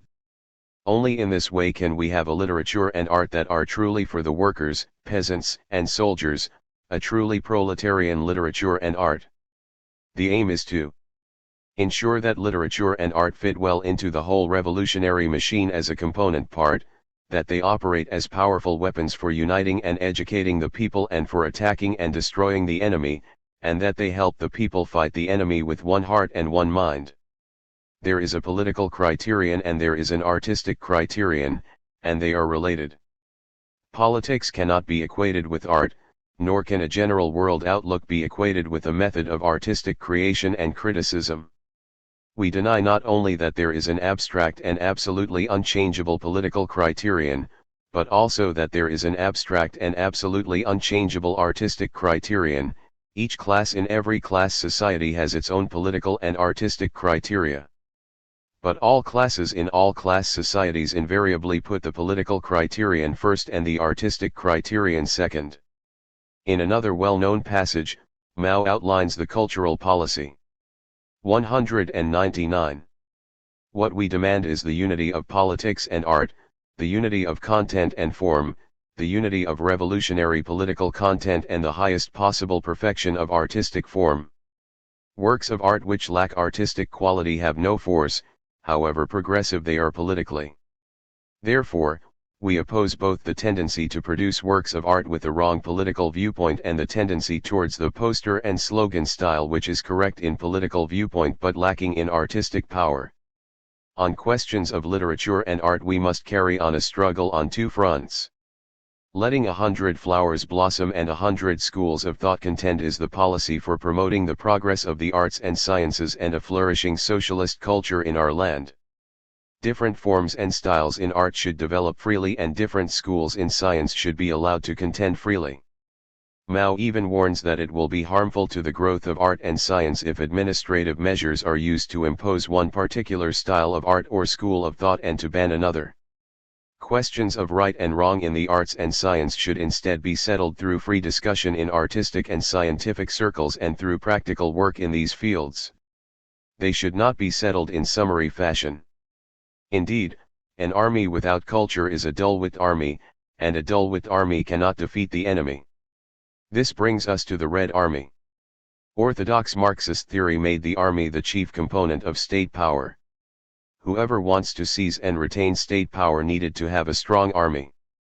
In Plato's Republic, the auxiliaries, or army, took very much second place in the social hierarchy to the policy group, the guardians, or philosophers. In China, the army continues to be held in higher esteem even than the party. In part, this is because the army is also the guardian. In part it is because it is, like Plato's auxiliaries, kept to a clearly defined role and, ideally, encroaches neither on the material interests of the people, nor on the political interests of the party, whilst playing a role in both. During the building of the new People's Republic, the army led the way in socialist production and agriculture, eagerly shouldering additional burdens. And the army must cherish the people and never encroach upon their interests. The army must respect the government and the party and never assert independence. This is the principle that made the use of tanks and bullets against the pro-democracy student demon. 200. Strat-ions in Tiananmen Square in 1989 so traumatic for the Chinese nation. After all, the richest source of power to wage war lies in the masses of the people. It was mainly because of the unorganized state of the Chinese masses that Japan dared to bully China, the Red Book says. When this defect was remedied, then the Japanese aggressor, like a mad bull crashing into a ring of flames, was surrounded by hundreds of millions of Chinese people standing upright. The mere sound of their voices struck terror into him, and he was burned to death. History shows that wars are divided into two kinds, just and unjust. All wars that are progressive are just, and all wars that impede progress are unjust. We communists oppose all unjust wars that impede progress, but we do not oppose progressive, just wars. Not only do we communists not oppose just wars, we actively participate in them. War, the highest form of struggle for resolving contradictions, is needed when they have developed to a certain stage. Whether between classes, nations, states, or political groups, this war has existed ever since the emergence of private property and of classes, as Hobbes put it too. In one of Mao's celebrated aphorisms, every communist must grasp the truth: political power grows out of the barrel of a gun. As for unjust wars, the First World War, in which both sides fought for imperialist interests, was won. Communists therefore firmly opposed that war. Revolutionary war, on the other hand, is an antitoxin which not only eliminates the enemy's poison but also purges us of our own filth. Every just, revolutionary war is endowed with tremendous power, which can transform many things or clear the way for their transformation. This is because although weapons are an important factor in war, the decisive one is people. The contest of strength is not only a contest of military and economic power, but also a contest of human power and morale. Even the atom bomb is a paper tiger, one which the US reactionaries use to scare people. It looks terrible, but in fact it isn't. Of course, the atom bomb is a weapon of mass slaughter, but the outcome of a war is decided by the people, not by one or two new types of weapon. Perhaps this is why the US drew back at the last minute from using the bomb in Korea, against the Chinese. 201. Maoists advocate not so much the omnipotence of war as the omnipotence of revolutionary war. War itself is a monster of mutual slaughter among men, and would eventually be eliminated by the progress of human society. But there is only one way to eliminate it surely: more war. By opposing counter-revolutionary war with revolutionary war, counter-revolutionary class war with revolutionary class war, then, when human society advances to the point where classes and states are eliminated, there will be no more wars, counter-revolutionary or revolutionary, unjust or just, that will be the era of perpetual peace for mankind. In practical terms, this view of war as evil, as opposed to the fascist and romantic notions of war as joy in destruction, the purest form of action, means communists must endeavor to establish normal diplomatic relations, on the basis of mutual respect for territorial integrity and sovereignty and of equality and mutual benefit, with all countries willing to live together with us in peace. People all over the world are now discussing whether or not a third world war will break out. On this question, too, we must be mentally prepared and do some analysis. We stand firmly for peace and against war. But if the imperialists insist on unleashing another war, we should not be afraid of it. The First World War was followed by the birth of the Soviet Union with a population of 200 million. The Second World War was followed by the emergence of the socialist camp with a combined population of 900 million. If the imperialists insist on launching a third world war, it is certain that several hundred million more will turn to socialism, and then there will not be much room left on earth for the imperialists. But aggressive military power is not necessary. One day it is also likely that the whole structure of imperialism will utterly collapse. It is inevitable, as all reactionaries, like their bombs, are paper tigers. In appearance they are terrifying, but in reality they are not so powerful. From a long-term point of view, it is not the reactionaries but the people who are really powerful. And, says Mao, borrowing from an older Chinese philosophical tradition of yin and yang and the dynamic balance and interplay of opposing forces. Just as there is not a single thing in the world without a dual nature, this is the law of the unity of opposites, so imperialism and all reci. 202. Tionaries have a dual nature, they are real tigers and paper tigers at the same time. In past history, before they won state power and for some time afterwards, the slave-owning class, the feudal landlord class and the bourgeoisie were vigorous, revolutionary, and progressive, they were real tigers. But over time, as their opposites, the slave class, the peasant class and the proletariat, grew in strength, struggled against them and became more and more formidable, these ruling classes changed step by step into the reverse. They changed into reactionaries, into backward people, into paper tigers. And eventually they, in turn, were overthrown, by the people. The reactionary, backward, decaying classes retain this dual nature even in their last life and death struggles against the people.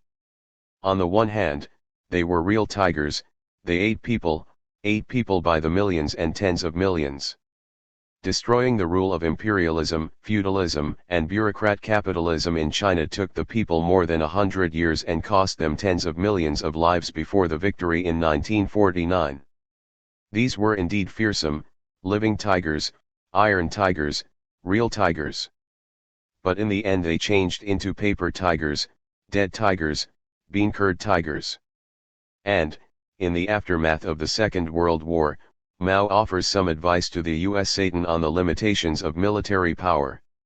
U.S. imperialism invaded China's territory of Taiwan and has occupied it for the past 9 years. A short while ago it sent its armed forces to invade and occupy Lebanon. The United States has set up hundreds of military bases in many countries all over the world.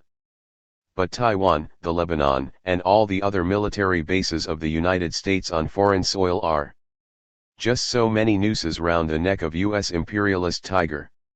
The nooses have been fashioned by the Americans themselves and by nobody else, and it is they themselves who have put these nooses round their own necks, offering the ends of the ropes to the Chinese people, the peoples of the Arab countries and all the peoples of the world who love peace and oppose aggression. The longer the U.S. aggressors remain in those places, the tighter the nooses round their necks will become. For imperialism cannot last long as it always does evil things. It persists in grooming and supporting reactionaries in all countries who are against the people, it has forcibly seized many colonies and 203 semi-colonies and many military bases, and it threatens the peace with atomic war. Thus, forced by imperialism to do so, the vast majority of the people of the world either are rising up or will soon rise up in struggle against it. Essentially, by riding roughshod over everything, the US has made itself the enemy of the people of the world and has increasingly isolated itself. Certainly, revolutionaries will never be cowed by the atom bombs and hydrogen bombs in the hands of the US imperialists. The raging tide of the people of the world against the US aggressors is irresistible. What of the future? When Mao looked ahead to the turn of the millennium, in 1956, he saw an industrial utopia and a new powerful China. It is only 45 years since the revolution of 1911, but the face of China has completely changed. In another 45 years, that is, in the year 2001, or the beginning of the 21st century, China will have undergone an even greater change. She will have become a powerful socialist industrial country. And that is as it should be. China is a land with an area of 9,600,000 square kilometers and a population of 600 million people, and she ought to have made a greater contribution to humanity. Her contribution over a long period has been far too small. Yet the Chinese should be modest, not only now, but 45 years hence as well. We should always be modest. In our international relations, we Chinese people should get rid of great nation chauvinism resolutely, thoroughly, wholly, and completely. China still follows the modest policy. It is deeply ingrained in Chinese values, not just since Mao. We must never adopt an arrogant attitude of great power chauvinism and become conceited because of the victory of our revolution and certain achievements in our construction. Every nation, big or small, has its strong and weak points. Every individual must be modest, for each may have many good qualities and have rendered great service, but yet each must always remember not to become conceited. To what extent Mao himself managed to do this is debatable, but certainly for many of the early years he maintained a virtuous model of simplicity and abstinence. He was famous for only having clothes with patches, and when clothes could no longer be patched, for cutting them up to make patches themselves. 204. In a review of economic policy worthy of Adam Smith, Building Our Country Through Diligence and Frugality, the Little Red Book advises, diligence and thrift should be practiced in running factories, shops, and all state-owned, cooperative and other enterprises. The principle of diligence and frugality should be observed in everything. It is one of the basic principles of socialist economics. For, indeed, as Mao foresaw, it would take several decades to make China prosperous. The road to communism is and was an uphill and bumpy one, to use a metaphor which Mao comprehensively exhausts. The way is complicated too, by tempting-looking alternative turnings. Even during the first years of the People's Republic, Mao observed a falling off in ideological and political work among students and intellectuals, and some unhealthy tendencies appearing in society. Some people seem to think that there is no longer any need to concern themselves with politics or with the future of the motherland and the ideals of mankind. Towards the end of the Red Book, Mao says that it seems as if Marxism, once all the rage, is currently not so much in fashion. His solution then was that communists needed to redouble their ideological and political work. Both students and intellectuals would have to study harder. In addition to their specialized subjects, they would have to progress ideologically and politically, through studying Marxism, current events, and politics. For not to have a correct political orientation is like having no soul. There is only one way forward. What Maoism has to offer to the young people, in particular, is a tempting recipe entitled Self-Reliance and Arduous Struggle. Influence. Mao Zedong, for all his later obsessions, delusions, later excesses, and cruelties, left a legacy of commitment to the rights of the rural poor and to women, and set new minimum standards for education and health across the developing world. By addressing himself to the uneducated, agrarian poor, Mao also changed the perception of class struggle and society in both communist and non-communist societies. And certainly, without Maoism, the Japanese Fascist Party would have remained transcendent in Asia, whatever reverses in Europe the fascists might have suffered. 205. Key ideas. Mao declares that the history of mankind is one of continuous development from the realm of necessity to the realm of freedom. This is an old story, seen in Marx and Hegel, and earlier philosophers. But Mao changes the emphasis significantly. The process is never-ending, as in any society in which classes exist, class struggle is inevitable. Even in the long-awaited classless society, the struggle between the new and the old and between truth and falsehood will never end. In the fields of struggle for production and scientific experiment, progress is continuous and nature undergoes constant change, yet things never remain at the same level. Education and democracy are inseparable. Nothing is all positive or all negative. Where Western theorists see a linear progression, with single causes leading to single effects, Mao sees complexity and relationships, the Eastern conception of the great interplay of positive and negative, yin and yang, added to a Western notion of simple cause and effect. Maoism hints at a third way between communism and capitalism, which is what the Chinese government today is still seeking to explore. On their success or failure hinges more than the Chinese political system. Key text. Mao's Red Book, 1945. 206. Timeline, From Atom Bombs to the Triumph of Capitalism. 1945. The Enola Gay, the affectionately named U.S. Air Force bomber, drops Little Boy on Hiroshima, bringing about the largest single mass killing in human history, and the unconditional surrender of the Japanese. 1948. The UN adopts the Declaration of Human Rights. The World Health Organization is set up. NATO is founded to defend the West. Comecon is set up by the USSR and Eastern European satellite states. 1949. Mao finally drives the rump of the nationalist armies, led by Chiang Kai-shek, off the mainland to Taiwan and announces the new People's Republic. 1950. The Korean War starts, to end in U.S. humiliation, mainly due to China's support for the Koreans. 1952. The first contraceptive pills are produced. This heralds a time of social and sexual liberalization. 1954. The U.S. Supreme Court rules that racial segregation in schools is unconstitutional. A year later, the black inhabitants of Montgomery boycott the segregated city buses, winning further concessions. 1955. The Warsaw Pact is established to replace Comecon, in the year of the death of Stalin. For 4 decades the world will be divided between two distinct blocks of influence. 1957. The European Common Market is established, but the United Kingdom is not part of it, busy instead detonating its own H-bomb. 207. On Christmas Island. The Russian Sputnik alarms the US into a space race. 1958. Mao's Great Leap Forward proves disastrous as agrarian reform leads to famine. 10 years later the Cultural Revolution, an equally disastrous Back to Basics campaign, results in anarchy and random murder. 1959. Fidel Castro overthrows the Batista government in Cuba and sets about reforming the sugar plantations. 2 years later a U.S. invasion at the Bay of Pigs is a fiasco, but John F. Kennedy manages to win the showdown of the missile crisis the following year.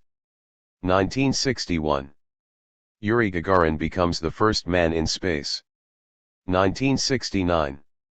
Neil Armstrong is the first man on the moon. Buzz Aldrin is the second. The Soviet Union is not even in sight. The West has won the race, and not just for the moon. 208. 12. The end of history? Is society proceeding slowly but surely towards a final utopia, or towards an equally final cataclysm? Or are we following only a random and unpredictable process of change? Could slavery, mass famine, even human sacrifice, be part of the future as well as the past? Most of the political philosophers seem to discern a pattern to history, and usually a positive one, generally putting great store by the apparently consistent and cumulative effects of technology. After all, once invented, few things are uninvented, at least, few things which find a profitable market. Yet, if political society is about the well-being of the people, the progress seems to be less clear. The poverty and despair of past epochs seem to change form, never to disappear. Indeed, Rousseau's noble savage may well have been a happier fellow than today's suburban clock watcher or mortgaged wage slave, let alone the unemployed or imprisoned.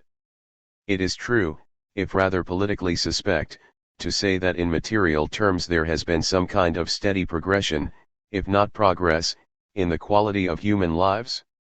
Even in the 18th century, Adam Smith marveled at the standard of living of the typical European worker, as compared to the propertyless serfs and villains of earlier times. How much more so should we marvel at the access to goods and indeed services, health, education, that pass almost unremarked today. This is the justification for political society in the liberal democracies that have spread over the globe. Yet the material progress is uneven, and access to it remains largely determined by birth. The wealth gap between the richest and the poorest nations is increasing. In the 20 years after 1960, the richest fifth of the world's societies increased their share of the overall cake from 70% to 82%. For the poorest 50 or so countries, with a fifth of the world's population, that left just 1.5% of world income. Now that is not to fault liberalism, necessarily. The argument for free markets is that wealth does eventually trickle down. But to say 209. That most people are materially far better off is really only to say that science has improved manufacturing, and that manufacturing has been improved by science. And that is not to say very much. What of the people? Surrounded, yes, by the products of the material revolution, but too often bitter, resentful, depressed, or in despair. Angry, sick, or just mad. Given the easily plumbed depths of human misery, has the march of progress such an implacable logic, after all? Western systems of liberal democracy depend upon shared values and shared notions of rights, to education, to basic health care, to take industrial action, and so on. Ultimately, politics is really a branch of applied ethics, and political systems must account for themselves in moral terms. Consider the case against liberal democracy. The liberal record sheet. Liberalism depends on certain values and principles. Take the European Convention on Human Rights, not to be confused with initiatives originating with the European Union. These include positive rights to life, liberty and security of the person, a fair trial, and access to justice, respect for private and family life, home and correspondence, freedom of thought, conscience and religion, free expression, including the freedom of the press, freedom of assembly and association, including the right to join a trade union, marry and found a family, peaceful enjoyment of possessions, education, free elections by secret ballot. Together with negative rights not to suffer torture, inhuman or degrading treatment, be forced into slavery, servitude, or bonded labor, be prosecuted under retrospective criminal law. 210. This, in many ways, is the fruit of 2,000 years of political thought, not so much struggling, either by individuals or classes, as fluttering by philosophers. But how effective have the social democracies been in achieving these aims? Has, in fact, the liberal experiment been any more successful than the failed communist and fascist ones? Most of the political theorists, from Plato on, identify education as the key to molding society, so let us start there. In most liberal democracies, theoretically, access is free and equal. Indeed, huge sums are poured into educating the most recalcitrant pupils, who may have to be physically forced to attend schools and even prevented from attacking their teachers whilst there. A remarkable reversal from previous times when education was so hard to obtain and so highly respected. Yet it is not so strange. The children in the schools are not actually all equal in the melting pot. Nor is it just an unequal distribution of knowledge that obtains. In liberal democracies, the education system is working in a way that both prolongs and parallels the existing divisions in society. In the cradle of liberalism, the United Kingdom, two types of education go on side by side: free universal state provision, and fee-paying private schools. Around twice as much money is available, per head, for the children in the fee-paying schools, who tend to do significantly better in exams, although this may equally well be explained by better management or motivation or discipline. Children in private schools can be thrown out. For whatever reason, of 8.5 million UK children, the 7% who go to fee-paying schools go on to take half of the university places at the elite colleges of Oxford and Cambridge, and to make up 80% of judges, 80% of the generals, 55% of top doctors, even 8 out of 11 of the country's national newspaper editors. In the political system, the contrast between the effortless progression of the few and the slow crawl of the rest is even more apparent. Between 1900 and 1985, 3/4 of all government ministers went to either Oxford or Cambridge, the vast majority having first been to private schools. Indeed, 3/4 of the century's prime ministers went to Oxford alone. At the turn of the new millennium, a supposedly radical reforming New Labour administration was made up of 1/3 from the two universities, under an Oxford-educated prime minister, who went on to appoint 211 new reforming peers to the House of Lords, whose major characteristic turned out to be also having been at Oxbridge. So, in the UK, although each child has an equal right to go to university, those with poor parents still somehow fail to get there.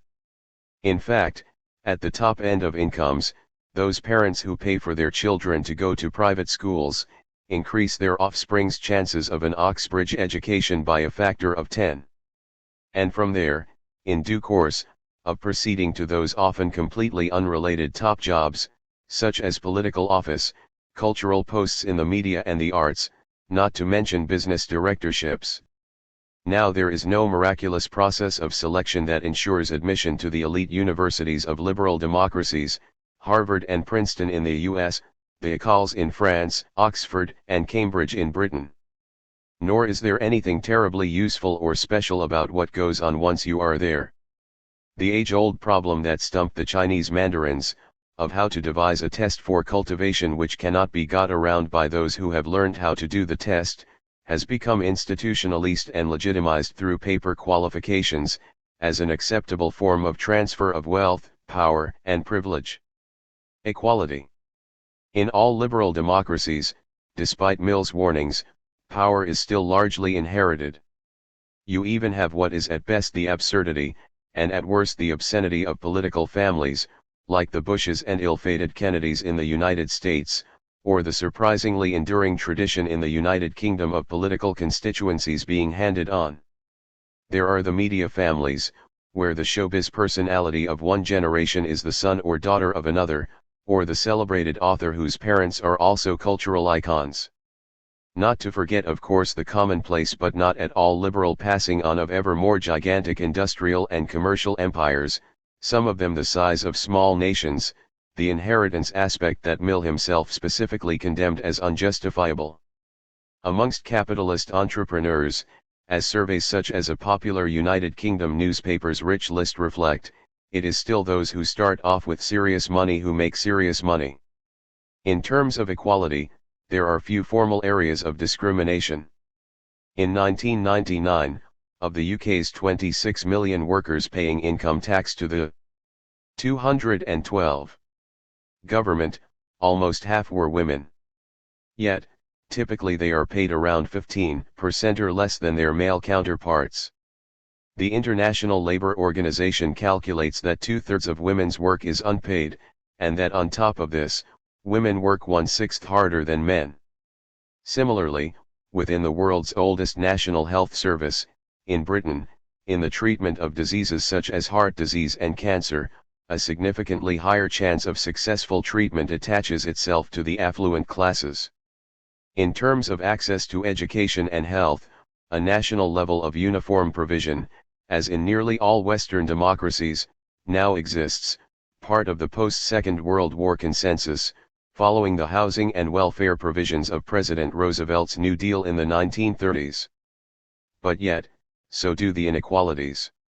In the 25 years since the first man on the moon, global life expectancy did indeed rise, from 53 to 62 years, and infant mortality rates fell, from 110 per thousand children born, to 73 per thousand, even as sub-Saharan Africa defied the trend, suffering dramatically deteriorating conditions. But behind the overall and real improvement is a corresponding reality of the continuing direct relationship between health and wealth. In the richest countries, life expectancy is now 78 years, in the poorest, 43 years, and the gap is widening. Then within countries there are equivalent contrasts, between the affluence of the new middle classes in countries like Brazil, where some 120 million people live in poverty, out of a total population of 153 million, Venezuela, even South Africa and Ethiopia. In all these underdeveloped countries there are millions living lives comparable to those in the richest northern advanced economies, and, equally, even in the richest countries a large underclass remains in the shadow of unprecedented material prosperity. These are underclasses living in conditions of poverty, sickness, even of massacres, that seem completely incompatible with the veneer of modern sophistication. As a result, at the start of the third millennium there are now more people in the world than ever before, it is estimated at 100 million, who are actually disabled as a result of extreme poverty or avoidable disease. Not for them the opportunities of laissez-faire. Discrimination. Liberalism above all says all people are equal in the eyes of the law. Yet only in 1957 did the U.S. Civil Rights Act move to enforce D-Seg. 213. Segregation outlawing separate but equal facilities for non-white Americans. Nor did the act truly herald a new approach to this disease of society. In 1992, American blacks were still 3 times more likely to be living in poverty as their white fellow citizens. Average income for a non-white family was under 2/3 that of the whites. A similar story can be read in countries with long-established liberal democracies such as Australia, Canada, and New Zealand, although happily in recent years the situation is beginning to be, at least, addressed. In liberal democratic Israel, apartheid lives on as Palestinians are formally denied basic rights, such as rights to work, to travel, and even to live in certain areas. Liberal democracy does not seem to preclude torture, state assassination of opponents, wholesale destruction of homes and property of Israel's underclass. In Northern Ireland a complex web of discrimination against Catholics has only just begun to be untangled. In much of the world, from wealthy Switzerland to West East states like Saudi Arabia, women are denied basic voting rights and economic rights to work, to health care and education. The human spirit. This brings us back to our original discussion of society. Plato insists that an essential part of the human spirit is a sense of justice. If we feel that we, or our friends, are being treated unjustly, then we feel anger.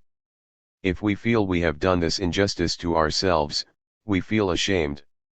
And when we feel that our worth has been correctly assessed by others, we feel pride. This, the desire for justice, recognition, and fair treatment, may be what ultimately drives the individual, and in turn the collection of individuals that is society, not material well-being. That is why, in Plato's Republic, thymos, or spiritedness is given careful consideration, with Plato seeing the spirit as likely to boil over, at perceived injustice, if nothing else. The spirit is there too in the passion for glory of Machiavelli's princes, and in grossest form in the fascist ideology and the picture of the beast with red cheeks painted by Nietzsche. Communism and fascism promised their citizens the world if they would forego their individualism, and yet yielded only spiraling destruction and despotism. Between them is only free market capitalism, with its political accompaniment, liberalism. But 214. Can liberal, capitalist society satisfy this demand for individual recognition and justice? Francis Fukuyama, an analyst for the United States government by profession, thought it could. He even counted up the number of democracies for his fin de siècle book The End of History, 1998, and thought he could discern a satisfactory pattern as, in the declining years of the 20th century, as he puts it, apparently impregnable dictatorships of right and left foundered and sunk virtually without trace. Over the last 2 decades, he notes, from the Soviet Union to the Middle East and Asia, strong governments have been falling over like dominoes. Even though they have not, in all cases, given way to stable liberal democracies, he goes on, the number of these has steadily grown until liberalism has become indisputably the dominant, and the dominating, form of government of the world. Fukuyama even tabulates the rise of liberalism in a helpful chart, showing how the 3 democracies of 1790, France, the newly United States and the cantons of Switzerland, grew to 25 by the end of the second decade of the 20th century, and 36 by 1960, distributed largely amongst Europe and her former colonies. Although the numbers then actually slipped during the 1970s, with a fashion for military dictatorships in the southern hemisphere, as well as in Greece and Portugal, by 1990 there were, Fukuyama proudly noted, 61 liberal democracies worldwide. The number might have been even higher, had it not been for the illiberal tendency of the American system to subvert and topple social democratic governments as and when they emerged, particularly in neighboring South America. There, as George Kennan, the head of the U.S. State Department policy staff put it, in a foreign policy discussion document, PPS 23, 1948. We have 50% of the world's wealth, but only 6.3% of its population. In this situation, we cannot fail to be the object of envy and resentment. Our real task in the coming period is to devise a pattern of relationships which will permit us to maintain this position of disparity without positive detriment to our national security. To do so we will have to dispense with all sentimentality and daydreaming, and our attention will have to be concentrated on our immediate national objectives. We need not deceive ourselves that we can afford today the luxury of altruism and world benefaction. We should cease to talk about vague and unreal objectives such as human rights, the raising of living 215 standards, and democratization. Quoted in The Compassionate Revolution, David Edwards, pages 30-1. That of course, was just planning speak, designed to be uncomfortable, controversial even. Yet the reality that emerged in the post-war period was not of the exporting of liberalism, but of the exporting of state terror. 50,000 civilian deaths in El Salvador during the 1980s, 200,000 in Guatemala, after Democratic President, Jacobo Arbenz, rashly upset the, US-owned, United Fruit Co., and was toppled in a CIA coup. The lost generations of Argentina, Nicaragua, Colombia, Chile, Mexico, Haiti, and elsewhere.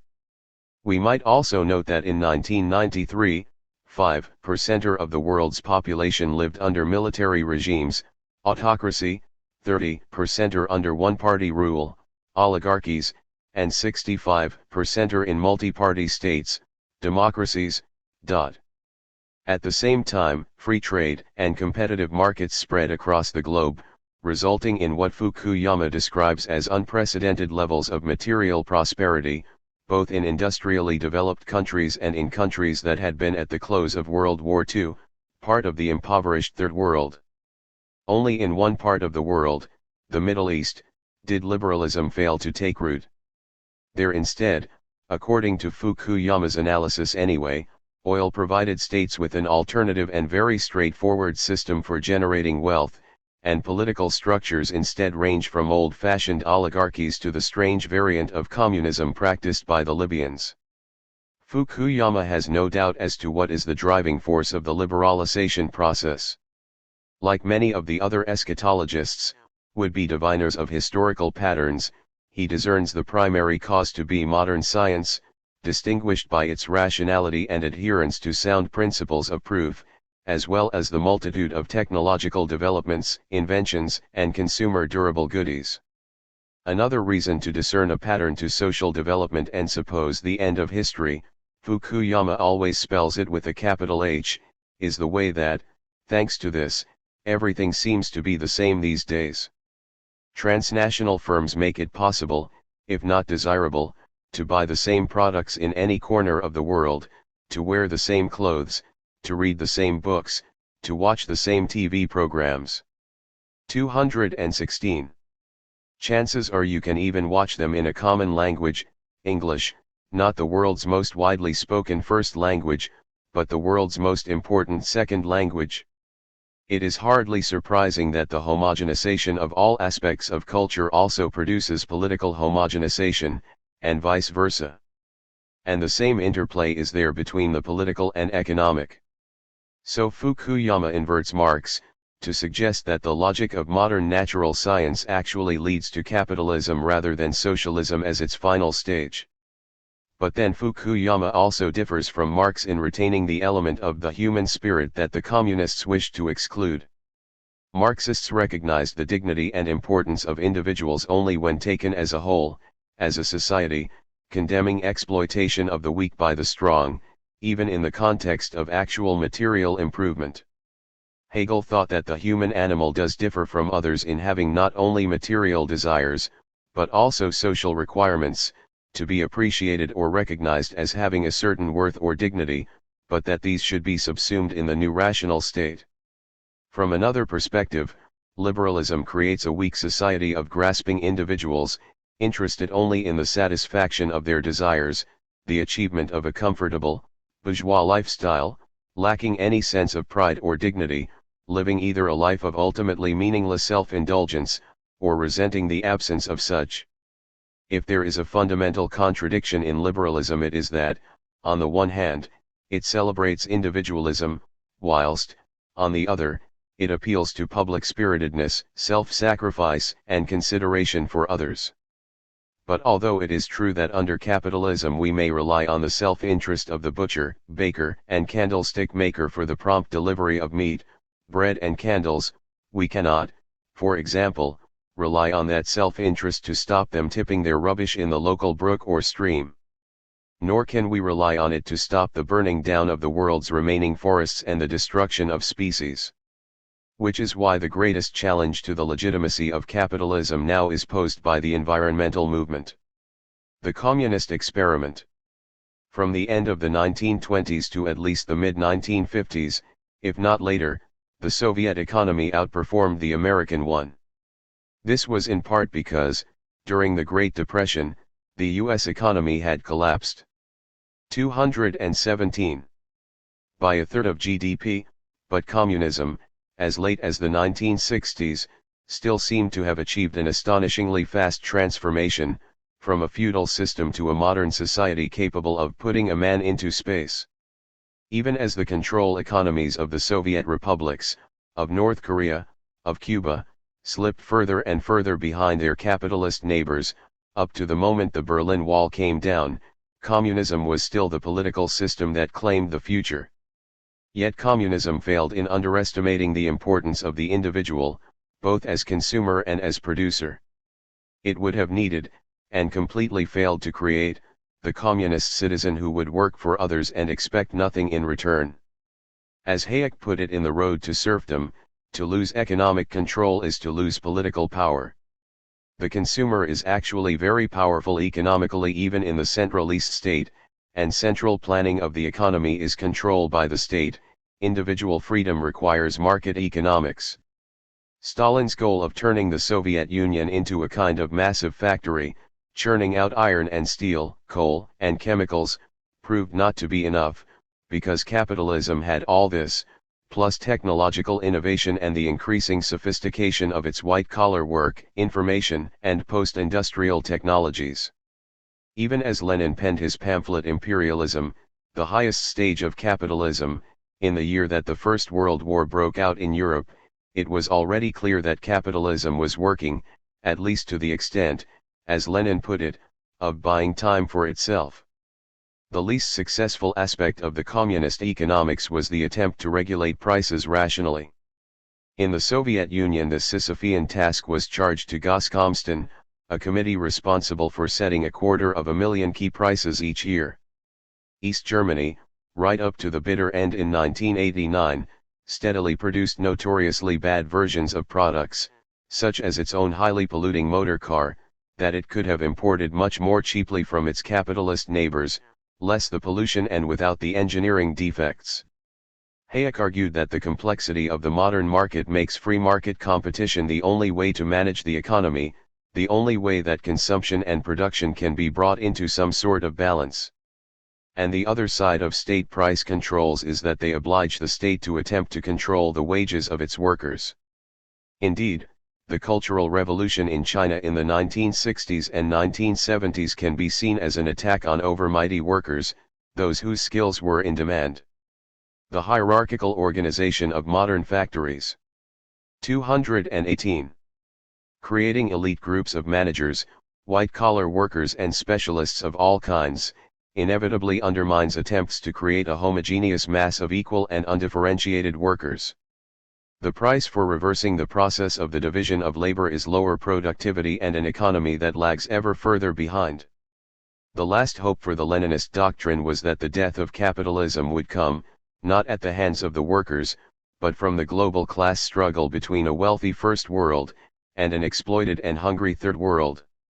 As last-ditch Marxists readily noted, the self-styled free market liberals were inclined to protect their markets from manufactured products from the developing world, only allowing it to supply them with cheap raw materials, including, occasionally, and grudgingly, labor, such as the Caribbean railwaymen recruited for the London Underground in the 1950s, or the Filipino women employed, at Filipino rates, for child care by middle-class families in the United States.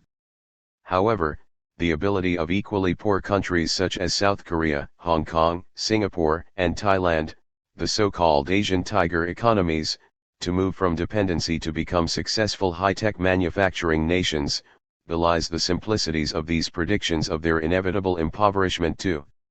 And whilst the conditions of many of the workers in the sweatshops of Asia may continue to be a hidden aspect of apparently Westernist industries, the statistics for income distribution in the emerging economies show them actually spreading their wealth more evenly than many of their Western role models.